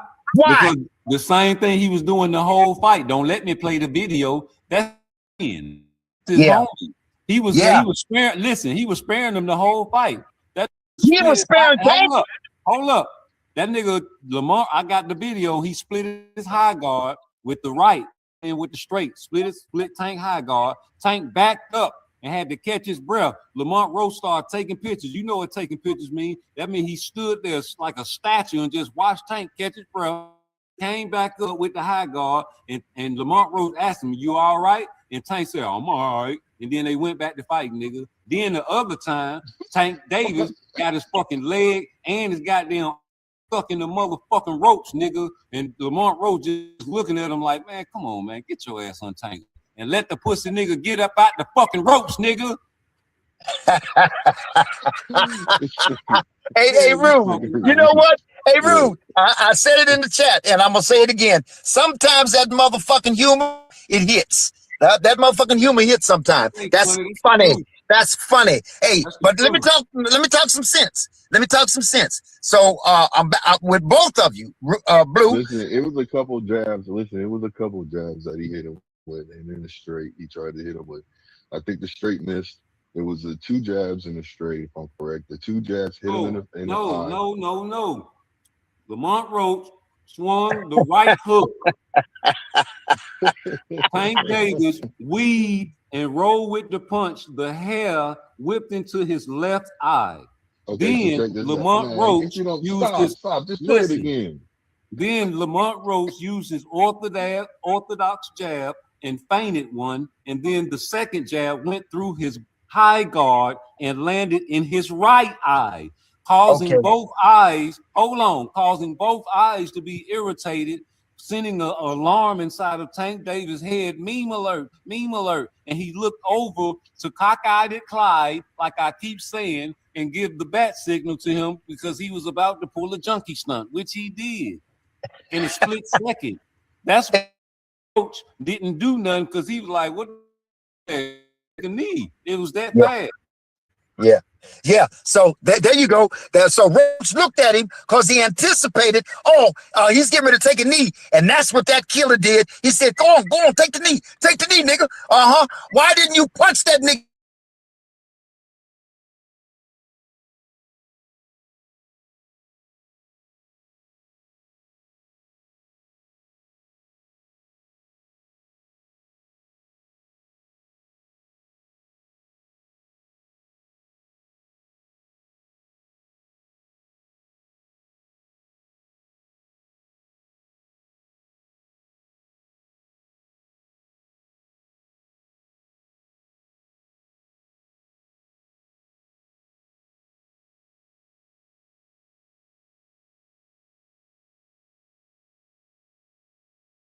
First motherfucking place, nigga. This nigga was sparing Tank Davis in there, bro. Yeah. Hey. So let me say this, Blue, real quick. Listen, I'm gonna get to the knee. Let me say just for you, and I'm gonna tag you in it. Hey, look, when Tank took that motherfucking knee, right? He voluntarily took that knee. Now, let me say something about his excuse, his reason. The reason why is because that braid, you said it yourself, nigga. That braid slapped. Slapped. What the fuck? Wait a minute. All right, but just listen to my explanation. That braid whipped around and slapped. Right? That's the key word. Slap Tank in his eye. Now, that braid. Look, I gave you that, nigga, but I ain't gonna all give right, you. then I'm trying to explain something, nigga. I ain't gonna give you that double jab. I'm trying to explain something, nigga. Because them little motherfuckers, them little pissy ass punches didn't mean a goddamn thing. He left out. Oh man, you're scared. You're scared, nigga. You're scared. You scared, nigga. You scared. That's all. You scared, nigga. That little motherfucking, that little sissy ass jab and that right hook didn't mean shit to Tank. That little sissy ass jab and It that did right mean something to motherfucking hook. Tank. Hey, Hey, listen, you don't listen. know nothing about boxing. Look, That's a Victor, I flick. ain't Yeah, I joking. do, Listen, nigga. hold I on, saw the Victor. motherfucking fight. Listen. I know about what I saw, nigga. I know about what I Okay, saw. hold on. Let me say All right, something. all right. Let Wait a me- minute. Hold up, man. Hold up, no, because everybody's talking over me. Let me finish a Nah, goddamn nigga, you ain't complete talking thought. about Lil Wayne. That's a Larry Holmes jab. Yeah, all right. So, Anyway, so what I'm saying is that jab, and that little right hook that nigga threw didn't mean a shit and ass thing to Tank, because Tank has taken much worse than that. He has been hit okay, by well, much worse than that, and he took it you on know the what? chin. Hey, wait a minute. Hold up, Blue. Let me say, goddamn, what you niggas scared of, man? Let a No, nigga I finish ain't his scared of you. motherfucking thought, nigga. Tank Davis got hit by a bigger motherfucker than Roach, right? Mario Barrios. Now, Mario Barrios ain't no killer. He ain't no knockout artist, but the nigga can throw a punch. Tank Davis got hit by a fast and effective right, left on the left side of the ring. And Tank hit them ropes, bounced back, and danced. Completely on the other side of that ring, Mario Barrios hit that nigga with the same quick, explosive, one motherfucking two punch. That right, and then he clipped Tank. He clipped him. Where's the clip? What's the clip mean? On the button. What is the button? The goddamn chin, not the jaw, where he can take absorb more of that impact. On the button. Walk. He didn't even blink. So don't tell me that bullshit that Roach threw at him made him force him to take a knee. I'm gonna finish up here. I'm gonna finish up here. I'm gonna finish up here. So when that braid slapped, I keep highlighting that word, slapped. What it mean? That really means is it's scraped, and that braid is brittle. It's hairy. So when it's across that fucking eye, it scratched it. And then don't forget that braid had chemicals on it. So that nigga's eye was damn near blinded by the braid, not by that nigga's punch. And that nigga did the right thing and took that fucking knee so he could get that shit out of his motherfucking eye. Muhammad Ali, the same thing happened, different source, but the same thing happened. And Muhammad Ali was fighting around that ring, avoiding that motherfucker until he got his eyes right. So that's what happened to Tank. Now go ahead. Let me say this to you real quick. So, Victor, you do realize that his excuse was, and I'm talking about the fighter himself. See, I'm not going to joke around with you. The fighter himself said that basically the reason why I took the knee is because I didn't want to get knocked out. Hold up, nigga. First of all, Ali didn't take no motherfucking knee. God bless the dead. You bringing up Muhammad Ali, nigga. Muhammad Ali got shit put in his eye intentionally. A ointment on Sonny Liston's glove, nigga. And he still fought throughout that shit without taking no motherfucking knee and ended up beating the shit out of Sonny Liston, nigga. That shit Tank did, he ain't beat the shit out of no motherfucking Lamont Roach. In fact, I think he lost it without the knee. How about that? So what do you have to say about that? What excuse can you give for your fighter? Your favorite fighter is the one that put him something that jumped out the window, because the fire in the house, he thought it was a fire in the house, but it was just a cigarette that was burning the rug. Yeah. Okay. Yeah. All so right. Like I said, he thought a fire was going off in the house, and he jumped out the window, but it was just a fucking cigarette that was burning. You know what I'm saying? Because somebody dropped a cigarette on accident. You know what I mean? So what do you have the excuse to say about that then? I have no excuse. I have no excuse. I'm gonna let you have that. Now let's move on to something else. No. You ain't moving. No. So what does that mean? No, it don't mean shit to me. Don't mean nothing to me, but you can have it. You can have it. I'm not gonna resist it. I don't want it just yet. I don't want it just yet. I ain't accepting defeat from you just yet. I want you. I want you to squirm a little bit more. You know what I'm saying? So let me ask you this. What does that mean when that man goes over there, does what he do, and they come back, and at the end of the fight, he tells the motherfucker in his ear, "Hey man, you know you ain't gonna win this fight, no matter what, right?" What the fuck? To you? It don't mean nothing, man. And you know what? What I'm getting ready to say, if you'll allow me, I'm gonna explain to you why it don't mean nothing to me. Right? Okay. No, don't take 10 minutes though to explain. Okay, all right. Now listen, I'm gonna try to squeeze this and condense this as short as I can, quickly as I can. Majority rule, right? Now, wouldn't you agree, Blue, that the majority shouldn't always rule, right? The example I'll use is Hitler.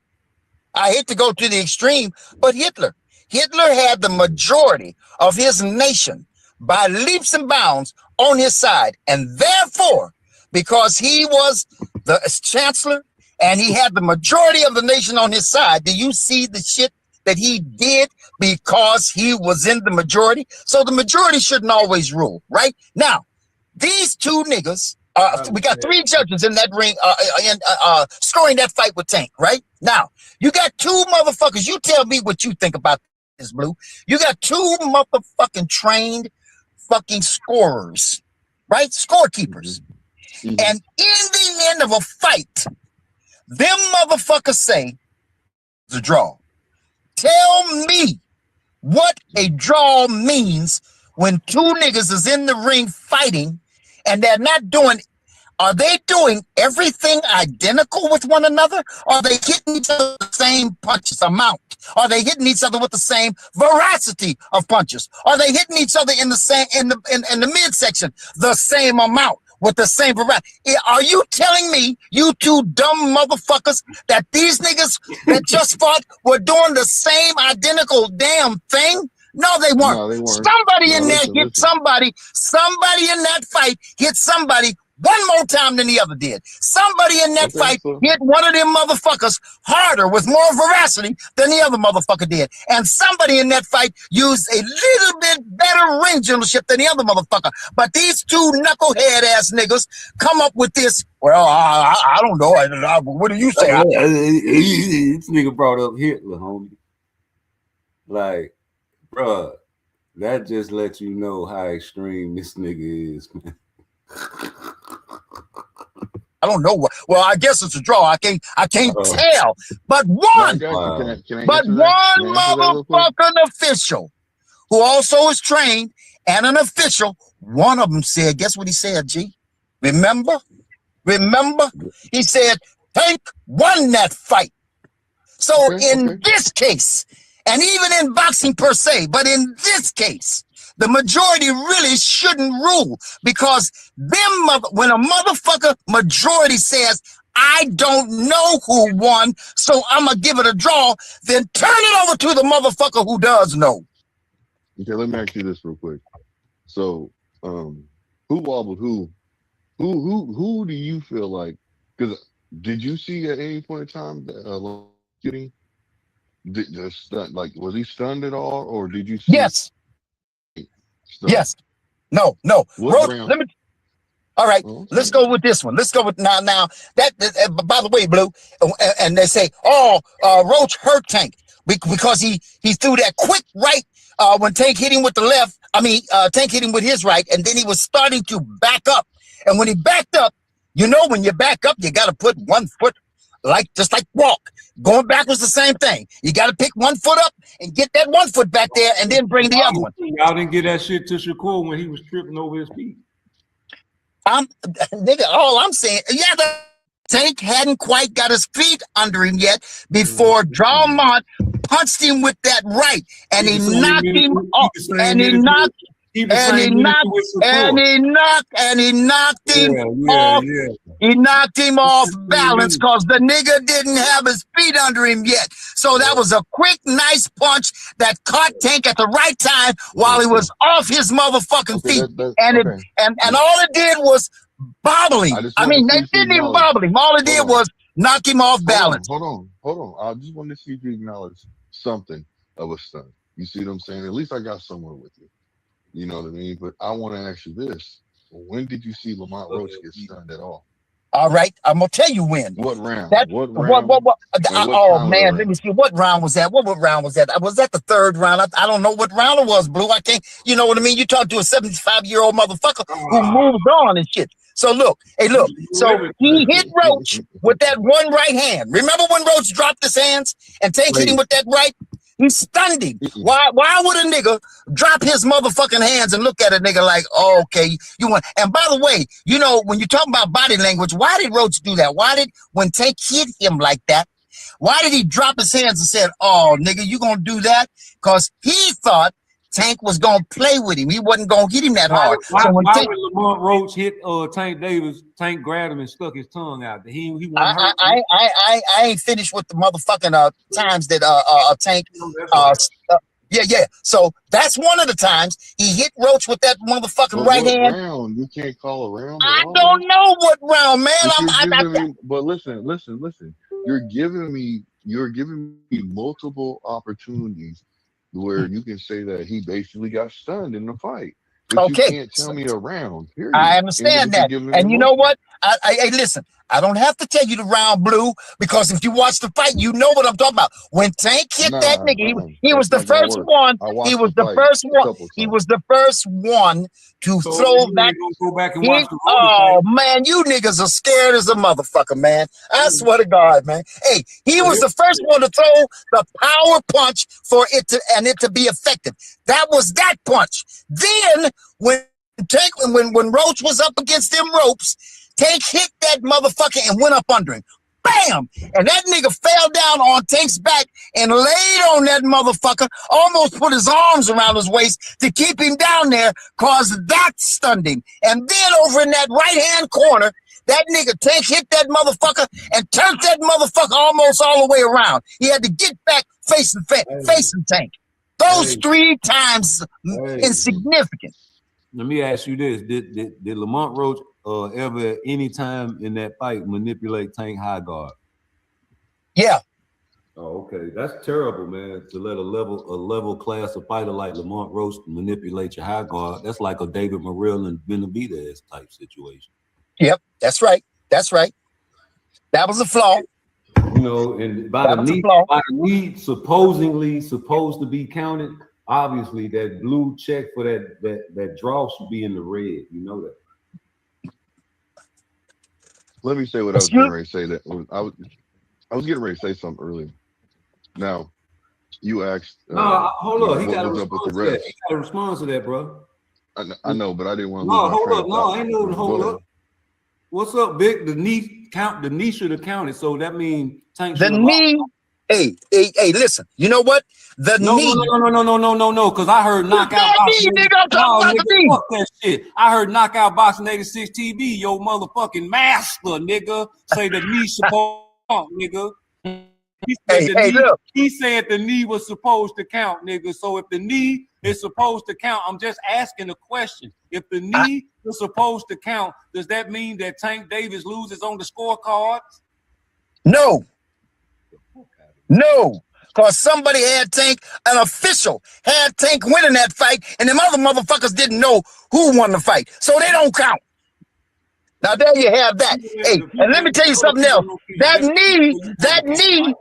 knee that Tank took is why those other motherfuckers, those other 2 judges went neutral. I don't know. I can't say. You know why? How the fuck you know let me answer this. I was gonna give context because what he said. Hold on. Let me say this real quick.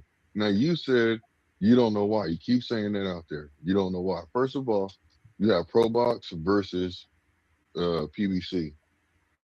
PBC was running that event. They're the ones that sanctioned the fight. You see what I'm saying? So no matter what, PBC ain't gonna let that go like that.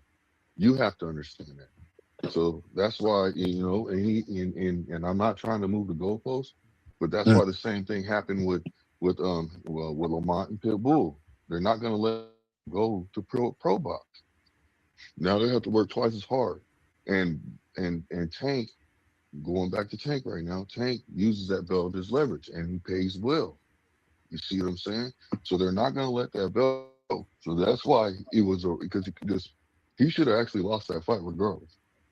Tank should have a loss right now. Oh, that's wrong, G. That's wrong. No, that's wrong. That's my opinion. Yeah, First of I all, know, that's I my know, I opinion. know, I know, Just I like know. you But got your let me, opinion, and I ain't, but and I'm, I'm not I'm tearing your opinion down. no, I'm I just know giving that. you All another right, I'm way of sorry. looking at. I didn't mean it. You see what I'm saying? I'm I just didn't mean it giving like that. you another. No, you're good. You're good. I'm just giving you another way of looking at it. That's all Yeah, I'm trying to do.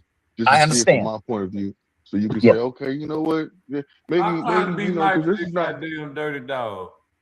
No, hold on. It's not about. But sometimes you gotta He just gonna bite you, all open a right person's now. eye. No, it's all good. It's all good. But You one sometimes of you them gotta motherfucking open. dogs that like to smile like, and then get closer. Get close to me now. And I do what I hit that motherfucker dead in his nose. so, so anyway, so like I'm saying, my friend Victor, I have to say this to you, my guy, because the simple fact is, I feel, in my personal opinion, they're not gonna let that belt go away. So he either had to knock that man out or win decisively. He had yeah, to win decisively, and that didn't happen. You see what yeah, I'm saying? He yeah, won, but he didn't win decisively. yeah, So they're not going to let him get that belt. So when you ask that question of why did they do this and why did they do that? Because they're not going to let that belt go. You see what I'm saying? yeah, Tank. That's why. That's why when it came down to it, they said when they tried to appeal it, because they called Lamont. Asked him, did they want to appeal it? He said, yeah. Lamont didn't call him. That's what he was saying. That's allegedly what it was said. So if they go out their way to ask this person, and then they come back with the results after they go through the appeal, they say, you know what, it was a knockdown. It should have been counted, but we're not going to overturn it because we got a lot of business with Tank. That lets Money, you know money, that they're not going to let it go. money, You got it. business. Yep.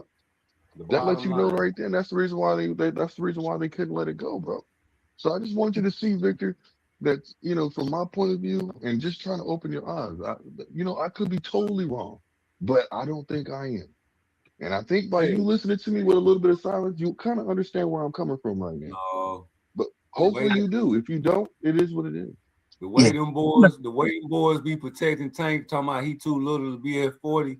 Shakur Wade, y'all already calling him a weight bully. Y'all definitely now got better. I know y'all scared to death, trembling in your boots if they ever make that fight, boy. Yeah. Okay. Hey, but let me just say this. Again, like I said before, I understand what you're saying, Blue, That's and you why too, Blue. that's why you keep saying Lamont Roach and all these other fighters except Shakur. Oh man, come on, man. Now hold on. I He ain't want got to. to rematch no Lamont Roach. No, he don't. Hold on. He don't have Listen. to. I want to hear his response to what I said. Hold on. What was you gonna say? No, I'm just gonna say that I do see what you're saying, and if you want to be, I don't know, what's the word? I got to find the right word. If you want to be, uh, damn, I don't know what the right word is, but you could say, well, that knee is enough, right? That knee is enough. Well, no, you can't say that, because let me say this. You could say that knee should have been counted against Tank. That's a knock. That's a 10-8 round, nigga. Okay, Yeah, so you yeah, could it's a say 10-8 that. round. Yeah, okay, all And right. and and remember this. Remember this. He said at the end. He said at the fight, he thought the knee was counted. You have to remember this. Yep, So yep, when people get their talking points and say it would have been different, he would have been if he would have counted that knee. Tank thought the knee was counted. Listen to what I'm saying. So it wouldn't have been different in my opinion because he thought the knee was counted. Now, if he would have said, "Man, shoot, I knew that knee wasn't counted. That's why I did what I did. I thought I had to fight in the bag." Now I can't say that. I can't say that. But he's the one that said that knee, he thought the knee counted. So therefore, when people, their talking points, content, hey, well, you know what? The knee didn't count. But they brush over the fact that the man said that he thought the knee was counted. So there wouldn't be a different outcome of the fight. The fight would have been the same. You see what I'm saying? Man, Think Tank about it. started throwing punches after that knee. He started throwing combos. He wasn't Yeah. doing that before that. So he did assume that so when people say that he didn't know or he thought that the knee wasn't counted, then they're lying. They're telling you a lie because he yeah, said it himself. Right. So you can't use that excuse. So that's why I'm saying what I'm saying. So what is your opinion now about that? Like, Oh, come on, man. my opinion stays the same. Okay. First of all, piggybacking off of what I just told you about the three specific and profound moments in that fight where Tank stunned at minimum, if not slightly hurt, with them 3 punches in them 3 different situations during that fight. One, but two. The reason that one scorecard gave Tank the win is for what I believe was the fact that Tank hit Roach more often, more accurately, and with more veracity, right? That makes a difference. It's part of the criteria. If you hit a motherfucker, that's fine, like Shakur. But if you hit that nigga and punch him hard, and it's accurate, and it has a little bit of explosive speed behind it, I'm going to count that punch over that Shakur kind of bullshit, right? Hey, man, listen, bro. I think hey, listen, let me say this. I'm glad Lamont Rose got a draw. I'm glad that y'all calling him Draw Montrose. He is in the way record. I never wanted him to fight Tank. I think he was in the way of Shakur. First of all, do you see the screen? Cherry pick that went wrong. Do you see this nigga wrapped up like a goddamn fly in a Venus flytrap? And look at this nigga right here, just looking at it. You see what I'm saying? So, and when I keep going, like, you let this nigga get out the motherfucking ropes. That's your friend, homie. That's your friend. That's his homie. They went to pool parties together. That's what he said. He said he a Tank fan. Him and his daddy said they was a Tank fan. On Mill City. Nigga, that nigga said, man, Tank be knocking him out. He be like, bing, bing, bing, bing, like giving that nigga sound effects and shit. That nigga went in that bitch fighting his friend, homie. You ain't gonna tell me no different.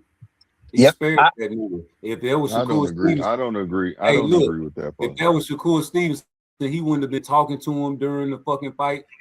Is you all right? He wouldn't have been letting the nigga get out the ropes. When he got trapped in the ropes, he wouldn't have split his high guard and let catch his fucking breath, nigga.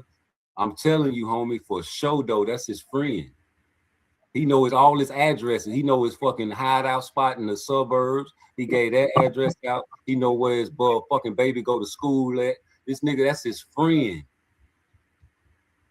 Yeah. I'm on board with you on that. That's why Tank didn't win that fight the way he usually does, because he didn't have the intentions. Hey. I already said the only reason Roach was in that motherfucking ring with Tank was because Tank was being friendly and giving him. Hold up, but why when I asked the white boy, the angry white boy, to give me a highlight package for Tank out this fight, he couldn't never come up with no highlight package for Tank. But every time I look around, I can come up with any kind of still shot and look at the screen and see a fucking meme with Tank getting fucked up by Lamont Roach. Why I can't go through this whole fucking fight and make a goddamn highlight reel for Tank though? Answer that question. You can. That's the answer. You can, nigga. You just won't. I'm glad you said that, because I tried. Can. Hey, listen. I'm glad you said it, because I tried, right? And I called myself. I got him. Here, let me see if I can get mine. I got mine, nigga. Oh, fuck that fight. Oh, fuck that. I tried to do that unbiased shit, right? And I called myself trying to make a fucking highlight package for Tank, right? And every time I made the highlight pack, I had to rename it a defensive package for Lamont Roach. Yeah. Yeah. Yeah. Yeah, it started out a highlight package because I seen all Tank throwing fucking punches and shit, and I'm like, ooh, but then I slowed it down. I had to make it into a defensive film for Lamont Roach, because it was all thwarted punches, blocked punches, and punches that were rolled with. It wasn't none clean. Only thing clean. Hold up. There you go with them words again. Hold. The only thing clean that Tank Davis landed was the motherfucking double fucking straight he was throwing. That's it, and that shit was off balance. That's bullshit, nigga. No, that shit was off balance because you got to leave your feet to throw that punch. You can't set your feet. That shit ain't going hurt. That shit when you feet and throw a fucking punch. because your feet off the fucking ground. You got to plant your feet to fucking really hurt somebody, nigga. And Tank wasn't hurt shit about Lamont Roach. That nigga Gobbledygook, nigga. Catch that motherfucker when Roach put his hands down. When I was Still shot that goddamn punch when Roach put his hands down. Lamont Roach took Tank Davis. Still shot that motherfucking punch when Roach put his hands down, nigga. Lamont Roach took that nigga best shot, looked at him like, nigga, please, that's it. Yeah, yeah, and I tell you what, and that's why, and Roach looked at him. Roach looked at him to stop him. Roach looked at him to stop him. Come on, Tank, don't do me like that.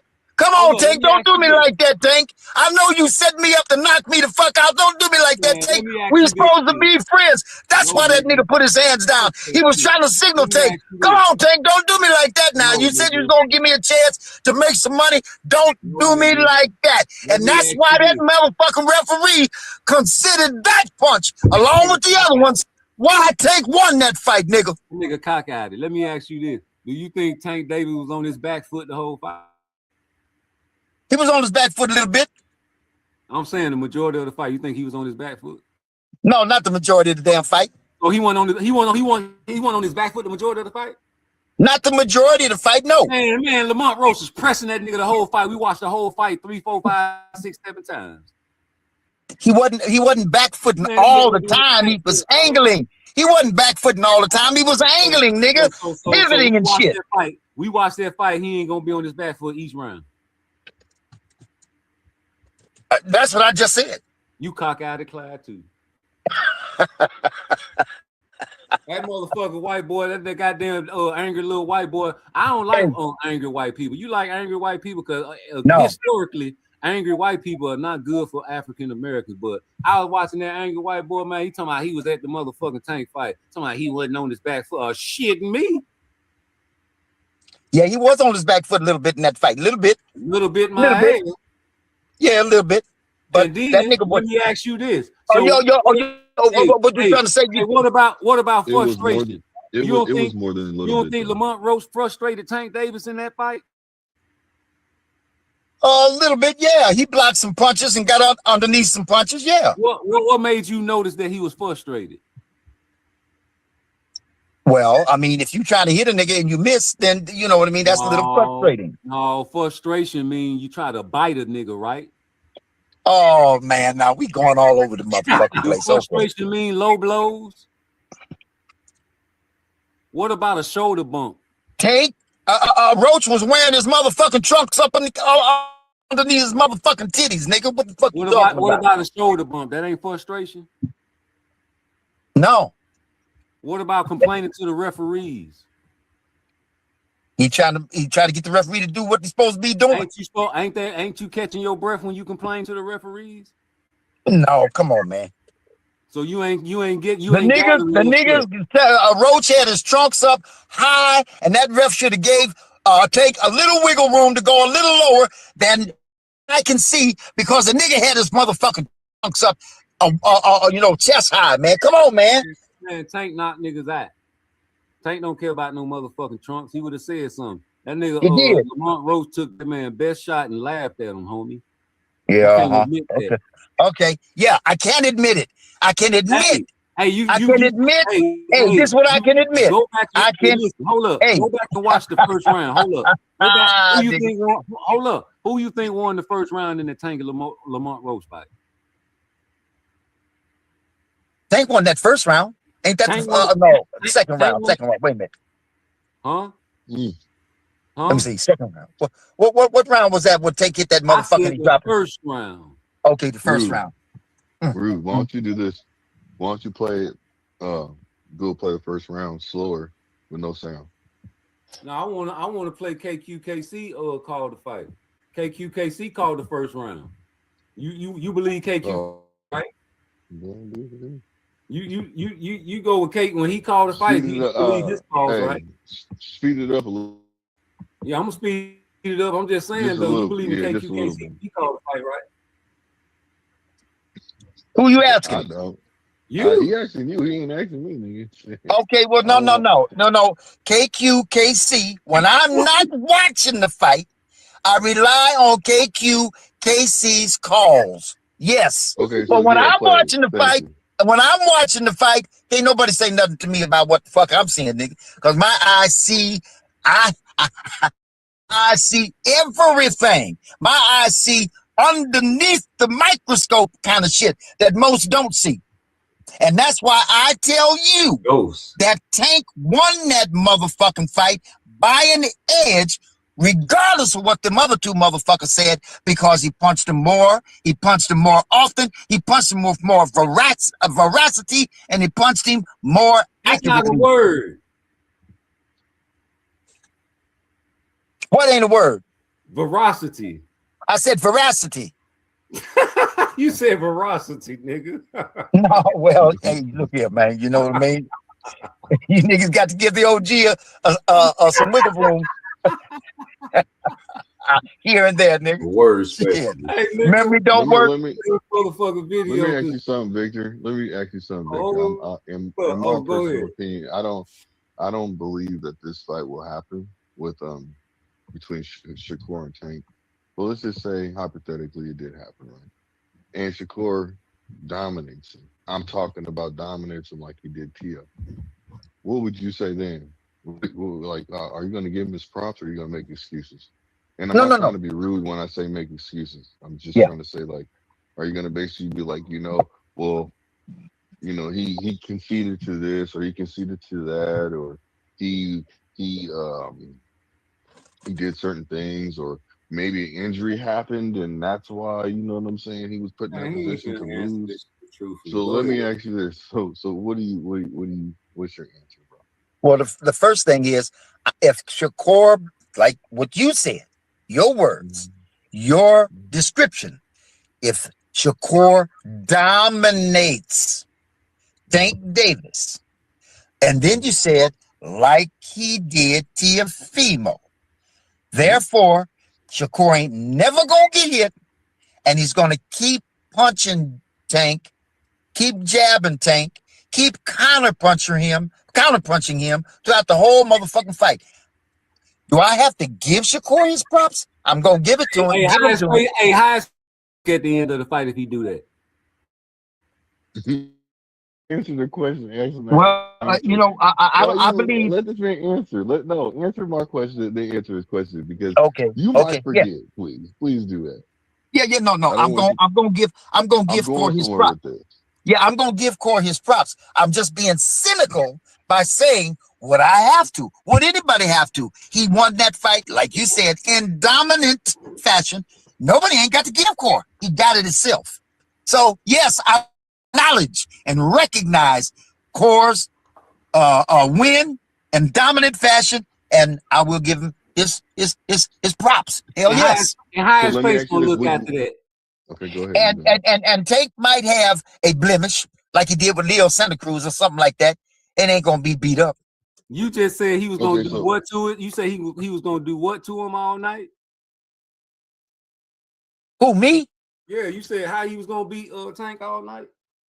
No, I said if what Blue said and how he described it, by dominating and doing what he did to Tio, which was punching on him and counter punching him and avoiding getting hit.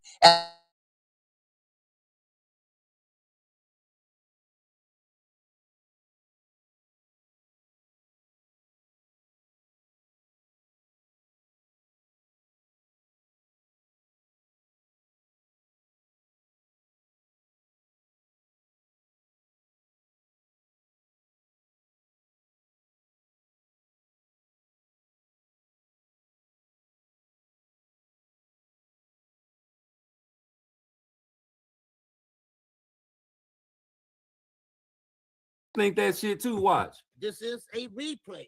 All right. I want nobody coming in here and saying who's fighting, shit like that. Okay. This is just a replay. All right. This is for your benefit. This is for my benefit too. All right. So let's get it popping. We get ready for round number 1. Yeah, I got Roach being Pitbull. You do? Yeah. Pitbull might just surprise Roach. He moved around number one. Once again, they back in the square circle. Once again, they are trying to fill out each other. And there go Tank throwing that right jab. He's in the southpaw stance, as you know. All right, and Roach is in that orthodox stance. And once again, they are filling out each other. Tank, his course, is taking his time. And once again, Dagger Roach downstairs with the straight right, downstairs to the midsection. And once again, Dagger Tank with the feint. Once again with the feint. They both feint. And they're both fighting. And Dagger Roach with the hesitation. Once again, Roach is firing up that left jab. Once again, Dagger Tank moving to his left. Move to his left. Once again, he's firing out that jab. He's trying to establish that distance. And there go Roach. Roach is going downstairs. Roach is going downstairs. Roach with the feint. And there go Tank biting off that feint too. And feint no back. And once again, there go Tank put the stiff arm out. Trying to measure, see how far he from. Yes, sir. But once again, there go Roach. And Roach is right now. Yes, sir. He's holding that phone. And once again, there go Tank. Yes, sir. Firing off that throwaway jab. And once again, there go Lamont. Lamont comes back with another left hand. So I'm trying to find his distance. And once again, Dagger Tank going downstairs. Dagger Roach trying to reach that waist. Dagger Roach down pushing Tank back. And once again, Tank is going back a little bit. Dagger Roach fighting up that left jab. And once again, there goes Tank with the feint. Now he got the high guard up. He got the high guard up. They both feint. And there goes Lamont throwing away that throwaway left jab. Once again, they both want to feint. They both want to feint. This is the first frame of this 12-round fight. And once again, that go Lamont. Lamont again with that feint with the left hand. And once again, got that left jab with him. He bringing it along with him. And Devontae back. And once again, there go Tank going back.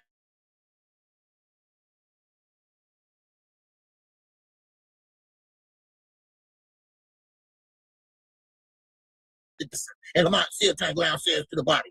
Downstairs to the body. Downstairs to the left side of the body. And once again, there go Tank. He's filling out. He got that reach. He trying to get that reach established. And once again, there go Roach. Roach is pressing the action there. And once again, there go Tank. Right enough for every feint, baby. Yes, sir. With 2 minutes gone, Davis is yet to land a punch.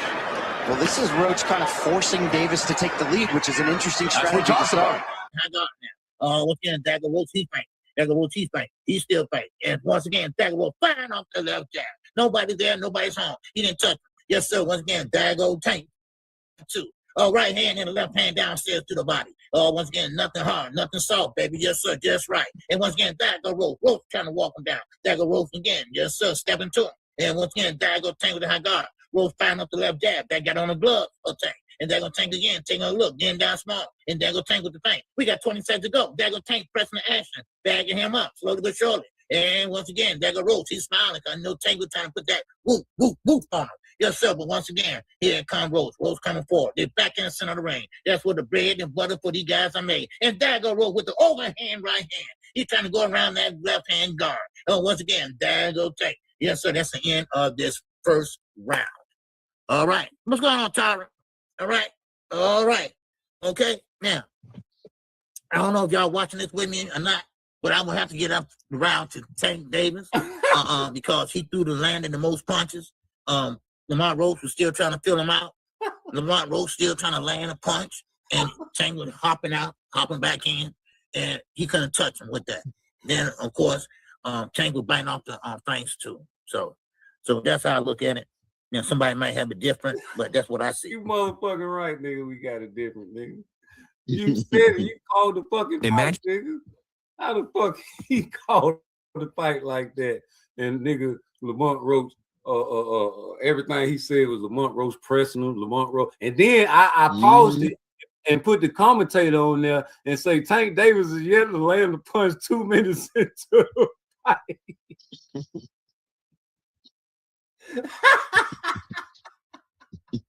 Where Victor? I'm right here. I'm right here. What happened? Hey, he called the fight perfect now, but the analysis at the end was terrible. What do you think about that? He sounded like one of them You judges still that think was Tank on Davis won that first round? You asking me? Yeah. Yeah. I think it was a pretty evenly matched round. So instead of you basically listen, do you see what we're trying to get at? Instead of you just basically say, yeah, he won that round, you're giving excuses. You're not just being you're being disingenuous. What's the excuse? I said it was a pretty. No, hold on. Victor, you're older than all of us. And this is what I would assume. And Combined. I'm not when I say that. Nah. You're being disingenuous. Leave the drugs alone. and you should not be like that. This is just boxing. It's that If you're a medication. fan of if you're a fan of boxing, then I can understand. I can't understand where you're coming from. But since Yeah, I he just believe that you're a fan of the boxer, there's a difference between being a fan of boxing boy, and being a fan of the boxer. You're a that fan of the nigga got boxer. beat. That's why you're Very making. That's why you don't have a. That's why you don't have a problem with making excuses for Tank, man, that's It, crazy. and That's you don't see you it know, like that. yeah, I But you know. don't see it like that. No, no, Am no. I? I don't see it like that because there ain't nobody in the game of boxing that does shit as well, as profound, as prolific. You know what? I say this sometime when I'm talking to niggas about Tank, and I try to use these kind of analogies when I go to another sport. And this is what I say. be Tank, careful now. Hey, hold up. Be Tank, careful what you're Tank, going to say. Tank is the give me a minute. I'm trying to think, trying to get that brain to come on, catch up to me. I'm faster than my brain is. Derrick He the Rose. best, Tank most prolific. is the Derrick Rose of boxing. And Derrick Rose is the Tank of basketball. Because them little niggas ain't supposed to be able to do what they do, especially with bigger niggas. Tank's always fighting big niggas. Derrick Rose was Hey, always, that's it. I'm glad you said that. you motherfucking right. Listen, homie, that's the mystique about Tank. It's been like that since the Bible days. David and Goliath. Everybody. Damn, it's biblical. There you go. It's biblical, nigga. That's what I'm trying to tell you. So y'all's brainwashed, homie. Y'all love to see the little guys like the underdogs and the little bitty fellas beat the big fellas because y'all the little bitty guys. Y'all the little bitty fellas. Y'all the weaklings. Y'all the ones that got hit and beat up in school. Niggas that took the gals. You know what I'm saying? So y'all see niggas like Tank. Y'all think he tough because he talk to, he got tattoos and all that shit. Them the niggas that scare y'all in the neighborhood. Them the niggas that have y'all. No. So When a nigga when hits, I say when a this, nigga man, hits, when a little nigga like that, hits harder than almost everybody in the game except Deontay Wilder. When a little nigga like that hits harder than almost everybody in the game except for Deontay Wilder, nigga, ain't nobody giving nobody no motherfucking excuses, nigga. Tattoos don't mean shit, nigga. It's that nigga's fist. So hold up, time out. So you mean to tell me Jerome Boots Ennis ain't as exciting as Tank? No. Why not? He's a circus act. Right? The nigga gets in the I'll tell you how. The nigga gets in the ring. Nigga, you ever seen a slow motion punch? Whoever did a slow motion punch but Boots?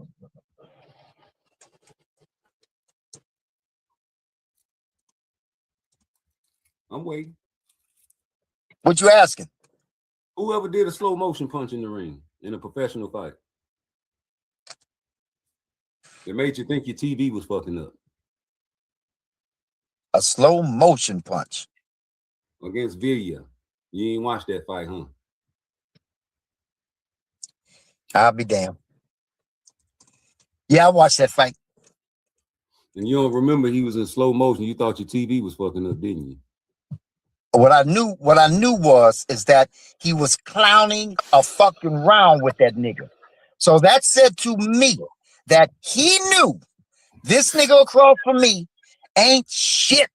And I can clown with the nigga. He did the same thing. He did the same thing with Lipinets. He did the same thing with that other motherfucker. But when that nigga got in the ring with somebody who was in there that wasn't going to permit him to clown him, that nigga got hit in his motherfucking left on that jaw 12 motherfucking rounds. And 24 rounds, he couldn't get the nigga out of there.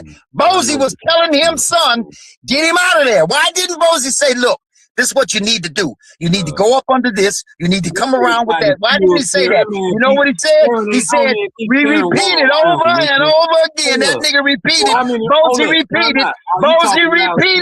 Bozy repeated, get him out of there. You know why? Because according to Bozy, I don't have to tell you how to get him out of there. All I need to do is trigger you and tell you how to get him. And tell you to get him out of there. And the nigga couldn't do it. Okay, so how many rounds did Karen win?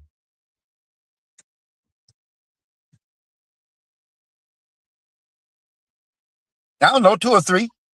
Exactly. Out of how many? 12. You said 24, nigga. 24 rounds. He had 24 rounds. Boots had 24 motherfucking rounds. How many rounds did Karen win, bro? Out of 24 rounds, man. What's wrong with you? 3. Okay, then. So what the fuck you talking about? Like, wow. Ooh. You don't know what I'm talking about, huh? You don't know what I'm talking about, No, huh? I know that. I know one thing, like I said earlier in my live, that these guys are what, 27, 28 years old? I'm pretty sure they're going to get better, homie. You act like they ain't going to get better and work on their craft. Like, you don't think that was embarrassing? That was on a tank card. That man embarrassed him. I give him that. I think the man got better since then. I think he knew how to cut the ring off. I ain't no pessimist. I think he's better. You're a negative person. You don't think I'm he's not a negative person, nigga. Quit putting that shit on me. There goes that hardcore talk again, nigga. There goes that talk. Hey, I ain't no negative nigga. I ain't no negative nigga. Ain't no hate nigga. I'm telling you, all I did was describe to you what happened, and you mad at it. And now you're gonna call me names, nigga. You're going to put me in a category. You're going to label me because I described to you what happened. Why you bring up Edwin De Los Santos? We were talking about core. Right. Why? Why you bring up Edwin? What was the basis of that bringing him up for? Well, what I was trying to say was that was a what did we say? It was some negativity. What was the word? Negativity. Yeah, negativity. Trying to talk bad about Shakur Steve. Tell you something. You know the niggas that walked out of that fight? That doesn't have a. Do you know the niggas that walked out of that fight? You know the niggas that walked out of that fight? What about? Word? I don't care. Hardcore niggas. Hardcore niggas. Hardcore niggas. They knew the game. They knew. A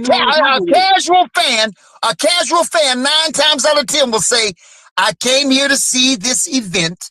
I'm gonna stay and get my money's worth." But a hardcore nigga thinks I wasted my money. I wasted my money. That's what a hardcore nigga thinks. He loves his money. He protects his money. He wants value out of his money. So casuals, they pay for and they accept what.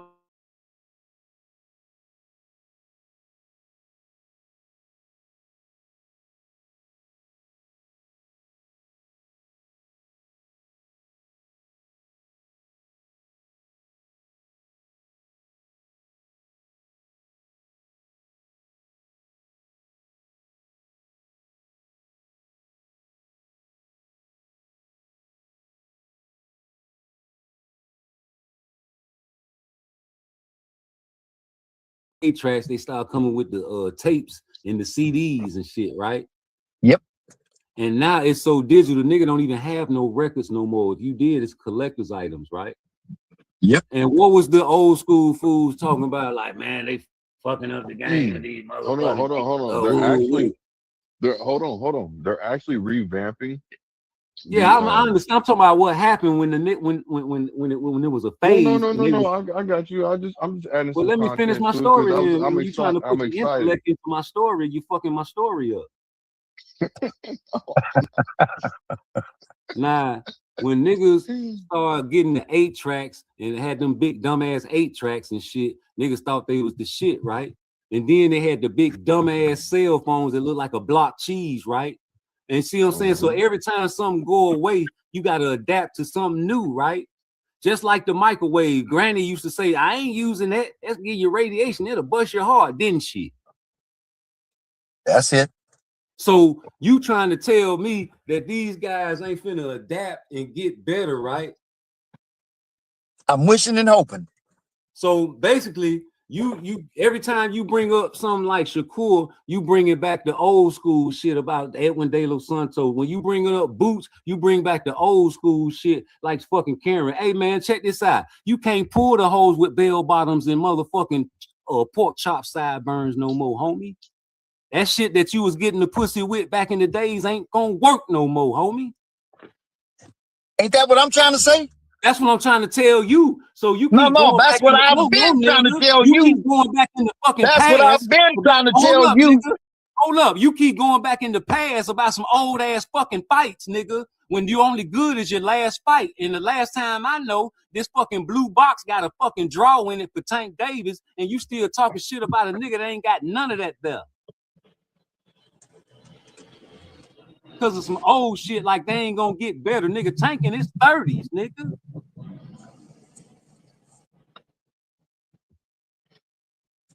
You better wake up and smell the coffee. Hey, the best is yet to come, nigga. I know that's right. Time running out. Father Time waits on no man, Bud Crawford. Well, if you got my motherfucking shit in you, it will. Hey, nah, man, he's being sarcastic when he says that. He's being sarcastic. Hold on. I know my guy. He's being sarcastic. Yeah. No. When you got my shit in you, time, Father, you push Father Time back. You resist that motherfucker. I'm doing that. God show favor to babies and fools. Yeah, Hey, look. Let me ask you this. Hold on. Time out. What you talking about? Do you you got like some kind of special juice that you take every day? Elixir. No, I understand. He ain't gonna I'm give just us the asking. game. You don't have He ain't to. gonna give us the You don't game. have to. You don't. I mean, you know what? Each one teach one. And the problem with that and I know nigga you smokes black. cigarettes. He just got a good hereditary genes, man. Hold on. You think I ain't got nothing to do with it? You think I ain't got nothing to do with it? Big. You over here Stop, hating at Big, all time high. You got good I hate genes. him. I tell you, man. Hey, look, I swear to God, you guys, not you, Blue, but Rude. Rude is too soft for his own motherfucking britches. Nigga keep saying you hating on the black nigga, and you hating on Boots, and I ain't hating on no goddamn body. Nobody. There's no reason for me to hate on no nigga. I'm telling you, I'm describing to you what happened. Now, if that hurts, that happened. I ain't got nothing to do with it. What happened? Where we were. We don't have to go back there, but where we were. You don't know what the hell you talking about. You just be throwing sentences together and shit, nigga. I was raised around niggas like you, nigga. What you talking about smart niggas? Hey, that's why. Hey, you and Bill Haney should be making a show together. I'm telling you. Yeah. Hey. You talking about smart niggas, right? You been around smart niggas like me. Hey, 3/4 slick niggas. Yeah, nigga. You gonna give me? You gonna give me 75 cents when you know it's $1, and I don't walk. You don't walk off. I'm counting my money. Hey man, you gone in the wind. I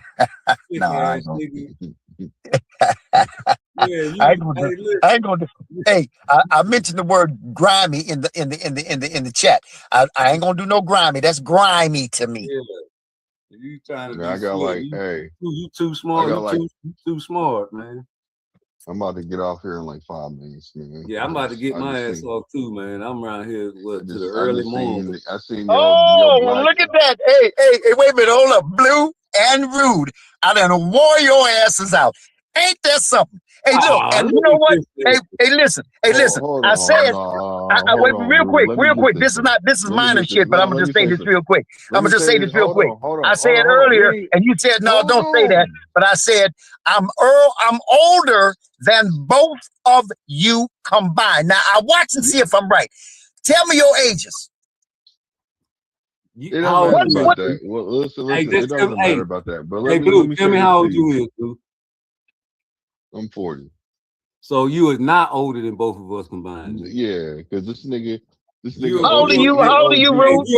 Hey, first of all, you had to bust 80. First of all. Okay, all right, you got me. Okay, let's put it like that. You had to. It's 240 my nigga balls. Rude is older. Yeah, my nigga Rude is older. Nigga, I'm 49, homie. So Rude, look at you, man. Okay, you'll have to bust a 40. You'll have to bust an 80 ball. Okay. Straight up. Well, I mean, lost that's that. 90 no matter Still what. doing Nigga, burpees over here, homie. Hey, hold on, nigga. We still doing burpees over here. Hey, no, nigga, you gotta bust a 90 ball, nigga. What the fuck you talking about, nigga? Pennies ain't irrelevant no more, nigga. You round it off, nigga. They give you 80 cents, nigga. I say at least the least you gotta get is a 80 nigga. ball. They give you 90, nigga. 40 plus motherfucking 50, nigga. Not 49 is 90, nigga. Yeah. Get it right. So no matter what, just like 144 plus 30. Yeah. So check this out. Hey, this is what I'm gonna say to you, to my guy Victor. I appreciate you getting on here and me being able to have this conversation with you. Look. I don't care that you're a boxing. You're a fan of a boxer. I don't care. I really don't, bro. It's good being able to talk with you and hear your opinion about certain things, and that's all I care about. We can go back and forth. If I change your mind just a little bit, that's all I care about. Just a little bit. If I didn't change your mind, I'm gonna feel like I didn't do my Man, you job. trying to You be see what I'm nice to saying? this nigga. This nigga finna go on the Tank channel as soon as he wake up from this call. Exactly. He is. Hey, He is. listen, But the sun, hey, the sun, hey, I listen, hope the that sun coming out. listen. Hold up, No, the hold sun on, hold coming on. out, so he got to get back in his coffin, and he gonna No, hold on. he Nah, gonna nah, wake nah. We up ain't gonna do that. and drink We some ain't gonna do blood. that. He gonna Nah, wake nah, up we and ain't drink gonna some do that. motherfucking I blood hope and get on the Tank listen. show and start hating No, again. hold on. I hope that Victor, he ain't gonna change overnight. And see, this is common sense to me. But I hope Victor can actually start seeing, like, you know what? That motherfucker told me the other day, was talking to me about, he wasn't trying to press me, he wasn't trying to do this shit. He gonna start looking at other people that's saying certain things. He gonna be like, man, that don't make no sense. I don't think that makes sense now. He ain't gonna Hey tell man, them that. He ain't gonna listen to me, Rube. He ain't gonna tell them that, but he gonna think that in his head. And at least he's long.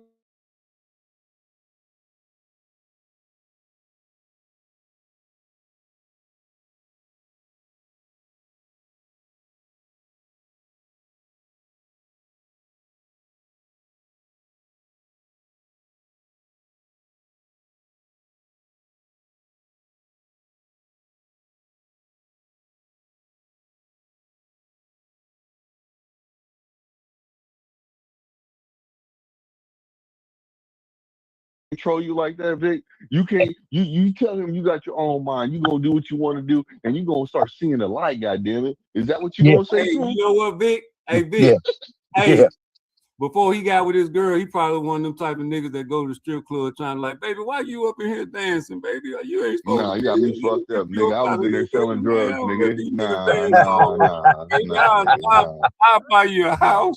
I'll get you a car. I'll nah, marry you. nigga. I'll That marry you. I'll hold buy you on, that. hey Vic, Get out Vic. this This strip nigga club, trying. baby, Hold please. on, Vic. See, I'm a Yeah. real one. What he trying to call me is a You trick. trying to I save ain't him no out the trick, my strip nigga. club like Tank, I Tank. ain't trick. I ain't no Hey, trick whatsoever, my he nigga. trying to get him out the strip club like Tank, Vic. Hey, Nah, fellas. nigga, nah. Hey, fellas, my battery getting ready to die. God dog. Yeah, I know that's right.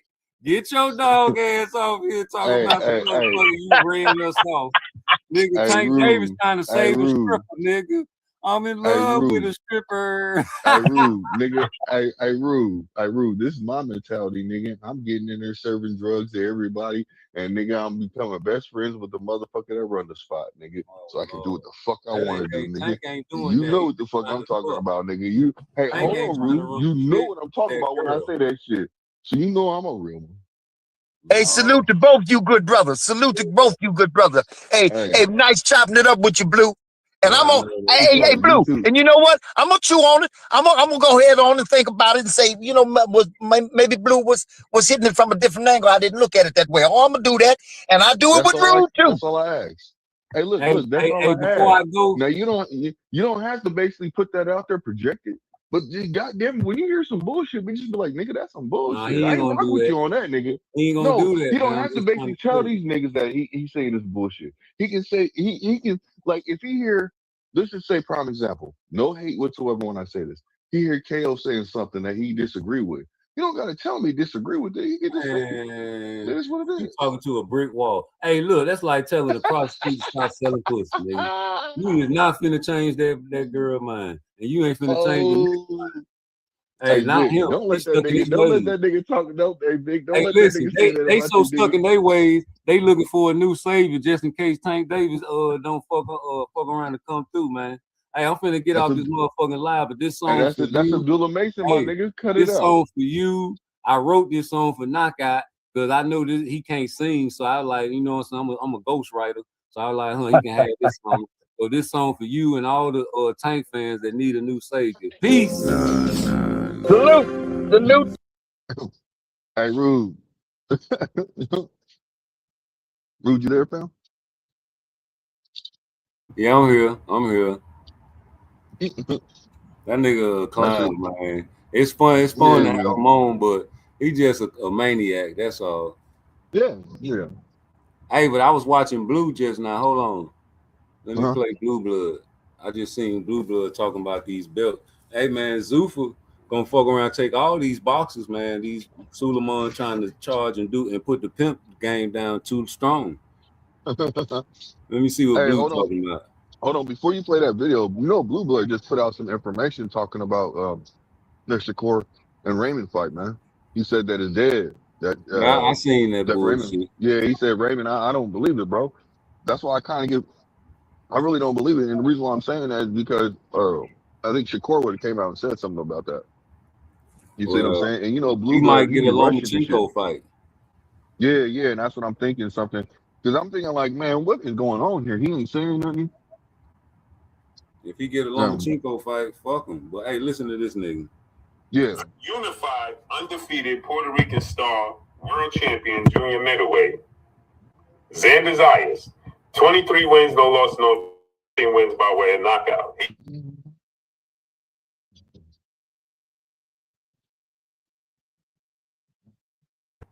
face off against the phenom, as I refer to him as, the former lineal unified WBA, IBF, Ring Magazine welterweight champion, and now the former WBA interim junior middleweight champion, undefeated superstar boxer, Jerron Boutinez, who was 35 wins, no loss, no draw, 31 wins by way of knockout. God damn.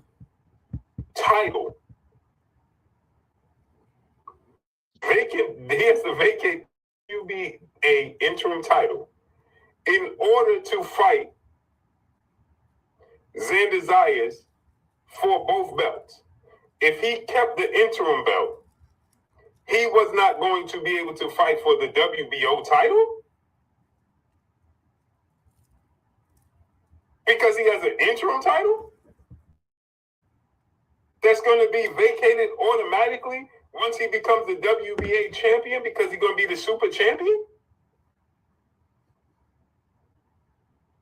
Politics as usual. How does this even make sense? It just sounds ridiculous that we even talking about him vacating an interim title. They'll put importance, these alphabets, the IBF, WBA, WBO, WBC, they'll put significant emphasis on interim titles to be able to financially monetize money from you in every situation they possibly can. But nobody's ranting about this. This is a serious problem. But everybody's talking about the Zuffa belt, trying to make the Zuffa belt as a joke, as if this is not taking place. This is diabolical. That this has to even be a headline or a conversation that he has to vacate an interim title that makes him the mandatory. So because he's ranked, get this though, he's ranked in the top 5 of both sanction bodies. So why would he have to vacate anything? Why would this have to be a headline? Why would this have to be a conversation? Why would the WBO try to force him? Why would they stand in the way and tell their champion, well, you can't fight him for our belt? It's not going to be on the line. Although you're the champion and you already paid your sanction fees. So Xander Zayas paid his sanction fees. But then they tell him when he goes into a fight, when he chooses the fight of his choice, voluntary, he don't have to, a mandatory, they going to say, well, we ain't going to sanction, we ain't going to put our belt on the line because of politics. But you already paid us, though. But you know why they doing that, Blue? Huh? You know why they doing that, Blue? Why? Because the situation with Bud? No, nigga.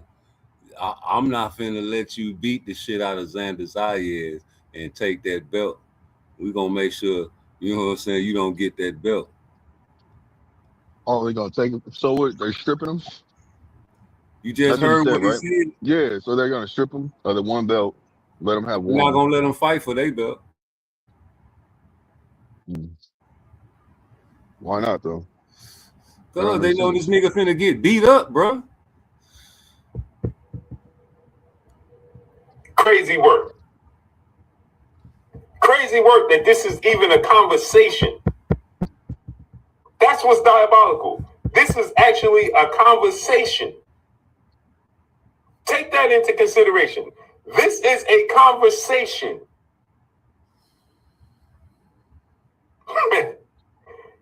Crazy work. So right now, Dimitri Bivol is the unified light heavyweight champion. The WBO decided that they're not going to put their belt on the line because of the unfortunate chain of events between Ukraine and Russia. But if he fights David Benavidez for undisputed, they'll put the belt on the line as if Dimitri Bivol will suddenly not be Russian anymore. Where's the rant about this? Bro, you already know what it is, homie. These boys know who gonna win and who gonna lose, homie. And then they got their picks on who they fuck with. I ain't even mad at them because they fucking with their people. You see what I'm saying? And niggas ain't gonna fuck with their kind. Niggas gonna be separated. Suleiman been like this. His father was the same way. They always keep a blackie somewhere tucked off where they can do business with. And that's just gonna be it. So Yeah.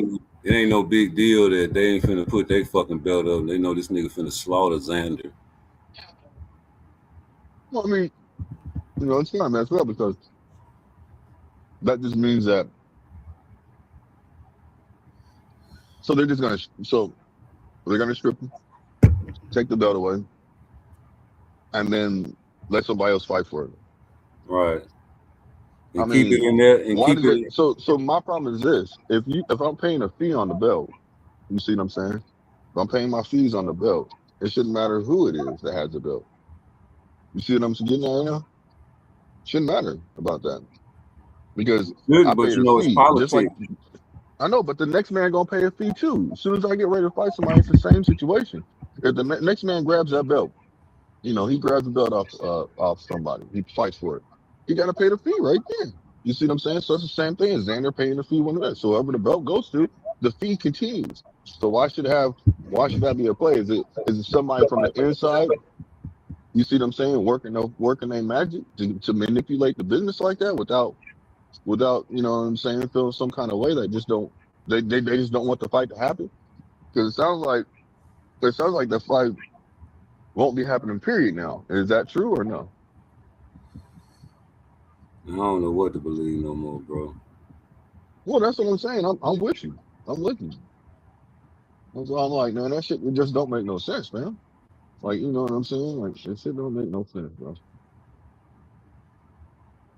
This shit is It's crazy. just, yeah, it is. It's irritating, because we invest our time and our, it could be money. Time is money. You see what I'm saying? So we invest our time and money to be bamboozled, you know? I tell you what, this motherfucking Keyshawn Davis fight, boy, I can't wait, man. Mm. I can't wait, bro. What about you? I look forward to it. I Like y'all mean, said, man, Albright.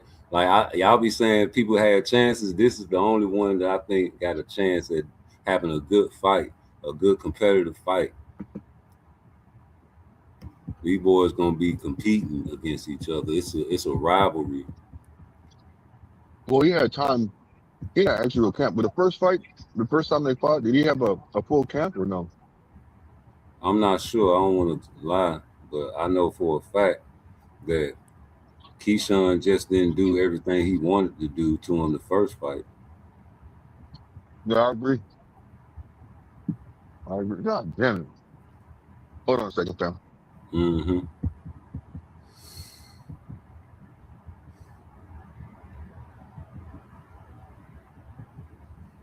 Yeah, boy, this gonna be a good fight. I don't care what nobody say. Keyshawn, boy, you lucky. you Shakur friend, cause you getting all the help in the world, boy. Telling you, T. All bright 17-2-1. Telling you, bro, this nigga gonna fuck around and try to prove something on you, nigga. The Devin Haney fans, man, they watching too. They watching Keyshawn, cause Keyshawn say, y'all scared of him. Keyshawn say y'all scared of that man. What you say about that? You know what I'm saying? Then you got the pound for pound list. I ain't even mad, bitch. You know what I'm saying? They got Bivol number 5, Shakur number 4, Bam 3, Usyk 2. That's a heavyweight. NUA 1. I ain't mad at they list. I just like my list better. My list better. My list better. My list better. My list better. My list better. Nigga, my list better. Better. Better. Da-da-da-da-da-da. Yeah. For one, I ain't got no heavyweight on my shit. For two, it's hard to flip-flop names on my shit. 3, my shit's more, sensible and more set for skills and pound for pound going up division. Look how many divisions Shakur went up. Look what Boots about to do. Look what Bam did and what he finna do. Look what Devin did and what he finna do. Look what Tank did. He's a spectacular fighter, knockout artist, man. Coming up in the Mayweather gym, out the streets of B-Mo. Anyway, proved to me he's the monster. Get knocked down, get right back up, open up his punch selection like a toolbox. Look at Bivol beating the shit out of Canelo, man. Y'all boys know what time it is with that old school Soviet Union style. I like Benavidez, man. He got that machine gun, man. Da da da da da da. Got to get set for that there. And then you got Gary Antoine Russell coming from a family, a pedigree of boxers. Gary Russell was active. I probably would have had him instead of that. But man, Gary Russell, you might as well be retired. So I get that to your brother. And Jamel Charlo somewhere out there trying to get his mind right. Until my boy get popped, he got his spot. You understand me? We ain't counting no Canelo Can you hear shit. me? Yeah, I hear you now. You had your mic muted. You got your mic muted right now. You got your mic muted. So, yeah, I like they list, though. I ain't even mad at they list. They list ain't fucking with my shit.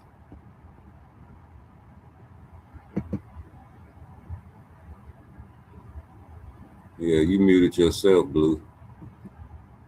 But I ain't even mad at they list. That's they list. You know what I'm saying? Blue done lost out, stepped out. I just feel like my list better. My list better. Yeah. So it is what it is. Y'all like it or love it. The Don's on top. You back? Let me put you back up in there. You back? Yeah, I just said my headset kind of went funky for some reason. Yeah, man. But I like they. Let me look at Bivol right quick though. I got Bivol on my pound for pound list at number 7. So I see he in training camp too.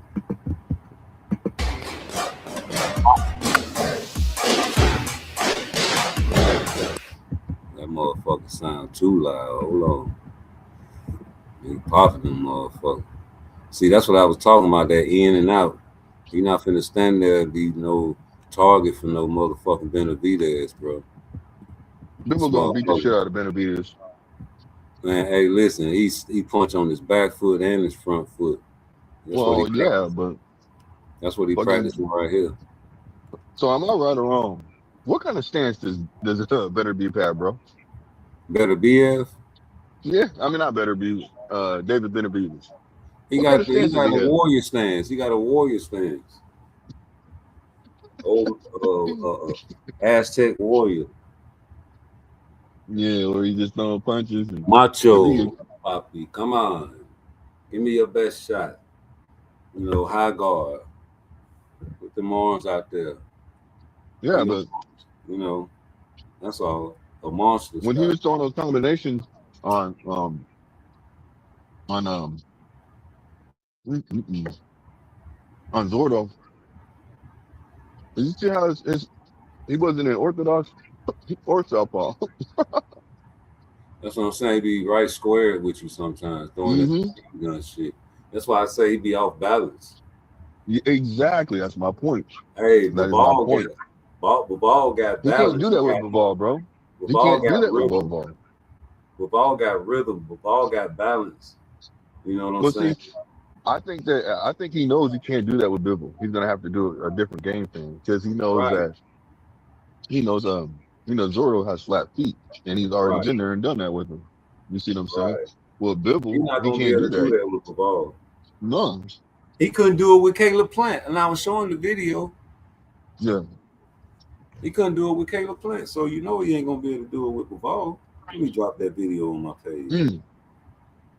And what's gonna happen is that you see how he's sticking in and out. He's gonna have. I don't think even Bivol's gonna get tired either if they No, fight. no, hell no. Will Ball Mm. get tired? Nope.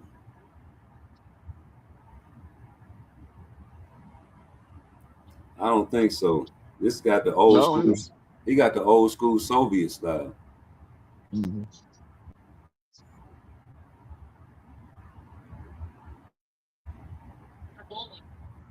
Old school, man. That's what I'm trying to tell you. But that's a habit that I don't think he can break this shit that easy though. You know what I'm saying? Yeah, David But you Benavidez know what? is who he is. Well, hold on. Maybe he has perfected it enough to where he knows how long to do it for. You see what I'm Yeah, saying? that's his style. There ain't nothing wrong Exactly. with it. That's what I'm trying to say. So that's what I'm saying. Maybe he understands, like with Bibble, he'll understand that he can't Hey, do it that long. Like he can do it, but he has to do it for like maybe you like remember 2 seconds or something like that, 3 seconds. you used to play video games when you were younger, right? Yeah. So you know how you get the villain in some of them games and it's hard to beat them. Mm-hmm. Like you get to the last level and you got to fight this motherfucker. You got to keep on trying and you keep dying. Yeah. Well, that's what Benavidez is, man. But he can be beat. You figure him out, and then what happened? It's Yeah. on to the Yeah. next game. Yeah. Yeah. Well, Benavidez, every fighter can be beat. Benavidez, I give it to him. He a final boss. I don't disagree with that. Yeah, I don't disagree with that at all. Yeah, he the final boss. That's like in 54, who the final boss? You believe Pandora. No, I say Boots. I don't know. You don't believe Boots is the final boss at 54? No, I don't. Who beats Boots? I think Pandora could possibly beat him if she Oh, don't I act gotta right. get some of your money then. If they ever make that fight. I already got a Yeah. bet with Sports One Prediction 101. If Well, see, so look on that fight. I just want to see the best man win. But I believe that it takes somebody to beat Pandora that has power that has to have enough power to turn his lights out right just like that. shit, Same he in the got shock where knocked he out by the fought. white boy. I know, but that white boy set him up though. He You kept think doing Boots certain can't set things. him up better than him? No. I'm not saying that. I'm not saying that. What I'm saying is it just takes somebody that has power that can turn his lights out quickly. You know what I'm saying? That can Well, Boots almost turn can't his do lights that. out. I Boots don't can't know. do that. I think he should be able to do that. But I do think he should be able to do that. But we'll see. I don't know why I people mean, don't believe in what I seen. no, I That mean, shit. no, there's nothing wrong with I done seen a lot your of fucked assessment. up shit in life, right? And I done seen Hmm. some crazy ass fights. I done seen some tough ass niggas, and I done seen some tough ass niggas get beat up. Boy, when Yeah. I tell you that Jerome Boots Ennis is the one, just remember that I said that. You hear me? Just like Listen, I think, I'm not knocking you, bro. hold up. Just like I Hmm. think Shakur Stevenson is the one too. Hmm. Just remember I said that too. I can dig it. Shakur and Boots Ennis, the only two mother lovers in boxing right now that I feel like is the one. I feel like I just want to look. I will feel like that. I just want to see him get this fight. He beats Xander. You see what I'm saying? He beats Xander. That fight happens. You know what I'm saying? Which I do believe it will. Still beats Xander, and then he goes and fights. Bivol. Better be or yeah And see, that's or how I know Boots is great because you say either fight Bivol or Better B. You want Boots well to fight. because they want to see him tested. So that's all. I haven't seen him That really let me do a know he consistent great. fight. That let me know he But great because Better B, he was considered a 100-point knockout ratio. I think Boots but can get people him. say he's at the latter end of his career. They say he's too Yeah, old, that's 40 why I something just years say I old. think that's why I just say I think Boots can get him. But the fact that they wanted to fight Ball, that's crazy. Why? Because Ball is somebody that we want to see him fight better. I mean, Benavidez. Man, listen, Bivol, like I would like to see him fight. I would like to see Boots fight. Um, what's his name? The nigga that fought Bud and Virgil Ortiz, Majimov.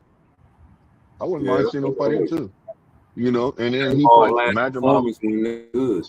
I know it wasn't, but I think Majimov, him and his team, they're smart. That's one thing I do know. He has a smart team, and I'm not saying that they think. So they set a plan and they follow it. You see what I'm saying? And I think that the plan that they had for Bud was the best plan that they could have had for somebody like Bud Style. You see Hey, what I'm saying? don't Xander got the WBO and the WBA junior middleweight belt? I think so. Yeah. Well, he asked what two belts Xander got. But shit, the WBA ain't trying to put that shit up. But how can they dictate if he does or doesn't? You know what I'm saying? Like they can't. If it's a fight, though, it's a fight. How you gonna say you ain't gonna sanction it? You ain't gonna put your belt up? That don't make no sense to me. They That don't make know. sense to me. Well, but listen to what I'm They know. saying. It doesn't matter if they don't believe in him. Xander can go fight somebody else and get sparked, and the belts are going to somewhere else, and they're gonna get paid the same still. So why, if they don't believe in him, is that a big deal? Hey, you know what? I think Blue didn't get it right because I think like didn't Boots had an interim belt? Yeah, for no Boots. He was unified. He didn't Yeah, have he the was unified. WBA interim. Nah, he was unified at 147 before he moved up. Yep, he was unified. He had 2 official belts. I'm talking about Boots. He didn't have the WBA interim. No, that's what I'm talking about. Boots. He had 2 official belts before he moved up to 147. You mean before He didn't have no. He didn't have a 147? one official belt and then an intern belt. He didn't. It wasn't like he had 2 official belts, 2 real belts. So why I say he vacated his WBA interim belt at 154, so he can be eligible Because to fight remember, Sanders um, for WBA world title and WBO title in the same fight. I don't know. Maybe that's because if anything, wasn't that the belt that he received? No, because he was going to Okay, well, yeah, I don't know. Remember they was I don't know. calling him I don't a know. email champ. Yeah, he was emailed that belt. What do you mean? They knew it too. They both Bozy, So that I mean, Bozy, so what did he vacate? Bozy, and huh? What did he vacate? He vacated before he moved up because he was supposed to remember he was talking about fighting what's the name, but he told him he's moving up before the decision. They said, well, you have one day you have until this certain amount of time to make a decision on Brian Norman Jr. All right, so this And Brian on Norman this, Jr. hey, had his listen, fight. this on SI.com. It say Mhm. Jerron Ennis vacating belt ahead of Xander title fight. Xander Zayas and Jerron Ennis would no longer be the title unification bout, as the WBO and WBA super welterweight champion Zayas title will be on the line when one of the biggest fights of the year goes down June 27. However, Ennis is vacating the WBA interim 154 belt to compete for Zayas' full title, according to Boxing Scene. The belts will have been unified anyway, but Ennis' title is instead just getting scrapped ahead of the fight. Hey, did he So get a? he Did he had get to a? He drop. got a He title. had to, He got an huh? interim off Yeah, his that's last what I fight. just said. He got to I mean, drop if he that did, he did. fight, huh? I said, if he did, he did. I'm not Following the knocking. news vacation, the WBA did not announce whether it would keep the interim belt open or scrap it. Regardless of who wins the June 27th title fight, WBA could still opt to crown another interim champion later in the year. So they know this nigga finna beat this boy, so they want to be able to get that belt to whoever instead of having him control that shit. Prior to vacating the belt, Ennis was one of the two interim champions in the super welterweight division. Virgil Ortiz still owns the WBC interim 154 title as he deals with headache inducing. So they ain't take his shit while he going through legal trouble. Ennis has now vacated a title for the second time in as many fights. He previously dropped the IBF, WBA, and the ring welterweight titles when he moved Yeah. up to 154 to face Stanionis in the divisional bout. Ennis vacating his interim. Hold on, let me put ASAP in the game.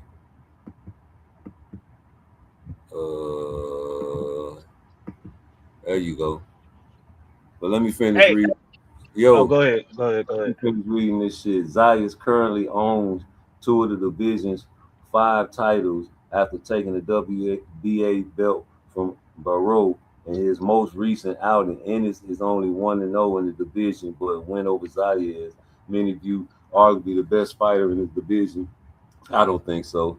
Will already put him above the rest of the pack. Zayas and Ennis have added that they seek unification status following the massive fight. Bozy specifically stated he is eyeing WBC Fundora after beating Zayas. Bozy and Ennis praised Fundora as the best fighter. That's what I think.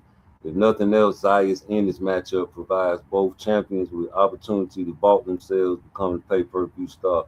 You understand? Then they say Terrence Crawford moved up to beat Madrimov in 24, one fight before he moved up to the fight Canelo. You understand? Blase squaze. But still, my thing is you got that belt and took that from because you want to be able to get that shit to whoever you want to give it to. You know this nigga can control all them belts. You need to have at least one. Wait, so what I was asking in the chat, so what two belts Xander got? He got that don't he got the WB and the WBO? I don't know. That's what I was asking. He got the WBO and the WBA. Okay, so who got the WBC? Let's see. Let me go to Boxing Scene. That tell it all. But yeah, nigga, this motherfuckers are smart though. They gotta keep one that's for the money. They gotta keep one. They know Boots finna wreck shit. You hear me? They know. Mm-hmm. Them niggas know for sure though. Yeah, hold on. Man, I don't know, man. I don't know, man. Yeah, man. Yeah, it's just funny business all around, Brown, because like with the Shakur situation, like I do want to know what's going on with that.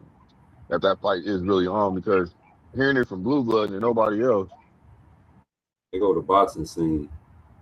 So 154. Hold on. Let me see. 154. You got IBF, Josh Kelly, WBA, Xander Zayas, Jerron Ennis, intern.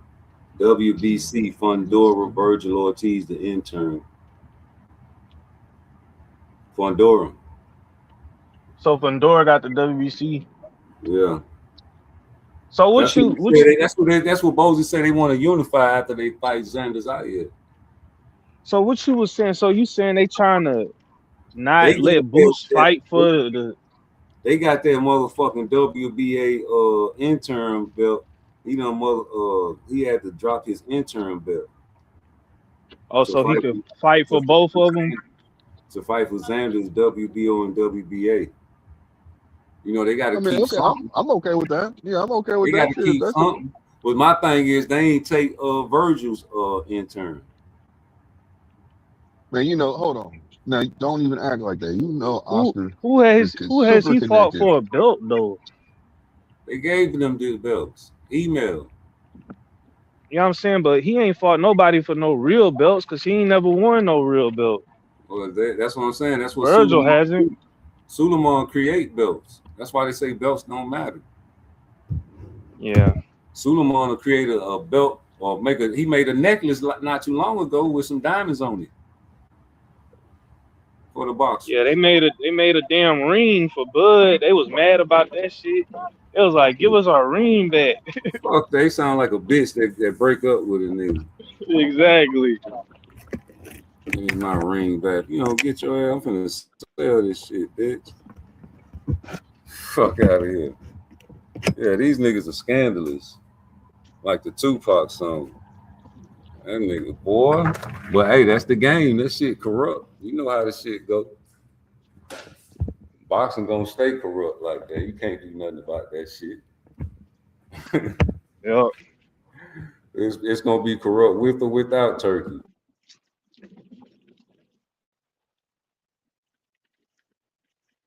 But y'all seen that Bivol, man. That motherfucking Bivol, boy. I gotta see him in action. He getting ready. He's staying ready. I like that. Stay ready, Bivol. That's new footage. Yeah. What you think about this pound for pound list they got out?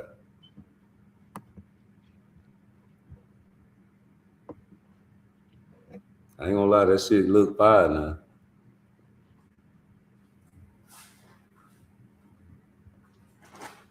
It look good. That shit looks fire. I ain't gonna lie. I would put Shakur at number 3, but other than that, it looked good.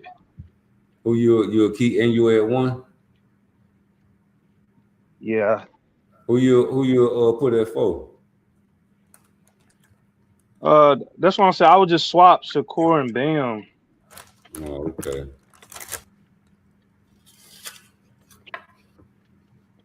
But I still ain't mad at it though. I get why they doing it. Cause I fuck with Bam too though, so it don't matter to me really. Yeah, I fuck with Bam too. That's why I got him number 3.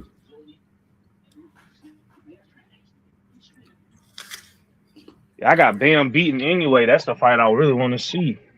You see, I got anyway at 6. Mm-hmm. I'm about to switch Devin ass to number 6 and put Bam at 4.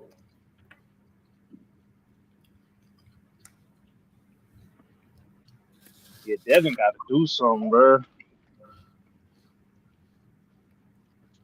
Yeah, and I'm gonna keep the ball at 7 and Benavidez at 8 until they fight.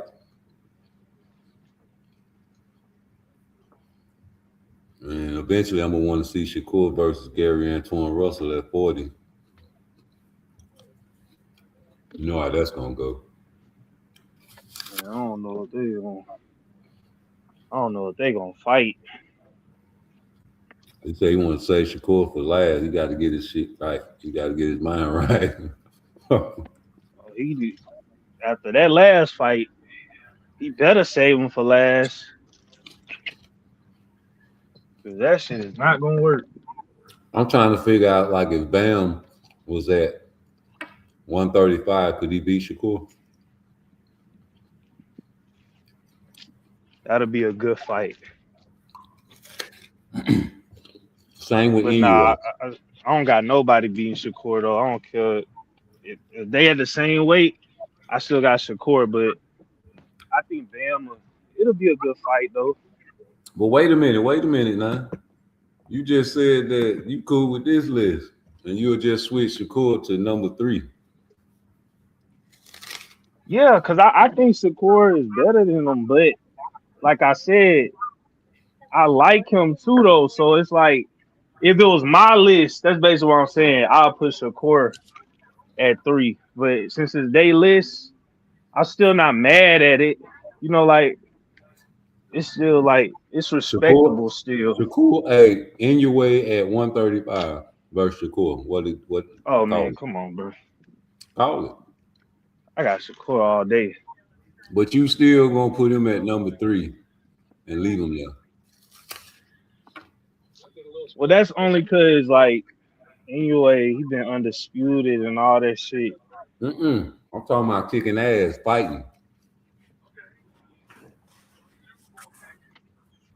Well, fighting wise, I got Shakur. I will put him above. I mean, I would put Shakur above him. But I'm See, just that's going why, based off like accomplishments. right? But see, that's why my list is the way it is. You see what I'm saying? I'm talking about like I'm going off who I feel like if Inoue was to be at 35, I feel Shakur popping. If Shakur went to wherever Inoue was, I feel like he'll pop him.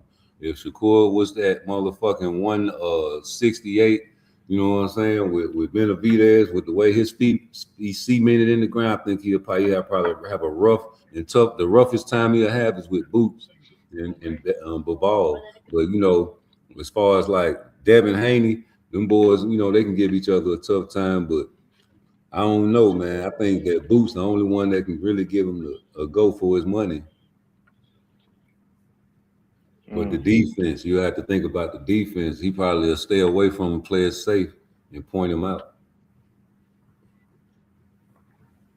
He'll pull a Karen. He'll pull a Karen times 2.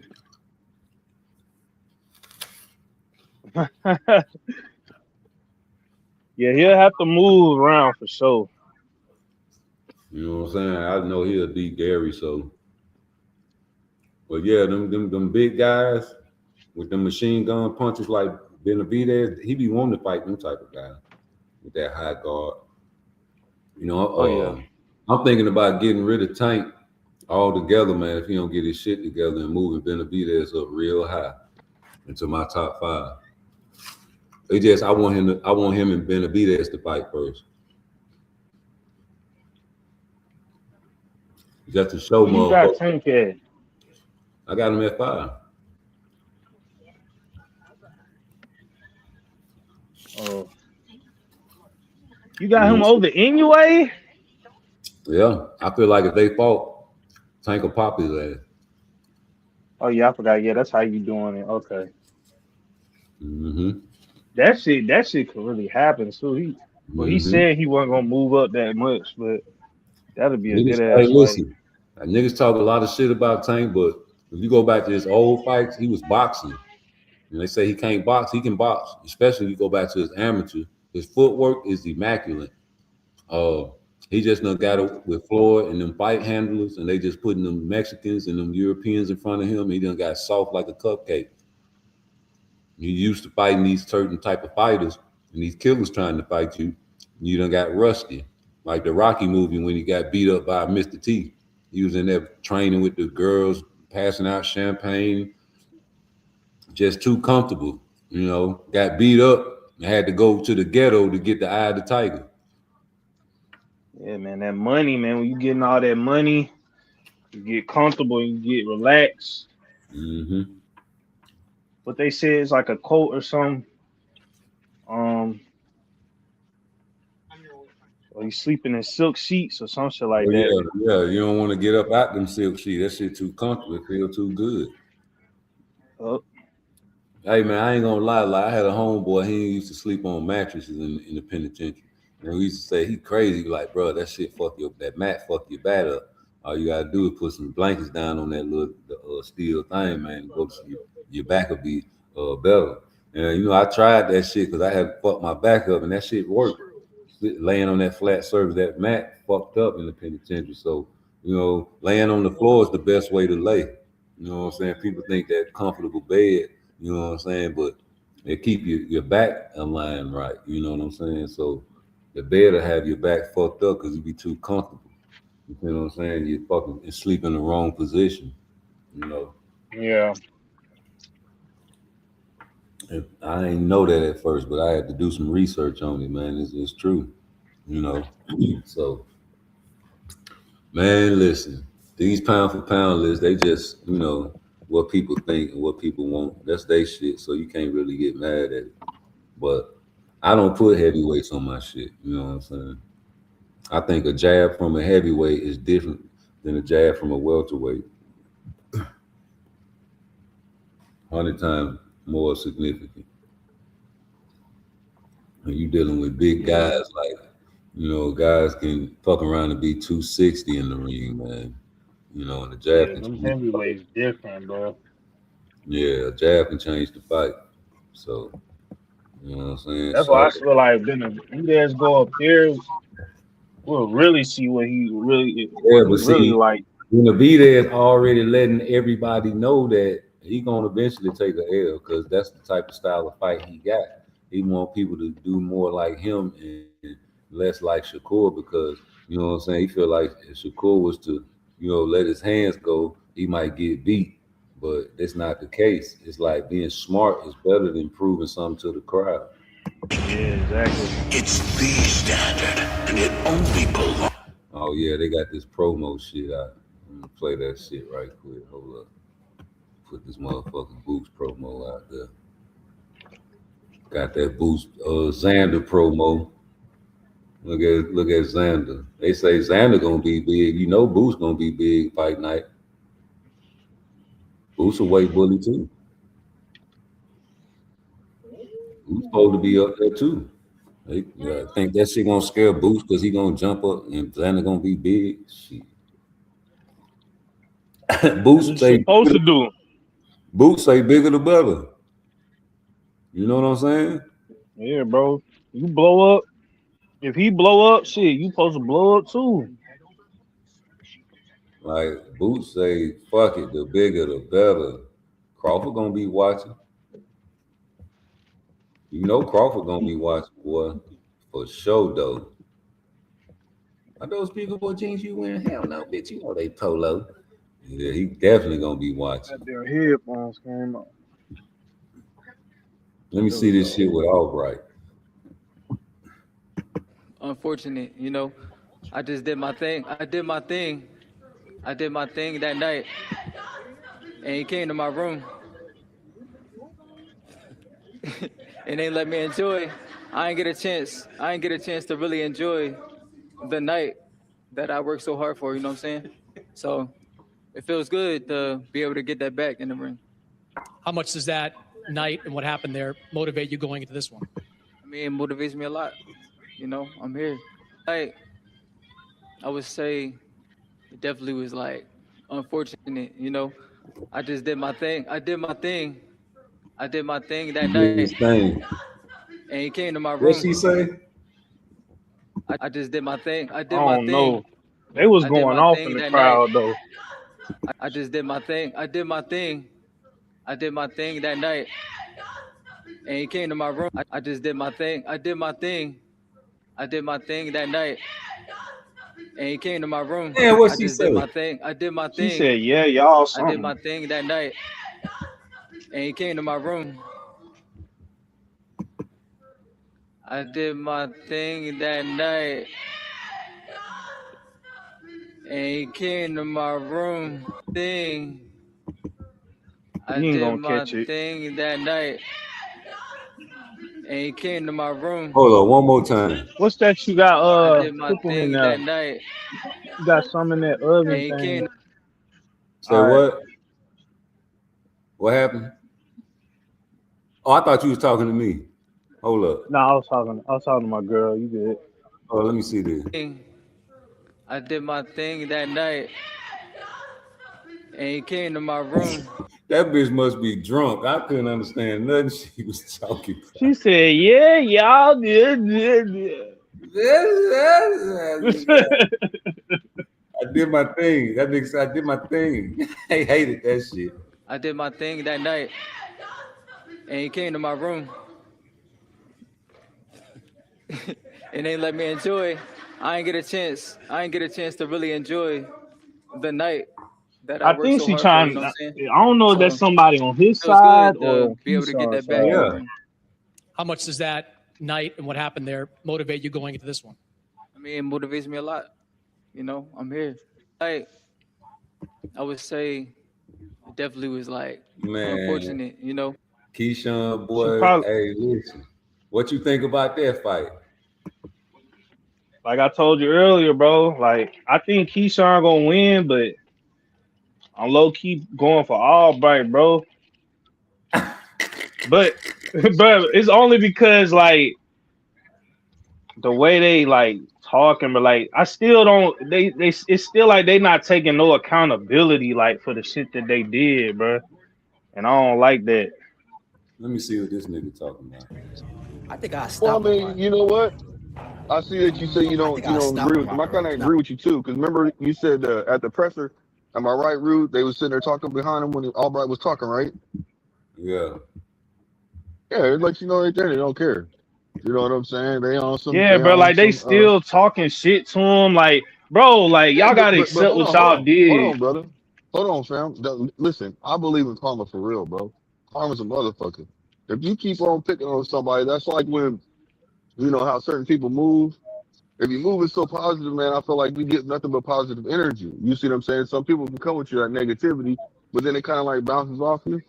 But Hey, if you moving kind of fraudulent, man, you gotta accept fraudulent shit to happen to you. You see hey, what I'm but saying? If listen. you always ducking somebody and making it look like you never ducked, you see, I'm not just showing an example out here right now. Then all of a sudden you fight somebody that you feel is a tune-up, and then next thing you know he clips you. That's karma right there kicking in. So Hey, I'm just hey, saying, I hope that he's being. I hope it's not like that with Keyshawn, man. listen. I'm gonna say this because I don't want Yeah. nobody to think that I'm picking Albright over Keyshawn Davis. I'm definitely not picking no fucking Albright over no Keyshawn Davis. But Why I not? Why just not, Rude? Man, that man, he another level, man. And just like Albright got better since the last time, Keyshawn definitely done got better. But I know Albright ain't no hoe. That's all I'm saying, dog. You know what I'm saying? Yeah, But that's what I'm saying too. listen to what Keyshawn said. I think I stopped Lamar. I think I stopped Lamar Rhodes. Nah, for real. Like I think I really would stop Lamar. He's a good fighter though, and I feel like that's a fight that's gonna got there. Oh yeah. You know what I'm saying? So Lamar, take the fight, bro. I think I stopped What you Lamar. think about that? See, I don't know, man. He's been saying he's gonna stop everybody in his last fight that that's he what had. I'm saying, bro. See, it's shit like that, bro. Like he just called out Loma yesterday. Like, nigga, you calling out everybody. Like, Like it he just it looking don't over come across. Albright. Yeah, bro. That He and it's like you disrespecting that not, nigga. you're not Hey, finna fight all these people, bro. listen. He doing that shit on purpose, bro.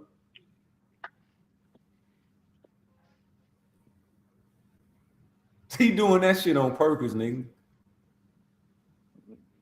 That nigga ain't looking over no Albright. This part of his game. These niggas trolls. Yeah. This nigga's a fucking troll. He been a troll. I've been trying to tell niggas about him, but they called me a hater. They called me a hater before the Virginia incident. Man, you hating on I ain't Keisha? gonna lie. I was one of them. Like before that incident, I was fucking with him heavy, but after that, Nah, nigga, I seen it I've in been him. looking at him. I've been looking at him different, bro. He been hating Look, since the motherfucking time when Andy Cruz was dancing on his ass and when he got beat 4 times. Wow. look, man. This is what I'm gonna say about the situation. I hope this man, because he's all over the place, and that's fine. You know what I'm saying? He is a fighter that's good. I just hope that he don't get too cocky because he can make a mistake in there. Somebody can capitalize and not even realize they Yeah. capitalized on the Hey, mistake and then pop clip him. You know what I'm saying? hey, he So got his ass clipped not too long in that other fight. Remember when he was fighting Albright the first time? yeah, and that's Albright what I'm was trying to say. All right, they fought at 135, so now they're fighting They fought at 135, so now they're fighting at they're adding 5 more pounds. So Albright already has a fight. He has a fight at 140. You see what I'm saying? Just like Keyshawn has a fight at 140. You know what I mean? So I think right now this is gonna be a good fight, man. I'm trying to tell y'all something. I think it's gonna be worth it, and I think it's gonna piss some people off, bro, because people are assuming. People are assuming, and I hate to see Keyshawn because this will make Keyshawn not come back no more, bro. I'm telling you this right now. Keyshawn is the type of person where he won't box no more. If he takes a loss right now, I'm telling you this. If Keyshawn takes a loss to Albright, he won't box no more. And this is just what I really believe because look at the little hiatus he took when it just was when they basically kind of like shelved him for a little bit. Man, I ain't going for that now. Man, you don't have to go for it. I'm just telling you what I think. Keyshawn ain't gonna just quit boxing like that, man. Bro, you realize he said he was thinking about quitting. It was after all that shit happened at his hometown. What he doing his city. Nah, he wasn't never finna quit. That nigga did all that to try to distract from what happened. Listen, that's what he did. Y'all can say that, man. Listen, all that man had to do is come out there and apologize, bro. That's all he had to fucking do. And he didn't do it. It took him how long to actually come out there and do, apologize?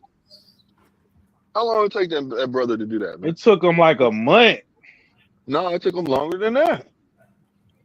Bud and them had to basically come out and apologize for him. You see what I'm saying? Bud had to do that. Man, listen. So I'm telling you, look, y'all can say what y'all want to say, but this is just how I feel. So this man was to take a loss to Albright right now. I do feel like he would just basically say, I'm gonna retire. Well, if he do that, fuck he a him. hoe. Huh? He a hoe. If he do that, fuck him. I mean, this is just what I'm saying. That doesn't mean it's gonna happen because this is 100%, and everybody knows that's listening. This is just my opinion. So I hope y'all don't try to crucify me for just having my opinion. But seeing the mental stability, this is what I'm getting at. It ain't about just my opinion. I'm actually looking at the individual for who he is. You see what I'm saying? I'm actually thinking about what this man is going through, and if he takes a loss, especially how think about it, bro. Like I said, what did I say earlier? That he led his brother to get beat. Instead of him being honest with his brother and saying, look, bro, I don't think you should take this fight right now. You see what I'm saying? It's not going to be as easy as you think it is. Or instead of hyping him up, because that's what I'm telling you. He put a battery in his brother's back, and his brother took that loss, bro, when he should have took that fight. That's just my personal opinion. When I heard he was fighting that man, I was like, what's going on? So just think about it. This man takes a fight, then he loses to Albright? Man, that nigga might be trying to be on suicide watch, man. I ain't going for that. I ain't gonna do Keyshawn like that.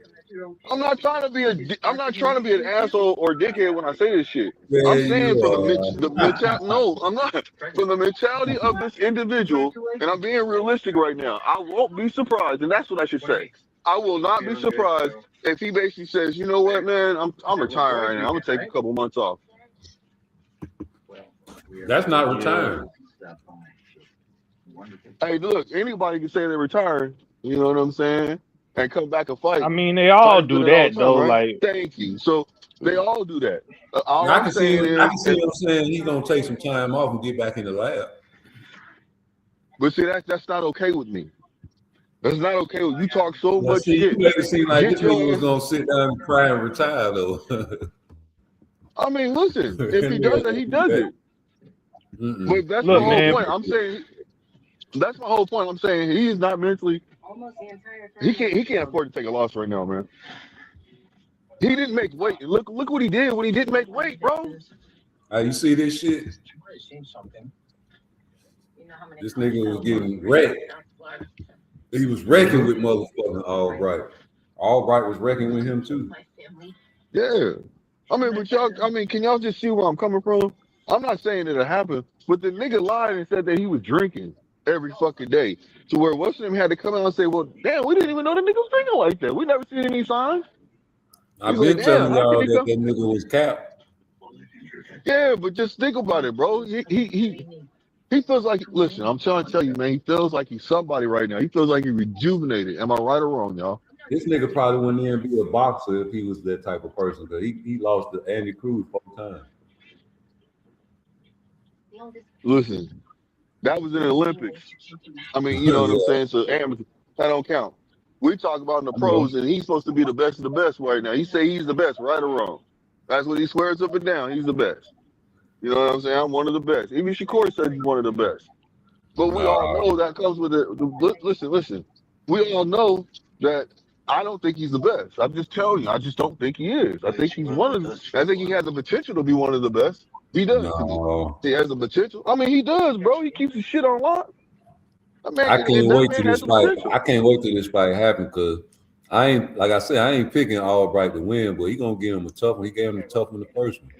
But I ain't picking him. If he to win. lose this fight, all this shit he's saying has been capped. But I He ain't better got that win nigga. this fucking fight. Hey, listen, I ain't got that nigga retiring though. Fuck that. Fuck what Blue talking about. Bro, if that nigga motherfucker takes a goddamn loss, bro, I'm telling you, the nigga is going You to be hating. in a. I'm not hating, bro. I'm being realistic. Look what he did. Look what the nigga did when he fucking just didn't make weight, bro. Look what he did. And then the nigga take a loss. So all right, the nigga that he's laughing at, the nigga that while the nigga's talking, he's not even respecting. While the nigga's talking at the presser. For one, there's too much money out there. Doesn't matter, bro. I don't care if the nigga could be the highest paid nigga. His mentality, his mental game is off, bro. Yeah, we'll see, because like now you over there rooting for the man to lose. Now I get secretly. That don't make no sense. I'm not rooting for him to lose, bro. Because he look, because if he listen. Oh, go ahead. Go ahead. You got it. Subconsciously, you ain't gonna admit it. But subconsciously, if this nigga lose, you want your prediction to come true. Bro, what the hell are you talking about? Hell no, nigga. Hey, That shit too. hey, look. Remember when the niggas had the You ain't gonna PPP just tell me loan? anything. Nah, Hey, hold hold on, up. fam. You ain't just gonna tell me any goddamn thing and think I'm gonna say, okay, you you right. You the Nah, same hell nigga. nah. You the same nigga in the lunchroom. We was on lunch break, and them niggas was getting them PPP loans. And it was one nigga in the lunchroom. Man, y'all niggas, the Fed's gonna knock y'all ass off. Y'all getting that PPP loan. And see, so now the niggas that got the PPP loan, they ducking the law because they don't want this nigga prediction to come true. Oh, as soon as you get locked I disagree. up, as soon as you get locked up, they gonna be in the chow hall in the lunchroom talking about, see, I told you that nigga gonna get locked up. I disagree, my friend. I disagree. But like I said, man, I feel like if this nigga does do that dumbass shit, bro, I'm telling you right now. I told you he was wish gonna this on him. retire. Nah. I'm just telling you, bro. He don't need to take. Listen, man. This fight, man. I hate to see this nigga lose to this nigga, bro. I'm This is a telling you, risky fight, bro. This is a risky fight to be taken. That's what I'm saying. It ain't no It's fight. not really risky to me. It's not risky. This ain't is no a fight fight. that will mess with his If you mental. lose, Listen. Okay. If you lose to Albright, it ain't no fight to be ashamed to lose. All right, listen, man. It's not about that. It's his mentality of how he addresses situations, how he carries himself. I'm trying to, nigga. You know what I'm talking about. You say you took psychology, right? Yeah, but I don't think he that weak. Man, that's okay. That's fine. You know, if you don't think that, but I do. I think that the reason why that man took off time is because he was in a situation he didn't want to confront people. He heard what everybody was saying about him, and he didn't know how to handle that shit. Nigga said he was drinking, all kind of shit. Nigga said he wanted to kill himself, bro. Yeah, he didn't want to do that. I'm telling you something. Look, I'm telling you, bro, that the nigga's mental stability is not 100% there like that. So if he fucking takes a loss, this is something that if people are close to him, they need to watch his ass. Hey, y'all hear this shit, right? So the nigga lose, thanks to Blue Hustle. The nigga ain't gonna man. No, I don't wish this no on him. I'm just being realistic. I want people to That understand nigga where put I'm a coming root- from, bro. That nigga put a root on I you. think he Keyshawn. going off that shit. I think he going off that shit because I think Keyshawn said before, like, he was going to basically commit suicide. said- Shakur had to talk him out of it or some shit. Listen, Nigga, check it out, let me fam. tell you The something. nigga said that he wanted to retire. He didn't want to box no more. The nigga also said that he wanted to kill himself. The nigga also said that he didn't want to be around people. He was drinking and doing all kind of shit. I'm telling you, bro. I heard Shakur Stevenson say out his own mouth while he was fighting Artem, and his granddad was trying to tell him to establish the jab, and he was like, "Listen, if I don't knock this motherfucker out, I'm gonna retire." So Well, that's not the hold on, same thing. time out. He said, "If I don't knock this motherfucker, if I don't stop him, I'm gonna retire from boxing." This is in the corner, right? So Yep. this is during the fight. You got so much adrenaline. You really want to stop. You trying your best to stop Artem. You can't. You see what I'm saying? So you say a lot of things and you don't mean them. Because now he's supposed to be through with boxing, ain't he?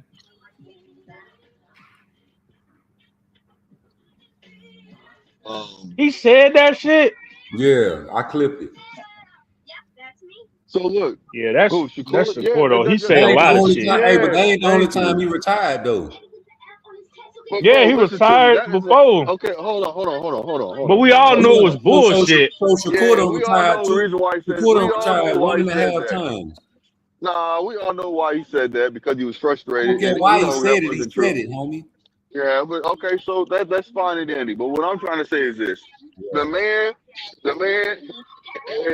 and Shakur is not fucking Keyshawn. We all know that too, right or wrong. I'm just telling you an example, homie. I mean, they No, best friends. nothing wrong. Shit. But who did he look to help him when he was in need? It was He might. Shakur, right? Hey, listen, homie. These are brothers. Okay, so listen to what I'm They saying. ain't brothers. They best friends. Fuck all that brother shit. It don't matter, man. They still consider like AB and Dean, like Adrian Broner and Dean. Dean the Great. You know, they call themselves bro, little bro and big bro. It is what Wearing it the is. same It's just a clothes, term. they said. Wearing the Yeah. same clothes. Them niggas wearing the same clothes, everything. Nigga, they be cloning, probably passing, probably fucking the same, different females, the same females, maybe. I don't know. I don't give two Well flying then, fucks. What I'm well if saying is that's the this. case, go ahead, go ahead. That's just all I'm saying. If the man went out of his way to basically say what he said, I guarantee you have to watch that shit. That's all I'm trying to say. Man, All right. I'm just saying. I'm not trying to listen. All I'm saying is, I would like if I knew Keyshawn, bro. I'm telling you right now, if I knew that nigga, if I was close to him, bro, and he took a loss, and I guarantee you, Shakur probably ain't worried about it right now. But if I was Shakur, I'd be like, well, shit, let my friend motherfucker take a loss like that, and I already had to tell him. You know what I'm saying? I had to already have this conversation with him. Nigga, as soon as the nigga before the fight, before he gets out the ring, nigga, I'm trying to call and talk to this nigga. You see what I'm saying? Hey man, give this nigga the phone. You know what I mean? Give this nigga the phone. Only thing I So I can think get it set up. Keyshawn. Only thing Well, I he think need to get out Keyshawn. of boxing. If he really gonna do that, he might as well get out. But Yeah. that's not I only something that. think Listen, Keyshawn gonna have I a. agree with you, right? Only I thing agree with Keyshawn you, gonna right? have a problem with is them ankles. Uh huh. Albright got a lot of good. He throw punches from all kind of angles, and he be catching that man from all kind of angles. But I think Keyshawn is gonna be smarter at this fight. I mean, shit. That goes both ways. Both fighters gonna be smarter. Yeah, but Keyshawn got better skills than him. True, but I mean, you said it yourself. That man got power in his hands. So that little Yeah, 5 pounds, we don't know how they manipulate that 5 pounds and more strength, or you know what I mean, or just being, how they manipulate that 5 pounds to the body. yeah. Skills pay the bills though. Yeah, you 100% correct. I mean, I got Keyshawn winning the fight too. All I'm saying is, if Keyshawn lose, bro, Boom. See, that's where he got cracked right there. Yeah. if See? Keyshawn motherfucker lose, bro, I'm gonna be like, God damn, man, this is not okay. Then you gonna be hoping the nigga retire. No, well, I don't want to hope. I hope that he fucking bounces back and uses it as a learning experience. Your ass gonna be wrong as hell. You gonna be like, that nigga ain't Hey, retired. look, listen. If the nigga don't retire, I'm proud of him. I'm proud of him. I'm very proud of him. You gonna be like, damn. Oh, why would I do that? Hey, T.O. retired. Oh, he didn't? T.O. did retire for a day after Shakur Stevenson. Yeah, because he got that ass for a day. For a day. Look, hey, T.O. got that ass whooped though. You know what I'm Man, saying? That nigga also apologized for slavery too. Yeah, he retired. Yeah, man. I don't got Keyshawn retiring for a day. He gonna win, bro. So you ain't got to worry about none of that shit. He ain't gonna lose no Albright. We just having He fun. better I don't not, think he is bro. either. I I'm, don't think He he is better either. not. I'm really having fun with that nigga because I know he's gonna have a tough fight. Ain't no way in the But see, world now you ain't gonna just have a struggle with Jermaine Ortiz and then finally get him out of there and then think that Jermaine Ortiz is like Albright familiar with you. That's what I'm saying, bro. Like, but it don't even need to be tough, man. He needs to get this man up out of here. Like, it could be tough, but don't make it look tough. That nigga Keyshawn in that first fight, man, he was getting caught with some shit. So I think, like you say, they both got better, but that's what's gonna make it a good fight. And Keyshawn always getting hit like that, though. Keyshawn always getting hit like that. Hey, from the here, Albright, and then 3 left. That nigga would beat the shit out of his brother, though. Nigga beat the shit out of that nigga, man. That's what I'm saying, bro. And like, you gotta, like, you can't lose this shit. Cause if you lose, he beat you and your brother in your hometown. Family, It's gonna be bad for him, bro. He Blue might be right. He just might retire. No, they gonna have to get it back in blood some type of way. That's gonna be the ultimate embarrassment, bro. That's fucked up. He definitely gonna be embarrassed like a motherfucker. Okay, so now you see where I'm coming from, right? Now you smell the shit that I'm stepping in. Now you smell it, man. That's all I'm saying, bro. The way this man's talking, and look what he said about it when he just did that. When you played that little clip earlier, this man said, "Oh man, no, I already fought him once." If that nigga if Albright fuck around and beat Keyshawn Davis, and that nigga Albright starts singing at the end of the fight, they gonna Oh jump my that God, nigga. bro. They gonna jump that nigga, dog. They gonna jump that nigga, and that's what. Well, listen, your wish gonna be true because they gonna suspend that nigga from boxing, boy. So hold on. So let me say this real quick. That's like now check this out. a suicide by police officer. Make a nigga hold on. So check this out. What did the man say when the dude was interviewing him? He said, "Hey man," he said, "What's going on with?" He said, "What are you gonna do in this fight? What do you think he's gonna do in this fight?" He said, "Man, we already fought once, and he ain't gonna change nothing up." Why would you assume the man ain't gonna change shit up, bro? The nigga lost to you. You know what I'm saying? Why would you just assume that? Your answer should have been, "Man, I don't give a fuck what he do. I'm ready for everything." These niggas. That's what Shakur would have said, right? Hold on. Is that what Shakur would have said? Nigga, I don't give a fuck what you do. I'm ready for everything. Is that what Bud would say? I don't give a fuck what you do. I'm ready for whatever. Ain't that what Boots said? Don't Boots have a saying like that too? I'm not tripping. Man, this nigga's finna go in there and have a what did Keyshawn say? Huh? Keyshawn said that the man ain't do nothing. He ain't gonna do nothing different. Like, why the fuck are you making it seem like, bro, you ain't showing this man no respect? That's what I'm saying, bro. I don't like it, bro. I don't like it either. Keyshawn trolling. I'm telling you that right now. He better be trolling. I hope he is. Because if the man go in there and he don't respect this man, it's gonna be another Brian Norman situation, Devin Haney and Brian Norman situation.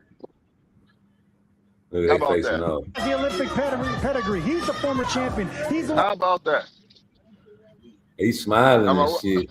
Like, man, it seems like he's not taking them serious, bro. That's what it look like, don't it?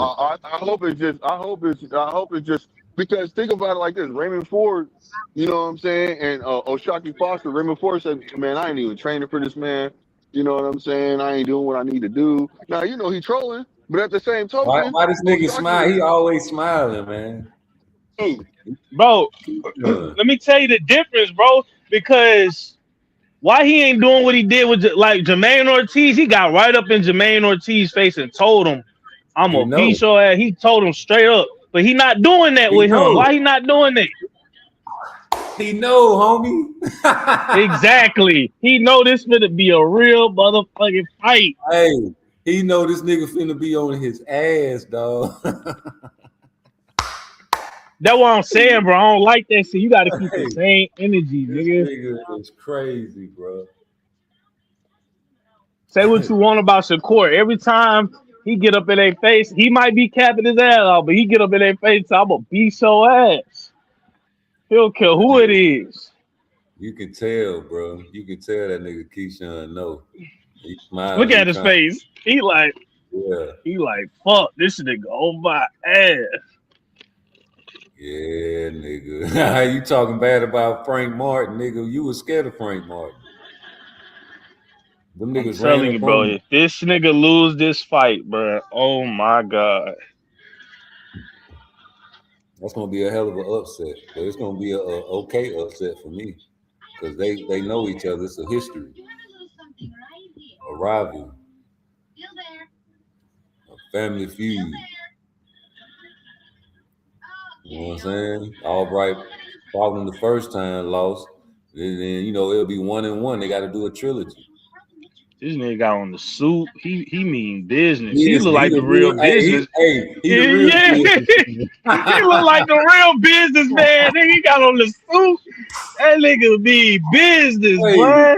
He the real business man. Why this nigga playing? Oh my god! And if he beat, bro, if he beat this nigga and he get on the mic and say that, I'm gonna turn the motherfucking TV off, bro. To say goodbye. If he get on that mic and say y'all saw who the real businessman was tonight, I'm gonna turn the fucking TV off. I swear to God. Bro, this nigga gonna fuck around and get popped now.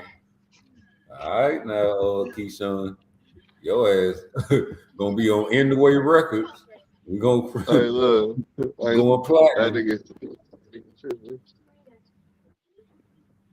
nigga going platinum. Let me see what this nigga talking about. Bill Haney and Devin scared of him. Beat Jermaine. I knocked Jermaine out, and now I don't hear nothing from Bill for real. You know what I mean? Like, we also had like closed door conversations. You know, I got a manager now. They scared of me, bro. Be real with you. They scared of me, bro. So he gonna make it sound great, but I'm gonna anything I meant. And I said, let's make the fight happen. He said, stand on your word after I beat Jermaine. I knocked Jermaine out, and now I don't hear nothing from Bill for real. You know what I mean? Like, we also had like closed door conversations. You know, I got a manager now. They scared of me, bro. What you think about that? I think this nigga full of shit.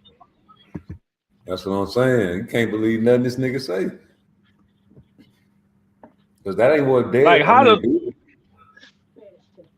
Bill say he got messages from this nigga. Like, for real, bro. Like, I don't think Devin is scared to fight him at all. The only person I think he worried about fighting is Shakur. The rest of these niggas, maybe Ryan, because of what happened, he might got PTSD. But other than them two niggas,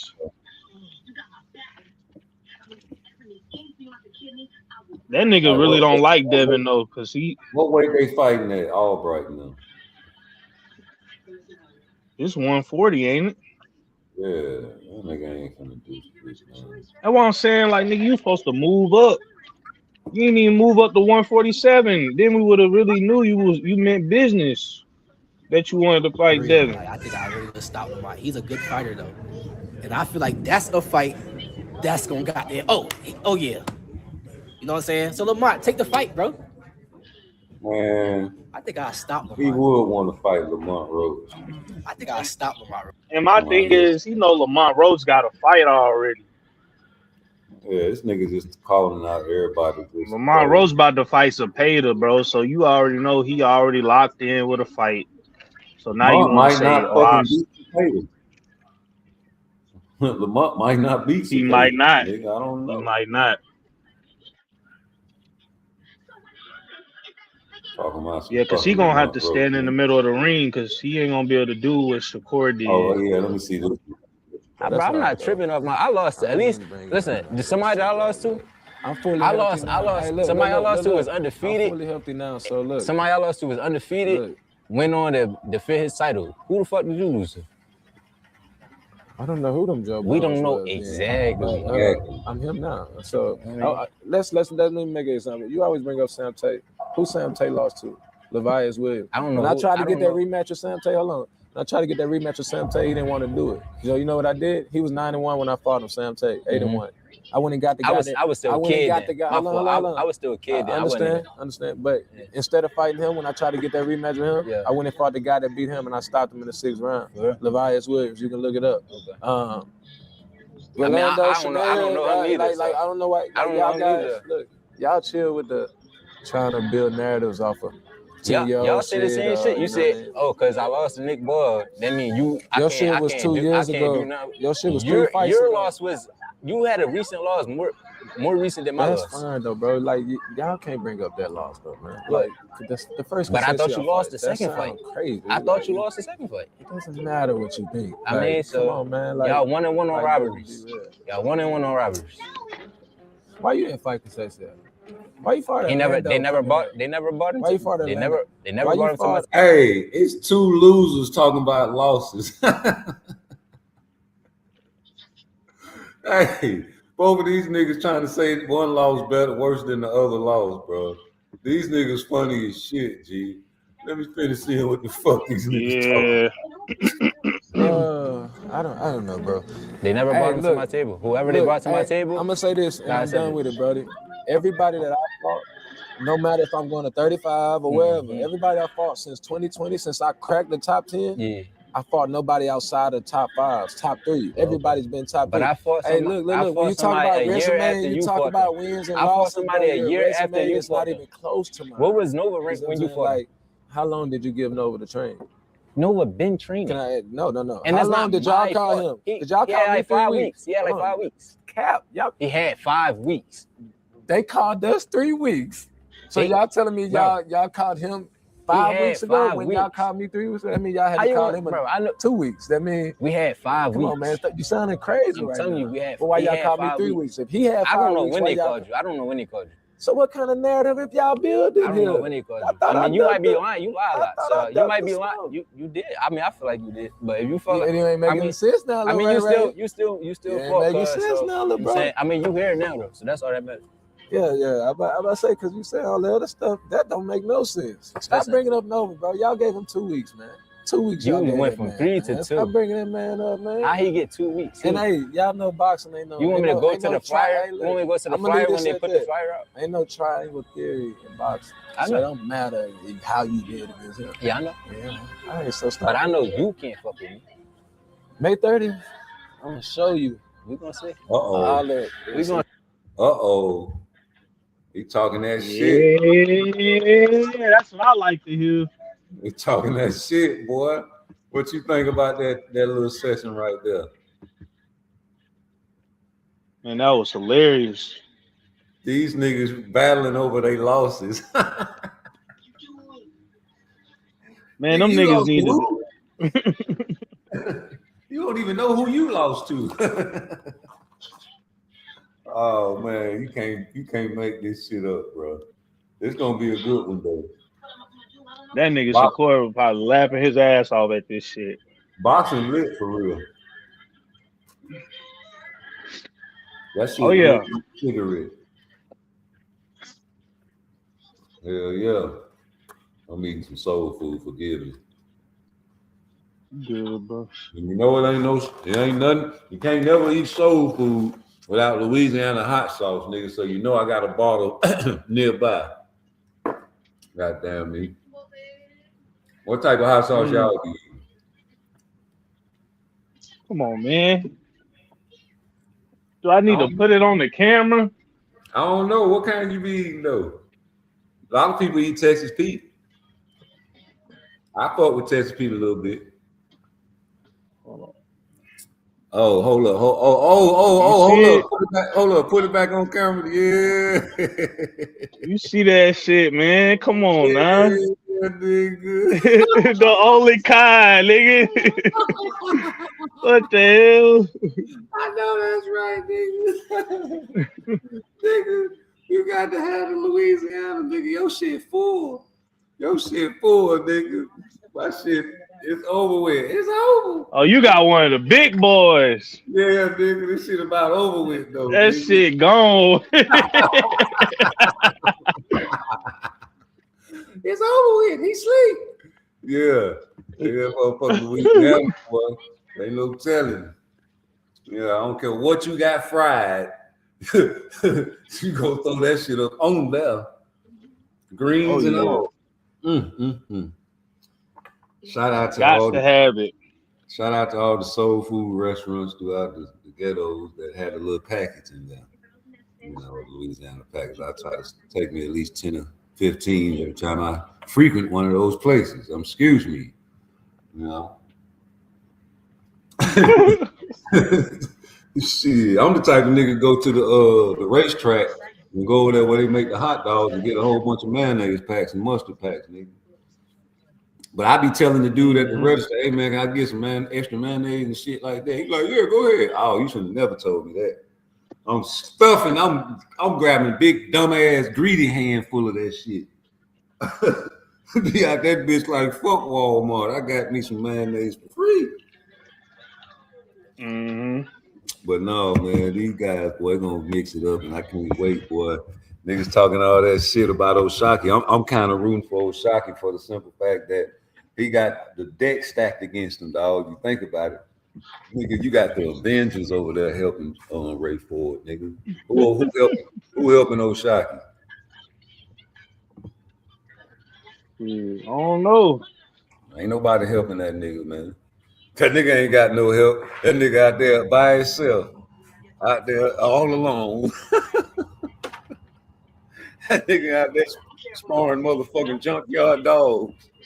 That nigga say, hey man, anybody that want to spar, man, come on, y'all, man, we gonna pay you and we gonna feed you. Nigga around that bitch begging niggas to get in there and give them some help. Boy, it's gonna be a rough night for him if all that game that Shakur and them boys getting to him pay off. That's what I'm saying. So he really Foster the only one that can win in this situation.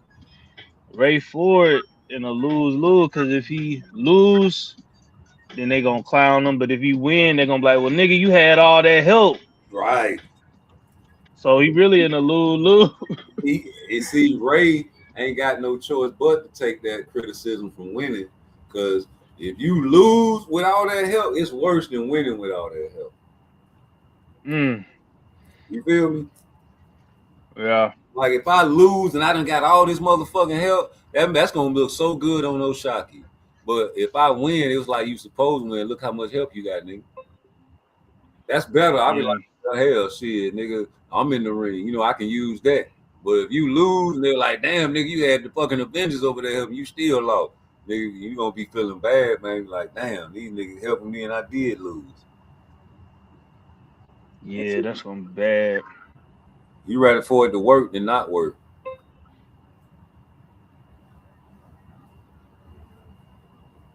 Like, I wanted to see Tank stay out of trouble to see if that shit that they was doing for J. Paul will help.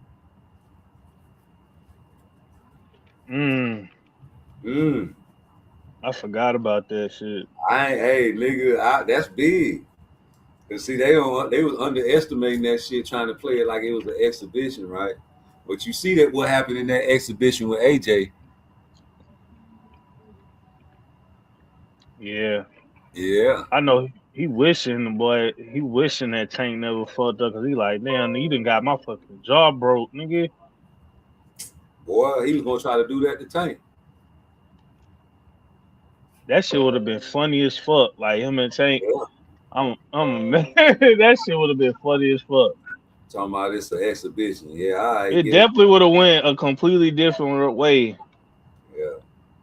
And see, this is what I wanted Tank to do. I wanted Tank to get tried by him, and that shit actually happened to make it a great fight, because Tank gonna have to fight up out of that. And I think Tank could have came up out of there and broke that motherfucker.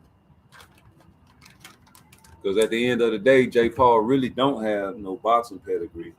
And, I think Tank could have like possibly stopped him to the body. Yeah, that's what I'm saying. Like, and then brought that shit up top and fucking clip him with a fucking chin shot. By bringing the body shot, that bring his head down.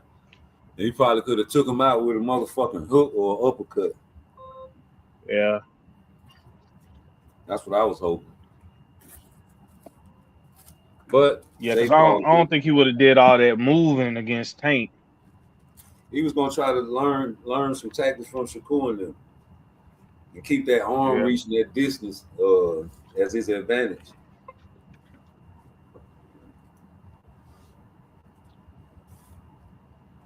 He was gonna try to play a Shakur in there.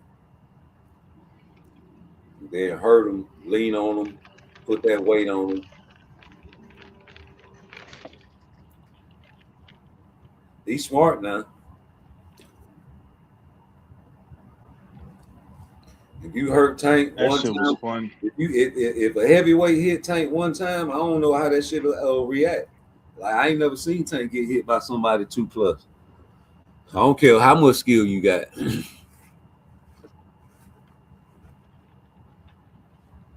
It would have been like motherfucking how he fought Rolly. Rolly ain't 2+. I know, but he still was moving from Rolly. Nigga, that nigga wasn't standing in there with Rolly. But Rolly was catching the Tank though. Rolly made Tank close his eyes and he punched his ass right in his shit. And Tank tried to tackle Rolly in that fight because he was about to fall down from a punch. Yeah, man, he just lucky Rolly just stupid, bro, and just came in like that. Just rushing in like he just had him. That nigga set his ass up for a mighty blow. Took the ghost out his ass. And I ain't gonna lie, I wanted the referee to let that shit go so we can see some more of that. You know what I'm saying? But you know, he did the right thing. That motherfucker was out. Dizzy Gillespie. That motherfucker. He fell right on the ropes. If it wasn't no ropes, his ass would have been fucked up. He would have fell out the ring. Road nigga for sure. Like that nigga fell right on the ropes. Nigga, when Earl Spence fought Ugas, yeah, that's what it would. That wasn't no ropes. Earl Spence would have been on the motherfucking front row, nigga, for sure though. Yeah, let me put this. Oh shit yeah. Them ropes be saving niggas for sure. Yeah, Earl's finna go on that front row, boy. Yeah, but one thing about Albright, he be throwing punches from them crazy angles, right? So that's what I'm thinking. Like the first fight with Keyshawn, you know what I'm saying? You ain't knock him out. So what made me think you gonna knock him out in the second fight? And I feel like Albright got better. I know you got better, but I think Albright got a little better too. Enough to know not to go in there crazy with Keyshawn. That's why I keep telling people like this nigga not no hoe. He might lose to Keyshawn, but he ain't no hoe. He gonna go in there and do the same thing he did. It's gonna be tough. It's gonna be tough. At least I'm hoping it's tough. I don't want to see no wash. Like if you gonna knock this nigga out, do it late for me. I want to see a complete fight. Excuse me. Yeah. Nigga, you don't want to see no goddamn complete fight, nigga. Stop stunting, nigga. You want to see a motherfucker get their ass beat. You know what I'm saying? You don't care. Completely. You don't care if it's by a knockout. You don't care if it's by a domination. You don't care if it's by. You know why I want to see a complete fight? Because I said I want to see this shit go 12 rounds. It's still, fam. Am I right or wrong? It's still complete. If you can do it, you can pull Shakur off. I got a video before I made this video saying I want this shit to go 12 rounds. Oh, you want what to go 12 rounds? This fight. The Albright one? Yeah. I already said I don't think Keyshawn gonna knock him out. I don't either. So what you talking about? I don't want to see no complete. Fuck you talking about? Listen. You better stop eating them chitlins, man. Nah, I don't need no motherfucking chitlins. You be eating chitlins, talking crazy. Don't be lying on me, nigga. Don't be lying on me, nigga. You got your personal handkerchief, nigga. Whenever you go to the chitlin joint. That's you, nigga. When you go, hey, look. When you go to the restaurant, they be like, Sir Rude, are you ready for the hot sauce with your chitlins? Yeah, right. You know it. You know it. And Nah. you scraping your fork and knife together and shit. You know what I'm saying? But nah, bro. Reason why I said that is because you know how everybody be talking about they just want to see a knockout. That's why I came in hot like that. Nah, that nigga ain't gonna knock that shit out. Well, no, I'm just I'm trolling right there when I said that shit. That's why I was acting like that. Because I was trolling. He ain't You know what knocking I'm shit out. saying? Hey, Keyshawn, I don't believe you. He talking about he gonna stop this nigga. You ain't Hey, knocking shit listen. out. So let me ask you this. Since you don't believe me, nigga, let me ask you this. His fight that he won. Remember when he first really started talking about I'm gonna knock him out when it came to Jermaine Ortiz. Did you expect him? If the ref wouldn't have stopped that fight, nigga, he wouldn't have got that. I mean, you know, it is what it is, but I'm talking about So do Albright. you think it was hold on. Do you think he was gifted that by the ref? I think it was Or he premature. earned it? Or he earned it. I think he could have let it go. That's what I believe too. I just want to hear your opinion. I don't care that he got the knockout. That's fine and dandy, but I just wanted to see if somebody else saw it the way I saw it. Yeah, they should have I let feel that like shit when go. after he got that, I was like, oh, that nigga got a gift for that knockout. Because the If ref you could have let easily Tyson just gave that Fury nigga. get beat up by Usyk like that, you supposed to let them boys rock. Yeah. Yeah. Yeah, you gotta let that rock. Huh? Yeah, you gotta let that go. Fuck that. The ref was supposed to let goddamn Frank Martin and Albright rock. This nigga stopping the fight because his mouthpiece fell out and Yeah, shit. Fuck that. Yeah, a Hey, lot of refs and doing that that. you know what? You got a real good point, ASAP. Because how many times have you seen a ref not interfere and wait until it's some space where he can basically say like they might have clinched each other and then actually go over there and pick up the fucking mouthpiece? Yeah, bro. Like this nigga Like, about to stop him and you stopping the fight. yeah, yeah, yeah. They Oh, was that like, nigga hey, keeps I can't let you do that.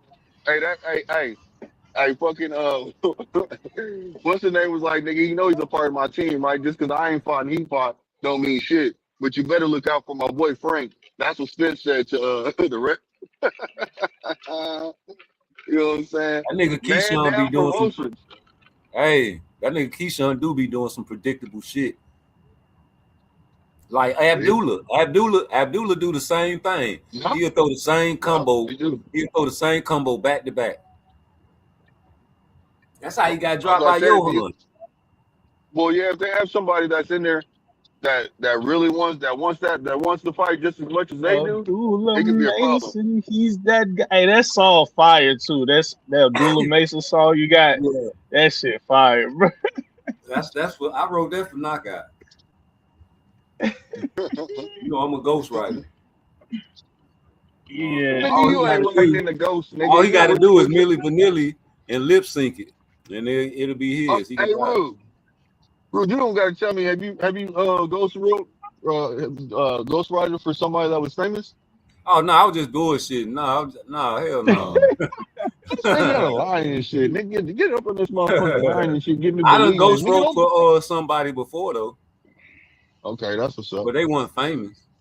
But see, you weren't lying though. That's all. It didn't matter about you. You know what I'm saying? Oh yeah, So you. yeah. But see, when people say they ghostwriter, they be trying to make it seem like they wrote for actual artists. Nah, ghostwriting is Well, that's why I asked ghostwriting. you that question. That's why I asked you that question. I wasn't trying to. Oh yeah, You yeah. know I what I done ghost mean? wrote before, but I just specified I ain't never wrote for no artist. You asked for an Oh, artist. you was ghost writing for yourself?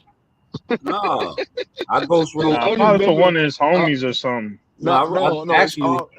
I'm actually, just messing around, bro. I'm nah, just nah. messing This is around. I this a know, I true story. know. Yeah. This a true story. My homegirl, her brother got killed, and you know she Yeah. sings. So I wrote a song for her. And she used to go around Jacksonville performing that shit, and to this Oh, day that's she what's up. loved me for that.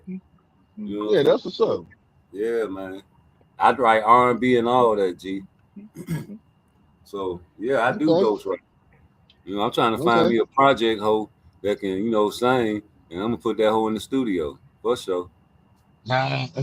Say less. Yeah, Say but less. yeah, this nigga Albright, man. It's a time to shine.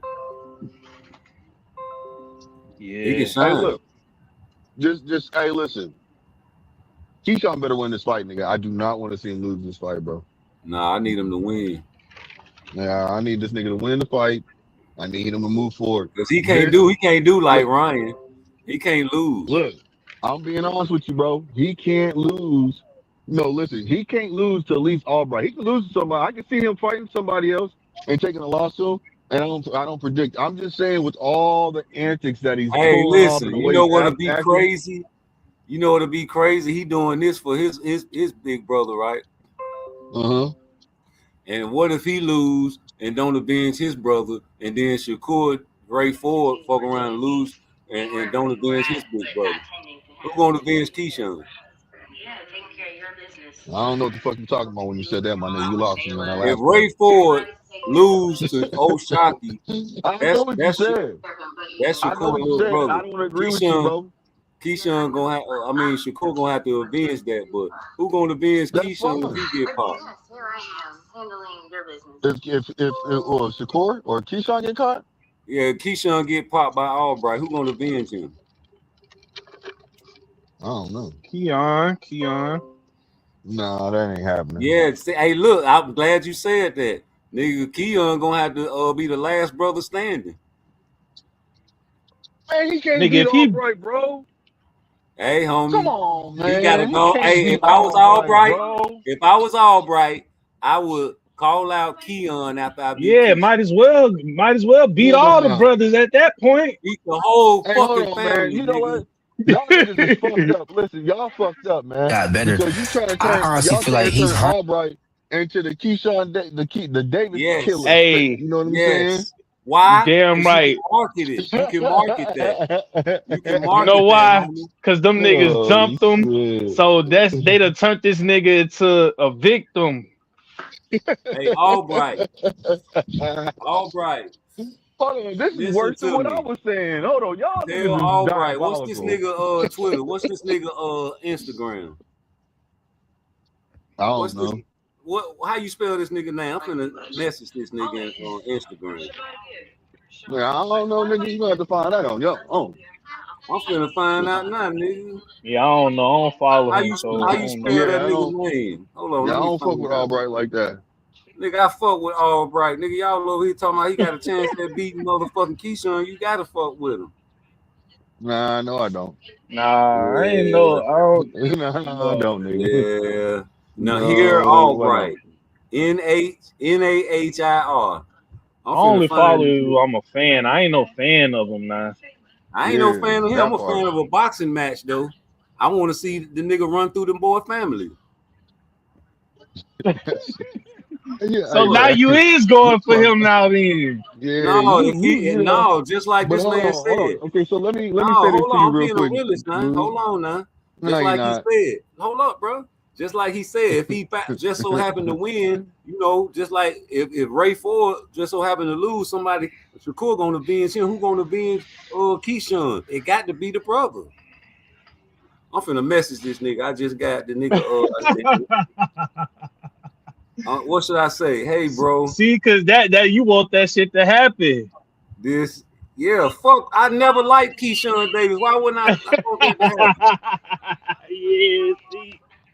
Why you want me to be a fake one and See, not keep it real? both of y'all fucked up. Cause see, you want that to happen, and then Blue want that to happen so he can retire. Y'all Nah, niggas some no. fucked up niggas. See, no. That the yeah. nigga that's no ASAP nigga that's fucked up is this nigga because he just came out and exposed himself for being fucked up. But he tried to put that fucked up jacket on me, and I ripped it off immediately. You know what I'm saying? I was like, oh hell no, you can't put that on me, fam.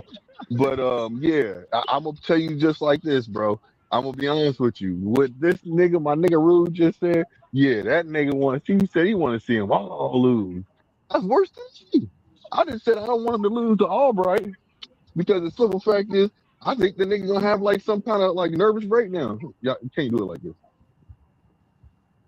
Hold up. I was just asking this question. You saying who gonna avenge him? Yeah, gonna have to be the brother. He ain't gonna avenge him, bro. He gonna lose. You know this. And I'm saying if he lose, oh my God. All right, hey, listen. I just sent the motherfucking message out, nigga. You want to see Man, Well, don't you poke really that nigga just head sent up him a there. message, bro? Do you want to see, nigga? Yeah, you can You post it, man. tripping? You can show us. You can show us, but think about like, don't put no battery in this nigga's back where he gonna do some dumb shit now, Hold trying up. to impress you. Hold up. You hear what I said, Rude? Don't make this man do something and fuck up his whole opportunity because he's trying to impress you. What'd that say? Hey, bro, this is Rude Exposure on YouTube. Check us out live. If you beat Keyshawn, Yeah, you. call out Keon to run through the whole family. Subscribe. Oh, hell no. Yeah, nigga. Man, that's Yeah, diabolical, bro. nigga. That's what I'm talking about. Nah, Controversy. If he, oh Controversy. my God. this If he, nigga hating, hey, if he bro. respond to you, that's gonna be crazy. Controversy. Shit, nigga, how else you gonna get in touch with the nigga? I subscribe, I followed him, you know. Hey man, got you another follower, fella. Come over here and follow me. That nigga say he gonna sing a song. Hold on. Say goodbye to what we had. I ain't gonna lie, that shit was crazy after the fight last time. Hey, look. Yeah. If he get to singing like that, he gonna beat. If he beat Keyshawn and get to singing like that Nah, after the it's over, fight, bro. That nigga bro, Keyshawn gonna jump off the nigga. He gonna crash into a wall, bro. he might lose his girl and the fight. Nah, I won't say Bro, he gonna this lose his nigga girl. singing. That He nigga gonna ain't sing gonna worry though. about him. Yeah. This nigga All Keyshawn ain't right. gonna take no. He ain't gonna take a bath for a whole month, nigga. That Hey, nigga you ain't gonna. see? He ain't gonna take a bath for a whole month, nigga. Hey, all right now. This motherfucker Albright starting to pique my interest now. I don't know now. Just like I said about Morrell. Well, hey, who was that coming over there talking about they need to bet? They say they needed Morrell to knock the boy out before the 6th. Was that you? No, I ain't say that shit. I'm talking about Who ASAP. the fuck? Hell no. Oh, that must have been no, I think that was damn, who was that then? I don't miss. You ain't bet on Morrell? Hell no. I don't fuck Hell with no. Morrell. Damn, who the fuck was that, man? You know that you want to know what's so fucked up is they say Morrell was his hardest fight, right? David Benavidez is hardest for one of his best fights.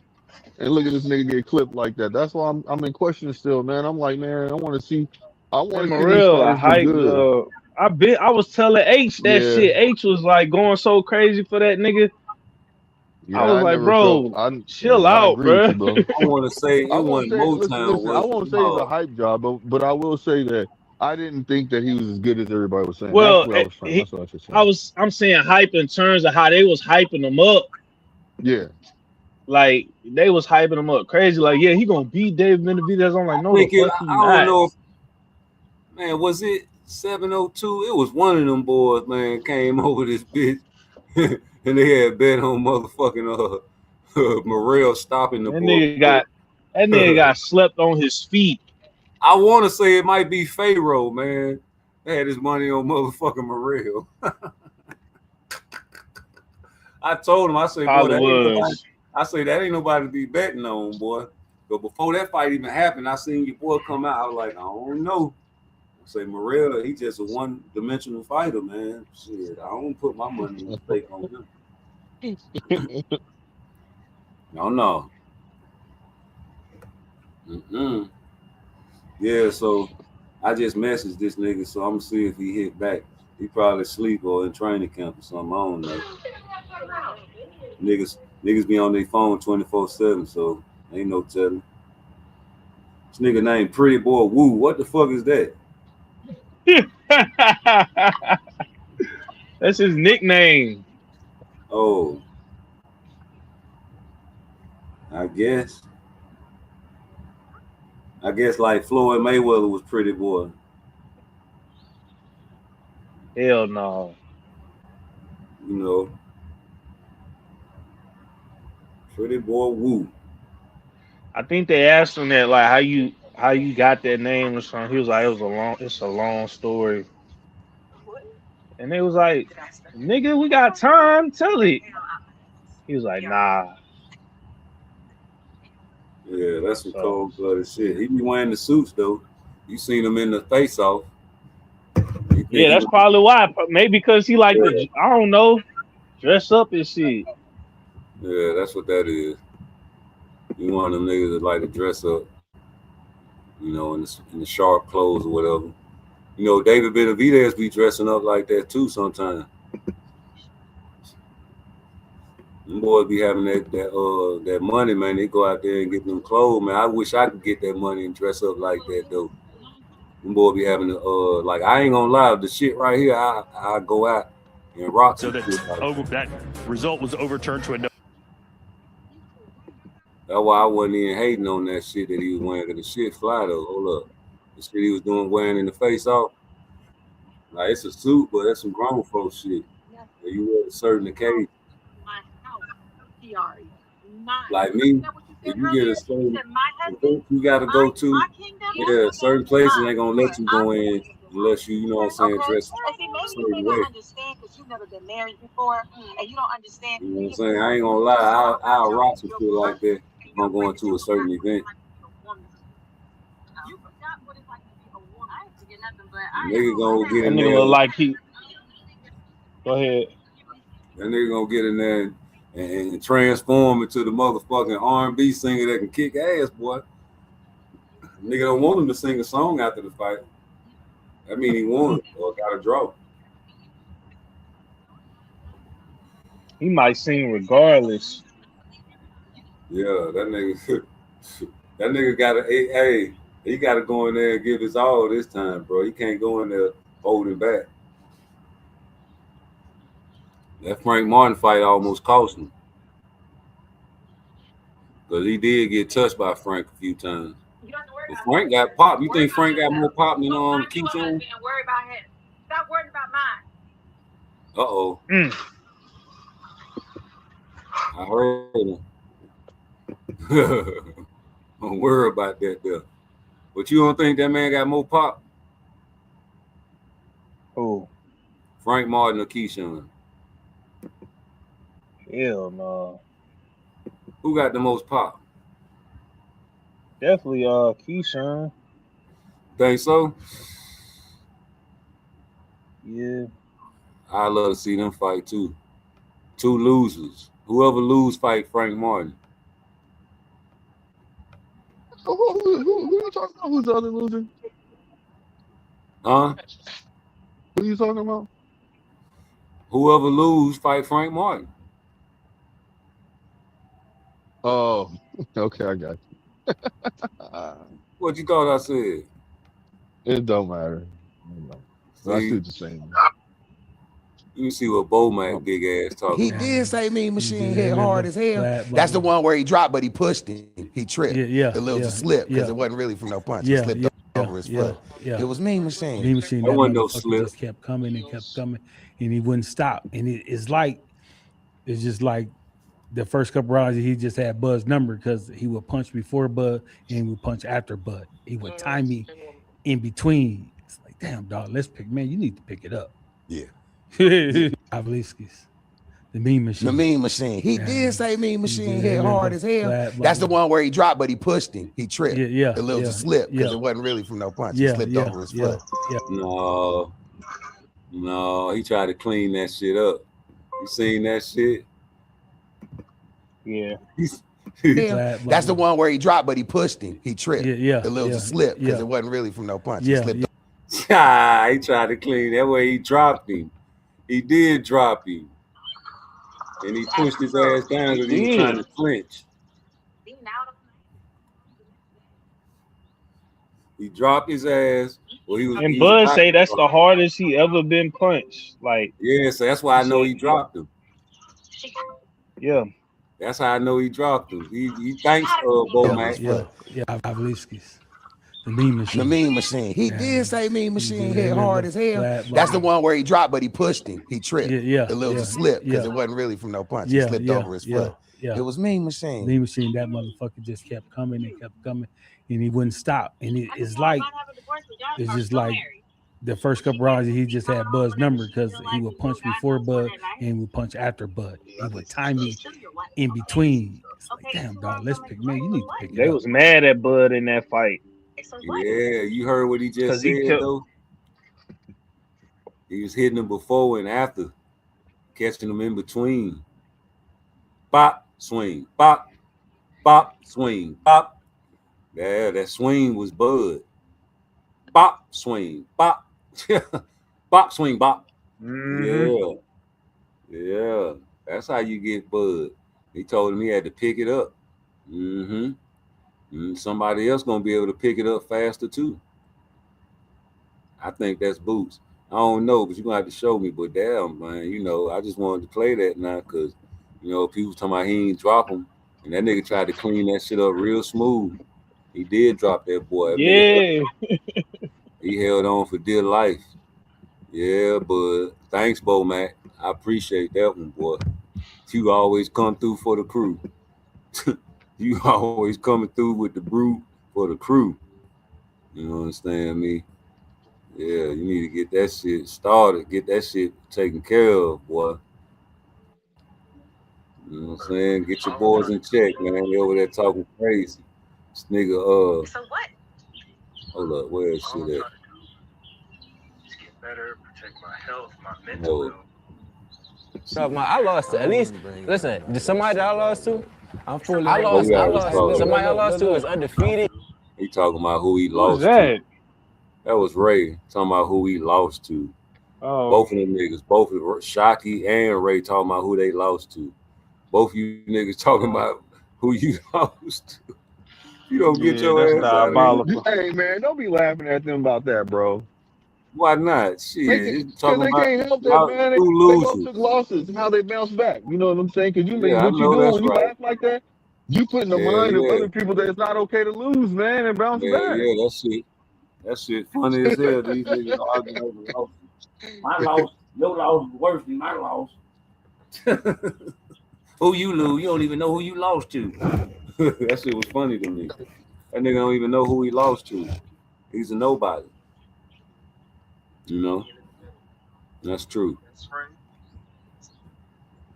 They need to be worried about who they're gonna fight afterwards. I really would love to see a Shakur and Lomachenko fight. What you think?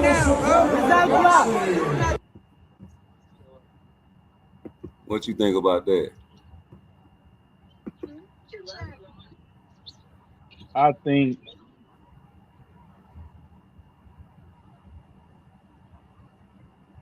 man, what I think it's too late. What? I don't think Loma gonna fight him. Go ahead, bro. Go ahead though. Are you talking about Loma and what? Shakur or Tank? Yeah, Loma and Shakur. No, he can get that fight with. He can most definitely get that fight with Shakur. I think that's a fight that they could pull off. But you heard what Shakur just said. That nigga said that nigga soft. Loma? Yeah, he said that nigga Loma soft. Yeah, I remember they was beefing at that fight. Loma don't want no smoke. Well, I mean, that ain't nobody's problem except for his fucking self. They need to get that shit together. Let me play this shit. Trying to fight Shakur outside. Hey, right now. Let's go right now. Right now, bro. Without block. Right now, without block. Tank Davis called. Pull that line on social media. Oh, you called them on social media? Well, that's easy to do, right? Social media, I can call out Mike Tyson. You know what I say, man? Ass whooping time, man. Ass whooping.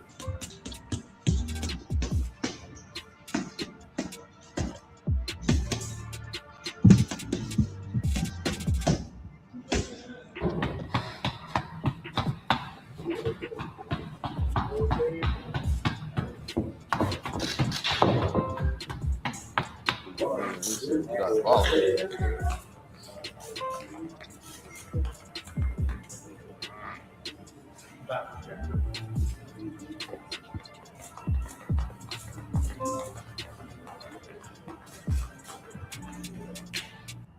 Man, get out of here with that bullshit. That nigga Lomachenko come back and get destroyed. They building that motherfucker up like he just the almighty, man. I'm telling you, I don't really like Lomachenko. I'm just keeping it real. Well, he was under the protection agency anyways, under Bob Arum, so it is what it is. Yeah, I ain't never really liked that. You know how Bob Arum is, man. He protects certain fighters that he wants to protect. It is what it is. Loma bag though, he a bag. He come back, he can get himself a bag though.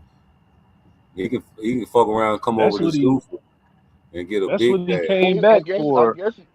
I think he came. Well, you know, as soon as his contract was up with Bob Arum, he said, "I'm coming. I'm not." He basically came out of retirement. Yeah, he so can that's get obviously what it was. You think he going to Zuffa? I don't know where the fuck he is, but he says he's trying to. He wants big fights. He says he wants big fights. So Zuffa gonna get it. He got the bag. He want that money. He can talk all that shit in the world. Who's he gonna fight, bro? Who he gonna fight? Who he gonna fight on Zuffa? Whoever Zuffa pay him to fight. Who are they gonna pull over for the fight though? They don't got nobody at his weight class. They might try to get Tank. They might pay him to fight Shakur.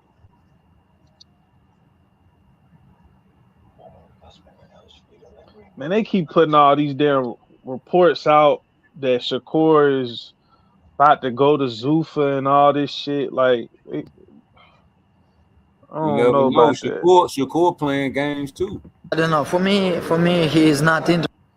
Yeah, Shakur playing games too. You don't know what the fuck he gonna do. He ain't telling nobody shit. And he being real discreet. You know what I'm saying? He ain't letting the motherfucker know nothing. So it's like, who he gonna fight? Well, he did let people know something. He wants to Raymond Mortella fight. So that's when once they put out that information, that's why I said I don't know if that shit's real that Blue Blood put out about Shakur. Because they're trying to say Raymond's trying to say through what he said that Raymond's trying to say that he ducked the fight. He don't want the fight. And that don't make no sense. If he told that man he wanted to fight him at 135 for his fucking belt and shit like that, then that's what it is, bro. Like, there's no ducking out of that, my nigga. Like, there shouldn't be no hard. Y'all say y'all fuck with him, so fucking fight him. So yeah. Let me see this shit where Lomachenko was talking. Everybody kept saying Lomachenko was ducking Tank. Is there a guy that you would, that is that name with you? I mean, to me, it seems like Gervonta Davis. So, I always said I'm open for the fight, but boxing politics. We have different promoters. One potential opponent is Gervonta Davis. He's a new champion at 130. Would you want to fight him next if it came up? I don't know. For me, he is not interesting because for what? What, money? Big money? Do you want me to throw out the picture?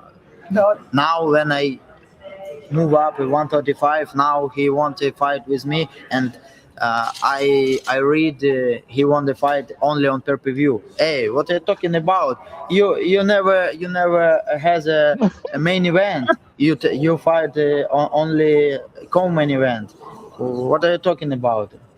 Какой это будет, как сказать, какой pay-per-view? What kind of a pay-per-view is that gonna be? Pay-per-view you're talking about? Hey. Yeah, this old because that nigga been on plenty pay-per-views. That's before Tank was a pay-per-view star. That nigga said, "Hey, what are you talking about?" Yeah, Tank wasn't nobody. Pay-per-view back end. But what the fuck is the back end? Lomachenko was thinking back then what he was then, not what Tank is now. Yeah, if only he knew. If only he knew what was about to happen. What I'm saying, these niggas take that interview and be like, "Oh, he was ducking Tank. How the hell he ain't gonna get a pay-per-view with Tank, nigga?" Because that's what at the time he wasn't doing no fucking pay-per-view. Yeah. Loma was the man.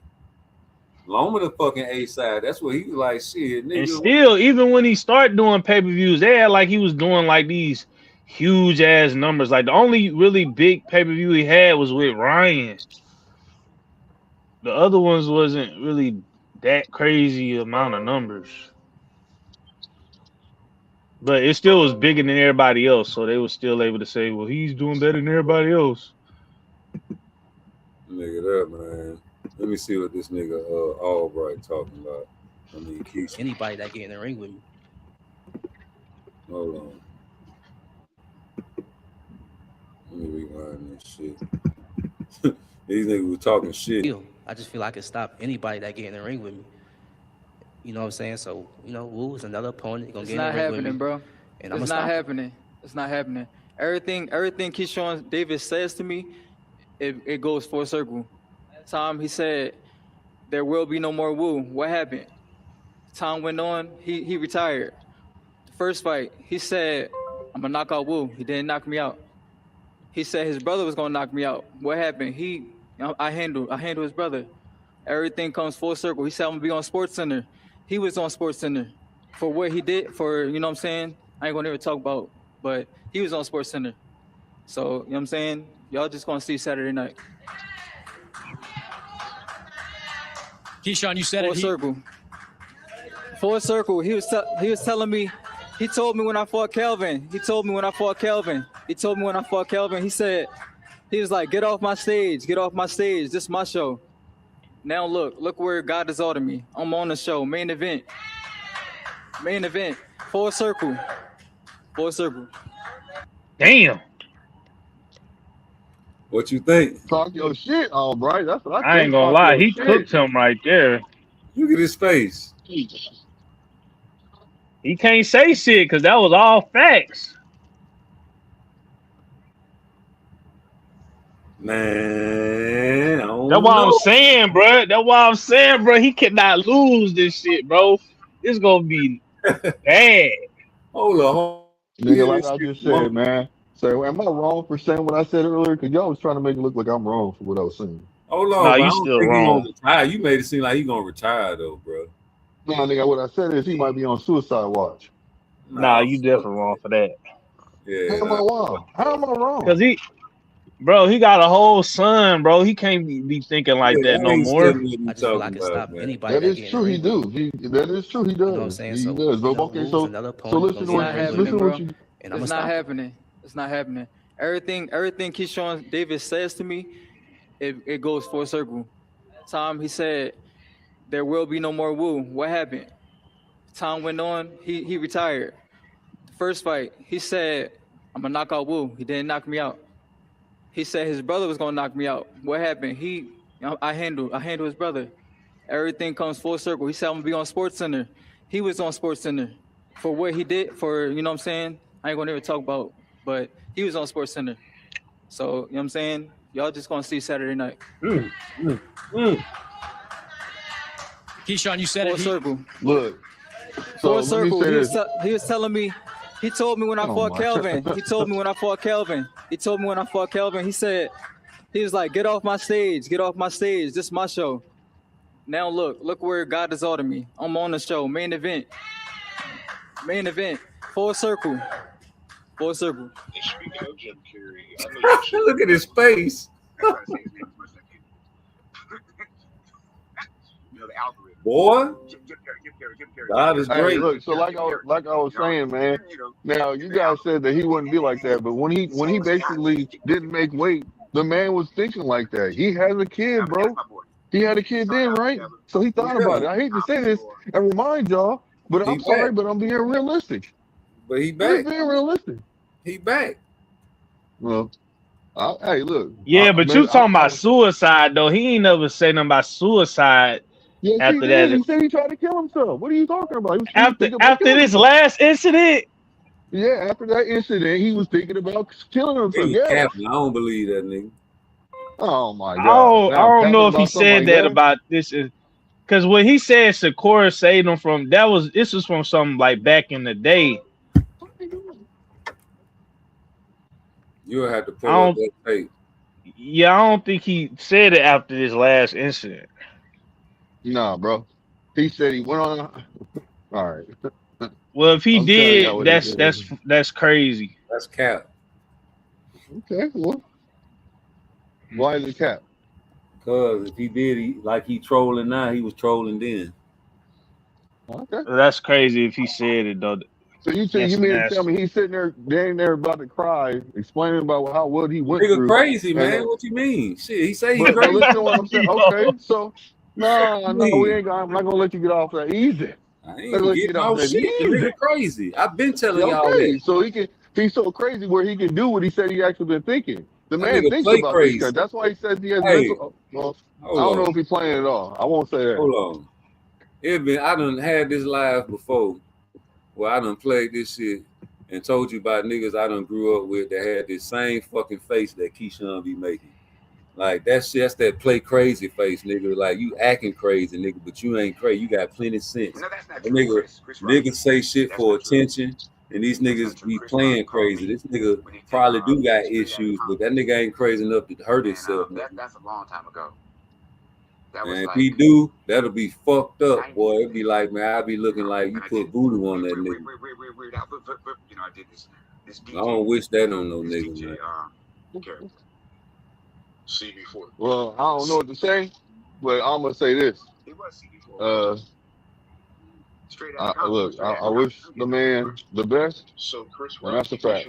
I wish him the best, bro. Yeah, I hope he wins this fight. I hate to see him lose this fight, and then next thing you know, the man is going through what he's going through. I would hate to see that, man, because I don't want to see him go through that. I ain't gonna put that in the atmosphere. Well, I know you're not, but I am. And I'm just gonna say just like this, I just don't want that to happen. You talking about I'm fucked up, nigga. You fucked up. No, I'm not. I just want listen, ASAP. I just want a nigga to get their ass whooped, nigga. He want a mother lover to jump off the bridge. No, I don't want him to jump off the bridge. Man. I want people to watch it. That's one of the ways you take yourself out. No, bro. Listen. I want people to watch it. If he hold on, what route of suicide you want him to use then? I don't know what the hell you're talking about. I don't want him to do a suicide at all. But I want people to basically. Hold on, ASAP. Didn't he say you gonna kill himself? Man, come on, bro. Let just hear me out, man. Instead of being like that. What route is he gonna use, man? Hey, time out. Hold up. No, ain't no motherfucking hold up, nigga. Because I'm trying to tell you something, nigga. What's wrong with you, dumbass nigga? You need to keep talking over me, nigga. My motherfucking father committed suicide, bitch ass nigga. I don't want to hear nothing else about no motherfucking suicide on my motherfucking show. Pussy nigga. Yo. Fuck you talking about? I'm trying to keep that shit on the rap, but I done talked about it before. Now I'm trying to let you make it, nigga. I don't want to hear nothing about Keyshawn Davis taking his motherfucking self out. Fuck wrong with you, nigga? Keep on talking that shit, nigga. I don't want to hear that shit no more, nigga. That's it. Do you hear me? You take that weak ass shit to Knockout Boxing 86 TV or one of them BFTV channels, nigga. When I say no, I mean no, nigga. So you might want to. I want to calm all that down, bro. I want to calm all that down. Javante Tank Davis is a star. I love it when he drive in the fancy car. Shakur Stevenson Just don't like him. David Haney know he got a fire-ass shoe game. Y'all don't know fashion. Y'all don't know nothing. Built like that, bro. That ain't no purse, see? Yeah, y'all was right. So cash ass, super chat, still got a banjo. And it seems like you've been watching me this whole time, mad that I've been talking about it. And now you finally feel like you got some shit that you can do or some shit that you can say, and so you repost it. You won't even tweet it yourself. You won't even say nothing.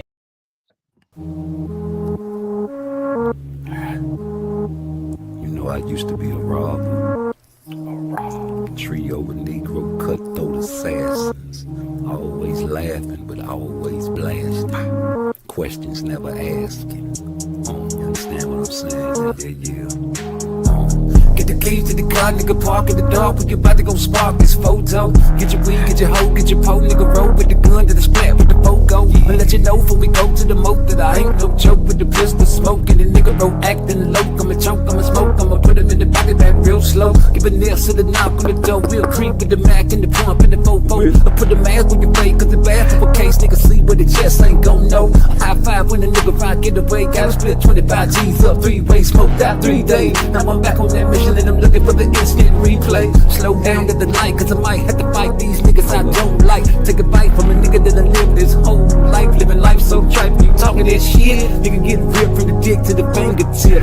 Y'all don't want no murder, so you coming at me sideways with the clip. Heavenly Father, I walk with niggas that really don't know my name. You fucking with niggas and killers with triggers and bitches that'll kill you for a little cocaine, a little bit of weed, a little bit of drink, a little more money, and I bet you stink, nigga. Y'all don't want no murder, nigga. Y'all don't want no murder, nigga. All right, let's talk boxing, goddammit. Hey, okay. Yeah, hey man, on that note, man, I'm gonna go ahead and head back all out, man. Yeah. y'all niggas have a good one, bro. Right out then. All right, bro. Shit, let's talk boxing. Did you call you? What the fuck was that? I don't know. Shit. Nigga ain't finna put that spirit on my show. You want that nigga to kill himself, nigga, go somewhere else with that weak ass shit. You just intent on just pushing that narrative like this nigga that motherfucking weak. Nigga, I don't want to believe it. And I don't want to believe it because I experienced that shit, nigga. But that ain't nobody business. But even though it ain't nobody business, I done put that shit out there before. So, nigga, I'm an open book. So certain things don't even need to be said. Or, you know what I'm saying? Like, if you know when you go to work, that if you cuss your motherfucking boss out, you going to get fired. You going to go to work, even though you don't like your boss, and tone your vocabulary words down. Even when you're around your mother, your mother, and you know you cuss like a sailor. Some niggas have much respect for their mother, not to curse around their mother. So when you around your elders, you respect your elders, homie. You understand what I'm saying? I'm your elder. And niggas gonna respect me out here. Now, yeah, my father committed suicide, nigga. And that's a touchy subject for me. And when I say that's it, and it's over with, and I don't wish that spirit over here, that's exactly what I mean. For sure, though. I don't play that shit. It's like I don't play with racists. It's Viva la black folk over here. For sure, though. And you better believe that, Jack. Now, like I was saying about Albright, the nigga got a chance at upsetting, but I'm still picking Keyshawn for the fight. I ain't never gonna motherfucking go against the skill sets just because it's emotion involved. That's the only reason that I think Albright has a chance at upsetting. If he loses to Albright, you know what I'm saying? Like joking manner, I say Albright should call out Keon Davis in a jokingly manner, but still true. Like, nigga, this is good for marketing. We run through the whole fucking family, and then, you know, even if he doesn't fight you, it's still a marketing tool that you can use, Albright. You know, but first you got to get past Keyshawn. We just putting ideas in the atmosphere, but not those type of ideas. Not those type of ideas. We don't put those type of ideas in the young black youth mind. That's a spirit. We're not putting that spirit out there in the youth, in the young black youth mind. That's a spirit. They even think that an African American man going through what he went through would digress and actually fulfill your destiny and fulfill your dreams of him taking himself out because of a loss to somebody that he fought before and didn't knock out. Knowing that he has children and people that's dependent on him. He already felt like, you understand me, he fucked up for his brothers, man. The man got to make up for that. People depending on him. When you got people that depend on you, man, you can't really take yourself out. When you do, that's terrible. And then you go back thinking about all the mother lovers that wish death on people. You know how many times niggas don't wish death on me, man?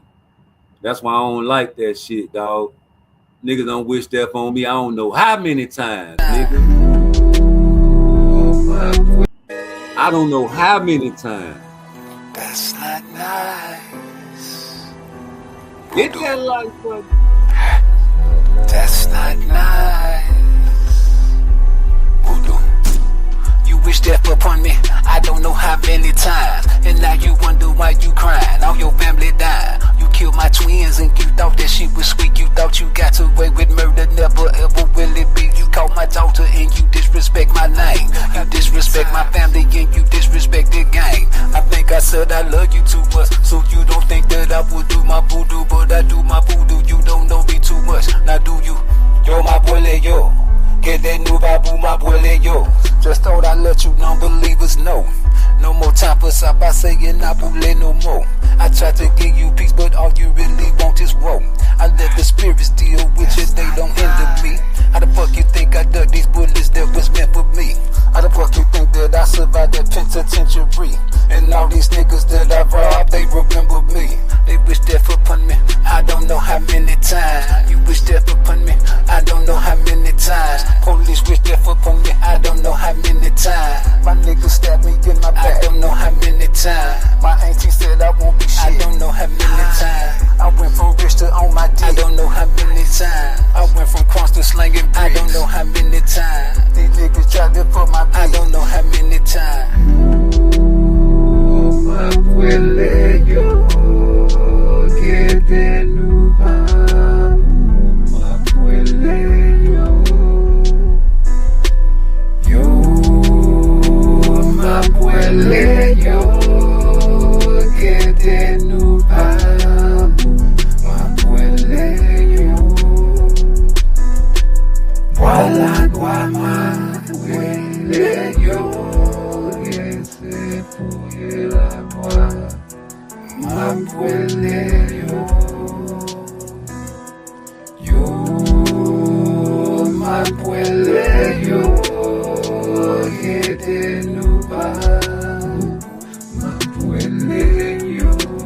I don't know how many times.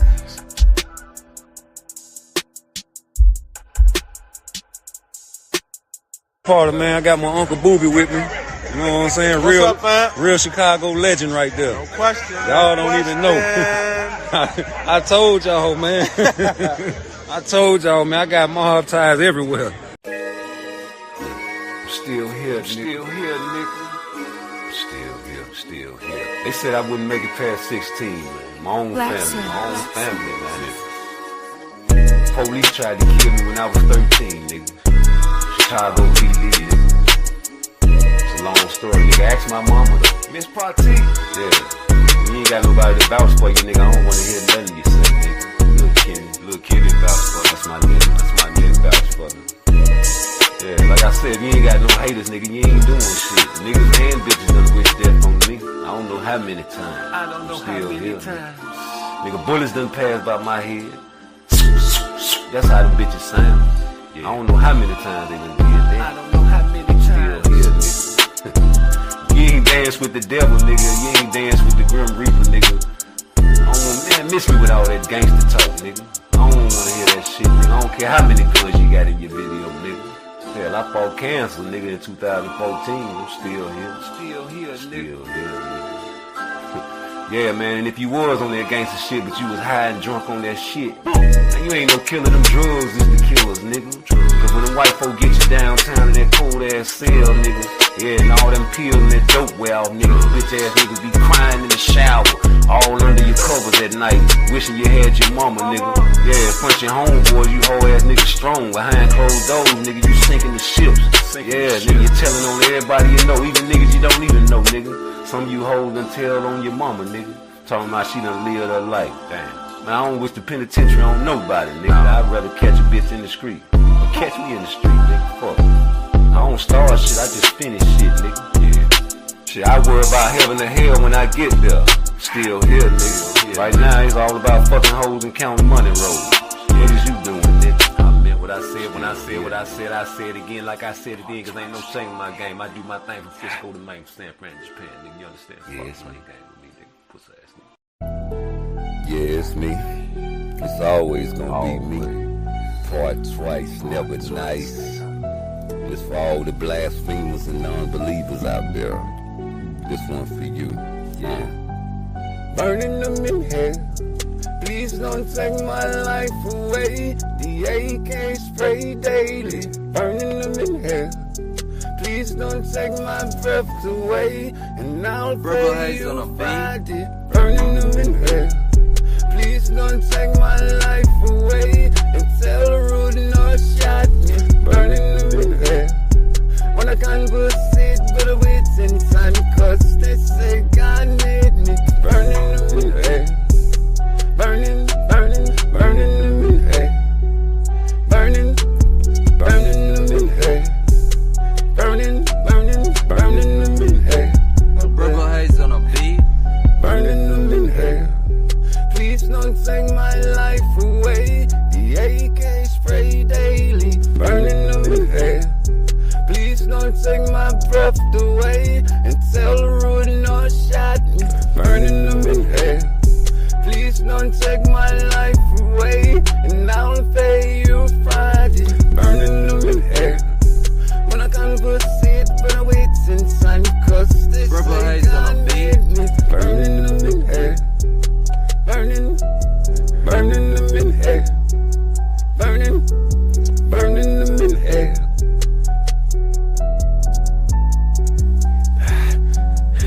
Let's go. Yeah, it's me.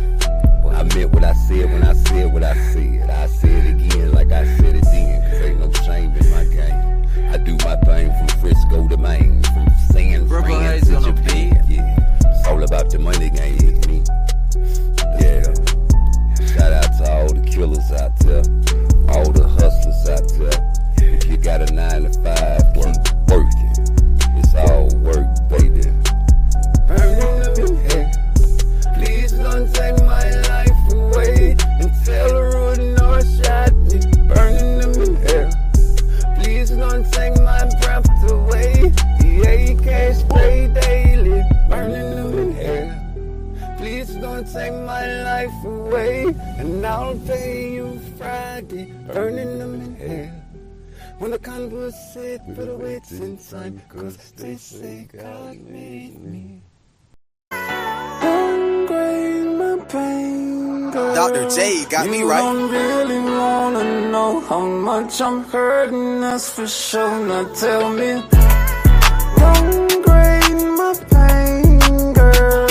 You don't really wanna know how much I'm hurting, that's for sure. Now tell me, you say you're hurting more than me, I think I hurt worse. I'm about to break it down to you in the first verse. You can judge me, but don't you grade my pain. Just because I'm missing mine, bitch, I feel pain. What you talking about? Feel like someone knocked me out. Put me in the bigger 4-leg lock, tap me out. I feel like Pacquiao when they fought Mayweather. You hit me, I can hit you back. I hate to say never, but never ever will I let you shit on me. I'm just a clever young nigga from the street. What? I hate people who be judging pain. He can take it, he a gangster, he don't feel no pain. Shit, now my life is like a nightmare. I try to give my life to God, but the devil, he don't fight fair. Pretty women, they don't fight fair. They try to wear them tight clothes, don't get mad, cause I might stare. Just remember I'm a slight player. You know how freaky I can get, I want the pussy, cause it's right there. Know I'm wrong, and I might just go to hell for this, but that don't mean that I don't love you, let me tell you this. Just the thought of not having you, grabbing you. Turn that ass around, let my blade start stabbing you. Deep. Now I lay me down to sleep. What? Pray the Lord my soul to keep. What? If I should die before I wait. I pray the Lord my soul to take. Wait, I don't wanna die yet. Why you wanna leave me all alone? Don't wanna cry yet. I don't wanna die yet. Why you wanna leave me all alone? Don't wanna cry yet. They say a man don't cry, that's a goddamn lie. Say a man don't cry, that's a damn lie. Don't grade my pain, girl. You don't really wanna know how much much I'm hurting, that's for sure. Now tell me, downgrade my pain, girl. You don't really wanna know how much I'm hurting, that's for sure. Yeah, judgment of niggas, man, I'm doing what I wanna, and I'm doing what I wanna, when I wanna, where I wanna, how I wanna cook. I'm a man, I'ma do my thing, simple and plain. I don't gang bang, but I will bang. I'm a grown man, I ain't gotta explain a damn thing to a nigga. I pay my dues, real gangsters in this bitch, walk around in my shoes. That's what you do, I bet you can't, I bet you ain't, I bet you won't. It's too much struggle, yeah, I'm from the gutter. Go ask my mother. That's how it is, I ain't even got no brother. I ain't got no sister, no only child, living buck wild. I don't wanna smile, I don't wanna smile, nigga. They say a man don't cry, that's a goddamn lie. Say a man don't cry, that's a goddamn lie. Downgrade my pain, girl. You don't really wanna know how much I'm hurting, that's for sure. Now tell me, downgrade my pain, girl. You don't really wanna know how much I'm hurting, that's for sure. Now tell me, please tell me, girl, tell me. Downgrade my pain, girl. You don't really wanna know how much I'm hurting, that's for sure. Now tell me.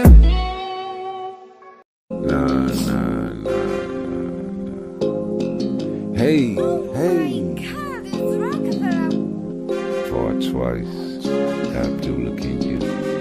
It was 3:15 and I went to the house cause I knew that the bite was coming. I gotta get me some popcorn over red and vodka. Gotta go eat me something. Gotta drink my drinking, bank my banking. Gotta go watch this fight. That's right. Got the whole 135 pounds on notice. Abdullah, oh so right. That's right. Abdullah Mason, he's that guy, and I'm not lying. Please stop crying. Grab them straps and get them belts and hit these guys and they say help me get that bag cause turkey's watching, turkey's watching, turkey's clocking. Turkey got the money for the niggas and deep in the corner he gon' hit you, knock you out. Better than Shakur, don't say wow. I'm gon' watch up all his fights cause he gon' be in them bright lights. And Tank this, he acts so crazy. Why he acting like that, baby? I can't do this, not no more cause he don't want to fight that broaching. I'm getting mad cause I keep buying all these fights and he keep crying. I'm gon' get so mad one day, I'm gon' switch sides and turn my face. Abdullah Mason, he's our guy, he's our man. Don't you cry, don't you dare tell no lie. Got dropped 2 times, but that's alright. Abdullah Mason, please come save me. Tank Davis, he acting crazy. I need you on my line. Tell these niggas one more time, don't worry about Shakur Steven. He ain't even gon' be in this division. When you see me, you gon' need me. Please believe me. Abdullah, please can you save me? Tank Davis, he acting crazy. Abdullah, please can you save me? Tank Davis, he acting crazy. He acting crazy. Abdullah, can you save me? Abdullah, can you save me? This Tank Davis acting crazy. He acting crazy. You set me free, I set you free, I set you free, I set you free, you set me free, I set you free, I set you free, you set me free, I set you free, I set you free, you set me, I set you free, you set me free, I set you free, I set you free.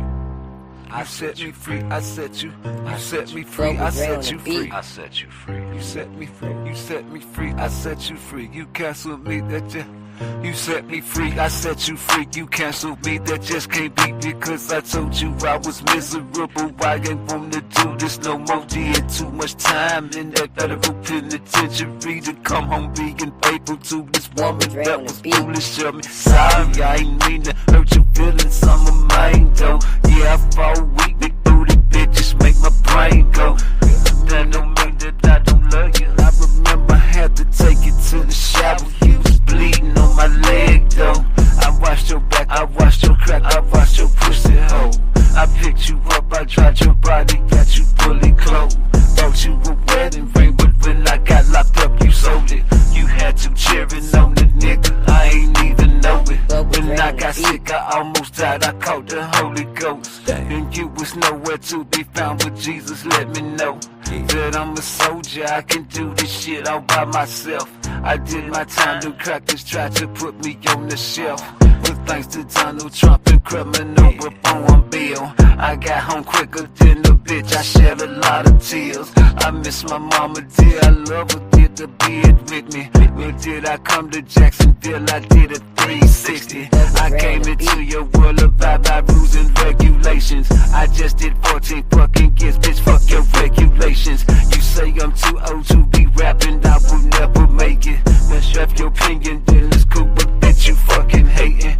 You wish that on me, I don't know how many times. You like a wish, you know voodoo, you can't trick me now. I love your kids, I taught your daughter how to fight. I taught your son how to be a man. I could've did it twice, but abortion is real. You killed my twins, yeah, I smile and I grin, but the pain is still within. Love you to the day I die, I promise there'll never be another. Lord, forgive me for my sins and what I said about your mother. Dre on the beat. You set me free, I let you go. I let you go. You set me free, I set you free, I set you free. You set me free, I set you free. You set me free, I set you free, I set you free, I set you free.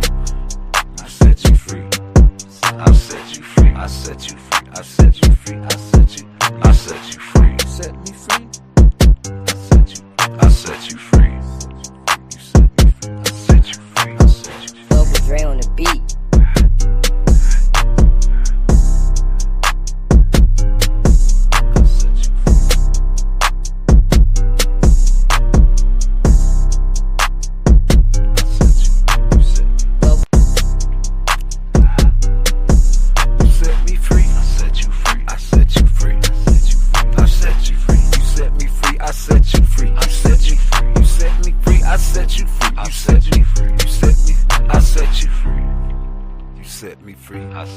I set you free. I set you free. I set you. You set me free. I set you free. I set you free. You set me free. You set me free. I set you free. You canceled me. That you set me free. I set you free. You canceled me. That just can't be because I told you I was miserable. I ain't wanna do this no more. Did too much time in that federal penitentiary to come home being faithful to this woman that was foolish of me. Sorry, I ain't mean to hurt your feelings. I'm a mind though. Yeah, I fall weak, big booty bitches make my brain go. That don't mean that I don't love you. I remember I had to take you to the shower. You was bleeding on my leg though. I washed your back, I washed your crack, I washed your pussy hole. I picked you up, I dried your body, got you fully clothed. Bought you a wedding ring, but when I got locked up, you sold it. You had to cheering on the nigga, I ain't even know it. When I got sick, I almost died, I caught the Holy Ghost. And you was nowhere to be found, but Jesus let me know that I'm a soldier, I can do this shit all by myself. I did my time, them crackers tried to put me on the shelf. But thanks to Donald Trump and criminal reform bill, I got home quicker than a bitch, I shed a lot of tears. I miss my mama, dear, I love her, did the bed with me. When did I come to Jacksonville, I did a 360. I came into your world of by rules and regulations. I just did 14 fucking years, bitch, fuck your regulations. You say I'm too old to be rapping, I will never make it. That's your opinion, then it's cool, but bitch, you fucking hating.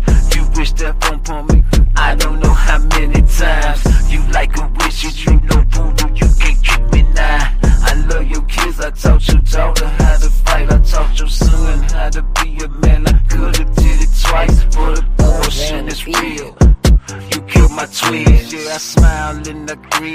the pain is still within. Love you to the day I die. I promise there'll never be another. Lord, forgive me for my sins and what I said about your mother. Dre on the beat. You set me free, I let you go. I let you go. You set me free, I set you free. I set you free. You set me free, I set you free. You set me free, I set you free. I set you free. I set you free. I set you free. I set you free. I set you free. I set you free. I set you. I set you free. You set me free. I set you. I set you free.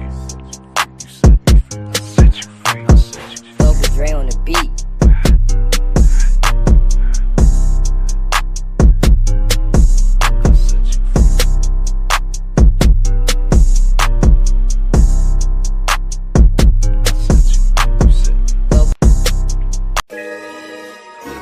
Still here, still here, nigga. Still here, still here. They said I wouldn't make it past 16, man. My own family, man. Police tried to kill me when I was 13, nigga. Chicago PD, nigga. It's a long story, nigga. Ask my mama, though. Miss PARTTWICE? Yeah. You ain't got nobody to vouch for you, nigga. I don't wanna hear nothing you say, nigga. Little kid that vouch for me. That's my nigga vouch for me. Yeah, like I said, you ain't got no haters, nigga. You ain't doing shit. Niggas and bitches done wish death on me. I don't know how many times. I don't know how many times. Nigga, bullets done passed by my head. That's how the bitches sound. Yeah. I don't know how many times they done did that. I don't know how many times. Still here, nigga. You ain't dance with the devil, nigga. You ain't dance with the Grim Reaper, nigga. I don't want, man, miss me with all that gangster talk, nigga. I don't wanna hear that shit, nigga. I don't care how many guns you got in your video, nigga. Hell, I fought cancer, nigga, in 2014. I'm still here. Still here, nigga. Still here, nigga.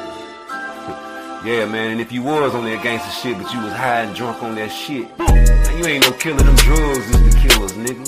Cause when them white folk get you downtown in that cold ass cell, nigga, yeah, and all them pills and that dope wear off, nigga, bitch ass niggas be crying in the shower, all under your covers at night, wishing you had your mama, nigga. Yeah, in front your homeboys, you whole ass niggas strong. Behind closed doors, nigga, you sinking the ships. Yeah, nigga, you telling on everybody you know, even niggas you don't even know, nigga. Some of you hoes done tell on your mama, nigga. Talking about she done lived her life. Damn. Man, I don't wish the penitentiary on nobody, nigga. I'd rather catch a bitch in the street. Or catch me in the street, nigga. Fuck. I don't start shit, I just finish shit, nigga. Yeah. Shit, I worry about heaven or hell when I get there. Still here, nigga. Right now, it's all about fucking hoes and counting money rolls. What is you doing, nigga? I meant what I said when I said what I said. I said it again like I said it then, cause ain't no shame in my game. I do my thing from Frisco to Maine, from San Fran to Japan, nigga. You understand? Yeah, it's my game with me, nigga. Yeah. I smoke, I drink. I fuck these bitches late night. I smoke, I smoke, I smoke, I smoke, I smoke, I drink. I fuck these bitches late night. I fuck these BeatStars.com. I smoke, I smoke, I smoke, I smoke, I smoke, I drink. I fuck these bitches late night, late night. I smoke, I smoke, I smoke, I smoke, I smoke, I drink. I fuck these bitches late night, late night. I smoke, I smoke, I smoke, I smoke, I smoke, I drink. I fuck these bitches late night. Her pussy was stank, but damn it was good. Step on the gas, I'm bringing the wood. I'm fucking the fast, I'm fucking the good. In love with the wood, but I ain't no good. Never gonna say no dish no more. Never gonna take no lip no more. Never gonna love no bitch no more. No, never gonna love no bitch no more. Late night, smoke that, keep that, eat that, beat that, beat that. He gon' cheat, so you gon' cheat back, eat that. Them niggas don't know my name. Sliding through with a P3 main. Fuck around and I leave that stain. I just came to fuck on little thing. I smoke, I smoke, I smoke, I smoke, I smoke, I smoke, I smoke, I drink, nigga. I put these bitches late night, late night. I smoke, I smoke, I smoke, I smoke, I smoke, I smoke, I smoke, I drink. I put these bitches late night, late night. I smoke, I smoke, I smoke, I smoke, I smoke, I drink.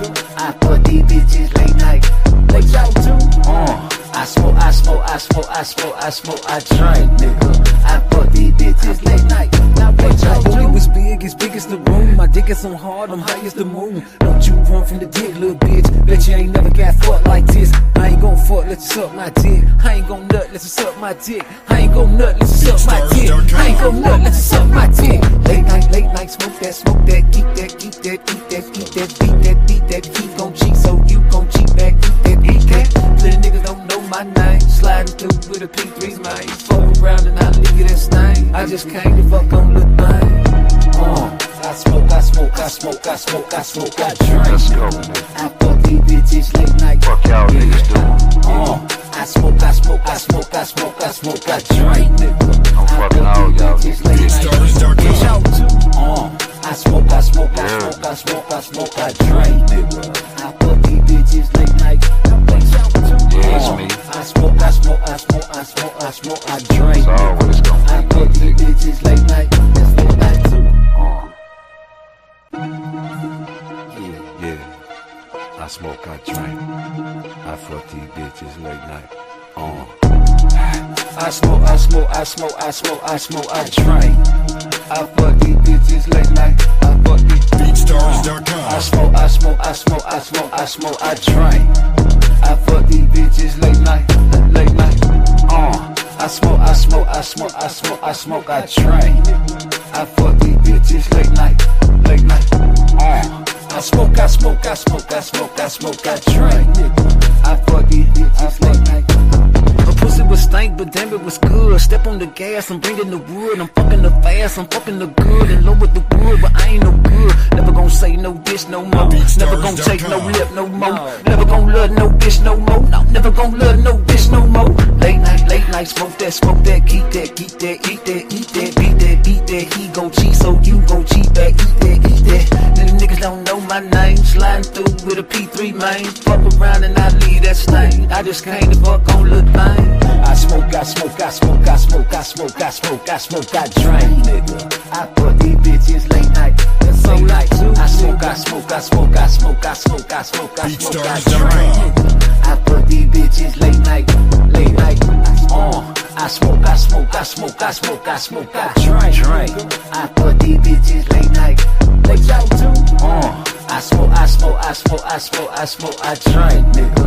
I fuck these bitches late night. Now what y'all do? Booty was big as the room. My dick is so hard, I'm high as the moon. Don't you run from the dick, little bitch. Bet you ain't never got fucked like this. I ain't gon' fuck, let you suck my dick. I ain't gon' nut, let you suck my dick. I ain't gon' nut, let you suck my dick. I ain't gon' nut, let you suck my dick. Late night, smoke that, keep that, eat that, beat that. He gon' cheat, so you gon' cheat back, eat that.